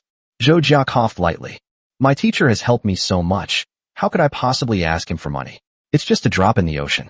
Students can earn money now." When one plan failed, Chen Wanxin came up with another. She transferred money directly to Zhou Jia via Alipay. Zhou Jia heard his phone ringing on the bed, took it out, saw the 2,000 yuan that had been deposited into his account, and then transferred 2,000 yuan back. Seeing this, Chen Wanxin turned around again, and Zhou Jia turned around again, and this happened several times. Chen Wanxin glared at Zhou Jia, who stood upright and obedient, looking completely harmless. Chen Wanxin was annoyed. "Give me your phone." Zhou Jia stepped back, while Chen Wanxin stepped forward. "This is how we confiscated students' phones when we were in school." The teacher's authority was fully on display, but the students weren't the same as they were back then, so naturally they wouldn't give them back. Chen Wanxin then went to Zhou Jia and tried to snatch his phone. She grabbed it with one hand, and Zhou Jia tried to back away, retreating to the edge of the bed. With nowhere left to retreat, he sat down, but still held onto the phone. The two struggled, and although Zhou Jia didn't use much force, Chen Wanxin couldn't get the phone away from him. Chen Wanxin held Zhou Jia's phone with her left hand and pressed on Zhou Jia's shoulder with her right hand, completely unaware that there was anything wrong with her actions. The phone whirred as the two of them pulled on it. Does the life of a mobile phone not matter? Chen Wanxin's fingers slipped, causing her to lose her balance. The two of them were already in a semi-tilted position, and with this, Chen Wanxin fell straight forward, taking Zhou Jia with her. A cry of ouch came from somewhere, though no one knew who it was.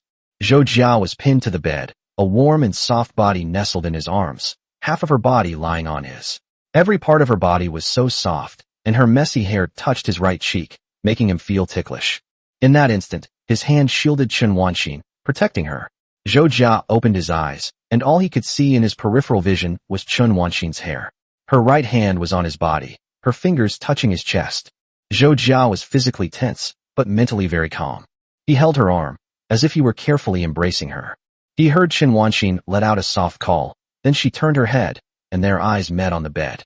Chen Wanxin opened her eyes and saw Zhou Jia through her disheveled hair. He was still the same, with a natural smile on his face as always. Teacher, why are you so clumsy? Are you alright? Chen Wanxin's right hand rested on Zhou Jia's firm chest. The black sweater felt smooth to the touch, and she could feel the rise and fall of his chest with her right palm. She could almost feel his heartbeat, which was neither fast nor slow. One sentence was enough to throw Chen Wanxin into a panic. She withdrew her right hand. Oh, it's okay. I'm sorry, I stepped on you. Are you hurt? I'll get up right away. Chen Wanxin quickly got up, knelt on the edge of the bed, and then pulled Zhou Jia up. After pulling him up, she first habitually tidied her hair, her eyes full of worry. Did you hurt yourself anywhere? Let me see. Zhou Jia got up easily. I didn't bump into anything. Don't worry. Teacher, I'm very strong. Chen Wanxin stood upright. Because she was kneeling, she was taller than Zhou Jia, who was sitting on the edge of the bed. She gently brushed her fingertips across his forehead and checked him. He was indeed fine. Chen Wanxin was still worried. It would have been bad if he had bumped his phone. She let out a soft sigh of relief. That's why you shouldn't argue with the teacher. It's just about money. Okay, stop making a fuss. Be good. In short, as long as the word good boy is called, Zhou Jia is a bit helpless. This is completely against the rules. Chen Wanxin reached out and gently patted Zhou Jia's head. Zhou Jia said helplessly, Teacher, I'm not a child. Chen Wanxin smiled, as if she had won this small battle. Really? What are you if not a child? Zhou Jia slowly grabbed Chen Wanxin's wrist with his left hand and moved her hand away. Chen Wanxin said, Well, now you're actually rebelling.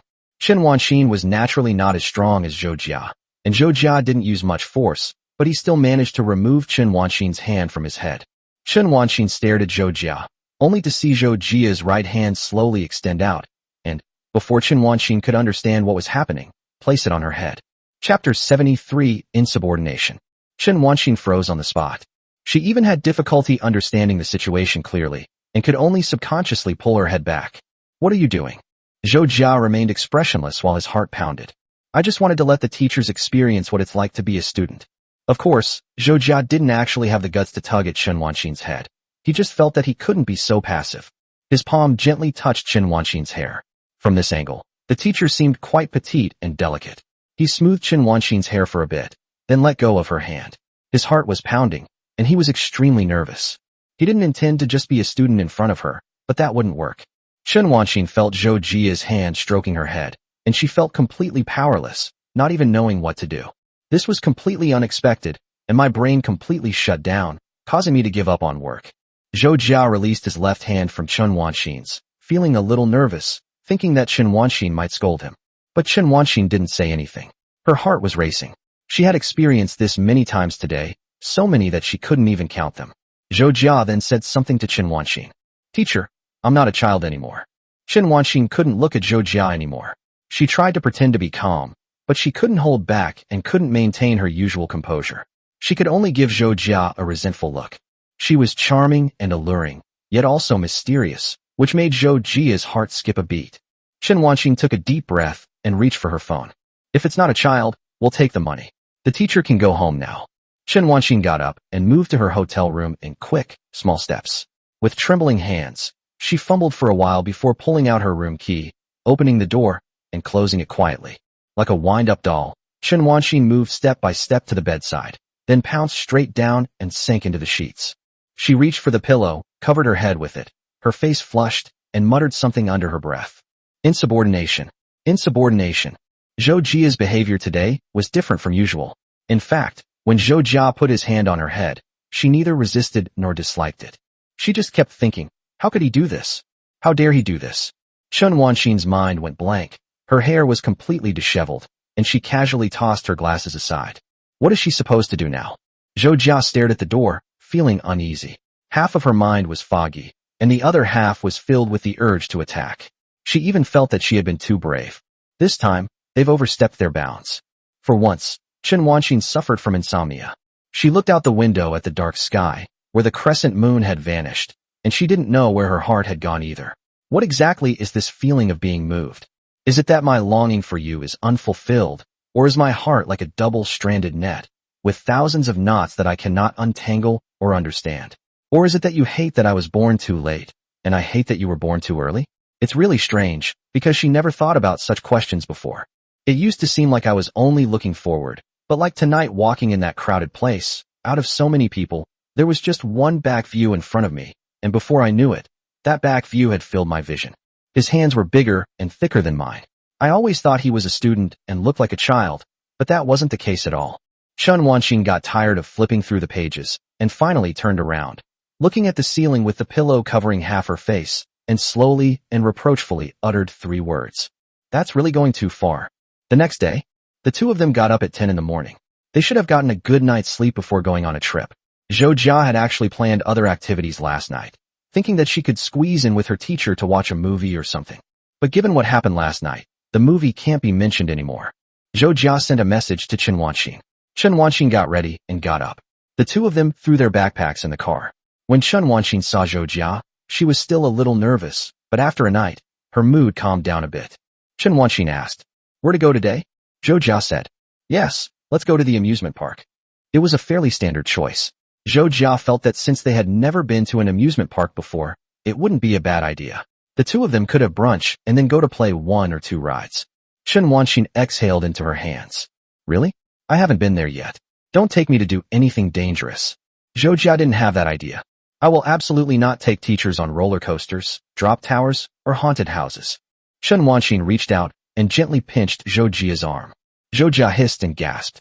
"Teacher, it hurts, it hurts, it hurts." Zhou Jia parked the car nearby, and the two of them lined up while playing a word-guessing game. Zhou Jia also took on the responsibility of taking photos. Chen Wanxin occasionally wants to take a couple of nice photos, but Zhou Jia's photos are, well, let's just say they're not great. How could you take a picture of your teacher like that? Are her legs too short? Chen Wanxin was quite dissatisfied. Zhou Jia coughed lightly. "I have no experience taking photos for people." This is true, and Chen Wanxin found his explanation quite acceptable. Zhou Jia took many photos, and Chen Wanxin picked and chose a few that she was somewhat satisfied with. Zhou Jia actually wanted to ride a Ferris wheel, but not all amusement parks have Ferris wheels. There are several kinds of roller coasters, but no Ferris wheels. Moreover, in such cold weather, even the roller coasters are not fully open. If there's a long holiday next year, I'd like to take my teacher to the Ferris wheel if I have the chance. Of course, it doesn't matter if he can't ride it. Zhou Jia has no obsession with Ferris wheels. He doesn't want to express his feelings in the same way as others. He doesn't intend to make the sea turtle cry. The two rode the pirate ship, but for some reason, the slope of the pirate ship was unusually high today, and Chen Wanxin was so scared that she grabbed Zhou Jia's wrist tightly. The two went to the haunted house. Chen Wanxin wasn't that afraid of ghosts and didn't find it particularly scary, but Zhou Jia's wrist hurt from being grabbed. The two rode the roller coaster. Chen Wanxin thought the roller coaster was better than she had imagined. Zhou Jia was sitting in the chair, gently shaking her wrist, which was sore from being gripped. Chen Wanxin pointed to the side. "Hey, there's a roller coaster over there." Zhou Jia put his hands together in prayer position. "Teacher, please let me go. Your student's hand is about to be broken. It's so pitiful." Chen Wanxin coughed lightly. "What should we do?" The teacher wants to ride the carousel." At this moment, Chen Wanxin showed her childlike side. When she was little, she always saw this on TV. At first, she wanted to sit down but was too embarrassed to, thinking that it was just kids playing with that. Zhou Jia stood up. Okay, I'm safe now." Chen Wanxin glanced at him and gently punched Zhou Jia's arm with her hand. "Now you dare to make fun of your teacher, don't you?" As she spoke, she recalled what had happened last night. Zhou Jia's hand was on her head, so hot that Chen Wanxin felt a little embarrassed and turned around to pull Zhou Jia's arm. Let's go. The two boarded the carousel, and it started moving to the accompaniment of melodious music. Chapter 74. Zhou Jia decides to confess her feelings. There were too many children on the carousel, and Chen Wanxin would never ride it alone. But with others, she didn't care as much. When there were many people, even getting caught in the rain became fun. It was Zhou Jia's first time riding a carousel, and she felt that this thing was stranger than she had imagined, not as romantic as she had imagined, and even the music sounded a bit cheesy. As expected, reality and Korean dramas are always somewhat different. Sitting on the carousel, Zhou Jia couldn't think of Appas. He could only think of My Little Pony. My Little Pony, My Little Pony. Zhou Jia suddenly came up with a good idea. Where did the idea for LeBlanc come from? It's not as bright as My Light. It's all dark and heavy little secrets. But he thought the idea was really good. Most of the save points in the game were benches. In the green fields, benches were covered with green vines. In the desert, benches were half broken. In the snow, benches were pure white. In the hell, benches were pitch black and surrounded by flames. He suddenly thought of adding a little Easter egg. After all, games always have Easter eggs. He placed a carousel above the map in the second or third chapter, where players could ride it and get a small item after going around once. It's interesting to think about. Players will definitely ride the laps many times to collect more items. Chen Wanxin watched Zhou Jia, who was lost in thought with her head down. She leaned forward and rested her head on the pillar in front of her, feeling a cool sensation coming from it. Sometimes I would see Zhou Jia like this, sitting at home with his eyes on the wall, but actually looking into the distance through the wall. At those times, I would ask him what he was thinking. Zhou Jia would suddenly come to his senses and say that he had come up with an idea. Chen Wanxin didn't quite understand some parts, so she rested her chin on her hand and looked at Zhou Jia, listening to him speak slowly. Words like enthusiastic, exploratory, and imaginative came to mind for Chen Wanxin. Although words alone cannot fully describe the person in front of her, Chen Wanxin undoubtedly understands Zhou Jia better now. She also had many moments when she looked at his profile, whether it was observation, understanding, cautiously reaching out her hand, and then withdrawing it, daydreaming, or questioning herself. She was someone with zero emotional experience. She didn't know what unrequited love was, what liking someone meant, or even what love between a man and a woman was. Perhaps it was Watanabe calling Midori's name repeatedly in the phone booth, or Jane Eyre pressing her lips to Edward's once bright, but now dull eyes. Or perhaps it was Shen Fu and Yun. Zhou Jia. Chen Wanxin softly called out that name, and this time, even the way she did it seemed different from before. There are many things she may not understand, but there is one thing she will always understand. Zhou Jia is good to her, and she is not a fool. This should prove that he likes me. This was the first time Chen Wanxin had this thought on her own. Thinking this, she turned her head again and slammed her forehead against the pillar in front of her, wondering what she was thinking. She puffed out one cheek as if she was angry, then turned back to look at Zhou Jia, slowly biting her lower lip until she ate a large patch of lipstick. He's really daring. Zhou Jia finally came to his senses and looked at Chen Wanxin. Her amber eyes held a hint of resentment, and Zhou Jia was immediately stunned. What's wrong, teacher? What did I do? I think I just spaced out. Chen Wanxin just stared at him like that. I called your name just now, but you didn't hear me. Although the sound squeezed out from the throat was indeed barely audible. Zhou Jia felt like he had been called on by the teacher several times in class, but he was secretly reading a novel underneath, and he could even immerse himself in the characters and scenes. He coughed lightly. You're daydreaming, teacher. Chen Wanxin's resentful expression slowly changed, and a smile gradually appeared on her face. It's all right. I'm just a little sad. Zhou Jia was stunned for a moment, suddenly unsure how to respond. Would Teacher Chen really say something like that, all teasing and sarcastic? Zhou Jialing's tongue malfunctioned, and she couldn't utter a single word for a long time. Just as she was about to apologize, she saw Chen Wanxin pat the carousel with her left hand. I want you to take pictures for me. It'll be over soon if we don't take them, and I'll have come all this way for nothing. Just use your phone to take the pictures. Hurry up. Chen Wanxin urged. Zhou Jia took out his phone and pointed it at Chen Wanxin. Chen Wanxin turned to look at the camera, and in the photo, she naturally made a peace sign.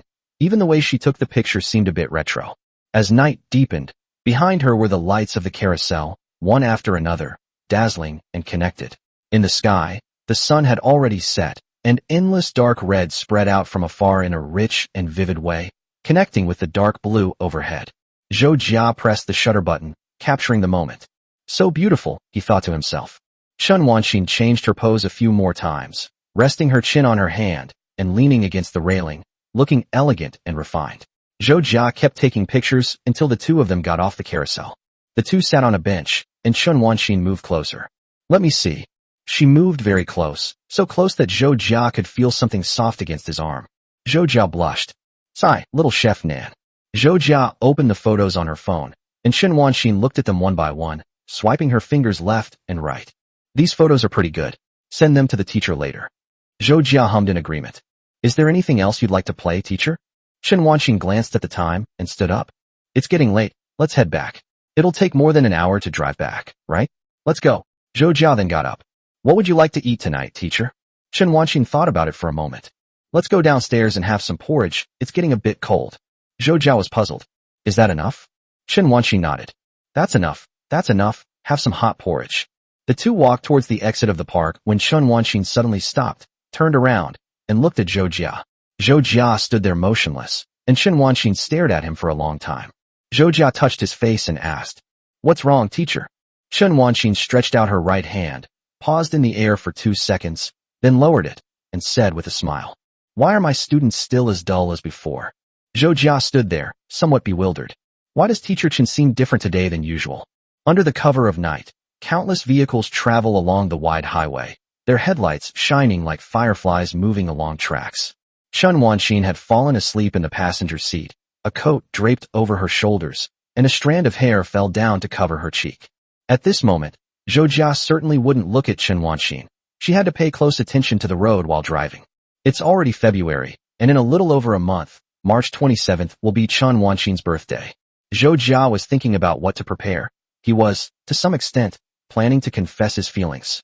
Just thinking about it is a little scary. Some people have a crush on someone but don't dare to confess because they are already satisfied with the close relationship as friends while they are in a crush. Confessing and failing would basically mean ruining the previous relationship.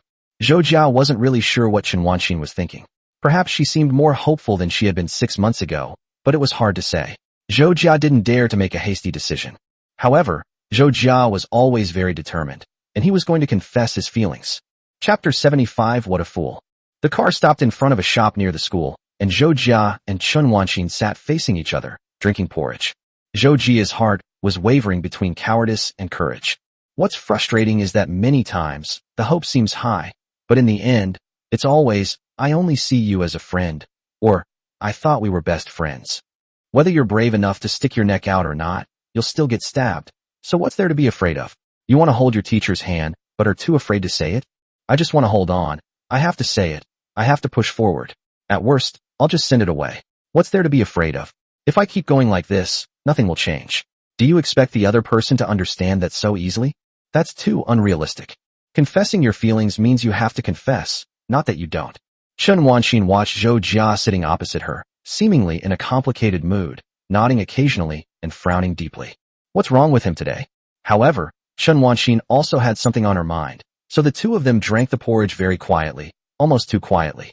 That was a Cantonese-style hot congee, mushroom and beef congee. It was delicious and quite good with the side dishes. It was very warming. Normally, Zhou Jia would have a lot to say at this time of day, at least praising the restaurant for being really good and having authentic flavors. But today, he couldn't say anything at all.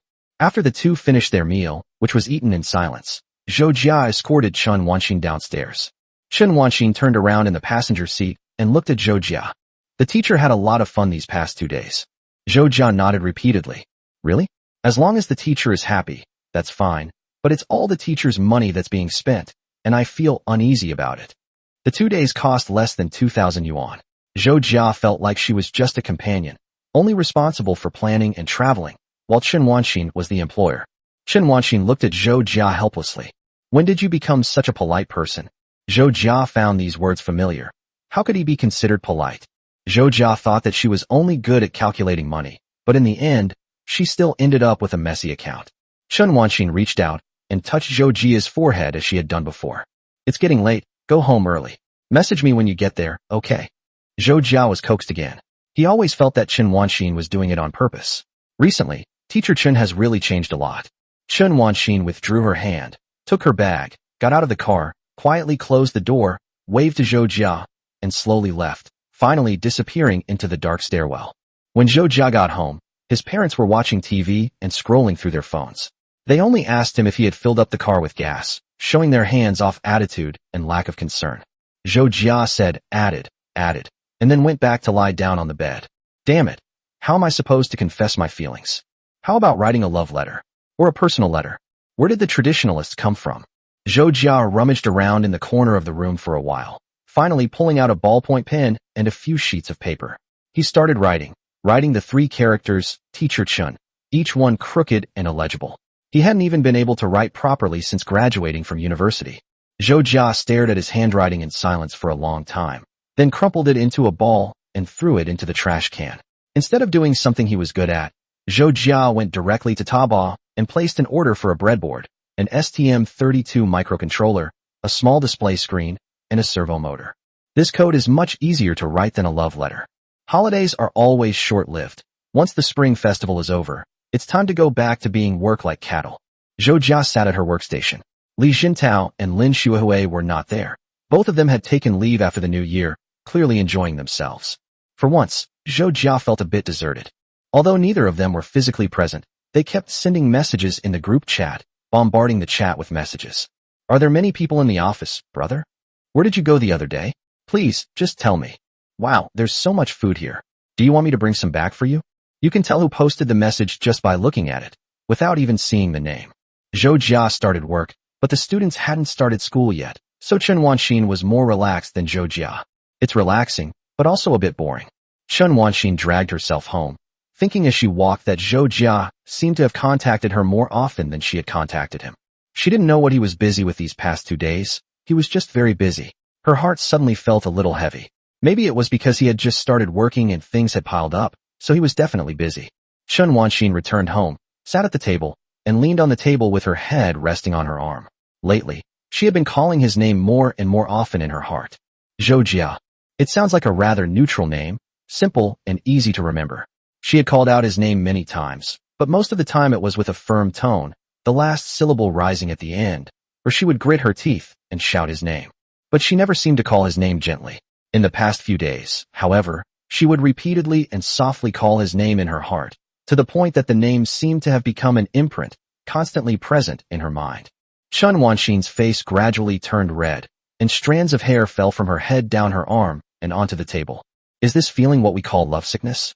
But, no matter what, it's just too much to be lovesick for one's own student.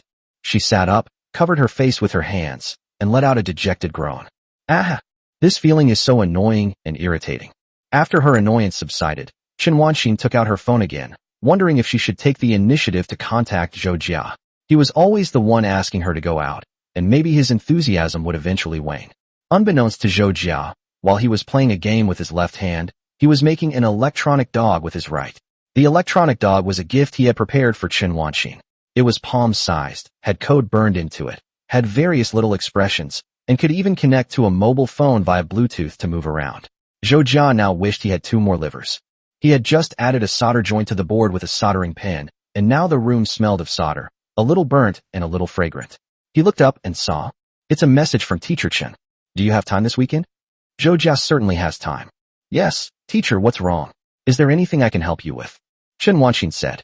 Spring is here, so I want to buy some clothes, but I don't know what to buy, so I'd like to find someone to give me some suggestions.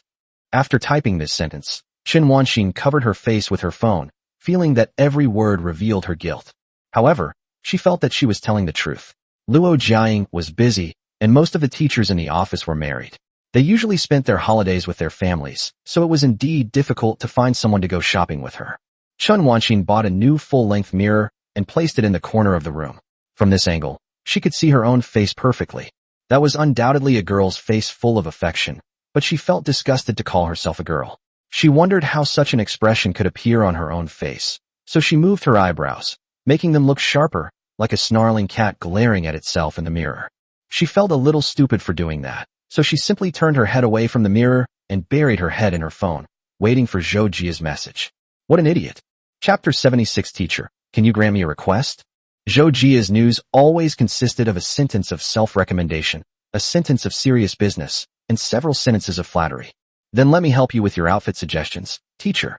It's such an honor. I never thought I'd be able to help you with your dressing up. You're so beautiful, you look good in anything. Is this Saturday? Only the last 4 words of this sentence are the main point.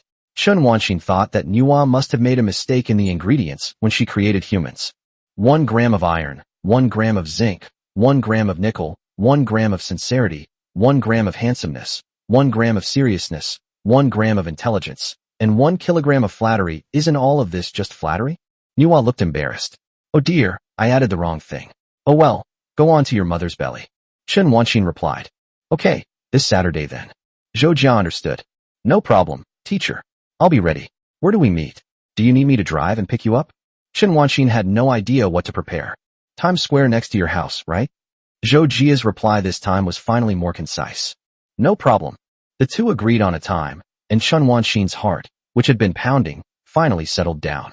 She took a few steps inside the house, then lightly collapsed onto the bed, enveloped in the soft blankets. With her phone pressed against her chest, she cupped her face in her hands, looked at the ceiling, and thought about the weekend. Then she slowly turned over and buried her face in the blankets to hide the blush on her face. The room was completely quiet. 2 days passed quickly, and Li Jintao and Lin Xuehui returned to their workstations. Both of them looked somewhat listless, diagnosed with post-holiday syndrome. The longer the holiday, the stronger the symptoms became. Specifically, they would doze off at their workstations, want to reach for their phones whenever they looked at the screen, repeatedly check the time to see if it was time to clock out, and take frequent walks to the restroom, get water, or come to Zhou Jia's side. Lin Shuihui brought local specialties for Zhou Jia and Li Jintao. Coconut candies, coconut flakes, and coconut shortbread. You can tell at a glance where they went to have fun this holiday. Li Jintao also brought local specialties, red sausage and frozen pears, indicating that he was going in the opposite direction. Li Jintao shared the new information he had just heard. I heard there's a team-building event this weekend. Zhou Jia's fingers remained on the keyboard. Really? Li Jintao nodded. Yes, it's a team-building event organized by the company, plus the 14th anniversary celebration.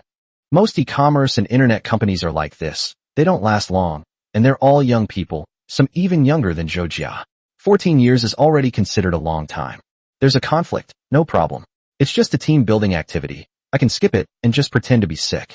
Team building, cultivating good relationships with leaders, and getting to know colleagues may seem important, but none of these things are as important as spending time with the people around you. Although they are not yet close friends or family. Is team building as important as seeing the teachers wearing nice clothes? Obviously not. Zhou Jia didn't intend to tell anyone, but Chen Wanxin found out anyway. Lin Shuihui sent a message to Chen Wanxin. Sister Chen, it seems our company is having a team-building event this weekend? Lin Shuihui was unaware that Chen Wanxin and Zhou Jia had arranged to go shopping together this weekend. Chen Wanxin was quite surprised when she saw Lin Shuihui's message. Zhou Jia hadn't told her about it. After going around in circles, Chen Wanxin went to ask Zhou Jia again. I heard your company is organizing a team-building activity this weekend? Zhou Jia is debugging the program. The legs of the electronic dog can already move under control. After all, it's not like he's learning from scratch, so making this thing isn't that difficult. As long as he doesn't burn out the microcontroller, it's fine. I had a friend who burned out several microcontrollers while participating in competitions in college. They were the more expensive K60 microcontrollers, which were quite pricey a few years ago. Each one burned out was equivalent to a week's worth of food for a college student who was short on money. Zhou Jia wondered how Chen Wanxin knew, then thought of her younger cousin. Chen Wanxin and Lin Shuihui probably chatted often, so it was natural that they talked about it. No, it hasn't been explicitly stated yet. Even if it were, it wouldn't affect my going shopping, getting my nails done, or watching the movie with my teacher. Chen Wanxin spat. There aren't any of those two at the end. I see. Chen Wanxin didn't say anything more, seemingly having her own thoughts and considerations. The team-building activity was confirmed in just one day. Most people were quite happy, as their post-holiday blues were cured, except for Zhou Jia. Lin Shuihui relayed this message to Chen Wanxin. Sister Chen, our team-building activity this week is confirmed. We can bring our families. Do you want to come with me, Sister Chen? Come on, food and accommodation are included, let's have some fun together. Lin Shuihui acted cute and charming, begging for a hug. Chen Wanxin really wanted to go, but she felt it wasn't a good idea. Lin Shuihui threw out a straight hook. Sister Chen, aren't you curious about what Zhou Jia is like at the company? With a straight hook and salty bait, I caught Chen Wanxin. She was very curious.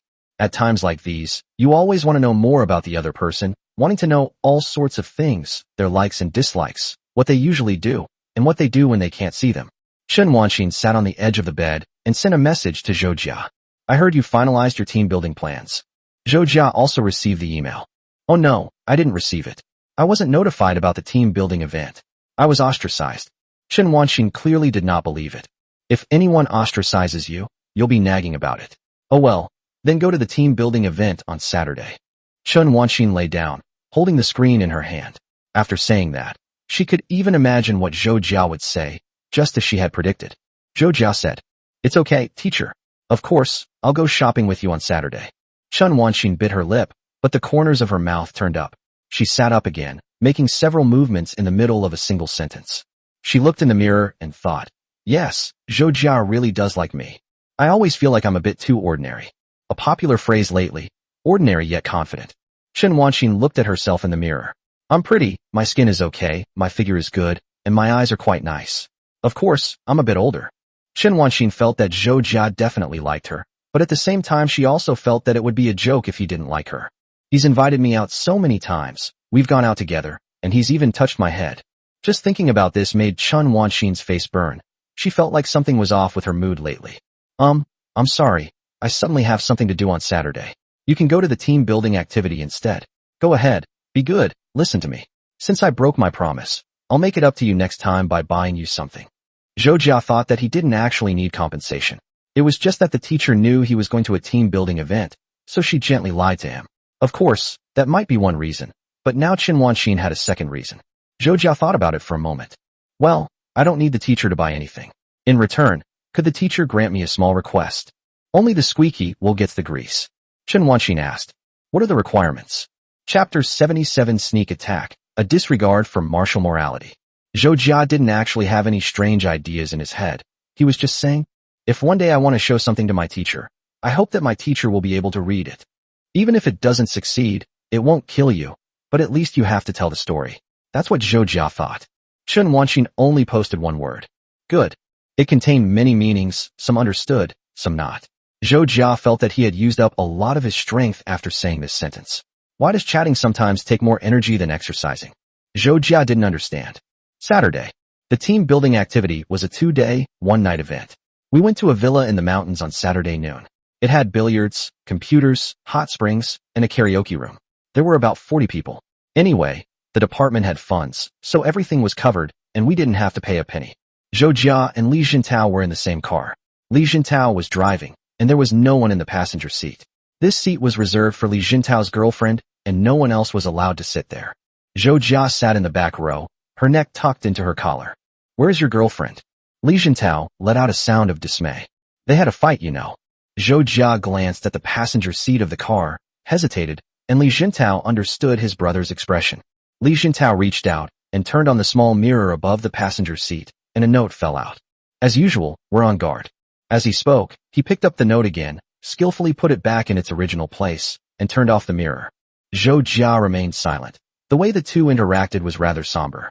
The love-hate relationship between Li Jintao and his various girlfriends, from grabbing each other by the neck to going from under the bed to the bed, is so exciting it could be a book. Zhou Jia stopped discussing Li Jintao's Yandra girlfriend and asked a question. Who else is in this car? Today was supposed to be the day he and Chen Wanxin went shopping, but now he has to go to a team-building event. What a waste. Li Jintao started the vehicle. Lin Xuehui, she has someone with her. They can go with her, and you can squeeze in from behind. Thump. Zhou Jiasen skipped a beat, suddenly realizing something. Chen Wanxin's face flashed through her mind, and she thought that there was no way that was possible. Even if Lin Xuehui were to invite her, Chen Wanxin might not necessarily agree. But as the car drove on the road, Zhou Jia, who was originally a little sleepy, gradually woke up. He thought about how Chen Wanxin's behavior had been a bit unusual these past 2 days, and that she would tell him, "You absolutely have to go. You can't fake being sick." She repeated these words many times, and Zhou Jia initially thought Chen Wanxin was more like a caring older sister entrusting her troublesome younger brother to someone else, so he didn't take it to heart. But now his heart skipped a beat. Could it be? The closer the car got, the more likely it seemed to Zhou Jia. Soon, the car arrived at the designated intersection, in front of Lin Xuehui's house. Li Jintao saw Lin Xuehui and the woman next to her from afar, and felt that the woman looked very familiar. Li Jintao's hand trembled slightly, and an instinctive fear rose within him, causing him to slow the car down to 10 paces. Zhou Jia, I think I saw Teacher Chen, right next to Lin Xuehui. Zhou Jia remembered that there was someone even more cowardly. At the class reunion, because he was at the same table as Teacher Chen, he basically didn't say anything. Zhou Jia silently took out his phone and looked at the message Chen Wanxin had sent him. Good morning, my student. Surprised? Zhou Jia was caught off guard, and his mind went blank for a moment. This was a huge surprise, but it's not good for students' hearts. Chen Wanxin smiled slightly as she read Zhou Jia's message, a hint of joy in her satisfaction at having successfully tricked him. Lin Xuehui grabbed Chen Wanxin's hand and waved it a few times towards Zhou Jia. Li Jintao parked the car on the side of the road and then opened the back door. Lin Xuehui said to Zhou Jia, "Go in a little further, bro." The way she addressed Chen Wanxin would normally be perfectly normal, but now it made her seem like she was doing it on purpose. Lin Xuehui pushed Chen Wanxin to squeeze in, saying as she did so, "Sister Chen, I get a little carsick, so I'd like to sit on the side. I love you." Since Lin Xuehui was prone to motion sickness, there was nothing that could be done, so Chen Wanxin got in first, and Lin Xuehui happily followed her in, closing the door with a whoosh. Chen Wanxin sat next to Zhou Jia with her legs together, very close. After all, the space in the back row was limited, and her body was inevitably pressed against Zhou Jia's, with her down jacket rustling as it rubbed against him. At this moment, Li Jintao was the most panicked, not Zhou Jia. Li Jintao even started stuttering. "Teacher Chen, what brings you here? So you know Lin Xuehui?" Chen Wanxin patted her clothes. "Yes, I am Lin Xuehui's cousin." "What a coincidence." Chen Wanxin still remembers the time when Li Jintao called Zhou Jia's sister-in-law on the phone. At the last class reunion, due to an unexpected event, she didn't have time to say anything to him. In some situations, women can be quite vengeful, and this is one of those situations. Li Jintao swallowed hard, a multitude of thoughts flashing through his mind, but ultimately all turned into silence. Chen Wanxin was nagging Li Jintao. "I heard you changed girlfriends again." Li Jintao exclaimed, "Ah," and slowly started the vehicle. "Yes." Chen Wanxin wore a smile that was hard to decipher, but only Zhou Jia knew that she was holding a grudge. "Why do you keep changing them? Aren't the girls good enough?" Li Jintao was trembling. "No, it's my fault. In short, we just don't get along. It's all my fault." Chen Wanxin let out a soft sigh. "Well, that's how teachers are. They don't need to say anything. Just a sigh is enough for the students to think a million things." Even Zhou Jia couldn't utter a word. He kept his good brother in his heart and wished his brother good luck. Li Jintao was sweating profusely. Why did Chen Wanxin start pressuring him as soon as she arrived today? He hadn't offended her at all. Her sigh sounded like an accusation, or perhaps she was saying that he hadn't taught her well. But Li Jintao didn't dare to say anything more. He even glanced quickly at the rearview mirror before continuing to look ahead. Zhou Jia and Chen Wanxin were very close. Zhou Jia could feel her arms and thighs, but his body felt somewhat stiff. Li Jintao struck up a conversation with Zhou Jia. "I didn't expect that Teacher Chen is actually Lin Xuehui's cousin, right, Zhou Jia?" Lin Xuehui huddled in a corner, holding a small steamed bun in her hand, eating it with great relish. It was her brunch. Zhou Jia said, Yeah. Chen Wanxin said, "What a coincidence." Lin Xuehui was eating a steamed bun when she poked her head out and made a peace sign at Zhou Jia. "Yes, what a coincidence. I really didn't expect that." The three men each had their own thoughts, but Li Jintao knew nothing about it. Chen Wanxin typed to Zhou Jia, "Did I disturb your normal fun?" She blinked, still a little worried, since she had come uninvited and wondered if Zhou Jia would be unhappy. Chen Wanxin didn't understand when she had become like this. She wondered if she had turned into the kind of troublesome and annoying woman. Chen Wanxin also has many little thoughts and random ideas. Zhou Jia was both surprised and delighted, and typed back, "No, it's just a bit of a shame that I can't help the teacher change clothes." Chen Wanxin corrected, "It's about helping the teacher choose clothes, not changing clothes. Your word choice and sentence structure are problematic." Zhou Jia pretended to be stupid. "Teacher, I've returned my Chinese textbook." Chen Wanxin, half annoyed, reached out and gently pinched Zhou Jia's waist. Chapter 78 Flower Name. She didn't pinch very hard, but Zhou Jia felt it very clearly. Zhou Jia's left hand gently gripped Chen Wanxin's right wrist. Chen Wanxin was slightly annoyed, feeling that Zhou Jia was becoming more and more natural in doing such things. Zhou Jia placed his right hand back on Chen Wanxin's thigh, lingered his left hand on her wrist for a moment, and then withdrew it. In a cramped corner in the back row, the two exchanged brief, physical words. After finishing her small steamed buns, Lin Xuehui happily joined in the fun. "What are you two doing? Why aren't you saying anything? Are you feeling unwell?" Chen Wanxin coughed lightly. "I'm afraid I'll disturb your trip today." Chen Wanxin spoke aloud this time, presumably to the other two people. Zhou Jia shook his head in response. "No, welcome to visit, teacher. By the way, Li Jintao's barbecue is top-notch. You must try his cooking tonight." Li Jintao felt that his brother was messing with his mentality. It was a bit cold today, but he kept sweating. Sure. How can we not welcome the teacher? Of course we welcome them. Why is it so hot? Is the air conditioner set too high?" At this moment, he thought of the scene when he discussed the autumn outing with Lin Xuehui that day. No wonder this girl spoke well of Teacher Chen. It turned out that they knew each other. Bringing her here today was probably a form of retaliation. Li Jintao wiped the sweat from his forehead with his right hand, wondering if Lin Xuehui had told Chen Wanxin that he had been talking badly about her behind her back. What Li Jintao didn't know was that there was another person who had already infiltrated the enemy and been bought off by them. He also didn't know that he didn't even need Lin Xuehui to speak ill of him. His own words had already been overheard. The group chatted casually for a while, and then Lin Xuehui fell asleep, seemingly genuinely suffering from motion sickness.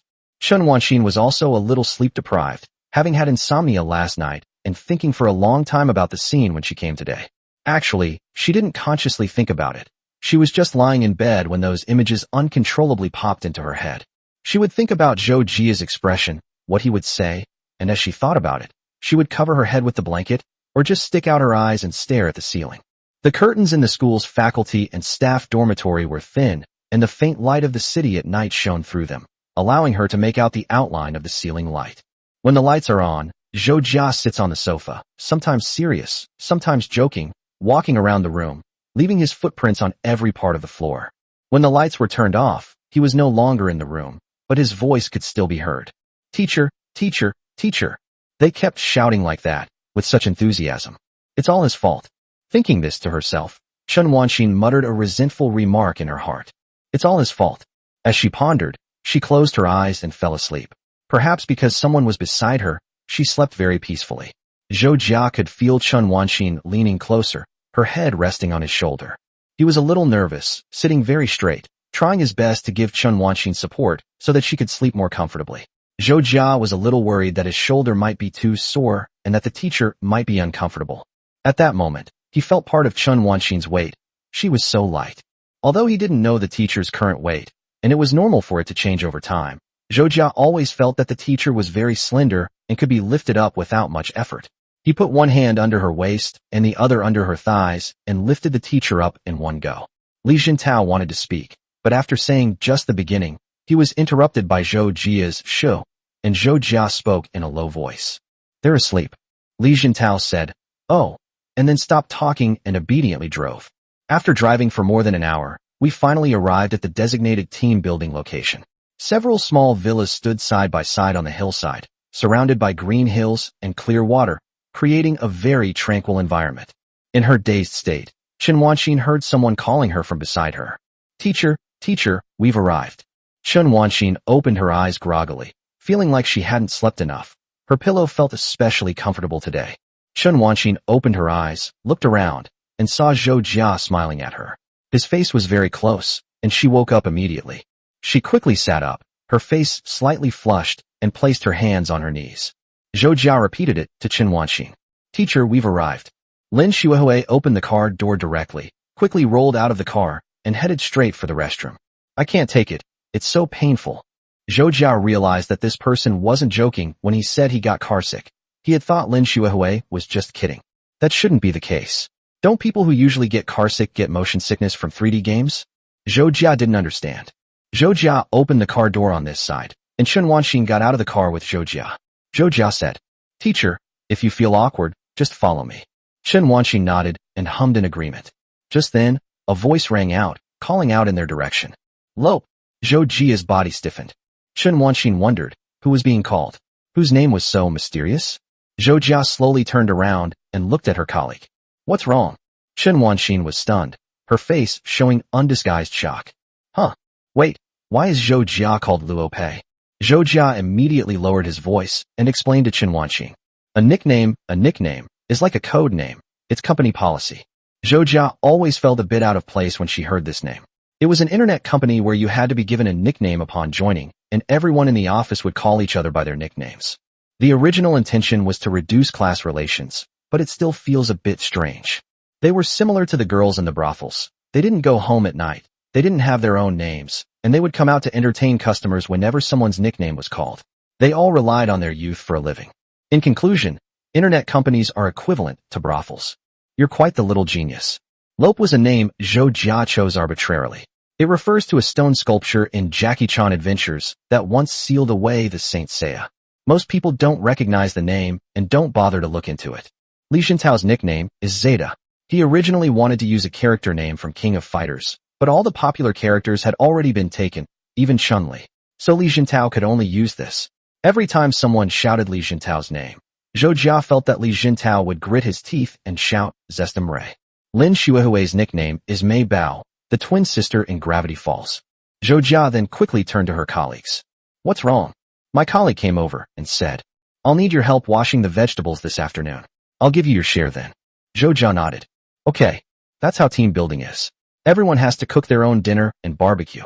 Everyone has their own tasks, such as washing vegetables, washing dishes, or cooking. The task of cooking was handed over to a few older colleagues who were particularly good at making home-style dishes, so the assistant work was given to others. After finishing speaking, my colleague left to assign work to others. Of course, those who were driving didn't have to take on these tasks, as driving was also considered a job for them, as they were picking people up and dropping them off.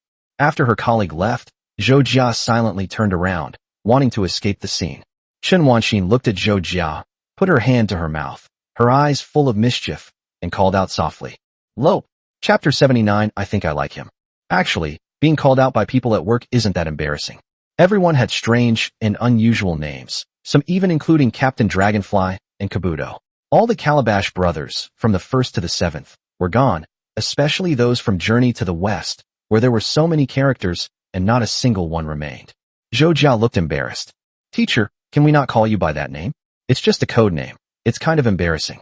What's the difference between this and having your disguise exposed? Gohan doesn't want others to know he's the Scion Masked Rider either. Chen Wanxin smiled again and looked at Zhou Jia. Isn't it a nice name? I like it quite a bit. Besides, since you've already chosen this name, it's okay to say it out loud.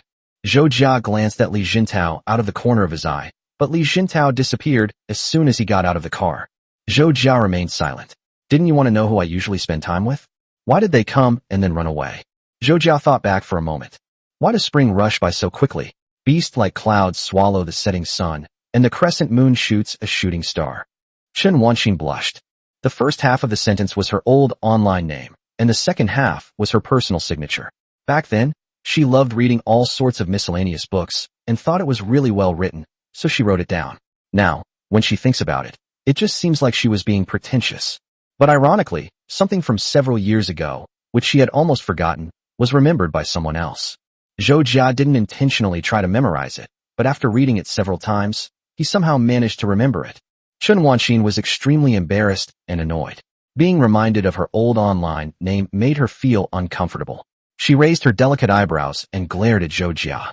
How do you remember all these random things so clearly? Your memory is so good. How come you can't remember the lines from the classical poems you fill in the blanks for? Chen Wanxin was angry. This kid was using all his brainpower on these improper things. Zhou Jia thought for a moment. If the signature were longer and the teacher could fit the entire poem, Pipa Xing, into it, maybe he could remember it, and there would be no need to memorize it in a daze every day. Zhou Jia coughed lightly. What a poetic line, teacher. I don't know where I saw it before. Did you use it? But since we've already taken it, it's okay to say it out loud. Chen Wanxin became even angrier and reached out to pinch him. Oh, so you're always making fun of your teacher. I'll tear that mouth of yours apart. Zhou Jia ran away. Teacher, I'm going to do my work, teacher. Chen Wanxin watched him run away quickly, bit her lip gently, and could only helplessly watch Zhou Jia's back. That kid. Inside the villa, Li Jintao was playing mahjong with someone, while Lin Xuehui and Zhou Jia were washing vegetables. Zhou Jia was already in the kitchen. Lin Xuehui finally came out of the bathroom, rubbing her stomach, and walked weakly into the kitchen, leaning against the wall. It feels so bad. Seeing that her face was pale, Zhou Jia took out his phone. They should have motion sickness medicine, let me ask. Zhou Jia sent a message in the group asking, does anyone have motion sickness medicine? He quickly received a reply, and someone even sent some over. Lin Xuehui took the gift from her colleague and said thank you, then said, thank you, brother, to Zhou Jia. Zhou Jia remained silent. What brother? Don't call me that. He took a bottle of mineral water from the living room next door and handed it to Lin Xuehui. Is it that serious? Why don't you go lie down for a while? I can do this job by myself anyway. Lin Xuehui accepted the bottled water, her face filled with emotion and tears welling up in her eyes. Wah, it's mainly because I played games last night and only slept for 2 hours, so my head and stomach feel terrible now. Zhou Jia was furious. You deserve it. No wonder, he said. How could he get so carsick? Lin Xuehui pouted, seemingly quite dissatisfied with Zhou Jia's ruthlessness. Zhou Jia waved his hand helplessly. Go ahead, go to your room and catch up on your sleep. I can do it myself. Lin Xuehui propped herself up on the table. Hee, it's nothing, just 2 hours. I even slept in the car just now. I'm super energetic now. As she spoke, a voice sounded behind them. Do you need my help? Chen Wanxin suddenly appeared. Big Cutie suddenly appeared. Lin Xuehui immediately turned around and fell into Chen Wanxin's arms, resting her head on Chen Wanxin's chest. Ah, Sister Chen, boo-hoo, Zhou Jia scolded me. Chen Wanxin patted Lin Xuehui's head and turned to look at Zhou Jia. What happened? Zhou Jia was picking vegetable leaves. What? Someone knew they were going to have team building the next day and were also carsick. So they only slept for 2 hours the night before, and then got told they deserved it. Is that considered being mean? Well, I'm sorry. Chen Wanxin understood, so that's how it was. She gently patted Lin Shuaihui's back. Go to sleep. I'll help you, it's okay. Lin Shuaihui nodded gratefully, then staggered away, holding a carrot that Zhou Jia had just washed, and took a bite. Zhou Jia suspected she was starved. They really aren't picky eaters. Chen Wanxin put her hands behind her back and moved next to Zhou Jia. How about it? Do you need the teacher's help? The kind you can't refuse. Zhou Jia's words seemed to have been anticipated, and he swallowed the words in his throat. He turned his head and saw Chen Wanxin winking at him. His previous noisy energy vanished instantly, and he slowly nodded. Then I'll have to trouble you, teacher. Troublesome, Zhou Jia said, somewhat politely, even though they were past the point of using polite language. Zhou Jia still unconsciously said it that way. Chen Wanxin smiled and rolled up her sleeves, revealing her fair and delicate wrists. It's okay, I'm very good at this. Chen Wanxin is indeed very good at it. She's taken care of all the housework. Zhou Jia has been finding meals rather tasteless lately, and she misses the dishes her teacher makes. Once you've seen the ocean, you can't be satisfied with a river. Chen Wanxin and Zhou Jia were washing vegetables together quietly, while the sound of mahjong could be heard outside. Bump. Bang. I won. I don't know whose lucky break it was, but it sounds like Li Jintao's. They got a winning hand right away. The outside and the inside are two different worlds. When he and she are together, he always feels like he is in another world. There was no need to do anything, no need to deliberately do anything. Even washing vegetables seemed infinitely beautiful. The winter sun shone through the open window, falling on Chen Wanxin's fair wrists, making her already fair skin even whiter and brighter. There were 2 iron bars inside the window, so the shadow formed a ring on Chen Wanxin's hand. Zhou Jia glanced at Chen Wanxin's wrist out of the corner of her eye, while Chen Wanxin was secretly observing Zhou Jia's profile. She looked at his sideburns, her heart skipped a beat, and a strange thought arose in her mind, which she then uttered to herself. I really do like him. As if confirming his own feelings, those words fell into his heart so naturally. No. Chen Wanxin finally realized what she was thinking, and her face turned bright red, even hotter than before. For a moment, she didn't know what to do and just silently picked at the vegetables. The warm water from the tap flowed out, water at a moderate temperature, not the lukewarm water that Yin used to drink. Chen Wanxin, her fingers still wet, placed the washed vegetables into the basket beside her, her actions almost synchronized with Zhou Jia's, wondering why she felt this way. She glanced at Zhou Jia again, then quickly looked away, her eyes filled with curiosity, attention, and complex emotions. How did it turn out like this? She never imagined that one day she would develop such complicated feelings for someone younger than her, someone she had taught. For a moment, she was at a loss as to how to cope with this sudden feeling. That feeling occupied her heart, restlessly throbbing and sometimes making her heart pound, leaving her unsure of what to do. This was the first time Chen Wanxin had ever felt this way. If being moved was the sudden rush of the heart when you saw that person, liking someone was more like a continuous series of heartbeats, strung together frame by frame. Chen Wanxin has been thinking about this a lot lately, and she kept her head down, too embarrassed to look at Zhou Jia again. Chen Wanxin reached out to take the vegetables from the plastic bag, and just then another hand reached out and landed on the back of her hand. Chen Wanxin looked up and met Zhou Jia's gaze. Both of them looked surprised and exclaimed softly in unison. Oh. Chapter 80. Sorry to have kept you waiting so long. Zhou Jia did not do it on purpose. His fingertips lingered on the back of Chen Wanxin's hand, her smooth, delicate hand damp with warm water droplets, briefly feeling her body temperature. This wasn't the first time Zhou Jia had touched Chen Wanxin's hand. He had even held his teacher's hand before, while hiking. But every time, he felt that his teacher's hand was so slender. Zhou Jia withdrew his hand. Excuse me. Chen Wanxin blushed slightly. It's all right. She knew Zhou Jia hadn't meant it, but those thoughts and ideas had been lingering in her mind for the past 2 days, and she suddenly understood everything as if she had suddenly had an epiphany. The sensation of Zhou Jia's fingers lingering on the back of her hand was so clear, more pronounced than usual. It was just an ordinary touch, which would have been fine under normal circumstances, but it happened precisely when she was lost in thought. The girl in his heart had already covered her face and slowly squatted down, her ears filled with shyness. So much so that she now doesn't know whether to treat Zhou Jia as a student, a man, or both. Her identity was changing without her realizing it. Chen Wanxin would glance at Zhou Jia from time to time, watching his Adam's apple bob up and down as he spoke, which gave her an urge to press and touch it while he spoke. Is this feeling really love? It seems to be true. When I saw him, the sky suddenly cleared up, and I felt relaxed and happy. I couldn't help but want to look at him a few more times, and all sorts of random thoughts floated into my mind. Whether this feeling arose from attraction or sprouted from frequent contact with Zhou Jia, Chen Wanxin had no idea. However, if we insist on tracing the source, it seems a bit unreasonable. How can such a thing be explained clearly? Chen Wanxin seemed to understand and was certain of this. Yes, she had developed romantic feelings for one of her students. She silently washed the vegetables, calmly accepting her feelings, even though those feelings weren't what she had hoped for. She took a deep breath and slowly exhaled, the residual heat from her head subsiding. In the cramped space, only the sound of flowing water could be heard, flowing continuously and swirling into the drain opening. In the northern hemisphere, it rotates counterclockwise. The two quickly finished washing the vegetables. Zhou Jia handed the vegetables to her colleague and asked Chen Wanxin where she wanted to go. There were quite a few activities, but Chen Wanxin didn't have anything she wanted to do. She had come to see Zhou Jia in the first place. Zhou Jia asked Chen Wanxin if she played billiards, and Chen Wanxin shook her head and said she didn't know how. Zhou Jia then asked Chen Wanxin if she wanted to play mahjong, and Chen Wanxin said she didn't know how either. Zhou Jia then asked Chen Wanxin what she knew how to play. Chen Wanxin suddenly asked, cupping her face in her hands. Am I a really boring person? Chen Wanxin was filled with worry. How come she couldn't do this or that? She seemed to know nothing about this area. She was doomed.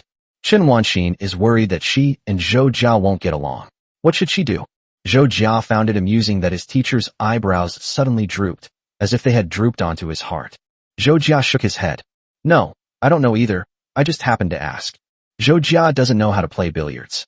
He played once with a friend, but he only knew how to play half of the game and how his friend played the other half. In the end, he played the black ball. Zhou Jia also doesn't know how to play mahjong. 3 is a pong, 4 is a kong, and 14 is a winning hand. Zhou Jia made a suggestion. Teacher, let's do something we can do. Chen Wanxin blushed and asked, what does can mean? Her mind started racing with all sorts of random thoughts. She felt that Zhou Jia wouldn't say such frivolous things, but she just couldn't stop her mind from wandering. Zhou Jia said, Teacher, let's watch something together. Hearing this, Chen Wanxin breathed a sigh of relief and began to pinch herself with her fingernails. Zhou Jia brought a tablet, and the two of them chose a quiet spot in the room where Zhou Jia would sleep that night. They sat on the edge of the bed and started reading together. You could watch a show, but if you're reading a book, the two of you should sit closer together. It was a book that neither of them had read before. It was probably about mental illness. The subject matter was strange, but the content was quite interesting. After I became sensible, time always seemed to fly by, and such afternoons spent reading together felt excessively pleasant. The winter sun shone through the window, falling on Chen Wanxin's black trousers, her delicate profile, and her glossy black hair. Zhou Jia might be reading a book, or he might be looking at her. She might be reading a book, or she might be looking at Zhou Jia. Looking back on that afternoon, everything seemed so pleasant. In the midst of rushing around without knowing what I was busy with, such an afternoon was enough to make me content. Time passed, and at 5 o'clock in the afternoon, Zhou Jia suddenly spoke. Teachers are not boring people. Chen Wanxin turned her gaze away from the tablet. What? Zhou Jia repeated it again. Teachers are not boring people. It's just that teachers like different things than others, and possibly different things than me. But that doesn't mean teachers are boring. Chen Wanxin pondered, feeling that there seemed to be another meaning behind those words. But I'm afraid I'll bore you. Chen Wanxin gradually confirmed her feelings. If he really liked her, then she might really like him too. This was something she should consider. When you actually get to know someone, you realize you can't play video games or say anything funny. You realize how boring life is. Zhou Jia said. How could that be? He suddenly stood up, his eyebrows dancing with excitement. Reading with my teacher always gives me a sense of enlightenment, as if my meridians have been opened. If my teacher had sat next to me while I was reading before, I think I would have remembered everything. Chen Wanxin sat on the edge of the bed, looked up at Zhou Jia, neither annoyed nor scolding him for being cheeky, but simply said, oh, without sounding perfunctory. Her voice was round, full, and obedient, carrying a hint of emotion. She looked at him, then lowered her head again. Zhou Jia's heart skipped a beat. That's strange. Teacher Chen is acting differently than usual. Zhou Jia scratched his head, then sat down next to Chen Wanxin, and the two of them continued reading. Chen Wanxin realized that this was what it felt like to be liked. Even a simple word from him was met with such consideration, and all so casually.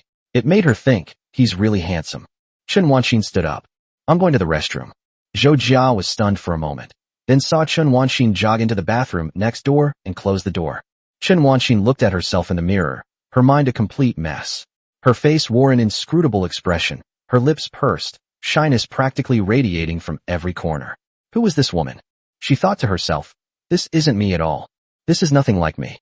Chen Wanxin turned on the tap and washed her hands with ice water. She pressed her cold hands to her forehead, and her mind calmed down along with her heart. Chen Wanxin looked at herself in the mirror. Her bangs were wet, which made her look a little unattractive. So she took out a tissue from her bag, dried her face, and tidied her bangs. Her makeup wasn't smudged, but she felt that some of her lipstick had been smudged. So she took out her lipstick from her bag, applied it to her lips, pursed her lips, and finally, feeling that it looked acceptable, she pushed open the bathroom door and walked out in small steps. She sat down next to Zhou Jia and said something. I'm sorry to have kept you waiting here. Zhou Jia said with a smile. No, it didn't take long. Chapter 81 Feeding. Night. Li Xuntao was grilling barbecue, and a group of people surrounded him. Li Xuntao thought to himself that he had already taken on the job of a driver, but now he had to take on the job of barbecuing. Their fates are so uncertain. How pitiful. He shouted weakly. Lamb skewers, grilled gluten, grilled gluten. This delicious flavor will linger in your dreams. My roasted gluten will melt your heart. She started humming softly. Ahead of him, a group of colleagues were eagerly waiting for him to finish. Li Xuntao had won 200 yuan from his supervisor that afternoon, which was a bit embarrassing. Although there are no hierarchy in the office, Li Xuntao did not expect that his supervisor was both bad at the game and loved to play. He kept giving away points, and in the last round, he hit 3 people with 1 shot. He was a genius.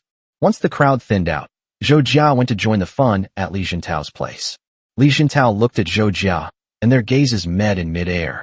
Li Xuntao deftly flipped his hands around the barbecue grill, displaying remarkable skill. Where's your girlfriend? Why didn't you bring her with you? Zhou Jia shrugged. You didn't bring your girlfriend either, did you? Li Xuntao glared, his eyes rolling like copper bells. All right, you finally admit it. Quickly tell us your name and where you're from. Zhou Jia shook his head. No, if I ever actually start dating someone, I'll definitely introduce you to them. Li Xuntao had a flash of inspiration. This was another brilliant idea. Sure, we can go on a double date then. You bring your girlfriend, and I'll bring mine. We can go out and have fun. Sometimes it feels a bit crowded when it's just the two of us. Zhou Jia didn't say anything, but silently took a bunch of skewers from Li Xuntao's hand and placed them on the tray. Zhou Jia took the string of beads into the room, where Lin Xuehui and Chen Wanxin were chatting at a small table by the window. I've already had dinner. I just ate a little something. My chef colleague's cooking skills are really good. Zhou Jia placed the tray on the table. Chen Wanxin said, thank you. And Lin Xuehui reached out and grabbed a lamb skewer, saying thank you, boss, as she took a bite. Lin Xuehui said indistinctly while biting into a lamb skewer. Boss, when do we start work, boss? Zhou Jia was puzzled. When did I become the boss? Chen Wanxin knew that Lin Xuehui was helping Zhou Jia with his work, so she wasn't surprised. She just listened to their conversation. Lin Xuehui saluted. From the moment you started this production project, boss. Zhou Jia rubbed his temples with his fingers. Okay, let's continue starting tomorrow. But there's something I've always been curious about. Why did you help? Lin Xuehui made an 8 with her hand and placed it below her mouth. Because I don't have that kind of determination. I've tried before, but I felt it was too arduous, tiring, and not necessarily fun. In the end, no one might even play with it. Even if people criticize it as a terrible work, at least someone will play with it. But if no one plays with it, wouldn't all that work be wasted? Zhou Jia understood. That's how creation is. Often, the things you rack your brains to create go unnoticed. Sometimes, even negative comments feel comforting. That's just how it is at the bottom. Lin Xuehui said. You haven't thought about this, have you? Zhou Jia shook his head, then nodded. I thought about it, but I didn't pay much attention to it. I just wanted to make it. Lin Xuehui gave a thumbs up. Yes, that's really amazing. Zhou Jia didn't think it was anything special. He just wanted to do it, and then did it wholeheartedly. Li Xuntao sometimes mentioned this about him. Yes, that's really amazing. Chen Wanxin followed suit, offering a word of praise. She didn't eat anything, but simply rested her hands on the table, cupping her face in her hands as she looked at Zhou Jia, her eyes seemingly carrying something else, sparkling brightly. The same words evoked different feelings in Zhou Jia. When Chen Wanxin said those words, his heart would race. He turned to look at Chen Wanxin, their eyes meeting in the air, their gazes as gentle as flowing water, converging. Lin Xuehui glanced at the two men, and then took a bite of her skewer. No one ate any of the skewers on the table. They were all hers. Lin Shuoei devoured the food in a whirlwind, then let out a small burp and patted her belly. I'm going back to my room now, Sister Chun. She shared a room with Chun Wanxin, which had 2 beds, so it was a 2-person room. Zhou Jia shared a room with Li Jintao. Zhou Jia went to get 2 more skewers of barbecue. This time there were hardly any people around, and Zhou Jia and Chun Wanxin sat facing each other and quietly ate their skewers. Zhou Jia asked, "Does the teacher think it's fun?" Chun Wanxin nodded. It's quite interesting. It's quite interesting in many ways. Sometimes sorting out your feelings is also an interesting thing. Going from not understanding anything to confirming these things is quite an unsettling thing. Her gaze towards Zhou Jia was now more natural. Zhou Jia nodded. That's good. Zhou Jia also noticed some changes in Chun Wanxin. He braced his hands on the table, wondering if it was really as he suspected. Chun Wanxin looked at Zhou Jia's hand, but assumed he was hesitating about whether or not to eat the last skewer of mutton. You eat it, the teacher can't eat anymore. Zhou Jia raised her head. What? Chun Wanxin picked up the skewer of mutton with her hand and handed it to Zhou Jia. Here, eat. She intended to hand it to Zhou Jia, but Zhou Jia paused for 2 seconds. He looked at the hand in front of him, took the skewer with his mouth, and bit into it. Chun Wanxin blushed. They really have no shame. Sometimes I really wonder how my brain works as a student. I didn't say I was going to feed him. As Chun Wanxin thought this, she tightened her grip and cooperated with Zhou Jia to pull him outwards. Zhou Jia ate the piece of meat happily, while Chun Wanxin, holding the rest, asked with concern and a hint of resentment. How is it? Is it cold yet? Zhou Jia shook his head. Chun Wanxin smoothed her hair behind her ear with her left hand, her slight shyness dissipating, and her tone became gentle. Oh, that's good. I haven't finished eating yet. She then held the string of pearls to Zhou Jia's mouth again, this time not towards his hand, but clearly feeding him. Zhou Jia took a bite anyway, and Chun Wanxin cooperated with him, slowly eating the mutton on it. She put the bamboo skewer on the table, feeling that this was a truly shameful thing. Zhou Jia felt no shame. He thought the lamb skewers were delicious. Chun Wanxin wiped her hands clean. Let's go back and rest, it's getting late. Zhou Jia hummed in agreement and walked towards his room. He opened the door and found that Li Jintao was already asleep. He took his phone out of his pocket and realized that Li Jintao had sent him a message. The barbecue chef has finished get off work, and they're going to the hot springs, so I'm not going. It's not fun, I'm going to sleep now. Zhou Jia then tidied up a bit, lay down on the bed, and took the opportunity to calm herself down. Zhou Jia was a light sleeper, thinking about many things, and then fell asleep and woke up again. Chapter 82. The student's hands are warm. Zhou Jia woke up in the middle of the night, and when she did, Li Jintao was still snoring. Zhou Jia wondered if Chun Wanxin was upstairs next door, and if she and Lin Shuoei were in the same room. He wondered if they were chatting, and if they were talking about him. He hoped they were, but he was also worried about what they might say.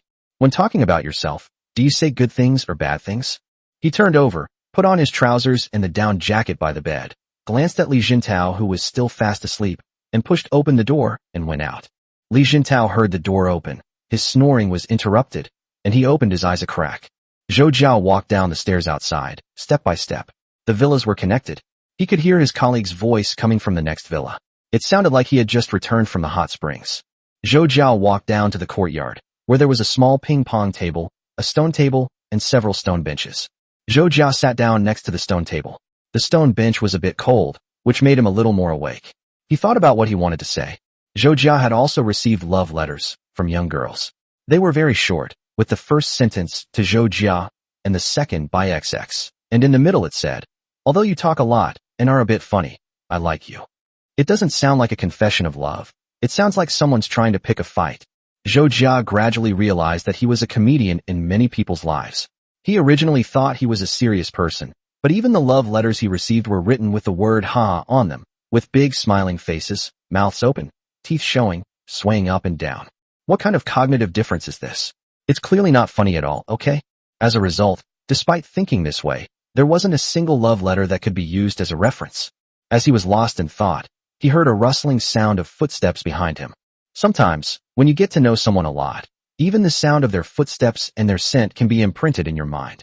Before Zhou Jia could turn around, he felt a pair of hands touch him and cover his eyes, accompanied by a voice that was pretending to be slightly low. Guess who I am? Zhou Jia's mind was filled with that funny cartoon, Poisonous Ancient Goo, our trusted mother chicken level, and Praying Mia. Zhou Jia naturally knew who the owner of those hands was. Chun Wanxin didn't sleep, couldn't sleep, had a lot on her mind, And it's also possible that her sleep schedule was irregular during the holidays. She slept during the day and couldn't sleep well at night. Chen Wanxin woke up in the middle of the night to find Lin Shuhui sleeping soundly, sprawled out in 5 directions with his limbs and head outstretched, talking in his sleep, mostly about food.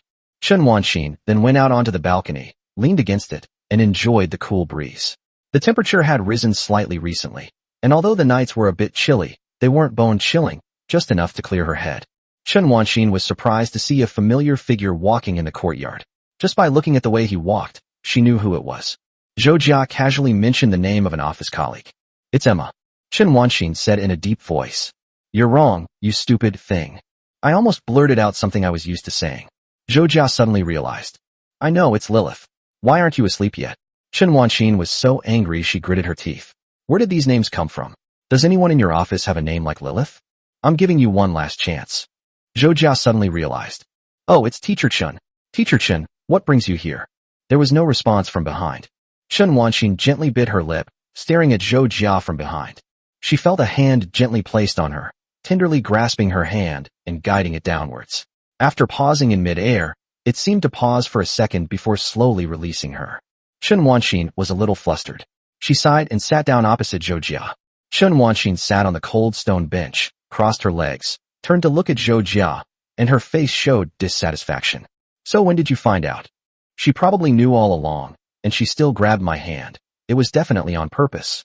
Chen Wanxin pretended to be nonchalant, but her mind was in turmoil. That's too much. As Chen Wanxin thought about it, she felt more and more that Zhou Jia seemed to be shrewd and cunning, growing more and more wicked every day. But her gaze softened a little, since Zhou Jia hadn't gripped her hand tightly or done anything rash. He had simply gently put her hand down. Zhou Jia said, "I knew it when Teacher Chen was yelling at me. After all, Teacher Chen has always yelled at me like that. It's hard not to notice when he releases that kind of oppressive aura." Zhou Jia was talking nonsense. Chen Wanxin wondered where she had ever been mean to him, and why she had made him feel wronged. "Am I fierce?" Zhou Jia shook his head. "I'm sorry, teacher, I let it slip." Chen Wanxin realized that every word Zhou Jia used was meant to provoke him, and after saying a few words, she couldn't help but want to reach out and pinch his face. "Well, you're getting bolder and bolder." Chen Wanxin stood in front of Zhou Jia, pinched Zhou Jia's face, and gently pulled it to both sides. "Where did I go wrong?" Zhou Jia's gaze lingered on Chen Wanxin's hand. "What you're doing now, teacher, is very—" Chen Wanxin remained silent for a moment, then withdrew her hand and coughed lightly. "No, your teacher is usually very gentle. It's just that you provoked her." Zhou Jia wondered if this could be considered his fault. However, it seems that being pinched on the cheek by the teacher is quite enjoyable. Chen Wanxin withdrew her hand, sat back down, exhaled again, calmed herself down, and began to show concern. "What's wrong? Having trouble sleeping?" Zhou Jia said. "I woke up in the middle of the night and couldn't fall back asleep, so I came down to sit for a while." "Teacher, can't you sleep either?" At this time, Zhou Jia would always think of Huai Min is not asleep either. Huai Min looked up in confusion and asked, "Old Deng, what's going on?" Chen Wanxin nodded. "I slept too much during the day, so I can't fall asleep." Zhou Jia thought so too, and asked, "What gift would the teacher like for their birthday?" Chen Wanxin then remembered that her birthday was coming soon. "No, not so soon. Wait, that means she'll be 28 soon. How heartbreaking. A way to regain youth." Chen Wanxin answered without hesitation. Zhou Jia smiled. "I'll go and develop a time machine right away, but teacher, there's no need to worry about age all the time." Chen Wanxin shook her head. "You don't understand. Before the age of 25, you always feel that you are growing up as you get older. But after the age of 25, you feel like you are getting older." It was getting a bit cold, and after sitting outside for a long time, Chen Wanxin gently rubbed her right hand together with her left. Zhou Jia sat down next to Chen Wanxin. "No, you can't think like that, teacher. You're being too anxious about your age. So what should we think? After all, unexpected things may happen every day, so we can't assume that we're going downhill after reaching a certain point, but rather that we're always moving forward." As Zhou Jia said this, Chen Wanxin tilted her head in confusion. "Is that so?" Zhou Jia said. Yes, is the teacher cold?" Chen Wanxin nodded. "A little." Zhou Jia stretched out her hands, this time not a scarf or a piece of clothing, but her own hands, and wrapped them around Chen Wanxin's hands from both sides. "Teacher, my hands are very warm. Please warm them for me." Chapter 83 Above the Heart. Zhou Jia's hands were indeed very warm. He held Chen Wanxin's 2 small hands protectively in his hands. Chen Wanxin was stunned, looking down at her hands. Her heart was burning, but she pretended that nothing had happened. It's warmer than the teacher's hands. She lowered her brows slightly, and the feeling of Zhou Jia holding her hand actually made her feel quite fond of it. Or perhaps, the feeling of being held by the hand of your sweetheart. No, no, no. How can you call your student your sweetheart? Chen Wanxin, what are you thinking? However, it's not wrong to call someone you like your sweetheart. The word sweetheart is not above or in the heart, but rather above or in the mind. It's as if there's a little person standing there pressing down on the tip of her heart, making her feel uneasy.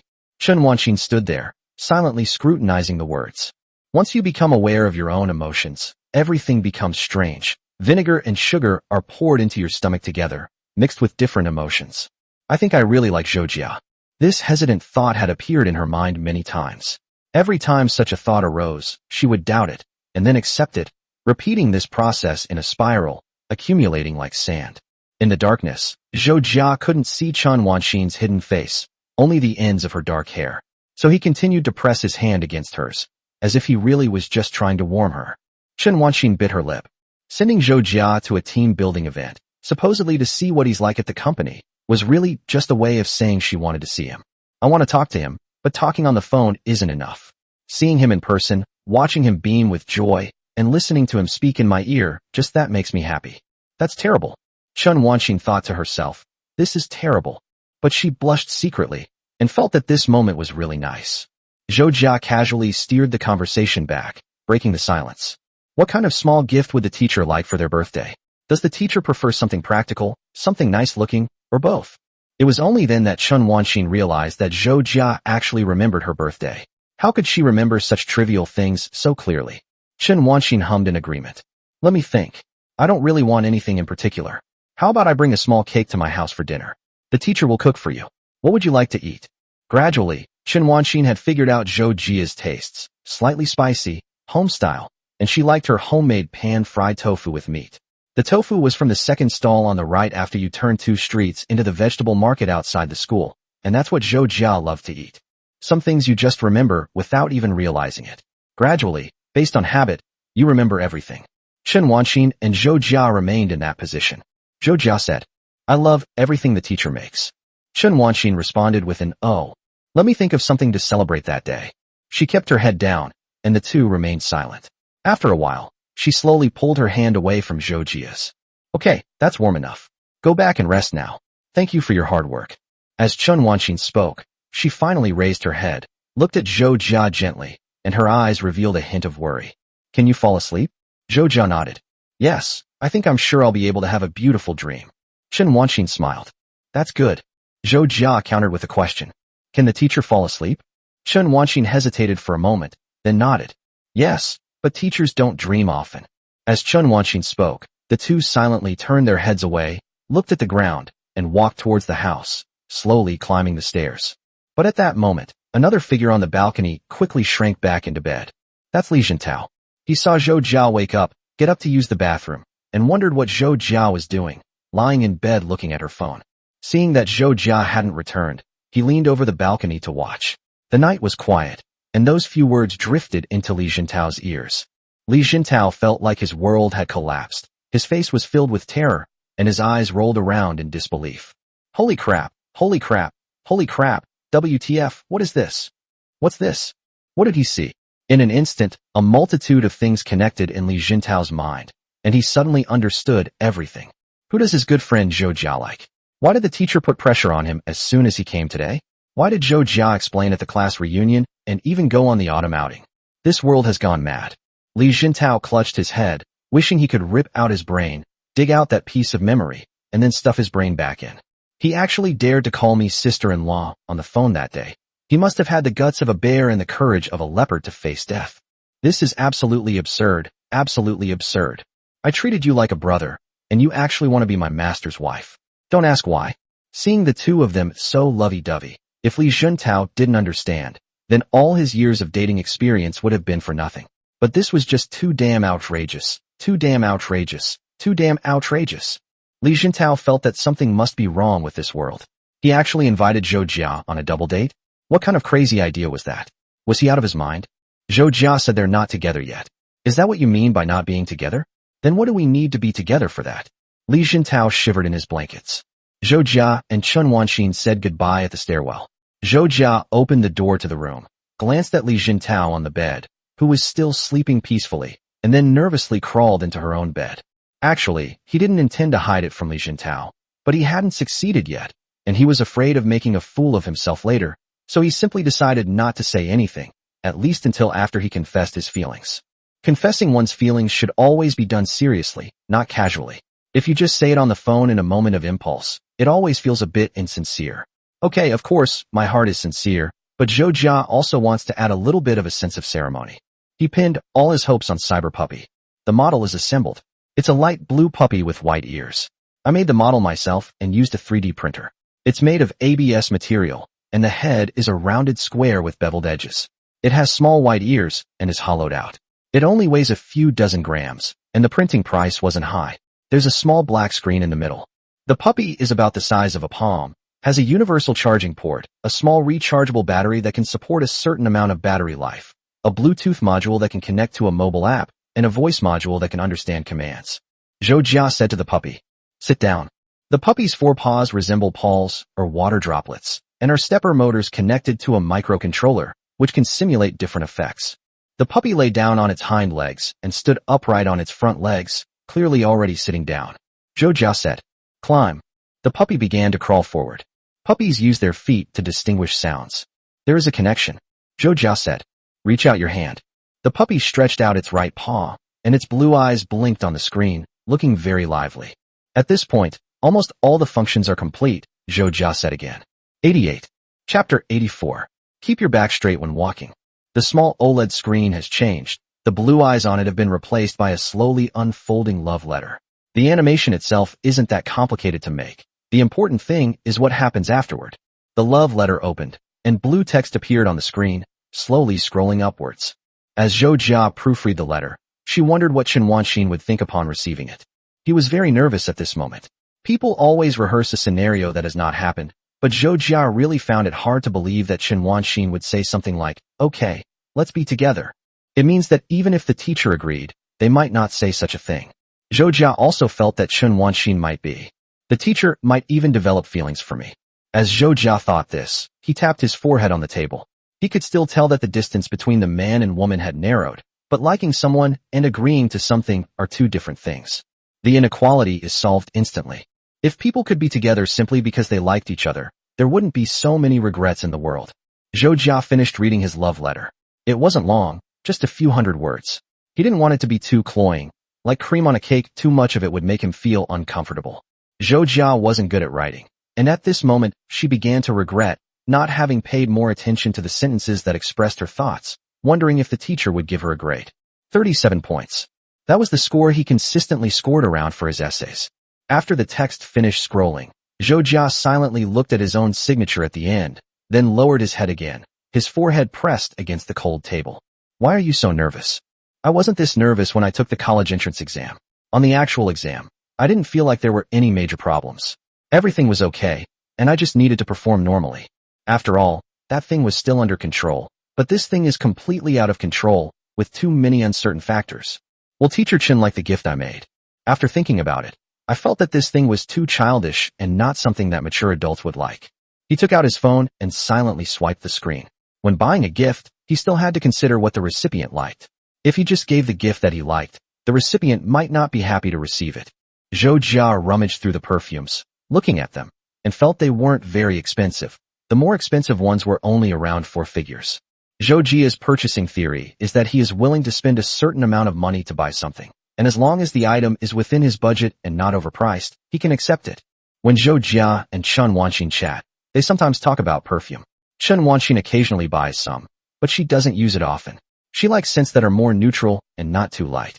A friend once gave her a small sample bottle of Pamela Reagan, which smelled quite nice. Zhou Jia searched for this brand, watched the reviews from popular live streamers, and slowly made his choice. He felt that this was the only decent gift he could give, and the little dog on the table suddenly didn't seem so appealing anymore. But regardless, since it's already done, Zhou Jia felt it was best to send them out together when the time came. Soon, school started. Chen Wanxin returned to her familiar office. There was a lot of work to do when school started. At this moment, students were standing in the office being scolded. Many students had not finished their winter vacation homework and were standing in a row in the office. Some of them were already in tears from being scolded. How pitiful, Chen Wanqing thought. She felt both angry and helpless looking at the students who hadn't finished their homework. Winter break is only a short period of time, and there are countless test papers for each subject, far more than when she was in school. During winter break, she has to visit relatives and see friends, and there are so many other important things to do. It's normal not to finish. But that's how it is now, because someone will always put in more effort, and the rest of the people have to catch up. Roll. I'm busy studying, I'm busy working, but I'm not busy earning a salary. When the other subject teachers scolded the students too harshly, the students eventually came to Chen Wanqing. Chen Wanqing said to the students with a stern face, "Go back and finish your homework." But then she thought, how can you finish all the homework? In the end, you just copy whatever you want. It's all just a formality. You just go through the motions and waste your time and energy. She just saw things clearly. Not all teachers think this way. They all feel that not writing the entire page means a bad attitude. It's only been a week since school started, and Chen Wanqing and Zhou Jia haven't seen each other much, as they've both been busy, and now they don't even have time for each other in the evenings. After get off work, Zhou Jia always goes straight home to take care of her own things. We can't just keep going to the teacher's house and talking without doing anything. Who knows when the game will be finished? The game development cycle is not short. Even if he slacks off, the overall workload will not be reduced much, especially the map drawing and action design. We can't do it without speeding up. Chen Wanqing didn't have time. At the beginning of the semester, it was a small week, with no weekend off on Saturdays and only half a day off on weekends. Sunday mornings were for students to study on their own, but fortunately, the task of supervising the study sessions was done in shifts, so Chen Wanqing still had a day to rest.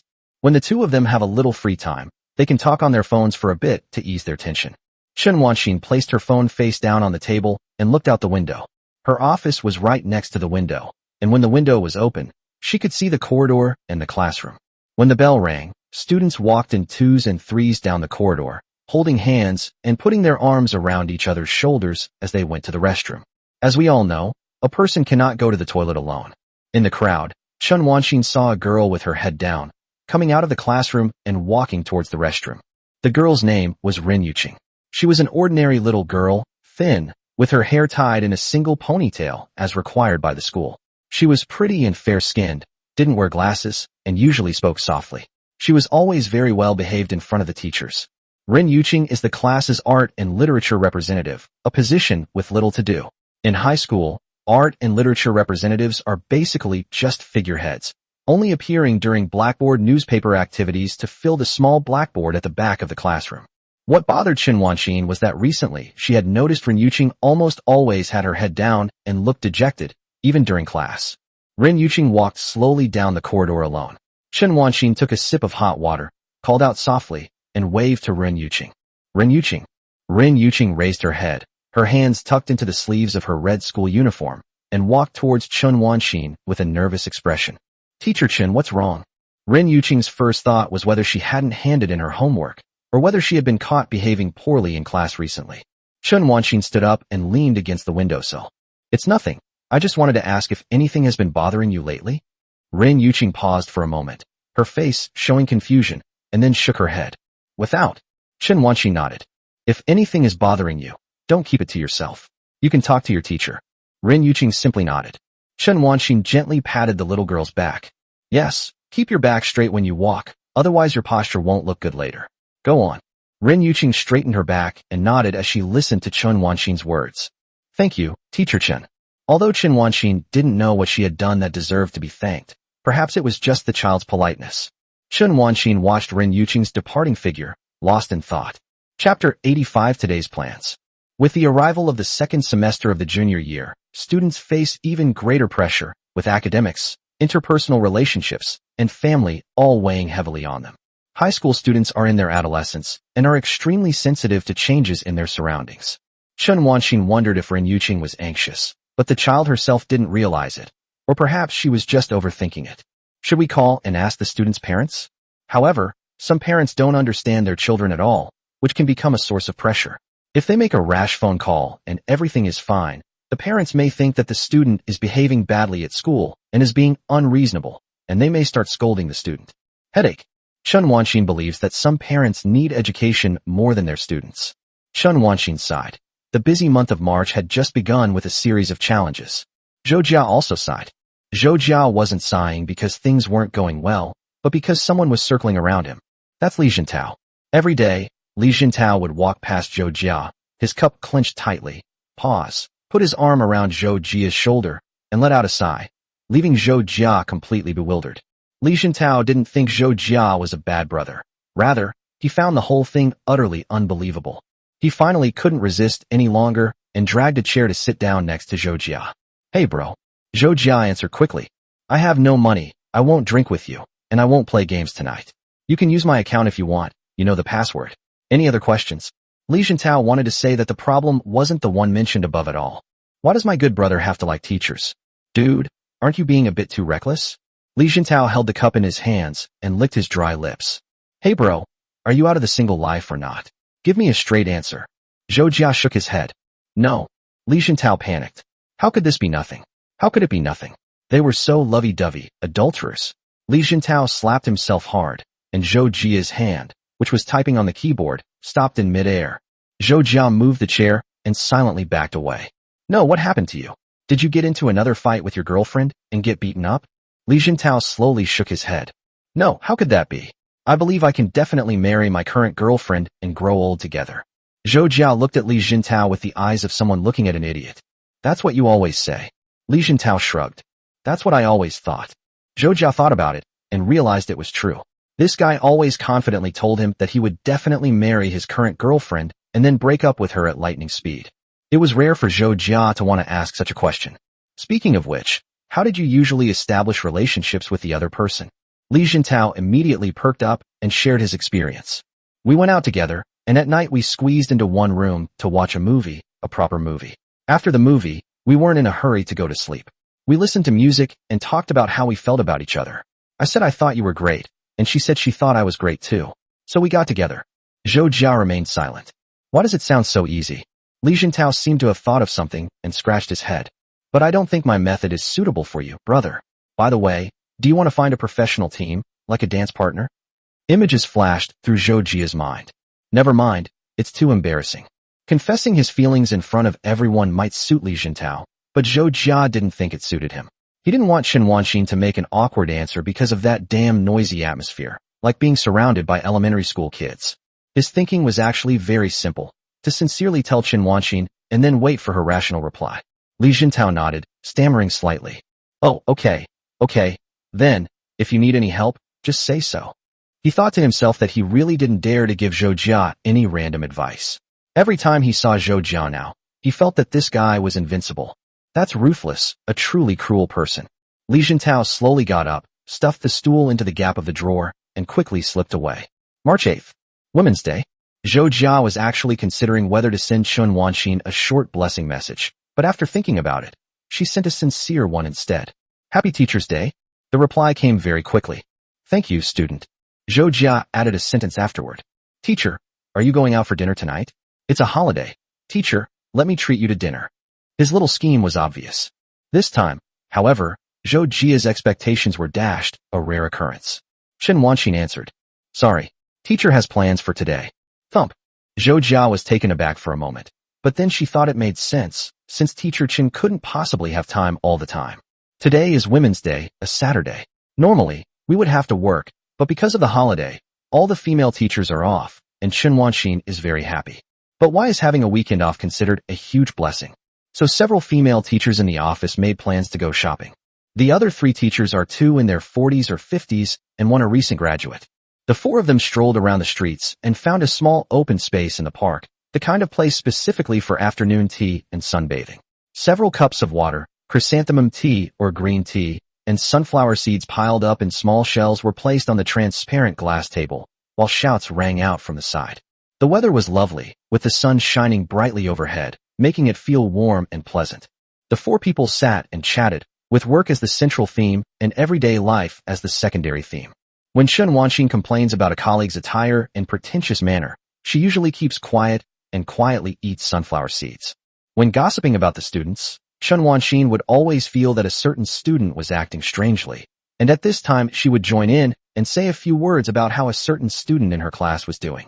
Let's talk about some current events. The news reported that a student was under so much pressure that he jumped off a bridge. Kids these days have such good conditions that they don't focus on their studies, unlike our generation, where we couldn't handle even the slightest pressure. This is what math teacher Lou said. Sue, a geography teacher who is younger than him, said, "You can't say that, Teacher Lou. Students are indeed under a lot of pressure now, mainly because of their families. What did the students do wrong? Some parents are acting like lunatics." Xiao Su speaks frankly. Chen Wanxin thought it was true. Children are obviously more confident when there is love in the family. How can you expect children to thrive in a broken family? That's really asking too much of people. Single-parent families and left-behind families are considered good. There are many worse cases. What did the children do wrong to deserve such suffering? At this moment, she thought of her students and of Ren Yuqing. She had asked her a few questions with concern before, and even called her over to chat during the break. The girl said she was doing well. Chen Wanxin worried that it would be great if all students were as optimistic as Zhou Jia. Her phone rang. It was a message from Zhou Jia. Chen Wanxin looked at the message and saw his invitation, feeling a pang of guilt. Zhou Jia is indeed an optimist. Really? Where did you go to play, teacher?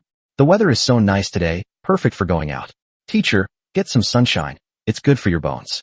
Chen Wanxin smiled, thinking that Zhou Jia's family must be quite well off, and wondered what kind of parents could give birth to such a lively child, so troublesome, and how much they must worry about him. I'm sunbathing outside right now.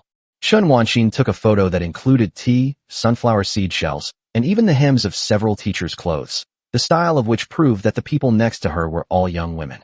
Chen Wanxin, whether intentionally or unintentionally, captured all of these moments in the photos. Chapter 86. Does he like desserts? Of course, it didn't really matter to me. Zhou Jiafa. Alright, then I won't disturb the teacher's rest any longer. I'll take my leave now. That was a cheeky remark, made on purpose. Chen Wanxin's words were filled with concern. You should get some rest too. Are you home today? Zhou Jia is at the company right now. No, I also work overtime sometimes. Don't let the student's situation fool you. I'm quite hardworking. Although Zhou Jia has always despised working overtime, he is sometimes forced to do so because he is in a position of power. Chen Wanxin was indeed very surprised. She always felt that Zhou Jia was like a magpie, only reporting good news and not bad. In front of her, she only talked about fun things and never mentioned the hardships. She never talked about overtime, unpleasant things, or troubles. How could anyone not feel tired at times? At this moment, Chen Wanxin realized that Zhou Jia was just putting on a brave face in front of her. Being an optimist is good, but I wonder if an optimist ever feels secretly depressed when they're alone under the covers. Chen Wanxin didn't say anything else this time, but instead said, "You must be tired from work. Go home and get some rest after get off work. I'll bring you something later. Speaking of which, we have some small gifts at home recently. Nobody drinks the milk, so it's with my parents. They don't like drinking that kind of stuff, so we'll give it to Zhou Jia. We also have some tea from home." With that in mind, Chen Wanxin began preparing to move her belongings out of the house. Zhou Jia was completely defenseless against Chen Wanxin's gentleness. His teacher's gentleness always captivated him, making him feel that it was a very lucky thing to like her. Okay, thank you, teacher. You are so kind to your students. Chen Wanxin was thinking about how to handle this. You're welcome, dumb student.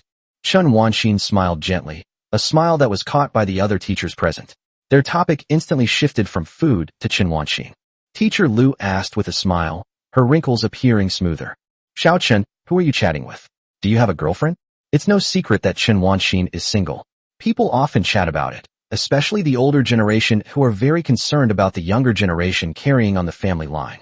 They often ask Chen when she's going to find a partner, and some even plan to arrange a marriage for her. But Chen Wanxin always used her busy work schedule as an excuse to decline. Chen Wanxin blushed slightly and waved her hand. No, I was just texting with a friend. I don't have a boyfriend. Chen Wanxin even found it difficult to say that she was chatting with her students, feeling that it was too shameful. Xiao Su then moved closer and stuck to Chen Wanxin. Really? Teacher Chen, I have a feeling something's fishy about this. It's okay. We're all family here, and dating isn't something to be ashamed of. When it comes to stirring things up, teachers are always the most enthusiastic, especially about other people's affairs. They are even more enthusiastic than about their own. Chen Wanxin was stared at by several pairs of burning eyes, so she quickly waved her hand. No, really no. As she explained, her mind suddenly wandered, wondering what others would think if she really got together with Zhou Jia. Gossip inevitably becomes fodder for conversation, but usually it's just people overthinking things. Just like when you have a hole in your clothes, you worry that people around you will stare at the hole, but in reality, most of the time others won't even notice. Of course, using a hole as a metaphor is also inappropriate. After all, it's not something shameful. Chen Wanxin gently pinched the flesh on her index finger with her thumbnail, feeling that her metaphor was disrespectful to herself and especially to Zhou Jia, and secretly blamed herself. Besides, even if she's overthinking things here, there's nothing between her and Zhou Jia yet. The teachers kept asking questions. Really not. Or is it just that you haven't talked about it yet? It's okay, you can tell us, and we'll give you some advice. Chen Wanxin kept waving her hands. Really, no, it's really not like that. She doesn't intend to listen to outside opinions, because sometimes even a single, gentle remark from outsiders can have an impact. This is her own business, so she plans to face her feelings squarely and think about how to deal with and resolve it. At least, she could no longer deceive herself into thinking she didn't like Zhou Jia. Yes. Once you think about it from a different perspective, instead of just looking at him as a student, you'll find Zhou Jia to be handsome, kind, and funny, even if he's just putting on an act for you. Of course, it wasn't because of these qualities that I liked him. Rather, it was after being moved time and time again that I discovered his qualities. Chen Wanxin was unaware that her changing expression was being observed by the others. The three remained silent, each letting out a soft sigh in their hearts. So youthful. The teachers sat for a while in the afternoon, had dinner in the evening, and then went home. At this moment, Chen Wanxin sent a message to Zhou Jia. Are you off work? Zhou Jia hadn't left work yet. She was sitting in her office, which was brightly lit. No, teacher, these unscrupulous companies are exploiting us. What's the difference between this and picking cotton on a plantation? Pure cattle and horses. Zhou Jia was still thinking about going back to catch up on the game's progress. Zhou Jia originally planned the game to last 2 to 3 hours, but only a small part of the first chapter has been completed. The knight can now accept quests and leave the village to fight monsters, but the workload is still too large. He is in charge of both programming and art, and the sound effects for monster attacks have not yet been designed. Although it's an indie game, there's never enough time. Zhou Jia's life is very simple now, going to work, sleeping, going out with Chen Wanxin, and spending the rest of her time making things. Chen Wanxin said, at least the salary is high, so what about teachers? Zhou Jia thought it over. Teachers are dedicated gardeners, burning candles. That's what the books say. Chen Wanxin ignored him, abruptly changing the subject in this indifferent society. When do you get off work? It seems like I can still go see him now. Zhou Jia glanced at the time. It was 7:30. It should be 8 o'clock. Does the teacher want to go out for a late-night snack? Great. I know a really good late-night snack place near the school. We used to go there often. The owner is a classmate's father. If you mention a classmate's name, you can get a 20% discount. Chen Wanxin thought to herself that she had been working at the school for 5 or 6 years and had no idea about this store. No, that's not it. Okay, you go ahead and do your work. I went to see him secretly. Zhou Jia scratched his head in confusion, feeling like he might have missed some news recently. He was particularly puzzled, but he still sent a message. Okay. Chen Wanxin was walking on the street, not going home immediately, and happened to pass by a bakery. At 7:30, when the shop is still open, warm white lights shine through the window, making the cakes and desserts displayed in the glass look exquisite. Chen Wanxin went inside without hesitation. She took the tray and tongs and slowly began to select items. Does he like desserts? Chapter 87 Panda Toast.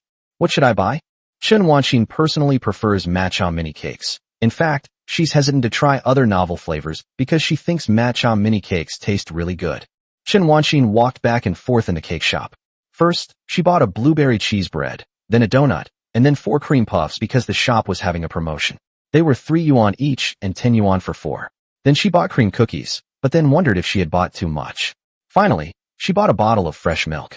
Chen Wanxin went to the front desk to pay the bill. Seeing that there were still small cakes on the table, she asked the waiter to bring her an Oreo cake. She remembered that Zhou Jia had eaten the same cake on her first blind date. She remembered it very clearly because it was a flavor that she would be curious about, but would never try. The clerk settled the bill. It came to 75 in total. Chen Wanxin carried the bag and walked towards Zhou Jia's company. Chen Wanxin still remembered the location of Zhou Jia's company because Lin Xuehui also worked there. Chen Wanxin walked slowly, feeling that the two of them were doing quite well at the moment. It sounds like something a scumbag woman would say. Chen Wanxin grabbed her head with her hands. Chen Wanxin, you can't do this. It's not okay to think that things will be fine if this ambiguity continues. You are a teacher, and you should set an example. Chun Wanxin's mental journey is gradually changing, and she even feels that she should be more determined. The streetlights were on, their yellow light falling on the red and green ground. Chun Wanxin's shadow kept changing on the ground, stretching and shortening, receding backward, and finally disappearing, only to reappear under a new streetlight. As she walked, she stopped, and her shadow froze as well. Chun Wanxin had arrived at the entrance of Zhou Jia's company.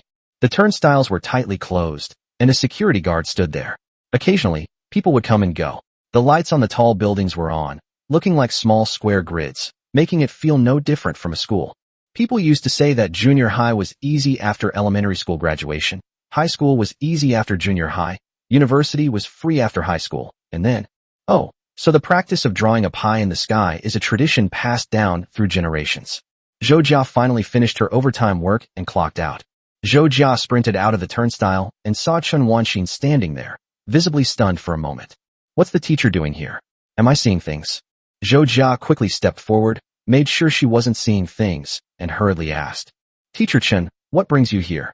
Chun Wanxin held the bag in her hand and swung it beside her head, a gentle smile on her face. The light from the street lamp fell on her eyelashes, bright and warm. I was just passing by. Have you had dinner yet? Coincidentally, Chun Wanxin also gradually learned these words. Zhou Jia nodded. They've eaten. Students know they should eat properly. I had time to eat dinner, so I grabbed a quick bite and managed to get overtime pay just in time for my 8 p.m. shift. Chun Wanxin felt somewhat relieved. That's good. Although work is busy, remember to eat well. Oh, by the way, I bought some food on the way. Here, take this. Don't refuse. As she spoke, she handed the bag to Zhou Jia, who took it. It was full. Thank you, teacher. Zhou Jia glanced at it and found that it had almost every category, which was excessive. Teacher, you bought too much. Chun Wanxin smiled. No, eat more. Young people need to grow. Zhou Jia felt a warm current gradually flowing into her body, making even the somewhat chilly night feel warmer. Teacher, you are so kind to me. On a night like this, how could you not be moved if you suddenly received something from someone? Chun Wanxin only said one sentence softly. No way. As if to ease the romantic atmosphere, she gently waved her right hand in the air. Let's go back. Zhou Jia carried the bag, feeling a heavier weight on her heart than she had imagined. Teacher, I'll just have a small bread roll. You can take the rest home. Chun Wanxin pouted. What would I do with it? I bought it especially for you. Okay, I already said you can't refuse. Chun Wanxin appeared very assertive at this time. Zhou Jia couldn't refute it, and it wouldn't be appropriate to keep declining in public, so Zhou Jia nodded and accepted it. The two walked in the same direction, habitually heading towards Chun Wanxin's residence. Chun Wanxin tucked her hands into her sleeves. I didn't know what you liked to eat, so I just bought some random things. What do you like? Zhou Jia carried the bag, the plastic bag occasionally rustling against his pants. Yes, I love them all. If it's something from a bakery, I prefer it that isn't too sweet. Teacher, do you know about panda toast? Chun Wanxin shook her head. Zhou Jia began to gesture. It's shaped like a normal loaf of toast, with a brownish black outer layer that looks like chocolate and white toast inside. It has 2 ears, making it look like a panda. Chun Wanxin thought this thing sounded cute. So cute, where can I buy one? Zhou Jia pointed in the general direction with his left hand. Yes, there's a store behind my house. I'll buy it for you next time, teacher. Chun Wanxin nodded and said, Then why do you like it? Zhou Jia began to explain. When you first bite into it, you bite into the outer chocolate bread, which is rich and mature. But as you eat it slowly, you will taste its white center, which is soft, white, and gentle. I really like that layered experience. I especially love eating this. Chun Wanxin first looked at Zhou Jia, then turned her head to look at the road ahead. Oh, I didn't know that. It does sound pretty good. Chun Wanxin was momentarily incoherent, her words sounding almost identical. She seemed to understand the meaning behind Zhou Jia's words, and then asked hesitantly, So how much do you like that panda toast? Zhou Jia said, I wish I could get up every morning and buy that to eat. The two walked and talked, and quite tacitly avoided going into the subway station. Wouldn't that be too cloying? I don't think so. What's that saying again? It's like you feel so thirsty you could drink the whole Pacific Ocean, but in reality, you can only drink a few cups. But I don't feel thirsty at all, teacher. As Zhou Jia said this, Chun Wanxin suddenly paused in surprise. Yes, it wasn't because he felt lonely. He's always been like this, but I misunderstood him.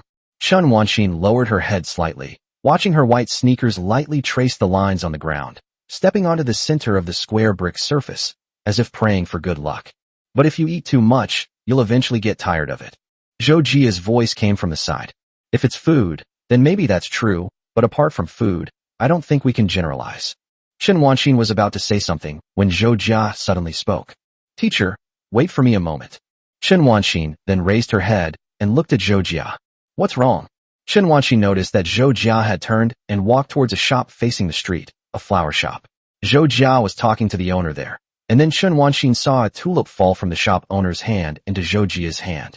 Zhou Jia took the flower and quickly ran back.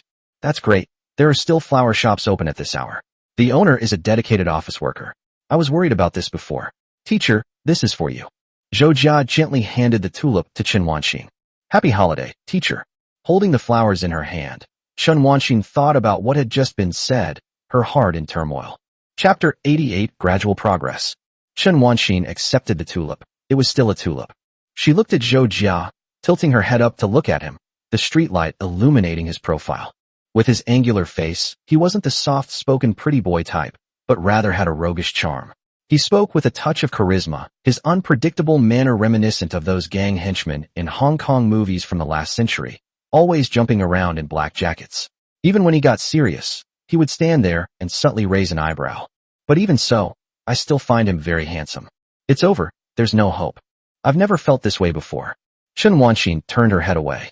Thank you so much, but you don't need to go to so much trouble, always sending flowers to the teacher. Zhou Jia was no different from usual, speaking in a relaxed tone. It's just a bouquet of flowers. Holidays should be celebrated with a sense of ritual. I will keep sending them. Sending flowers doesn't require much effort or money, but sometimes it's precisely this small gesture that touches people's hearts. Chen Wanxin nodded, unable to say anything more, only softly humming in agreement. She touched the pink tulip in her hand, feeling the exquisite outer packaging. It was truly beautiful. Tulips are subtle and elegant flowers. Different colors have different meanings, and the feelings of liking and blessings are all hidden inside. They don't say anything, so the person who receives the flowers can interpret them on their own. The two walked quietly down the street and entered the subway. Zhou Jia escorted Chen Wanxin downstairs, and the two waved goodbye. Chen Wanxin went upstairs, her steps light, slowly walking up the dark stairwell. After turning a few corners, she arrived at her own door, skillfully took out her key from her bag, opened the door, and closed it. She reached out and turned on the wall light, found an empty bottle in the corner of the storage shelf, filled it halfway with water, and then stuck the flower inside. Water droplets slid down the side of the bottle. She walked to the bedside, lay down, and was enveloped in the soft blankets. Honestly, why are you so good at talking? Chen Wanxin's face was sullen, but her thoughts became even clearer. The holiday is over, and busy work begins. The school is preparing for the monthly exams recently. Students are quite nervous about each exam, constantly reviewing and preparing, and taking tests with their friends. Everyone wants to get a good score, climb up the rankings, and beat thousands of others. The monthly exam papers are set by the school itself. They are not difficult, but the questions are usually selected from various materials, and some good questions are chosen. The 2-day exam period is actually more relaxing than usual. When I was a student, those exam days were always tough. After finishing one exam, I would wait for the next one and for the results. Being a teacher is more interesting in these situations. Of course, this only applies before the students' papers are released. After they are released, looking at the questions the students answered incorrectly is incredibly agonizing, as it's impossible to understand why points were deducted. The Chinese language teachers were alright, but the science teachers were the worst off, grumbling and cursing as they graded the papers. How could I still get this question wrong after I've explained it countless times? Chen Wanxin quietly sipped her tea, appearing serene and content. Thinking about it, her emotions seemed quite stable most of the time. Only recently they had undergone some changes. During breaks, Chen Wanxin would chat with Zhou Jia. The conversation between the two was actually quite ordinary. Chen Wanxin asked in general, "What did you eat for breakfast?" Zhou Jia will then reply, "Breakfast is homemade porridge, which is so white and tasteless. Lunch is stir-fried green peppers and pork at the cafeteria, where salt is free. If this continues, my hair will be ruined." Chen Wanxin would secretly smile every time. "You're so handsome. You'd still look good even if you lost all your hair." Speaking the truth as if it were a joke, Zhou Jia asked, "Really? But I think it's better to have hair. Hair is a man's life, teacher, especially for those of us in this line of work. We need to plan ahead. It's a miracle his hairline hasn't widened. Li Jintao keeps nagging him about it. When he was in college, he could fit 3 fingers under his forehead, But now he can fit 4, and his hairline has become an M shape, like Saiyan Prince Vegeta. At this moment, Chen Wanxin touched her head worriedly, and when she felt it was okay, she felt a little relieved. The conversations were mostly like this, everyday stuff. There's not much to talk about in daily life. It's just 3 meals a day and work. Some people might think, I eat the same things every day. What's there to talk about? Talking about repetitive topics is so troublesome. However, even if Zhou Jia ate the same thing for a whole week, he could still describe the different flavors. Deanne gave me an extra spoonful today because she liked my appearance. The plating today is more refined than yesterday's. I've decided I'm going to have omelet rice tonight. When are you free, teacher? A new Japanese restaurant recently opened, and I heard they draw hearts on their omelets. Chen Wanxin realized that it was actually quite interesting to chat about ordinary things with someone she liked. Chen Wanxin will also try to post a few more words like Zhou Jia. Really? I haven't tried Japanese food much. Maybe I'll take you to try it next time. It seems like some new shops have opened around the school recently, like hot pot restaurants. Your teacher Sue said they were pretty good last time. After sending the message, Chen Wanxin held her phone in her left hand and pressed the screen against her cheek. The cold touch made her smile slightly. He's so cute. Recently, Chen Wanxin and Zhou Jia met once, during a weekend holiday. Zhou Jia really went and bought that bread, panda toast, and brought it to Chen Wanxin. Chen Wanxin tasted the bread and found it more interesting than she had imagined. As Zhou Jia said, the outer layer has a richer flavor, while the inner layer has a fresher flavor. However, Chen Wanxin didn't think it was to the point where she wanted to eat it every day, and besides, she wasn't toast. Why can't it be a refreshing matcha cake? Although Chen Wanxin did not intend to analyze Zhou Jia's words, she still felt that there was no difference between what he said and what he said about himself. So annoying. Chen Wanxin ate her breakfast silently, biting into her toast, and hurried to school to hand out the graded papers. The monthly exam results are out, and some are happy while others are worried. Chen Wanxin is on stage going over the papers and comforting the students. She says that the monthly exam only reflects the current results, and those who did well should not be too anxious, while those who did not do well should not worry too much. Although grades are important, Chen Wanxin is still willing to talk to her students about other things. Live a healthy life, study healthily, and get plenty of rest.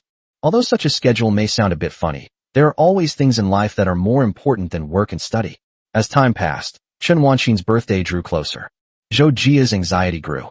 He had already arranged to have dinner with Chen Wanxin at her home on Thursday evening, where he planned to present the carefully prepared gift.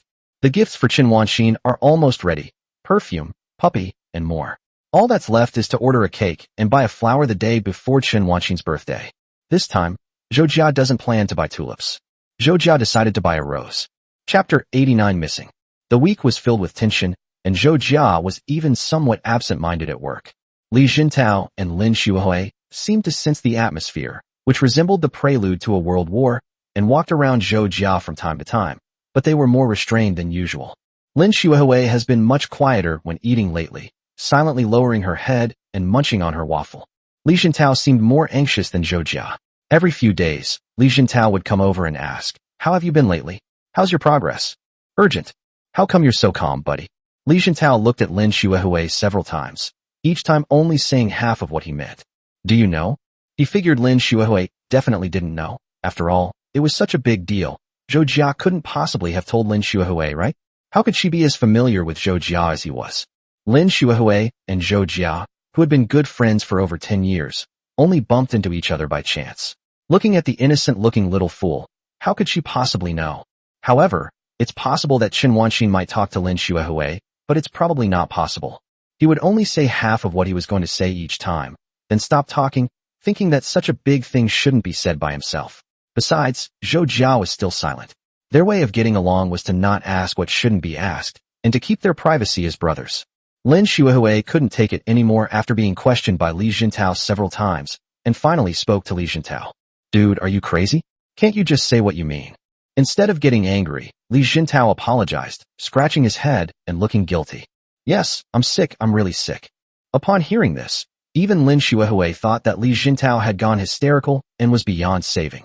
Li Jintao slapped his own face. If I wasn't sick, why did I wake up that day? I should have just gone to sleep. Why did I have to wake up of all times? It's fine if you're awake, but wouldn't it be better to just lie in bed and play on your phone? Why did you have to go out to the balcony to take a look that day? It might have been a good thing if he hadn't known anything. Li Jintao was filled with regret. He should have had someone knock him out on the head with a baseball bat that day. Li Jintao muttered something about me being sick and walked away, leaving Lin Shuoi standing there dumbfounded, with waffle crumbs still on her lips. What exactly triggered this person's reaction? Zhou Jia, on the other hand, was making his own preparations. Everything is proceeding smoothly and hopefully. This filled Zhou Jia with determination. March 26th, the day before Chen Wanxin's birthday. As soon as Zhou Jia finished work in the afternoon, she ran out of the office, leaving Li Jintao still in a daze. Zhou Jia arrived at the familiar cake shop, the one where he bought the panda toast. He pushed open the glass display door, and a shop assistant came up to ask him what he needed. Zhou Jia looked around. "I'd like to order a cake." As he said these words, a slight tension arose in his heart. After the spring equinox, the sun sets around 6 p.m. It's 6 p.m. now, and the sun is just setting. The distant sky is ablaze with red, casting a dark golden light into the shop window, and the ground is bathed in the red glow of the sunset. The closer the time got, the more nervous he became, imagining himself sitting at that table tomorrow night, saying happy birthday to Chen Wanxin, handing her the birthday present after the cake, guiding her step by step to use the puppy, and finally opening the love letter. I suddenly feel so awkward. Now he finds it hard to judge whether it's a good idea or a bad idea. This idea is more than he imagined, and he always feels it's very straight man, a term used to describe someone who is overly masculine or inflexible. It's alright. If the atmosphere is really awkward, he can always get through it with his quick wit and unwavering principles. The shop assistant asked, "How many people are eating? How big of a cake do you need? What flavor do you want? You can take a look. We have mango cream, fresh fruit red velvet, caramel cream, and this green grape secret." Zhou Jia looked at the row of cakes displayed in the shop window. "It's for 2 people. The shop assistant then took out another information sheet and handed it to Zhou Jia. "Then we recommend a 6-inch cake. Which flavor would you like?" Zhou Jia had actually made up her mind before she came. Matcha cream flavor. Chen Wanxin does indeed have a preference for matcha. Zhou Jia knew this since high school, and would occasionally see her eating matcha-flavored snacks when passing by the office. "So sometimes I feel that the teacher smells fresh and pleasant, like matcha." That sounds kind of weird. The 6-inch matcha cream cake cost 168 yuan, and Zhou Jia paid for it. "Can it be made tomorrow afternoon, and I can come pick it up at 6 p.m.? The shop assistant nodded. "No problem." Zhou Jia returned home. I tidied up, organized, and prepared, and then texted Chen Wanxin as usual. "What did you eat tonight, teacher?" Chen Wanxin said. "I had beef noodles, but lately I've been craving congee." "What did you have for dinner?" Zhou Jia said. "I made these steamed dumplings myself, but my memory has been bad at night lately, and this is the 3rd time I've realized I forgot to put the lid on the pot. I guess I've been too busy lately, so I've forgotten some things." Chen Wanxin said with a smile. "You're so forgetful at such a young age. What will you be like in the future?" Zhou Jia said it jokingly. "I wish someone could remind me." Chen Wanxin seemed to realize what he meant. "Then next time you make steamed dumplings, you can say, 'Teacher is reminding you.'" Zhou Jia was flirted with, and became even more nervous. At 10:40 p.m., Zhou Jia would send another message to Chen Wanxin.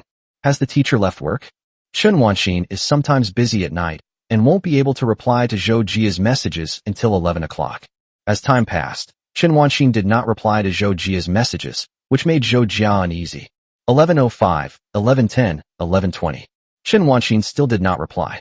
Zhou Jiaxing was worried. That shouldn't be the case. Has something happened? Zhou Jia sat next to the computer, the light from the screen illuminating his face. Zhou Jia took out his phone and, after some hesitation, dialed Chen Wanxin's number.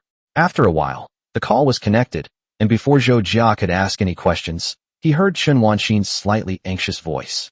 "Zhou Jia, something bad has happened." Zhou Jia asked with concern. "What's wrong?" Chen Wanxin spoke faster than usual. "One student still hasn't gone home."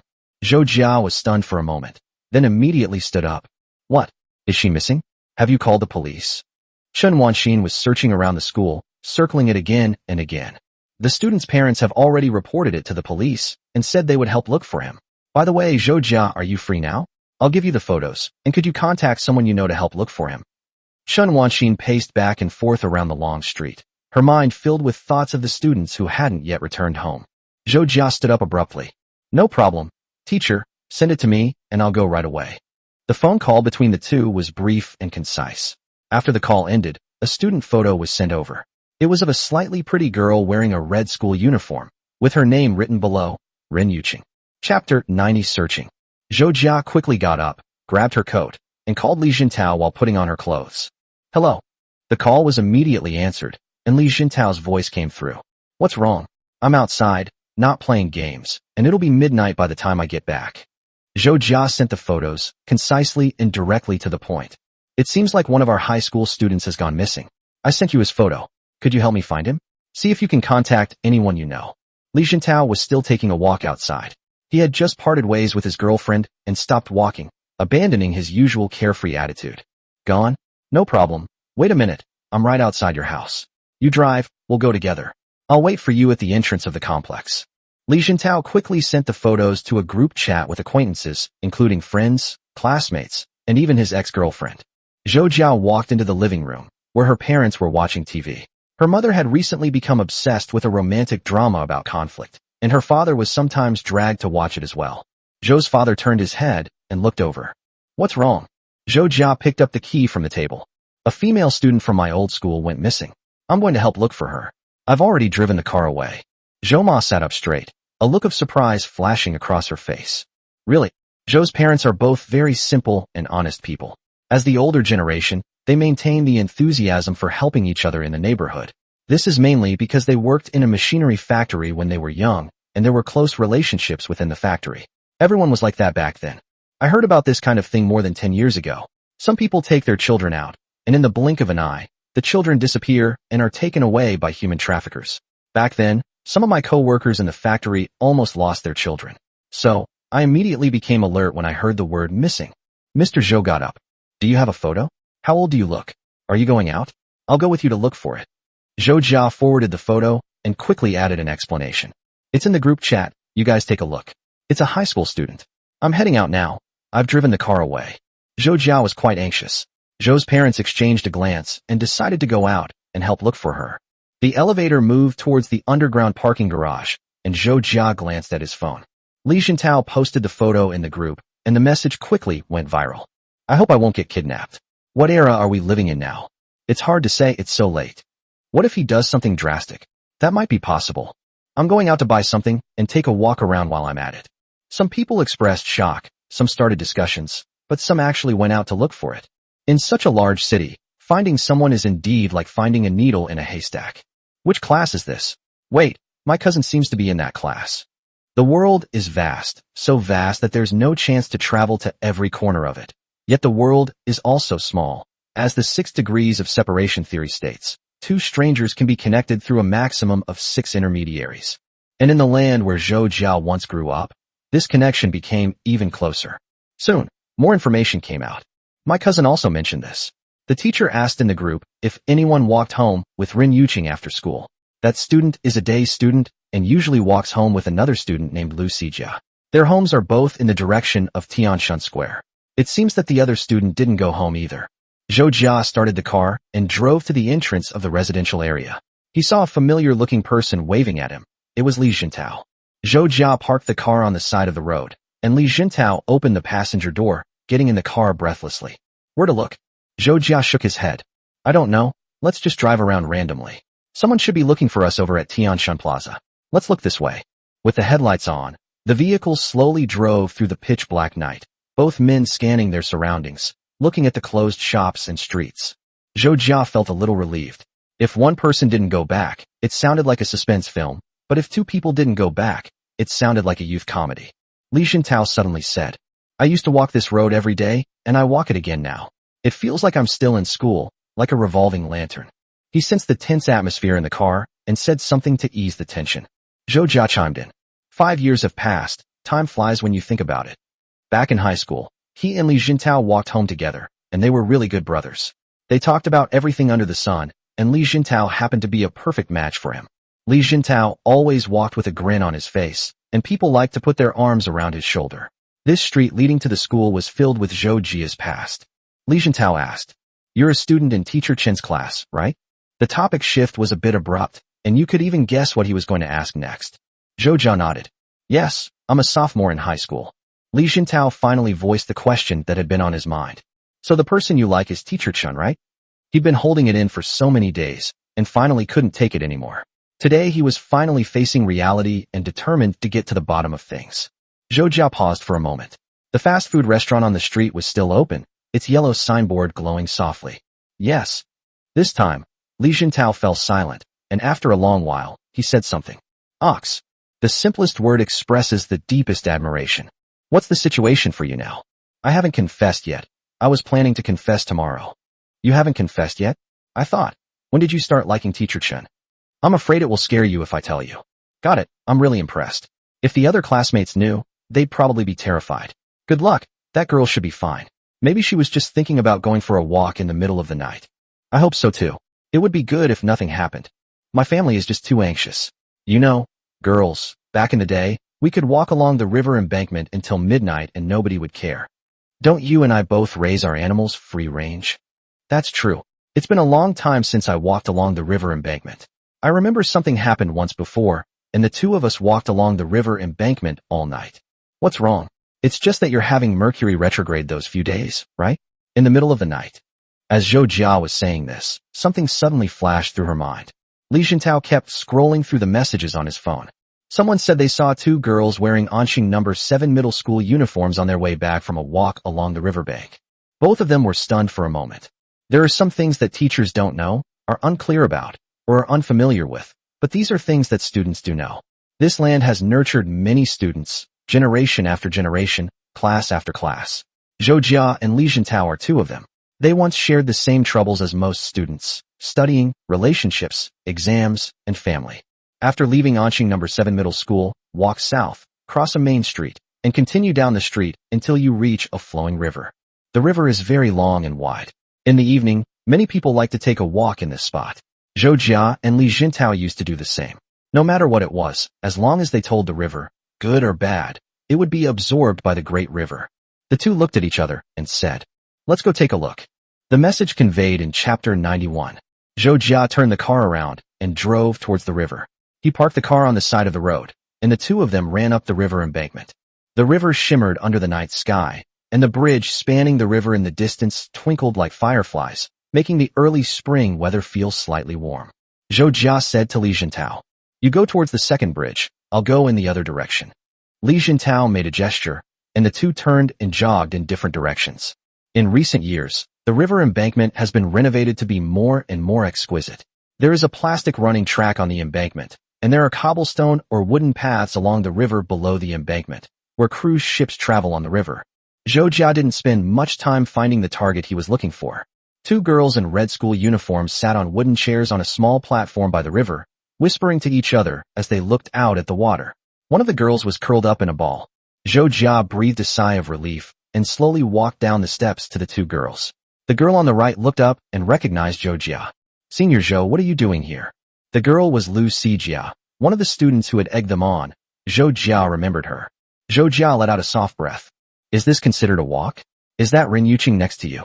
Ren Yuqing looked up, her face streaked with tears. "WH. What?" Zhou Jia glanced at her. The pretty girl looked exactly like the one in the photo. Lu Sijia nodded. "Yes, what's wrong?"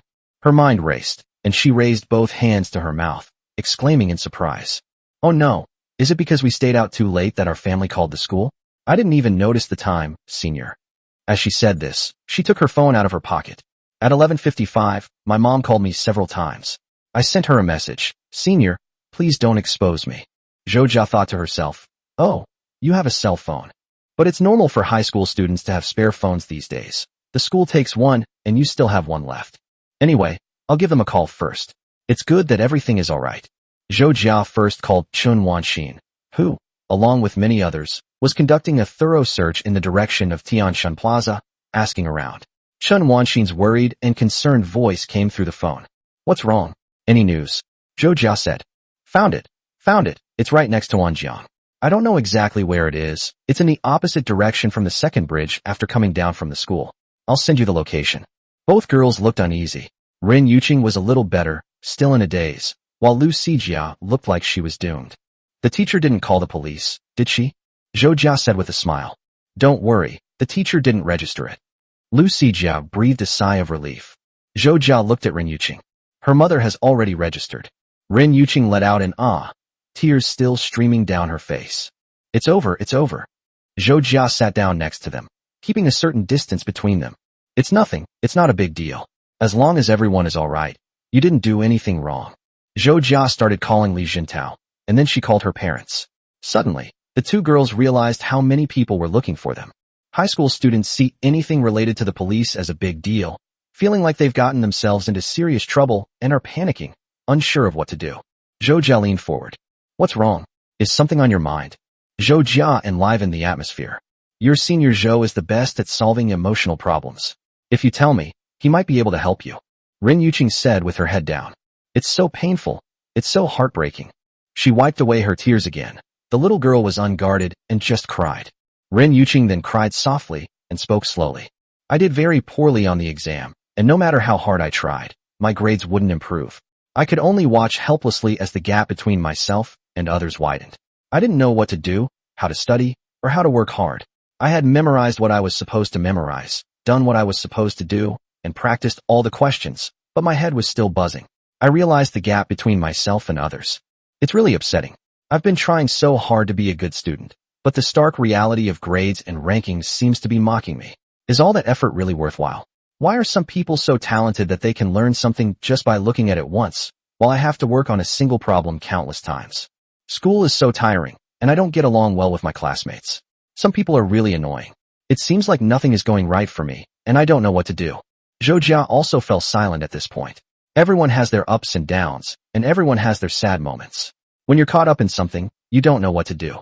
Zhou Jia spoke slowly at this moment. It will be all right, really. He repeated what he had said. It will definitely get better, really.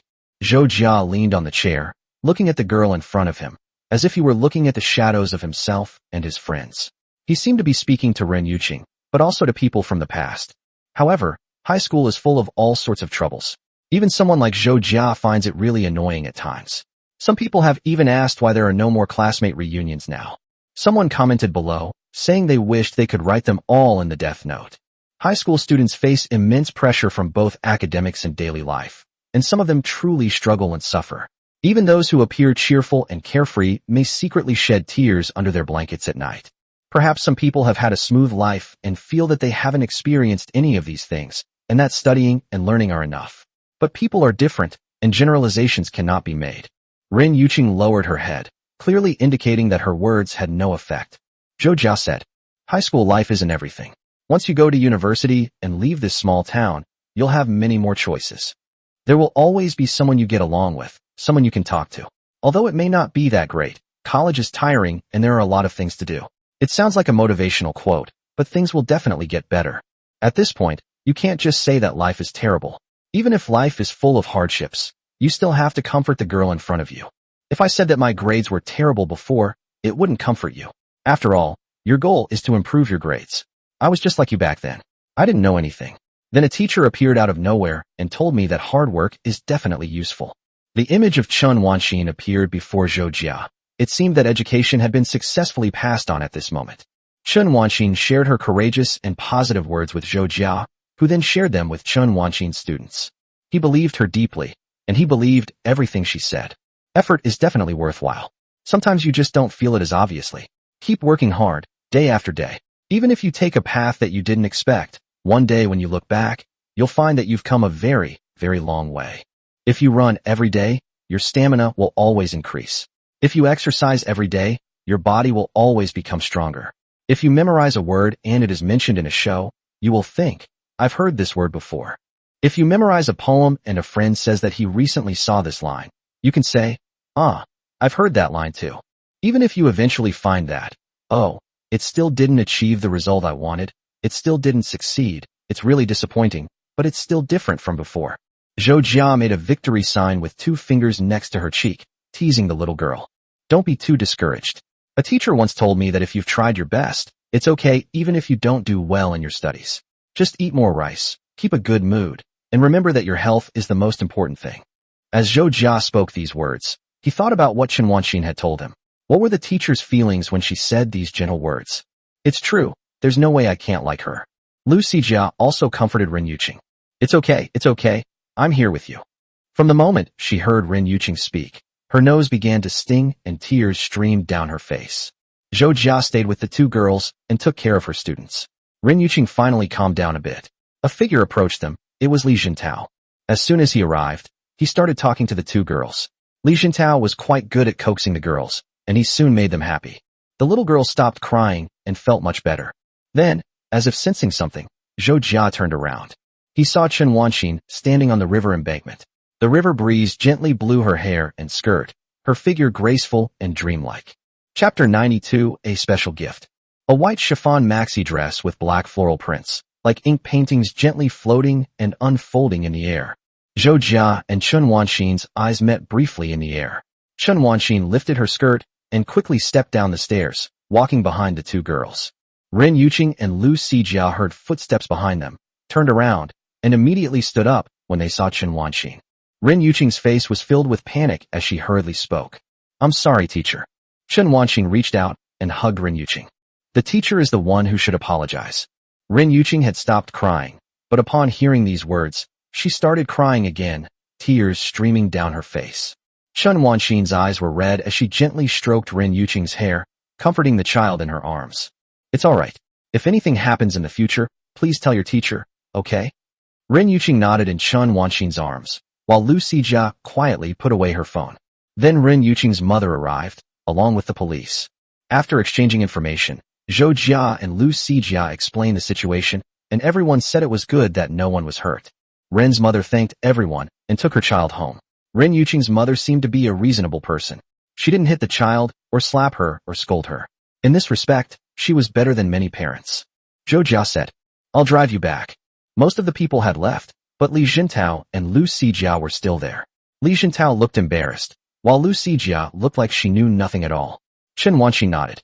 "I'll go with you. You take them both back first." First, the name Chen Wanxin was pronounced more clearly, reaching Zhou Jia's ears.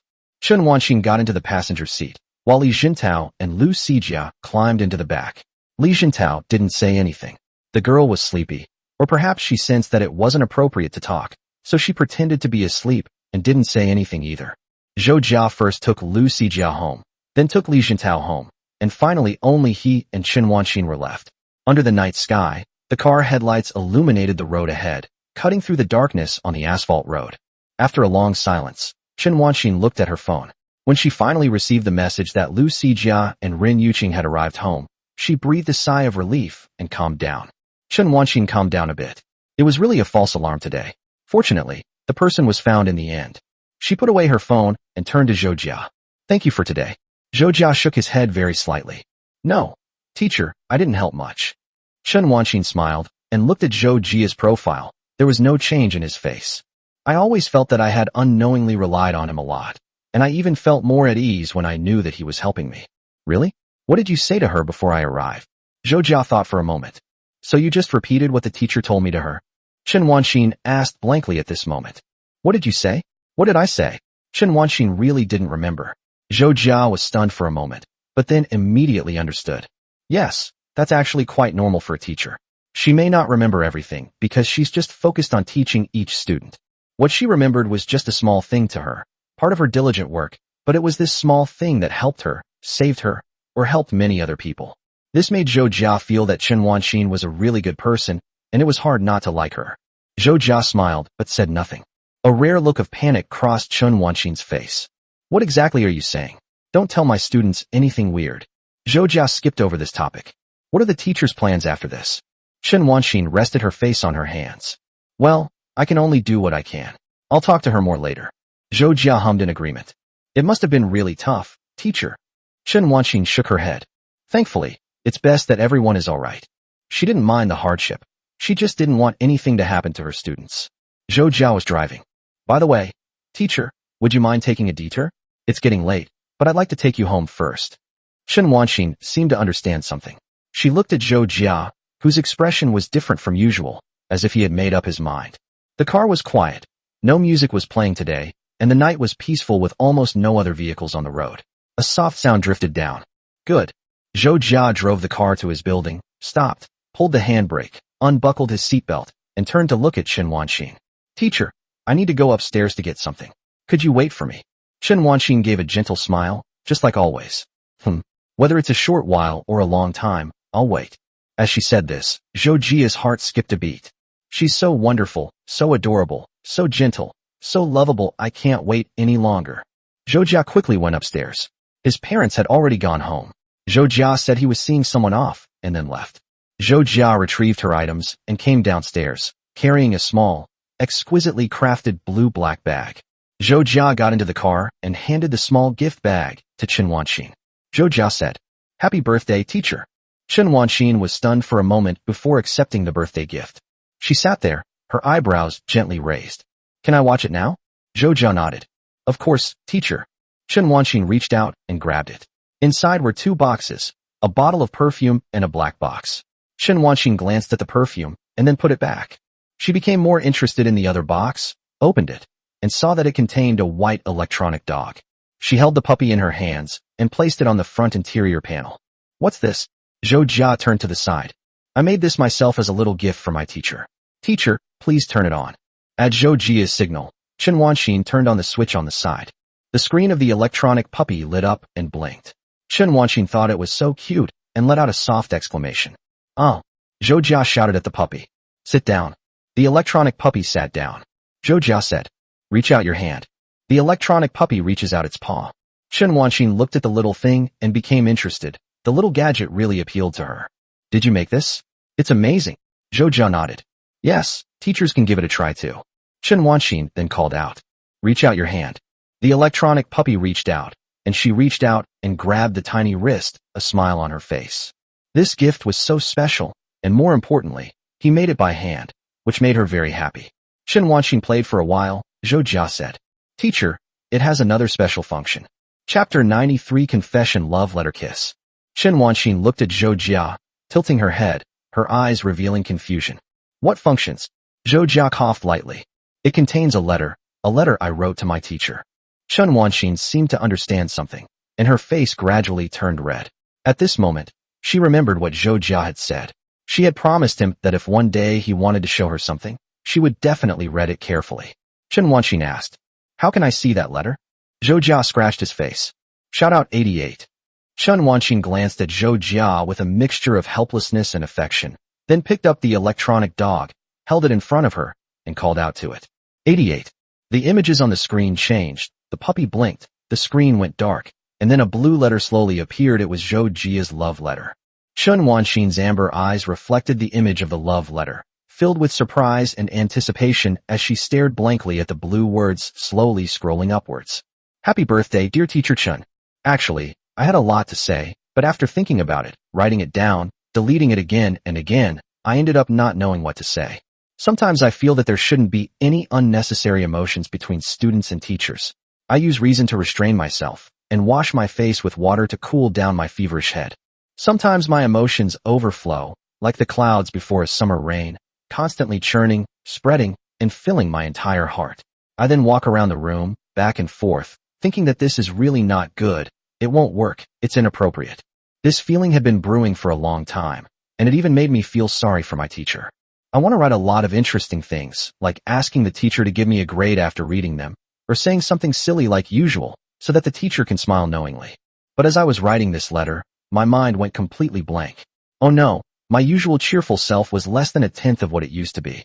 I was so nervous that my hands were shaking as I typed, and it took all my strength to type each letter. I can no longer say those interesting things. I can only say what I think and what I feel.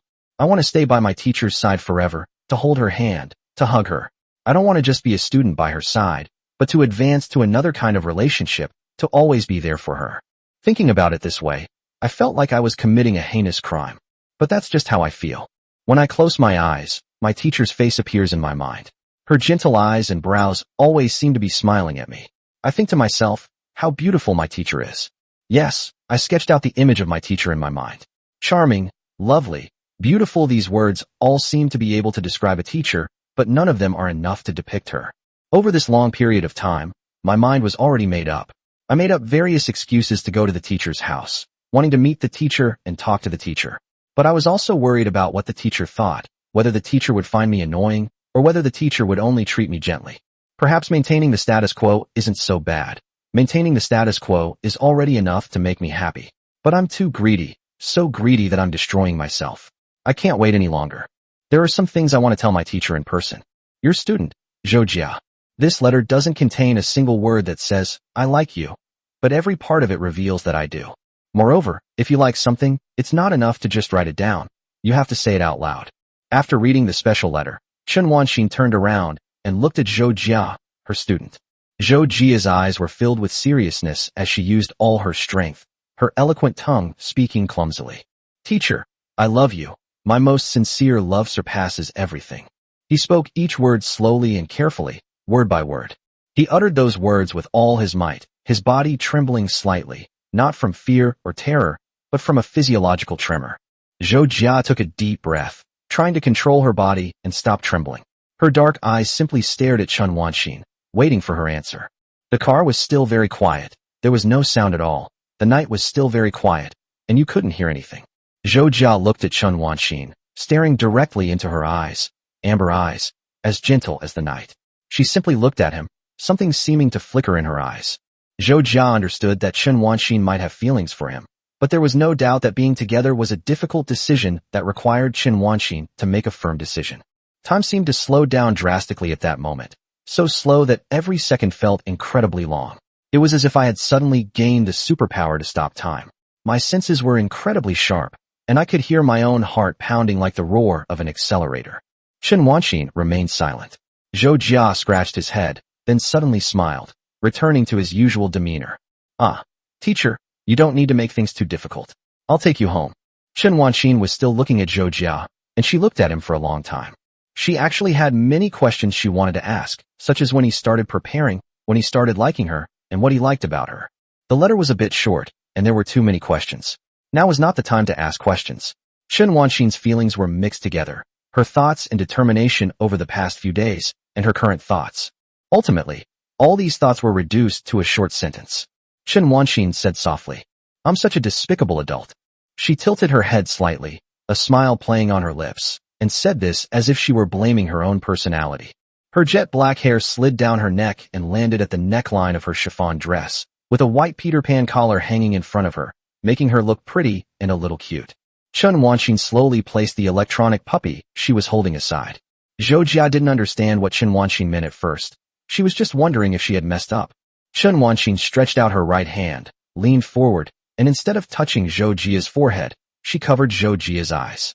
Zhou Jia was completely dazed and confused, unable to see anything except the softness of Chen Wanxin's right hand. This scene was just like when Chen Wanxin covered his eyes out of shyness in the internet cafe. At this moment, Zhou Jia completely abandoned her work and asked a question without understanding what was going on. He heard a soft, rustling sound, as if Chen Wanxin was moving her body. Then came a warm breath, close to his ear, the heat of the breath tickling his ear. Chen Wanxin parted her red lips slightly, her breath sweet and fragrant. Her voice was soft and gentle, with a hint of feigned adult shyness, which reached Zhou Jia's ears. This is the teacher's kiss, so remember it well.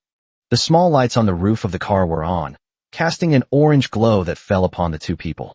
Before Zhou Jia could react, a soft, delicate breath covered his lips. It was Chen Wanxin's lips. She kissed him. Is there another chapter, chapter 94? She covered his eyes with her hands, then covered his lips with her own, and kissed him gently.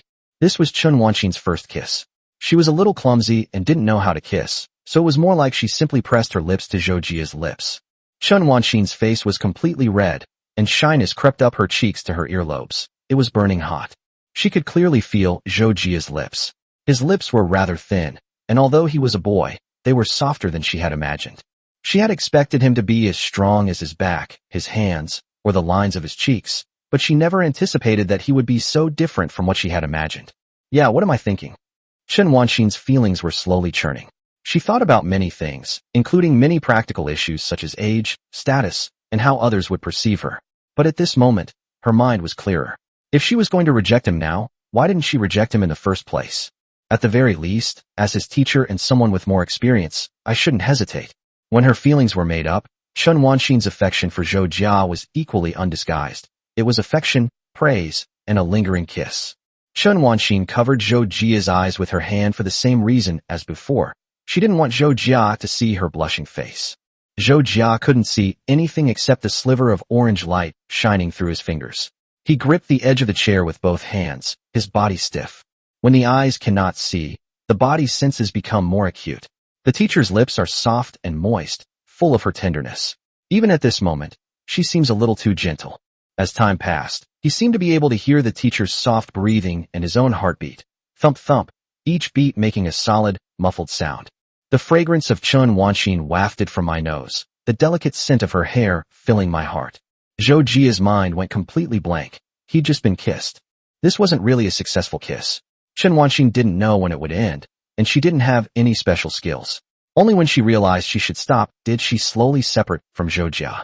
Chun Wanxin's hand was still covering Zhou Jia's eyes, and the two of them were breathing lightly, not wanting to appear too out of line. Zhou Jia was puzzled. "Teacher," Chun Wanxin said in a low voice, extremely embarrassed. "Can we stay like this for a little while? Please don't look at me now." Under the cover of night, the two figures stood frozen in place. Zhou Jia simply hummed in response and remained motionless. Time passed second by second, and Chun Wanxin finally calmed down, withdrew her hand, and said softly, "Let's go back." Zhou Jia's eyes were illuminated by the light, the orange light falling on Chun Wanxin's face, making her blush, her hair falling on both sides of her cheeks, and her amber eyes filled with shyness. Chun Wanxin forced herself to exchange a glance with Zhou Jia, forcing a smile that suggested composure. In the end, she could no longer resist her panicked heart, silently turned away, and looked away. Let's go back, it's getting late." Zhou Jia felt too embarrassed to look at Chun Wanxin, thinking that her teacher was really cute. Both of them started fastening their seatbelts, and the sound of buckles and pins engaging could be heard inside the car. Zhou Jia started the car and drove towards Chun Wanxin's house. Zhou Jia's mind wasn't quite clear at that moment. She'd been kissed by her teacher. Zhou Jia had assumed he was the one on the offensive in this battle of love, but the sudden turn of events caught him off guard. Chun Wanxin's feverish head gradually calmed down. The tip of her right palm touched her lips, and a faint smile appeared on her face. "So this is what kissing feels like. It's actually quite amazing," Chun Wanxin suddenly asked in a soft voice. "Any thoughts?" Zhou Jia exclaimed, "Ah, soft." Chun Wanxin's face flushed red instantly. "That's not what I was asking. Who asked you what it felt like to kiss? Are you an idiot?" Zhou Jia wondered what the question was if it wasn't about that. He suddenly realized it was about what Chun Wanxin had promised him. The car stopped downstairs at Chun Wanxin's building. Zhou Jia turned around and looked at Chun Wanxin. The teacher looked a little annoyed and was gently biting her lip, the one he had just kissed. Chun Wanxin glared at Zhou Jia. Zhou Jia coughed lightly. "I think." Chun Wanxin picked up where he left off. "You want to?" Zhou Jia looked at Chun Wanxin and said, "Now I can openly cut my teacher's hair. That's great." The subtle words of love made Chun Wanxin blush and feel shy all over, and she simply said, "Oh, where did this kid learn to talk nonsense and deceive people?" Chun Wanxin said, "Want to cut the teacher's hair? That's quite a bold idea. What else?"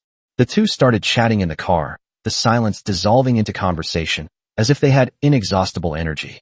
"I want to make breakfast for the teacher." "What are you saying?" "But if you want, I can make you breakfast next time.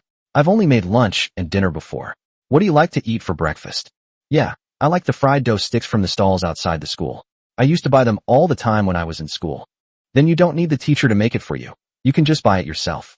Eating fried dough sticks all the time is not good for your health. But I can try making it next time.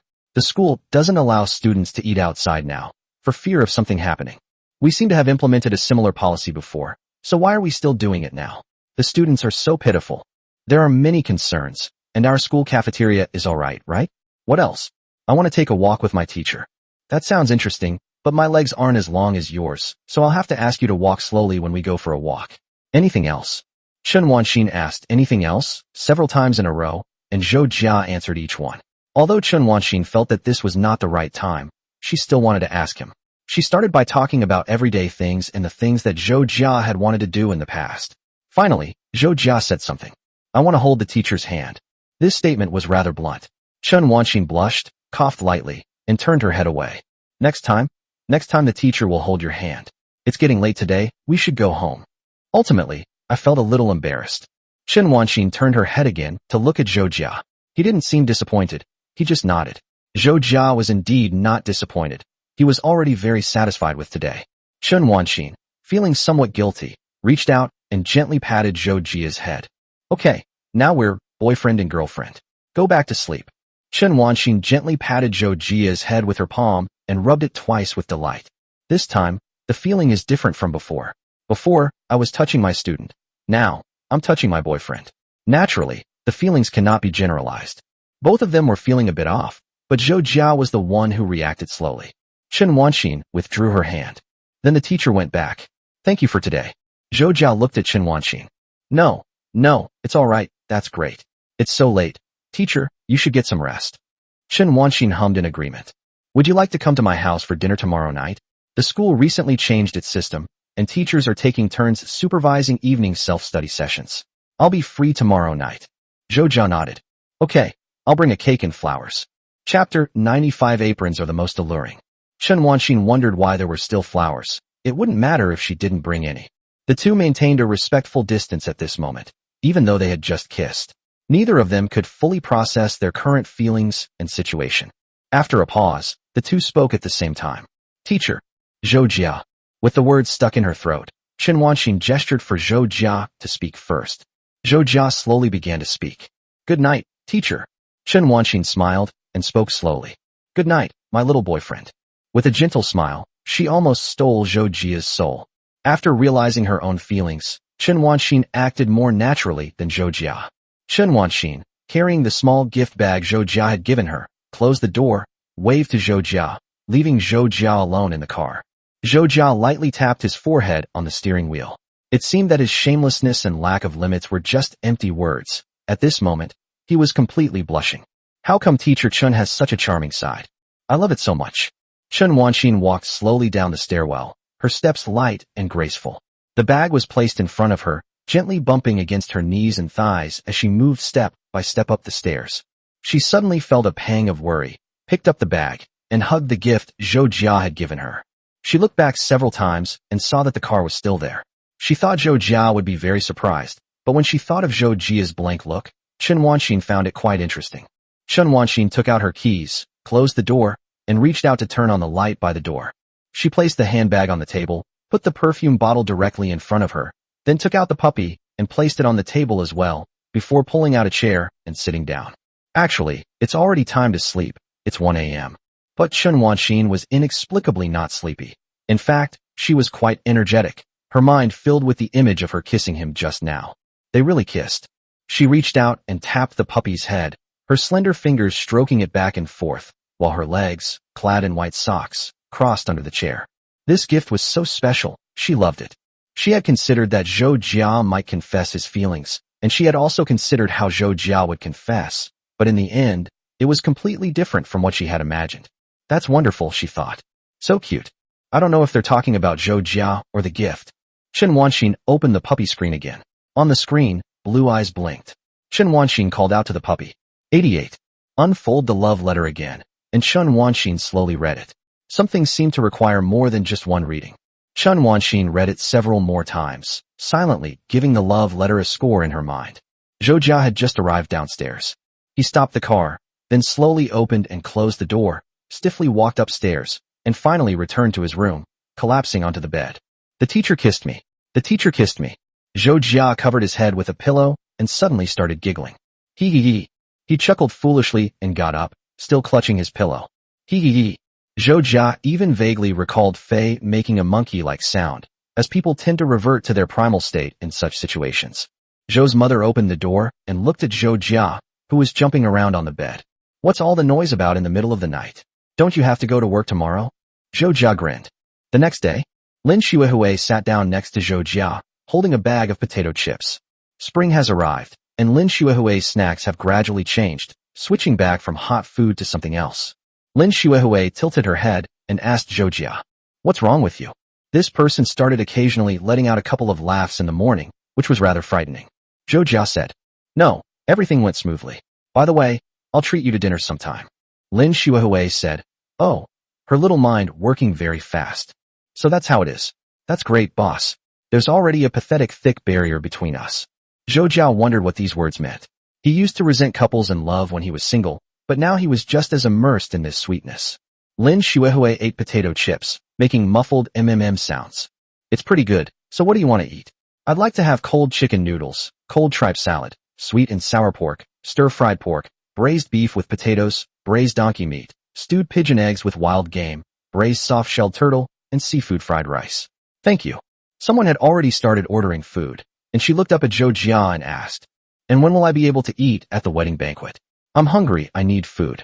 Zhou Jia had every reason to suspect that Lin Xuehui simply wanted to eat. Her bright eyes were practically drooling. Zhou Jia rubbed his forehead. I'll treat you to a meal, but I can't just make things up about wedding banquets or anything like that. It's not that serious yet. The relationship isn't progressing that quickly yet. Lin Xuehui muttered a couple of things and left. The advantage isn't big enough, or it's not stable enough. Right now, I just want to see the wedding and the base explode. There's someone who does abstract things. As soon as Lin Xuehui left, the stool was quickly taken by another person. Li Jintao rubbed his hands for a long time, not knowing how to ask the question, and finally stammered out a few words. So last night, Zhou Jia nodded. My teacher and I are together. Li Jintao gasped in shock. The sky, which hadn't collapsed yet, finally seemed to have crumbled at this moment. Compared to his own speculation, seeing those ambiguous moments made Li Jintao more panicked by Zhou Jia's own admission. This world is terrifying, it's outrageous. Zhou Jia said. Oh, and remember to keep it a secret. Don't tell anyone. Li Jintao also understood that if he told his former classmates about this, he wondered what their expressions would be. He's still in shock. Okay, don't worry, don't worry. As he spoke these words, he walked away in a daze, seemingly lost in thought, muttering to himself. How could this happen? How could this happen? Chen Wanxin chatted with Rin Yuqing in the office. After crying yesterday, Rin Yuqing had calmed down a lot and was quite embarrassed. Chen Wanxin carefully learned the cause and effect. The main reason was that the pressure in the top class was too great.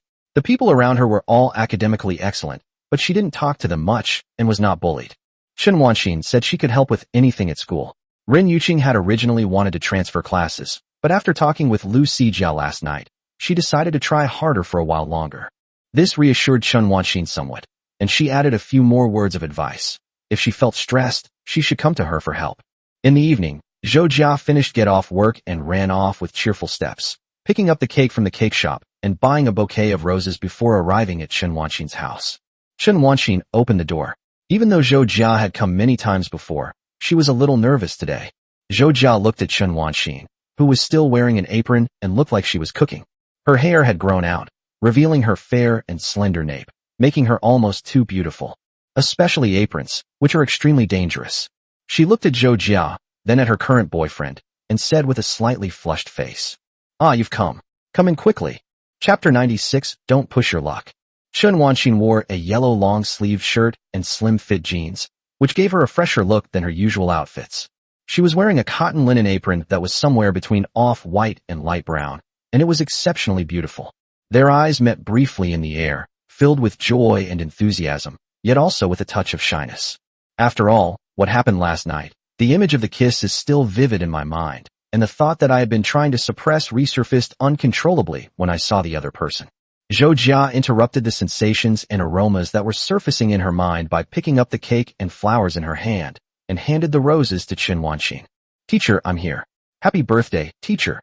Chen Wanxin accepted the rose, feeling shy but not wanting to appear too timid, so she pretended to be calm and said, Thank you. Please come in and have a seat. Wait for the teacher. The two, who had just started dating, were even a little reserved when they greeted each other. Zhou Jia walked in, sat cross-legged on the carpet in the room, and watched the teacher, wearing an apron, put flowers into a bottle filled with water. That's fantastic. How is this any different from married life? Cute. I like it. I'm a die-hard fan. I want to marry it. Zhou Jia's state of mind has also changed. Now he is no longer sitting in this room as a student, but as her boyfriend. I'm so happy, Zhou Jia thought. Teacher, do you need my help? Chen Wanxin shook her head. It's okay. You sit and wait for me. Chen Wanxin was arranging the stir-fried dishes. Pan-fried tofu with pork, braised pork, and winter melon meatball soup were laid out on the small table. The two sat facing each other, the atmosphere more awkward than expected, filled with the awkwardness of first love. White steam rose from the steaming dishes, lying between them and obscuring their slightly shy faces. The two were at a loss for words, and Zhou Jia spoke first. Teacher, how is that student from yesterday? Chen Wanxin raised her head. It's all right now. I've already talked to her, so at least for the time being, everything's fine. Rin Yuqing has indeed improved a lot. Her mental state has changed significantly, and she is much more energetic. She said that she was inspired by her senior and will work hard. Chen Wanxin's answer caused another brief silence in the room. With a ding, the rice cooker sounded, saving the mood. Chen Wanxin asked, Would you like to eat first? Oh, right. I'll get you some rice. It's ready. Chen Wanxin got up, took 2 small bowls from the side, and served Zhou Jia rice. Although it wasn't the first time she had done this, she still felt a strange feeling, and even felt happy and shy at this moment. We kissed in a moment of passion last night, so what are you worrying about now? Chen Wanxin served the rice, placed the bowl on the table, and sat down to the side. Zhou Jia looked at Chen Wanxin, her eyes as gentle as ever, a hint of her fair collarbone showing through her collarbone, and her hair seemed to have grown a little longer. Chen Wanxin noticed Zhou Jia's gaze. What are you looking at? Zhou Jia stared directly into Chen Wanxin's eyes without flinching. I'm looking at the teacher and also at my girlfriend. The teacher is really beautiful. Chen Wanxin's head started to spin. The word girlfriend was more destructive than she had imagined. Although she had made up her mind to be with Zhou Jia, she still felt strange at this moment. Chen Wanxin said, embarrassed and annoyed. You chatterbox, let's eat. Zhou Jia was rewarded. Zhou Jiaguang could eat 3 bowls of rice just by looking at his teacher. The two ate their meal in silence. Chen Wanxin kept her head down, occasionally glancing at Zhou Jia to confirm what seemed unreal. After looking up several times, he realized that Zhou Jia was still staring at him. Chen Wanxin held the chopsticks, feeling lost and unsure of what to do. Why are you always staring at me? Eat first. How long will it take to see this? Zhou Jia's somewhat roguish and alluring demeanor reappeared. Because I was always too shy to look at the teacher's profile before, now I can finally see the teacher's face directly. I feel so lucky, so I want to look at it for a while longer. Simple and sincere words of love are the most touching. At this moment, Chen Wanxin's heart was filled with the emotion of liking someone, and her heart trembled. She also wanted to look at Zhou Jia a little longer. Just as Zhou Jia said, when she liked someone, she would unconsciously look at his profile without even realizing it. So Chen Wanxin tried to look Zhou Jia in the eye, but she couldn't withstand his burning gaze. In the end, she lowered her head and silently ate her food. There's nothing he can do, he's just a bit thick-skinned. The two were eating, and the room had a warm and cozy atmosphere. Actually, since yesterday, Chen Wanxin has had many questions to ask and many things to say to him, she said softly. From now on, you can watch it for as long as you want, you don't have to keep staring at it like you do now. Chen Wanxin gently brushed her hair behind her ear with her fingers. I hope I didn't make you too tired? Zhou Jia was puzzled. What's the meaning? Chen Wanxin used her chopsticks to pick up a slice of meat from the plate and put it in Zhou Jia's bowl. Exactly, the teacher is a bit slow to grasp these things. It seems like it's been a long time since she realized your thoughts. I'm wondering if that's making things difficult for you. Zhou Jia shook his head. No, because I like my teacher, I'm happy no matter what. Chen Wanxin simply said, oh, and remained silent, realizing she couldn't argue with him. The two quickly finished their dinner, and Zhou Jia took out the small cakes and placed them on the table. Happy 28th birthday, teacher.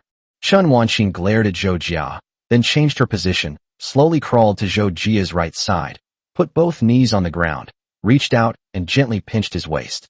Don't reveal your age. Chen Wanxin sat to the side, and at this moment, worry arose again. By the way, I've been wondering, I'm so much older than you.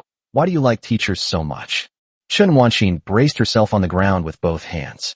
Although she had kissed him, the distance between them didn't seem to be so easy to bridge. At this moment, Zhou Jia stretched out his right hand and covered Chen Wanxin's left hand. Chen Wanxin's heart contracted rapidly, and she was clearly flustered and at a loss for what to do about Zhou Jia's actions. How did he end up leading her? Zhou Jia said, it has nothing to do with age, teacher. Liking someone is irrational. Even if I can come up with 10,000 arguments to refute myself, the moment I see you, those 10,000 arguments are like a piece of paper thrown into a fire, burning away in an instant. He kept spouting, I like you over and over, which Chen Wanxin found a bit unbearable. This student just happened to know how to say those things when he was trying to coax someone. Zhou Jia asked, teacher, may I hold your hand? A relentless offensive. Chen Wanxin's ears felt hot. Weren't you already holding my hand? You idiot. Seriously, you're still asking me now? That's so shameless of him. Chen Wanxin took a deep breath, feeling as if Zhou Jia was leading her by the rhythm. Zhou Jia moved over a bit. No, that's not how I meant to hold your hand. Chen Wanxin wondered what that meant, and then she quickly understood what Zhou Jia meant. Indeed, this certainly doesn't count as holding hands. A moment later, Chen Wanxin changed her left hand, palm up, and took the initiative to meet Zhou Jia, holding his hand together. Although they weren't holding hands, they were still holding hands. It was the first time they had held hands, and Chen Wanxin's heart was beating very fast. She wasn't a little girl anymore, so why was she so nervous? As a teacher, she calmed herself down. She felt Zhou Jia's palm, It was larger and thicker, but not rough. She gently stroked the back of Zhou Jia's hand with her fingers. It was quite nice. Chen Wanxin looked at the cake on the table at this moment. The cake hasn't been unwrapped yet. As she spoke, she tried to let go of her left hand, but Zhou Jia gently grabbed it. Chen Wanxin turned her head and looked at Zhou Jia. What's wrong? Zhou Jia stared at Chen Wanxin. I thought I'd just hold the teacher's hand like this, so? Chen Wanxin understood Zhou Jia's meaning, extended her right hand, gently touched Zhou Jia's forehead, then turned her head away, her face flushed, and spoke softly. Honestly, don't push your luck. Chapter 97 I want to hear my teacher say, he likes me. As Chen Wanxin spoke, she did not let go of Zhou Jia's hand that was holding hers. She could feel the intense emotion emanating from that hand, holding her tightly, which made her feel so safe and secure, and she even enjoyed being held by him. With her left hand held by him, as if bound and teased by him, Chen Wanxin stretched out only her right hand and slowly and skillfully untied the cream cake. Zhou Jia held Chen Wanxin's left hand, and even at this moment, he felt that he liked her very much. Holding her hand felt like possessing her, like controlling a part of the teacher's body. Things he never dared to dream of before had come true at this moment, so much so that he was unwilling to let go, greedily grabbing Chen Wanxin's hand, wanting to stick with his teacher more, wanting to hold her hand for longer. Zhou Jia finally had the opportunity to truly feel the teacher's hands slender, delicate, and soft. Liking someone sometimes seems to involve possessing their time, body, and everything about them. Seeing Chen Wanxin's slightly flushed face, Zhou Jia thought, the teacher is so cute. I find the teacher adorable because of my affection and pity for her.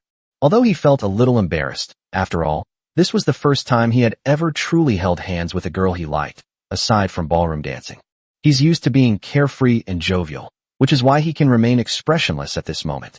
Chen Wanxin untied the ribbon on the cream cake, then awkwardly dragged the cake out and placed it on the table. How long is this stupid student going to hold my hand? Is it that easy to hold hands? Although she herself was reluctant to let go, it was just too strange. Chen Wanxin felt her whole body start to burn, entirely because of Zhou Jia. She turned her head and looked at Zhou Jia, thinking that this guy's shameless manner was just like a little dog. Cute, yet annoying. But there's nothing I can do. I've already fallen for him. She reached out her right hand and touched Zhou Jia's head. It actually felt quite comfortable to touch his head. Chen Wanxin coaxed Zhou Jia. Okay, it's time to let go. I'll hold your hand again in a bit. The teacher is right here. We still need to cut the cake and make a wish. Zhou Jia was coaxed into obedience and let go of the teacher's hand. Sometimes he wondered if the teacher thought he was younger than her, so she would listen to him as long as she said that. However, Zhou Jia was willing to cooperate with Chen Wanxin, as he was indeed worried that going too far might displease the teacher. Zhou Jia went to rummage through the plastic bags on the table. There are candles in the bag. Let me help the teacher light them. Zhou Jia took out 2 colorful candles, one with the Roman numeral 2 and the other with the Roman numeral 8, and the atmosphere suddenly became a little awkward. Chen Wanxin bit her lower lip and turned to look at Zhou Jia. Other things were one thing, but women were extremely concerned about their age. Aren't there any other number candles? Why not the kind with individual candles? Zhou Jia answered. One by one, more than 20 of them. Even a 6-inch cake might not be able to fit them all. Chen Wanxin's voice immediately rose an octave. What did you say? Well, this kid, we just held hands, and he's already making fun of himself. Zhou Jia covered her mouth, looking as if she had said something wrong. Chen Wanxin's earlier embarrassment dissipated at this moment, turning into a faint, unvented anger, and she bit her lip lightly. Zhou Jia coughed lightly. Teacher, this is all we have. It's okay. No matter your age, I will always love you and stay by your side. Chen Wanxin gave a soft snort. Rhetoric. He said this, but he no longer cared about what Zhou Jia had just said. She seems a bit too easy to appease. Chen Wanxin reached out and stuck the 2 candles on the small cake. So much had happened that day that it all seemed magical to her. Zhou Jia took out the same birthday hat that was also inside and folded it into a ring. Teacher, let me put this on you. Chen Wanxin glanced at it, and before she could say no, Zhou Jia had already put the little hat on Chen Wanxin's head. Chen Wanxin felt an itch on her head and thought it was incredibly childish. Zhou Jia stood up. Should I turn off the lights? Chen Wanxin looked at him and nodded gently, making sure the little hat didn't fall off. Shut it down. It was a bit childish, but it was his way of showing his affection. Zhou Jia got up and turned off the light. The room was plunged into darkness. Chen Wanxin struck the match that had been given to her and lit the 2 candles.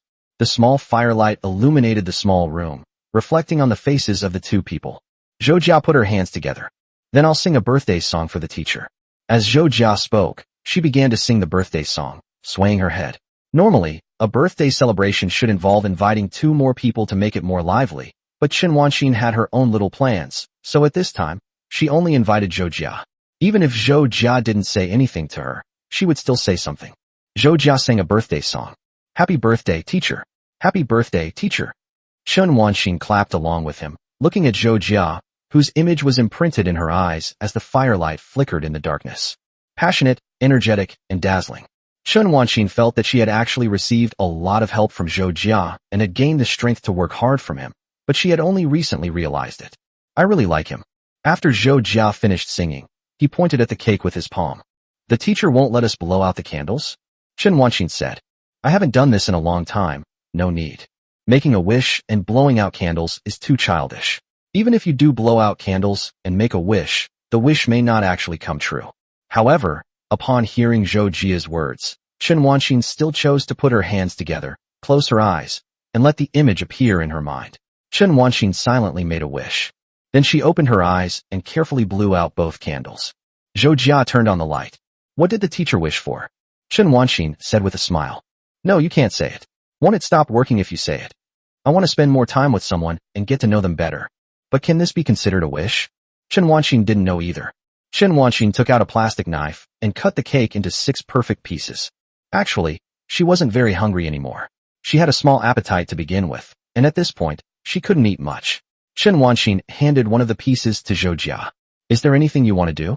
Regarding what the teacher said. Chen Wanxin felt that her words were somewhat ambiguous and that something was off about them. Zhou Jia spoke slowly, and Chen Wanxin was worried that Zhou Jia would say something vulgar. But Zhou Jia said, I want to hear my teacher say that she likes me. Chen Wanxin blushed deeply. What? Zhou Jia, seemingly unafraid of being scalded by boiling water, stared intently at Chen Wanxin. I've said so many times that I like my teacher, but I've never heard my teacher say that they like me back. The enthusiastic gazes made Chen Wanxin half cover her face and turn her head away. It seems. I really didn't say that. Chapter 98 The teacher likes you too. Chen Wanxin thought, didn't I kiss you? But sometimes, when you like someone deeply, you become speechless.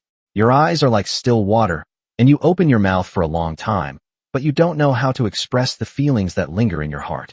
Chen Wanxin wasn't going to let Zhou Jia lead her around. Many things flashed through her mind. Finally, she raised an index finger and gently tapped her still red face, tilting her head slightly to look at Zhou Jia. Let's eat the cake first. Her eyes revealed a mixture of resentment and an irresistible liveliness. Her eyes are so beautiful, Zhou Jia thought. Just by looking into her eyes, I can tell what the teacher is saying. Chen Wanxin scooped up the cake with a spoon and then held the spoon up in the air. Zhou Jia looked at the spoon with a puzzled expression. Teacher, what's this? Chen Wanxin exclaimed, open your mouth. Will the teacher feed you? Or do you not want to be fed by the teacher? If that's the case, then there's nothing we can do. She smiled, her hair falling along her cheek, and her eyes held a mischievous glint as she deliberately swung the spoon filled with cake in the air twice. Zhou Jia is shameless and his head is full of dog-related literature. He's just short of barking. He opened his mouth to take it, and Chen Wanxin gently placed the spoon on Zhou Jia's tongue, watching him gently smear the cake and slowly chew it, finding it really fun. Chen Wanxin asked happily, is it tasty? Zhou Jia nodded repeatedly. It's delicious. Of course it tastes good when the teacher feeds you. Actually, all cakes taste the same. They're just a mixture of cream and bread. But the feeling of being fed by the teacher was just so wonderful. Chen Wanxin took back the spoon, scooped up another spoonful, and then held it up into the air. The white cream was dazzlingly white under the light. Is this what dating is like? Chen Wanxin didn't know, and she had never been in a relationship with him. She didn't know if it was the right thing to do, but she liked it and found it very interesting. Zhou Jia opened her mouth again to take it, bit the spoon, and then ate the cake on top.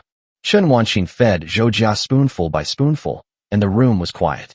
She had always felt that Zhou Jia was sometimes like a dog, and she wanted to keep him by her side, stroking his head every day.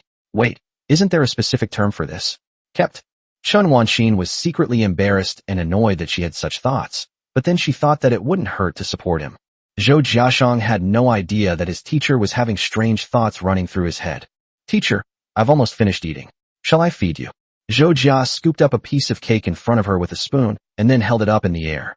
Chen Wanxin paused for a moment, then said quietly, but I'm your teacher. Chen Wanxin wanted to take the initiative in this relationship and did so instinctively. Because she was Zhou Jia's teacher, she felt that this was more suitable for her, even in the way they interacted. Being fed or pampered was too embarrassing. Zhou Jia's hand froze in midair. Really? The teacher doesn't like being fed. After Zhou Jia became certain that Chen Wanxin liked him, he gradually became more proactive. Chen Wanxin thought that this was not a matter of liking or disliking. She stared at Zhou Jia for a long time, feeling that she was being manipulated by him. She smoothed her hair behind her ear with her left hand and gently opened her rosy lips. Ah! Chen Wanxin took a bite. Zhou Jia held the spoon, seemingly able to feel the teacher's soft tongue even through it.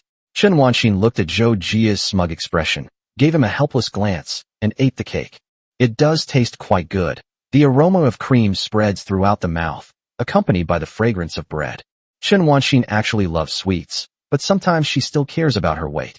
The older she gets, the more she struggles with this, and she will consciously or unconsciously restrain her intake of sweets. I feel like I've been eating out a lot lately. Before I even started dating, I was already eating and drinking everywhere. This is really not a good sign. Being fed by Zhou Jia wasn't as unbearable as she had imagined. A feeling of shame mixed with amusement rose within her. After all, he was her little boyfriend. My boyfriend. Whenever she thought of this, Chen Wanxin wanted to cover her face, lie down on the bed and roll around. But unfortunately there were still people at home. Zhou Jia scooped up another spoonful. Chen Wanxin made an X with her hands in front of her. I'm not eating anymore. You can eat it yourself. This is unacceptable. Zhou Jia was quite disappointed, so he just ate in silence. Chen Wanxin breathed a sigh of relief at first, but then felt that something was wrong. I bit into that. Zhou Jia didn't seem to notice this, and Chen Wanxin thought there was no need to make a fuss about it, so she looked down at the spoon in her hand. This spoon was just used to feed him. She took a deep breath and said again, "What's there to care about? I'm not a little girl anymore. Why should I keep getting hung up on this?" Chen Wanxin scooped up a spoonful and ate the cake silently. How is this different from an indirect kiss? It seems to be more serious than that one.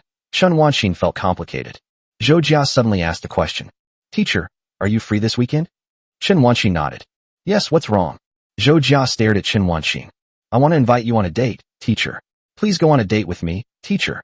Please do me the honor of going on a date with me. 3 different versions of the story. Whose battlefield is this? Chen Wanxin said. Okay, where would you like to invite the teacher? Zhou Jia did not hesitate. I went to buy clothes because I had wanted to go shopping with my teacher before, and it was a pity that I couldn't help her change her clothes. Chen Wanxin glared at Zhou Jia. Why was it changing again? It was definitely on purpose. Can I step on you? Zhou Jia's words should be thrown out. Please step on me, teacher. Should I lie down now? Chen Wanxin blushed. She couldn't stand it anymore. This student was becoming more and more shameless. This is how it is now, and I can't even imagine what will happen to him in the future. Chen Wanxin chose to skip this topic altogether. When are you going? Zhou Jia thought for a moment. How about Saturday? It'll be 2 p.m., so the teacher can have a good rest before coming. Chen Wanxin nodded. Okay. So the two of them slowly ate cake and chatted. Zhou Jia washed the dishes and put the leftovers in the refrigerator. Later that evening, Chen Wanxin picked up her phone from the table and glanced at it. It was 11 o'clock. Zhou Jia noticed Chen Wanxin looking down at the time, her mind racing. Teacher, I'll head back now. Chen Wanxin exclaimed, wanting to say that wasn't what she meant, but then realized it was indeed getting late, and nodded. Neither of them had ever been in a relationship before, so at this moment they both seemed clueless and naive, like young girls experiencing their first love, not even knowing how to arrange the time to say goodbye. Zhou Jia stood up. Don't forget on Saturday, teacher. Chen Wanxin responded. Good. Zhou Jia added. Then I'll be going now. As he said this, he got up, walked to the door, and opened it. Chen Wanxin followed her to the doorway. Be careful on your way back. Zhou Jia nodded, but showed no intention of leaving, as if he was waiting for something. Chen Wanxin coughed lightly, struggling internally. Send a message to the teacher when you arrive. Zhou Jia nodded again, looking at Chen Wanxin. Chen Wanxin steeled her heart, stepped forward, and whispered in Zhou Jia's ear. Some things really need to be said, and these are my feelings, my truest thoughts. Chen Wanxin whispered in Zhou Jia's ear. Teacher, likes you too. Her eyes and brows were full of shyness. Chapter 99 Your Husband. Saturday. As we entered the 3rd month of the lunar calendar, the temperature rose slightly, the weather changed from cloudy to sunny, and the roadside trees looked greener than usual, making it a perfect time for outings and picnics. There are also dates. This was their first date after they started dating, So Zhou Jia and Chun Wanxin made thorough preparations, taking showers, changing clothes, and changing clothes repeatedly. Zhou Jia started learning about various outfits. A dark baseball jacket, a white long-sleeve top, and khaki cargo pants. It was a natural yet stylish look, and seemed like a pretty good outfit for a date. Chun Wanxin was wearing a two-piece off-shoulder shirt, with a thin white turtleneck sweater underneath and an outer shirt with the top few buttons undone. The black sweatpants had a slit on the side of her left thigh, revealing a section of her fair thigh, which looked extremely beautiful with her tall figure, exuding a powerful aura. Chun Wanxin also has her own little schemes. Sometimes she buys pretty clothes, although she doesn't usually wear them to work. She used a curling iron to style the ends of her hair slightly, making it look more voluminous. So this is what women dress up for those who appreciate them means. Sometimes, things we've heard before will somehow find their way back into our heads later on. Before leaving home in the afternoon, Chun Wanxin turned around in front of the mirror several times to admire herself, thinking that she looked quite pretty and indulging in a little self-admiration. Times Square. Chun Wanxin, holding a small bag, searched for Zhou Jia. Although Zhou Jia said he would pick her up, it was still a date, so Chun Wanxin thought it would be better to meet in one place. She gently touched her bangs. Zhou Jia would probably be startled if he saw her like this. Chun Wanxin looked at her phone. Zhou Jia said he had arrived at McDonald's door, so Chun Wanxin looked for the golden sign. Chun Wanxin quickly spotted a fool looking around, glancing down at his phone, looking up left and right, but he just couldn't see her. Chun Wanxin, with her hands behind her back, quietly moved behind Zhou Jia and poked Zhou Jia's back with her finger. Stand up straight. Zhou Jia immediately stood up straight, his whole body stiffening. He turned to look at Chun Wanxin, wondering when she had suddenly appeared behind him and poked him. What's going on? Why is Teacher Chen suddenly talking about his walking posture? Zhou Jia usually doesn't have a proper posture when standing or walking. Of course, he's not hunchbacked, he's just not very strong. Chun Wanxin was mainly thinking of Ren Yuqing, so she reflexively corrected herself. Zhou Jia looked at Chun Wanxin's outfit. Today, she had completely changed her style, and every part of her was extremely eye-catching from head to toe. Sparkling earrings, fair and pink shoulders, and a hint of thigh. A well-designed outfit. Pink lips that clearly showed she was wearing blush, and the teacher was even wearing contact lenses today. Her new makeup and styling were simply too captivating. Zhou Jia answered without hesitation. Teacher, you look so beautiful today. Teacher, you're so pretty. I like you, teacher. At times like these, he never hesitates to offer his praise. Chun Wanxin was pleased to be praised, but the compliment was too direct, and she blushed. She looked up at Zhou Jia, her cheeks unconsciously puffing out. This sycophant only knows how to flatter. His first words were all flattery. Zhou Jia never expected Chun Wanxin to make such a move. The teacher is so cute. Chun Wanxin reached out and straightened Zhou Jia's collar, acting like a doting girlfriend, and said softly, You look good too. Let's go, the teacher also likes you. Chun Wanxin tried to learn from Zhou Jia, learning his way of expressing love. Her excessive gentleness caused Zhou Jia's affection to rise continuously. This feeling seemed to have no limit. Every time he saw her, he couldn't help but think to himself, I like her so much, I like her even more than yesterday. The two walked into the mall. Lacking experience, they went straight to the point, as if they really were there to buy clothes. The two browsed the shops in the mall, and Chun Wanxin picked out several outfits. A pink coat, a white long-sleeve top, and jeans create a youthful and stylish look. Chun Wanxin stood there, hands on her hips, a smile on her face. How are things going, students? Zhou Jia sat upright, admiring Chun Wanxin as she changed into her new clothes. She's like the friendly older sister next door, perfect for a teacher. I'll buy her. Chun Wanxin took off her coat and held it in her hand. You have an older sister living next door, huh? Why haven't you told the teacher? How old is she? Is she pretty? She asked the question very softly and naturally, and it was definitely not out of jealousy. Zhou Jia said, I don't know, I didn't look closely. Zhou Jia's answers are always watertight, and no matter how good or bad they are easy to be countered. But saying he doesn't know proves that he doesn't care. Chun Wanxin was joking, but she was genuinely pleased to hear Zhou Jia say that. She pretended to be choosing clothes, secretly lowering her head and burying her gaze among the garments. She realized that she was too easily moved. She felt happy just because he said one sentence, but after realizing it, she wondered what kind of strange feeling this was. What's wrong with me? Is it really possible that liking this feeling is so simple, so easy to satisfy, and so unlike myself? I'm even starting to complain and berate myself for being such a fool. Chun Wanxin glanced at Zhou Jia out of the corner of her eye and noticed that he was sitting there watching her. She quickly looked away and focused on the clothes in front of her, noticing the fabric material on the label. The sales assistant came over at that moment. Beautiful lady, are you looking for spring clothes? How about taking a look at this outfit? It's very flattering, and with your tall and great figure, it will definitely suit you perfectly. On the recommendation of the sales assistant, Chen Wanxin decided to give it a try. Zhou Jia was sitting there, holding Chen Wanxin's small bag in his hand. Chen Wanxin quickly changed into that outfit and came out. It was an outerwear piece with an overall blue hue. The top was blazer-like, and the bottom was a multi-layered skirt. At the sales assistant's recommendation, Chen Wanxin changed her inner layer and pants, replacing them with shorts and a white shirt, revealing her long, fair legs. It doesn't quite look like spring clothes. It's a bit chilly. Zhou Jia was stunned for a moment, and suddenly began to look forward to summer. The coat had a cinched waist, with the belt tightly fastened, outlining Chen Wanxin's slender figure. It's not suitable for everyday wear. It's more like an idol outfit. But it looks good. Chen Wanxin stood in front of Zhou Jia. What do you think? Zhou Jia looked at Chen Wanxin, but felt embarrassed to stare at her for too long. His gaze wandered, and finally met Chen Wanxin's eyes. It looks great, I'll buy it. Chen Wanxin also thought the dress was quite nice, but it was a bit too light, and the style was too new. It was only suitable for going out, and definitely not suitable for wearing at school, so she was quite hesitant. Sales staff are rushing to meet their sales targets at this time. Beautiful lady, this outfit really suits you. It would be even better if you wore a pair of white boots with it. You can also wear white sneakers normally. She helped Chen Wanxin tidy her clothes. And your husband said he'd buy it. Isn't that great? A single sentence from a sales associate dealt a heavy blow to two people. Husband, husband, husband. The voice echoed in both of their heads. Neither of them refuted the sales assistant's words.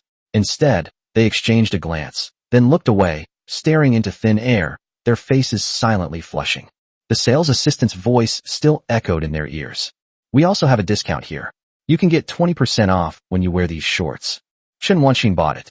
Chapter 100. He's so handsome. The total cost, including the shorts, was 640 yuan, even with a 20% discount.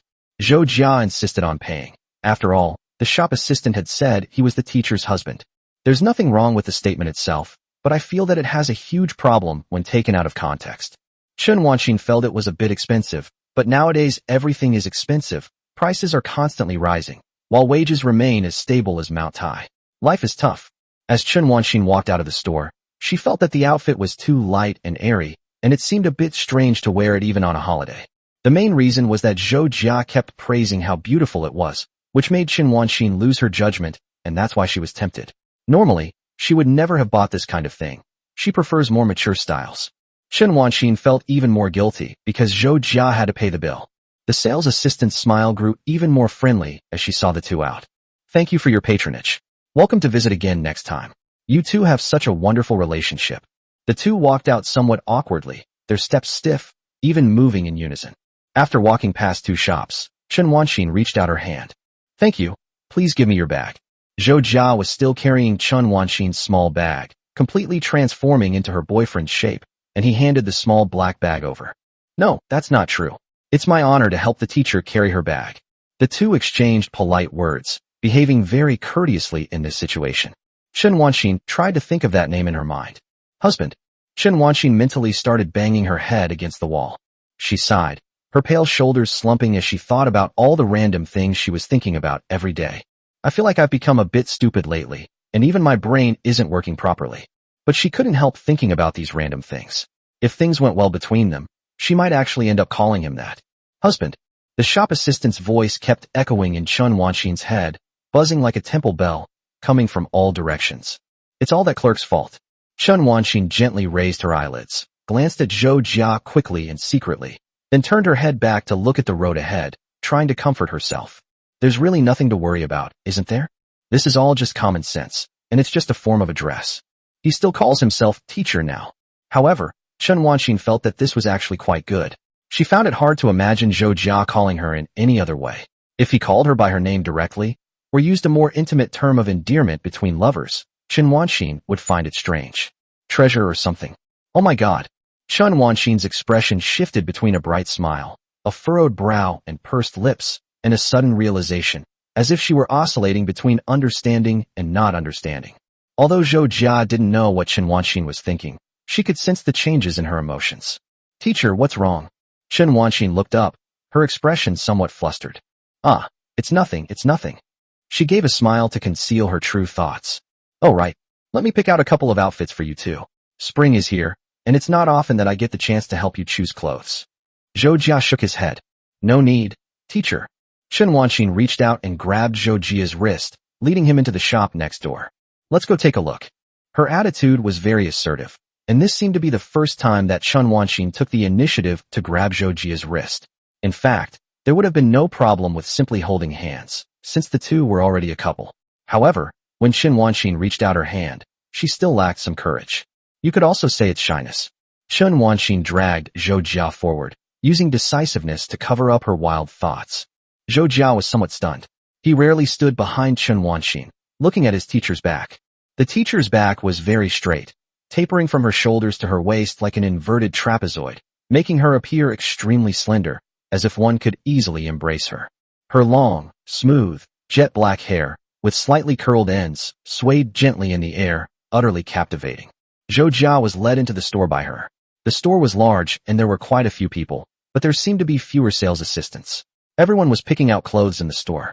Chen Wanxin pulled Zhou Jia straight to a row of shelves with various styles of tops hanging on them. Chen Wanxin turned around, let go of Zhou Jia's wrist, and started picking through the pile of tops.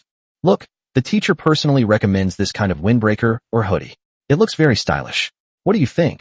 She rummaged through the clothes rack and pulled out a garment, displaying it to Zhou Jia. Cargo pants are also a good choice. You're so tall, they should look great on you. Before Zhou Jia could even refute, several sets of clothes were already being stuffed into her hands. Zhou Jia was then forced to go to the fitting room to change clothes. He stood there dumbfounded in the fitting room, wondering what had happened. But thinking of the teacher's appearance, Zhou Jia couldn't help but smile. How could the teacher be so cute? Zhou Jia changed into several outfits, in various styles, including a black windbreaker paired with a gray hoodie and light black cargo pants, giving him a casual, youthful look. Wearing a white-gray jacket over a white top and beige cargo pants, he stood there, exuding an air of confidence and high spirits. Wearing a dark blue denim jacket, black pants, and a white short-sleeved shirt tucked into the pants, along with a pair of glasses of unknown origin without prescription, he looked somewhat refined. As Chen Wanxin watched Zhou Jia come out, she felt even more that Zhou Jia actually had a good appearance, but she hadn't paid attention to it before. After all, students are all the same. Is this a case of beauty being in the eye of the beholder? Zhou Jia felt like a mannequin, being dragged around by Chen Wanxin and changed into several outfits. By the end, he was completely dizzy. Zhou Jia's approach to buying clothes is actually quite simple. She goes online to look at styles, prices, and sizes, and then checks the sales volume. She doesn't buy clothes that sell too much because she might run into someone wearing the same thing, nor does she buy clothes that sell too little because there must be something wrong with them. Finally, she places an order. He stood in front of Chen Wanxin, showed off his clothes, adjusted his glasses which he was not used to wearing, and asked, "Teacher, what do you think? I don't think we need to change it. I really don't need it. This outfit is so alluring," Chen Wanxin thought, her mind in turmoil, but she pretended to be calm. "I think they're all fine. Why don't you change back into your clothes first?" Zhou Jia said, "Oh," and then walked towards the fitting room. Chen Wanxin watched Zhou Jia's back as the curtain gradually closed, and then watched Zhou Jia smile at her before closing the curtain. Her face gradually turned red.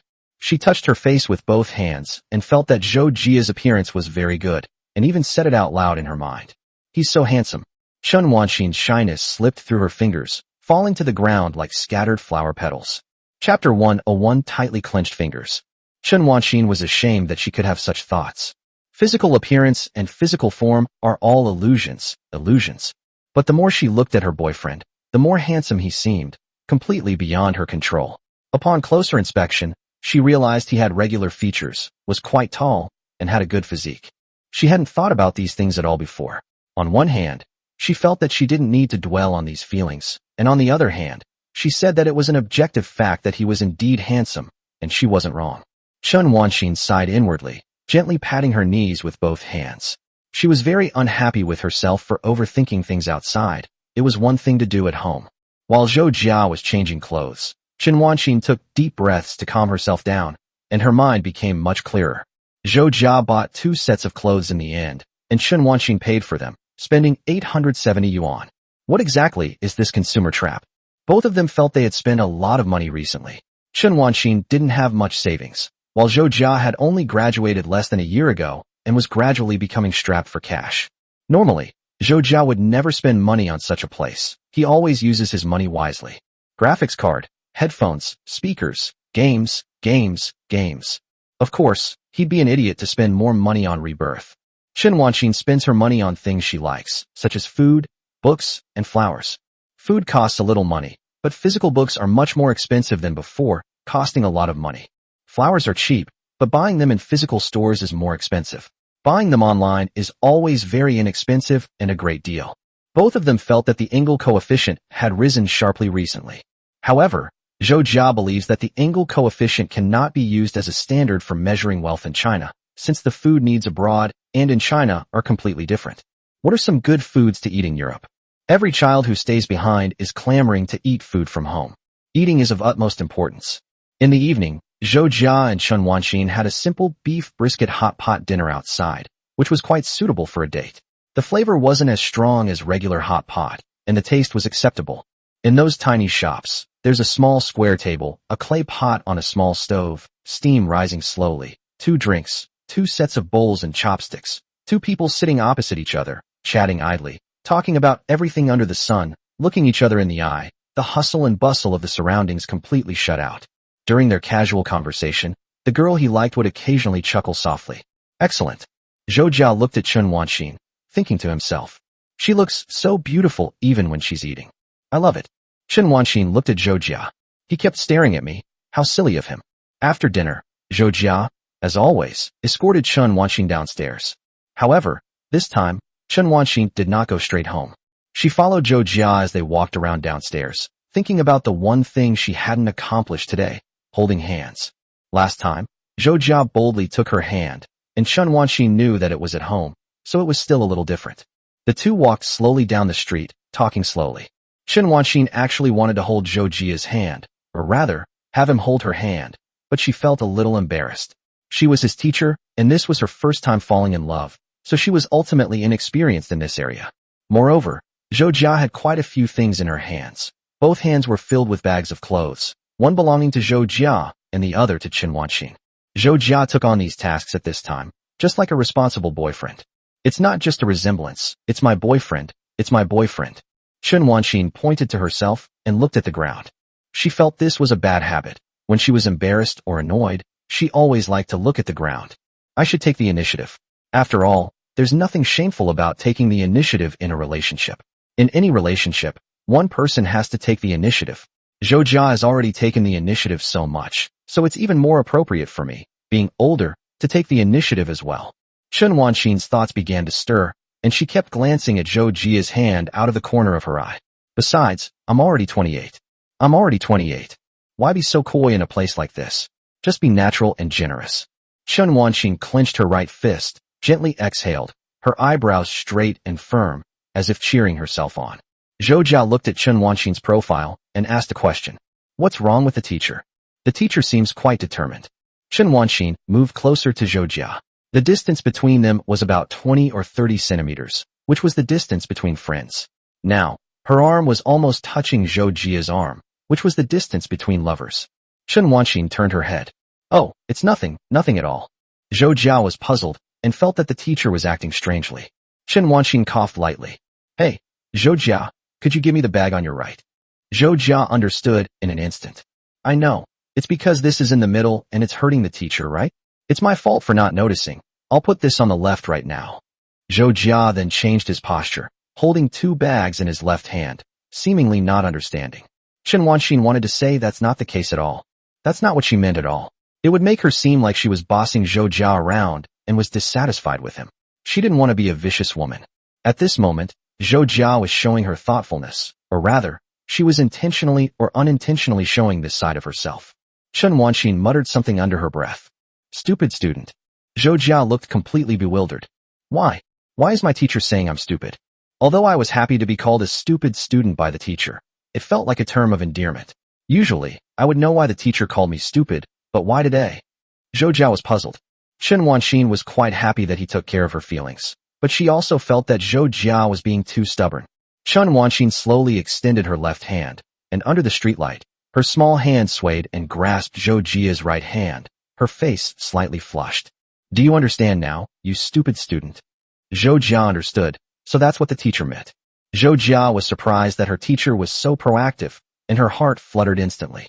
Chen Wanxin gently grasped Zhou Jia's hand, her fingers touching the back of Zhou Jia's hand. Similarly, Zhou Jia also grasped Chen Wanxin's hand in return. It was soft and boneless. On the red and green brick surface, two shadows shifted back and forth, their hands always clasped together, tightly connected.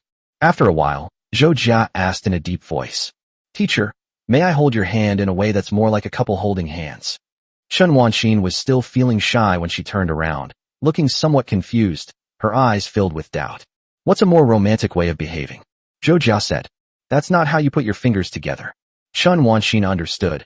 Her face turned even redder, and she lowered her head, annoyed at herself for being unable to compete with him in this aspect. Of course you can. Your teacher is your girlfriend now. As I forced myself to speak like an adult, my heart started racing and my head felt even heavier. Zhou Jia's right hand started moving, and Chen Wanxin's left hand cooperated with Zhou Jia's. Their palms gently touched, and their fingers seemed to be searching for each other. Finally, they found the right position and held each other together. Their fingers were intertwined and held tightly. Chapter 102 is truly unbelievable. Zhou Jia was a little reluctant to hold hands. When you hold hands, you'll find that the teacher usually has a commanding presence, but is actually shorter than you. At this moment, she seems charming and adorable. Her hand is slender and smooth, like a bar of soap that would slip away with the slightest touch. Out of the corner of his eye, he noticed that the collar of the shirt over her layered top curved into a beautiful arc, and her smooth shoulders were somewhat alluring, making it difficult for him to look directly at her, as he didn't want to appear too lewd. Although this doesn't stop him from saying strange things on a whim. Teacher, your hands are so small. That's truly my honest opinion. Chen Wanxin paused for a moment, her face turning even redder. What nonsense is this student spouting at the teacher? Who asked you? Chen Wanxin placed her thumbnail on the back of Zhou Jia's hand and gently poked him, but without applying any force. He's making witty remarks again. Chen Wanxin didn't really care about those words, so she pretended to be angry. Zhou Jia didn't feel pain when she was pinched. Instead, she thought the teacher was really cute. In fact, she felt happy even though she was being pinched. The pain of happiness. Where did this pervert come from? Chen Wanxin was worried about another issue. Would their hands sweat if they held hands so tightly? That would be too embarrassing. Of course, having sweaty hands is not a shameful thing. Some people are born with it, and their test papers get completely soaked from pressing their hands during exams. It doesn't affect daily life much, but it seems to make dating less romantic. Fortunately, the two did not have such a problem. Chen Wanxin gently stroked Zhou Jia's hand with her fingers. Before, it was unconscious, but now it was casual and free. After all, this was her boyfriend. Although the two still maintained a certain degree of distance. Chen Wanxin finally asked the question she had always wanted to ask. So, when did you start liking your teacher? Zhou Jia was unusually nervous. 4 years ago, it's hard to say exactly when, but one day I suddenly realized it, probably around the turn of spring and summer. I came to my senses and realized, oh no. Chen Wanxin said something in a low voice. It's truly unbelievable. I don't know whether to feel frustrated or happy. My feelings are a bit complicated, and I can't be completely happy. Zhou Jia lowered his head. I'm sorry, it was my mistake to like the teacher. Chen Wanxin suddenly stopped, turned around, looked at Zhou Jia, raised her eyebrows slightly, and bit her lip resentfully, looking a little angry. Zhou Jia's face showed confusion. What's wrong? Chen Wanxin slowly extended her right hand, raised it high, and the small bag she was carrying slid down her forearm to her joint. She placed her right hand on Zhou Jia's nose. Remember, if it's really a mistake, then it should be a joint offense between you and me, understand? It's not yours, it's not mine, it's ours together. Chen Wanxin is serious, that's what she thinks. Zhou Jia suddenly froze. He had previously felt that it was a little unreal for his teacher to be with him, as if his pursuit had coerced her. But now it seemed that this was not the case. Chen Wanxin's words gently touched Zhou Jia's heart. Zhou Jia did not answer the question, but instead smiled. Are you free tomorrow, teacher? Chen Wanxin withdrew her hand and said with an ah.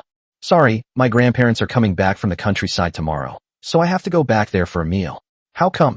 You're thinking of inviting me on a date? Zhou Jia nodded. Yes, I wish I could spend 25 hours a day next to my teacher. Chen Wanxin thought there was no such thing as 25 hours, but she just happened to like him talking nonsense. Am I becoming more and more hopeless? Zhou Jia really wanted to spend more time with her teacher. Chen Wanxin coughed lightly.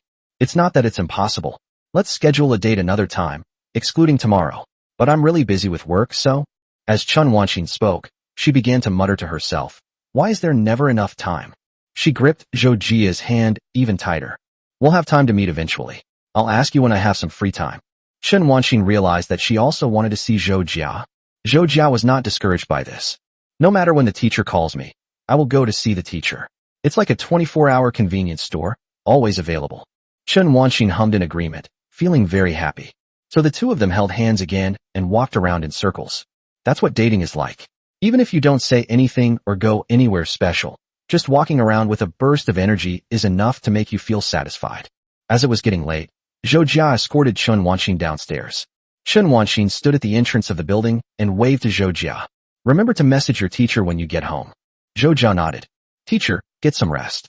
Chen Wanxin turned and went upstairs. When she reached the second floor, she glanced out from the stairwell and saw that Zhou Jia had already walked several steps away. However, he also turned around and saw Chen Wanxin in the stairwell. Most of the stairwells in old residential buildings are like this, with a stone wall that is more than half a person high as the railing. Chen Wanxin leaned on the stone railing and waved to Zhou Jia again with a smile. Zhou Jia smiled and waved to Chen Wanxin. The two of them didn't say anything, and just waved their arms several times. Chen Wanxin felt it was so childish. How could she be so childish? Even her farewell was so immature. Chen Wanxin went up another floor and saw Zhou Jia at the entrance of the building. She waved to Zhou Jia again. Go back quickly. That's what she shouted. Zhou Jia also shouted. Okay, teacher, please don't stand so close, be careful. Chen Wanxin then stepped back slightly, waved to Zhou Jia, and finally turned around, went upstairs, opened her own door, and closed it. Zhou Jia heard the door close before continuing to walk forward. Before I knew it, the number of times I said goodbye had increased. Chen Wanxin returned home, closed the door, collapsed onto the bed, hugged her pillow, pressed her forehead tightly against it, and rolled around on the bed. I love it so much. The next day, Chen Wanxin's home. She thought back to how it had been 3 months since she last went home. As soon as she opened the door, her grandparents were sitting on the sofa, greeting her. She closed the door and quickly sat down next to them on the sofa. My grandparents are getting on in years, but they are in pretty good health and come to visit every now and then. Time seems to be constantly chasing after us, leaving age spots and wrinkles on my grandparents' faces. So every time my grandparents come back, Chen Wanxin tries her best to make time to spend with them. The topics of conversation were no different from usual. They asked about Chen Wanxin's work, urged her to find a boyfriend, and even gave her a red envelope with the money they had saved from their retirement pension. Chen Wanxin declined repeatedly, so the two elderly people began to tell stories about the village from the past. Mr. and Mrs. Chen finished cooking and called out to them. Let's eat. The topics of conversation at the